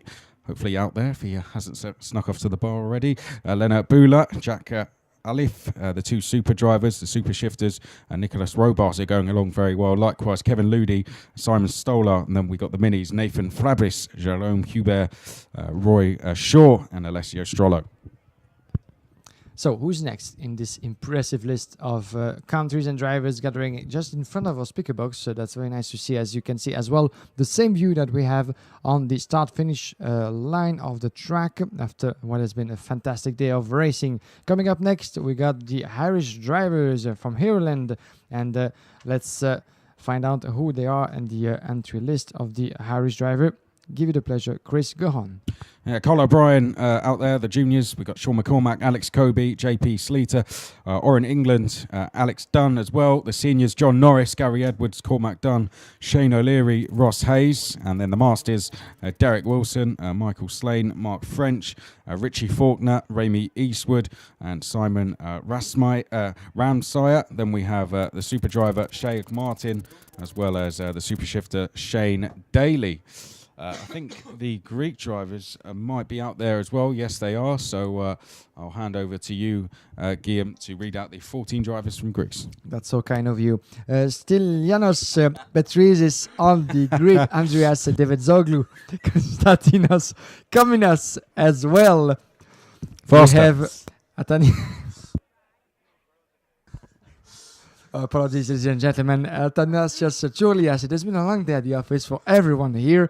Alexander Darcy, Dimitris Papadastasiou, George Lazarakos, Philippos Kalesi, Dionysos Liveris, Focho Sotiropoulos, Nicholas Fagakis, Marios Aguilar.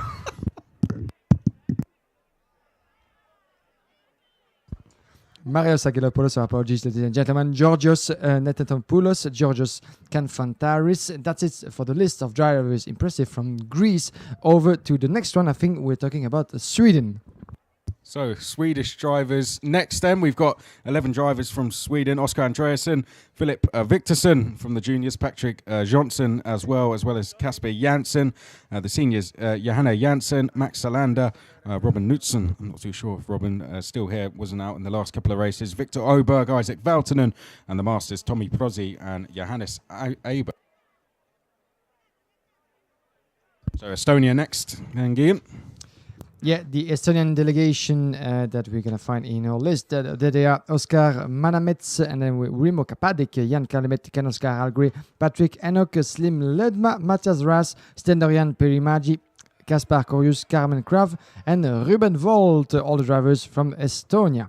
Then the drivers from the United Arab Emirates, Lachlan Robertson, Jamie Day, Konstantin Reich, Carl Kumaran.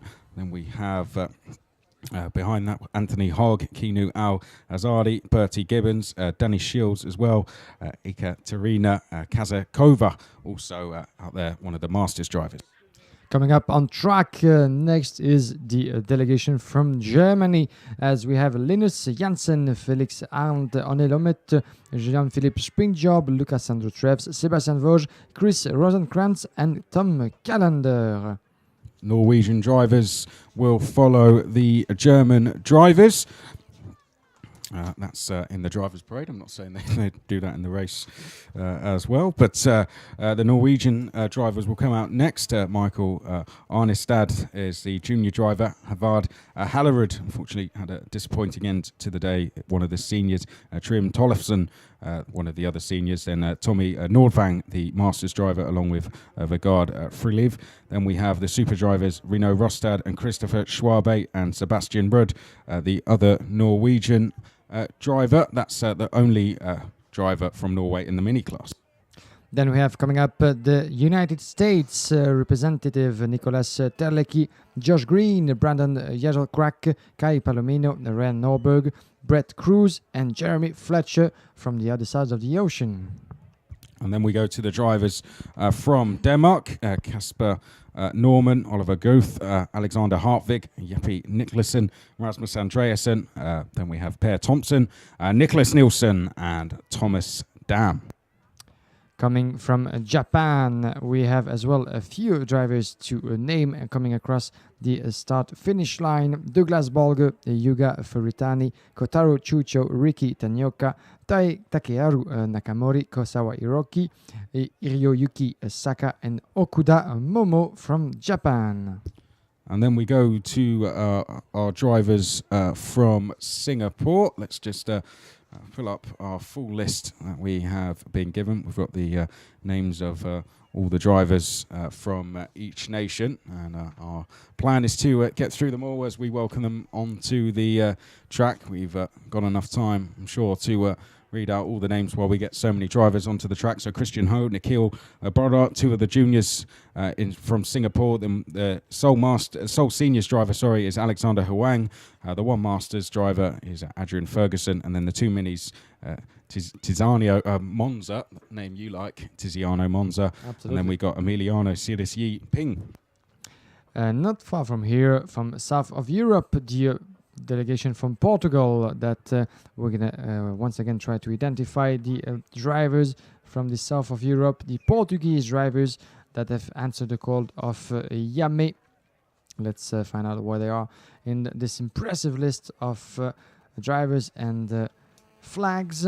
46 different nationalities. We can properly talk of a world championship of the X30 category, the IAME International Final, the 7th edition taking place here in Le Mans.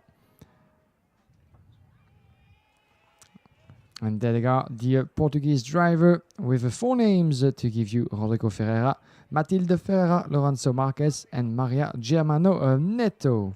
From Peru, we have Mateus Sagazeta, Taylor Greenfield, and Alejandro Jaramillo, all in the seniors, and then the two masters, Gustavo Mikkelsen and Mario Barrios. Not so many of them, but still we're so happy to have them from Thailand. Tazanapol, Intra Ruvusak, Purut Taetong Suk, Carl Bennett, and Sitarve Lamnatarak. That's the drivers from Thailand then. And next we go to the drivers from Hong Kong. We've already welcomed out the drivers from China. So Hong Kong will come out onto the track next if they haven't snuck out already, because the order seems to just be dissipating at the moment. We've got So Lester, Dick Yu, Royce Yu, and also as well as Hope and Wong as well. Coming from India, 4 drivers as well: Shan Ali Moshin, Debarun Banerjee, Ishan Madesh, and Rohan Madesh from India, that we're happy to have as well. Look at that crowd, ladies and gentlemen. For those of you still with us on the live stream, this is something that you don't get to see very often, as we have more than 500 drivers, that's for sure, on the grid, as we're going to welcome as well the representative from Argentina. We'll go to the drivers from Argentina. As you said, we've got 3 of drivers there. We've got Jorge Barrio, Lautaro Pinero, and Dario Isidro Vetzado. So 1 in the juniors, 1 in the seniors, 1 in the supers.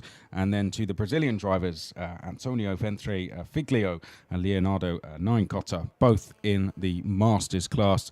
What about the Canadian drivers? 2 drivers from there, Jason Liang in the juniors, and then we've got Yuchen Key as well in the mini class. Coming from Jordania, as we're going to have a few names coming up, I'm sure, in this delegation. These are not the biggest nations, obviously, represented on track, as we've stated, the biggest one being France, UK, Finland, and Belgium. But from Jordania, we have 2 names, Ali Akabi and Manaf Ejawi. Welcome, everyone, guys. And then coming up, we have as well from Lebanon, Rashid Ghanem and Karl Massad.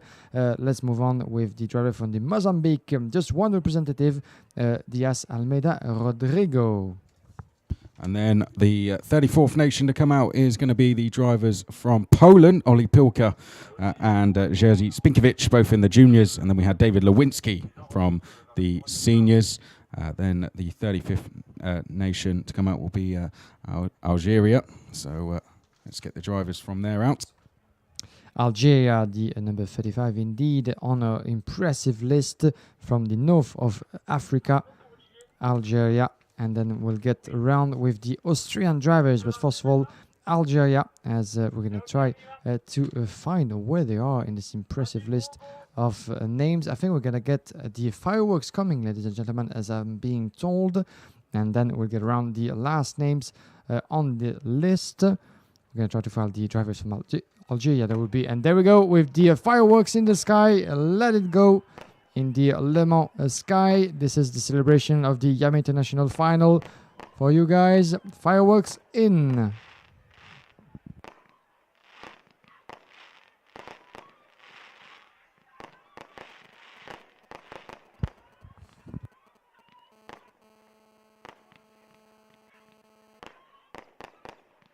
Have you ever commentated on the fireworks, my dear No. Chris? Now is the time. This is look at the colors, how beautiful they are in this black painted sky. And I think from hearing from what we have on the starting grid, some of the people or animals down there seems to be a little scared by the noise happening on track. I think there's one. Oh yeah, that was the noise. Yeah, I think that, there's just one little dog being kind of scary by the fireworks going on track. But this is the celebration of the IAME International Final 2018. Well, let's get through some of the nations we didn't get a chance to get through. Josh Dufek here from Austria, Chimeng Ong as well here from Brunei. We've got Miguel Idro as well from Chile. Moving along, we have as well representative from Colombia, from Mozambique as well. One representative, we said it already, from Mozambique, but let's get around the driver from Colombia. Just one from Colombia, I think, or not so many indeed. We'll go to Lithuania, shall we? And then to Luxembourg and Mexico. Yeah, driver from Lithuania is Sylvester Alexievas from Luxembourg, Ala Bazar, as well from Mexico, Rafael Villagomez, Gerardo Isaac, Maya Wolf. Moving along, we have as well drivers from Philippines to introduce to you. One driver, Laurentiu Mardan. Oh, that's from Romania. So the drivers from the Philippines is William Go. So we've gone through their driver from the Philippines there, just the one driver through in the mini class.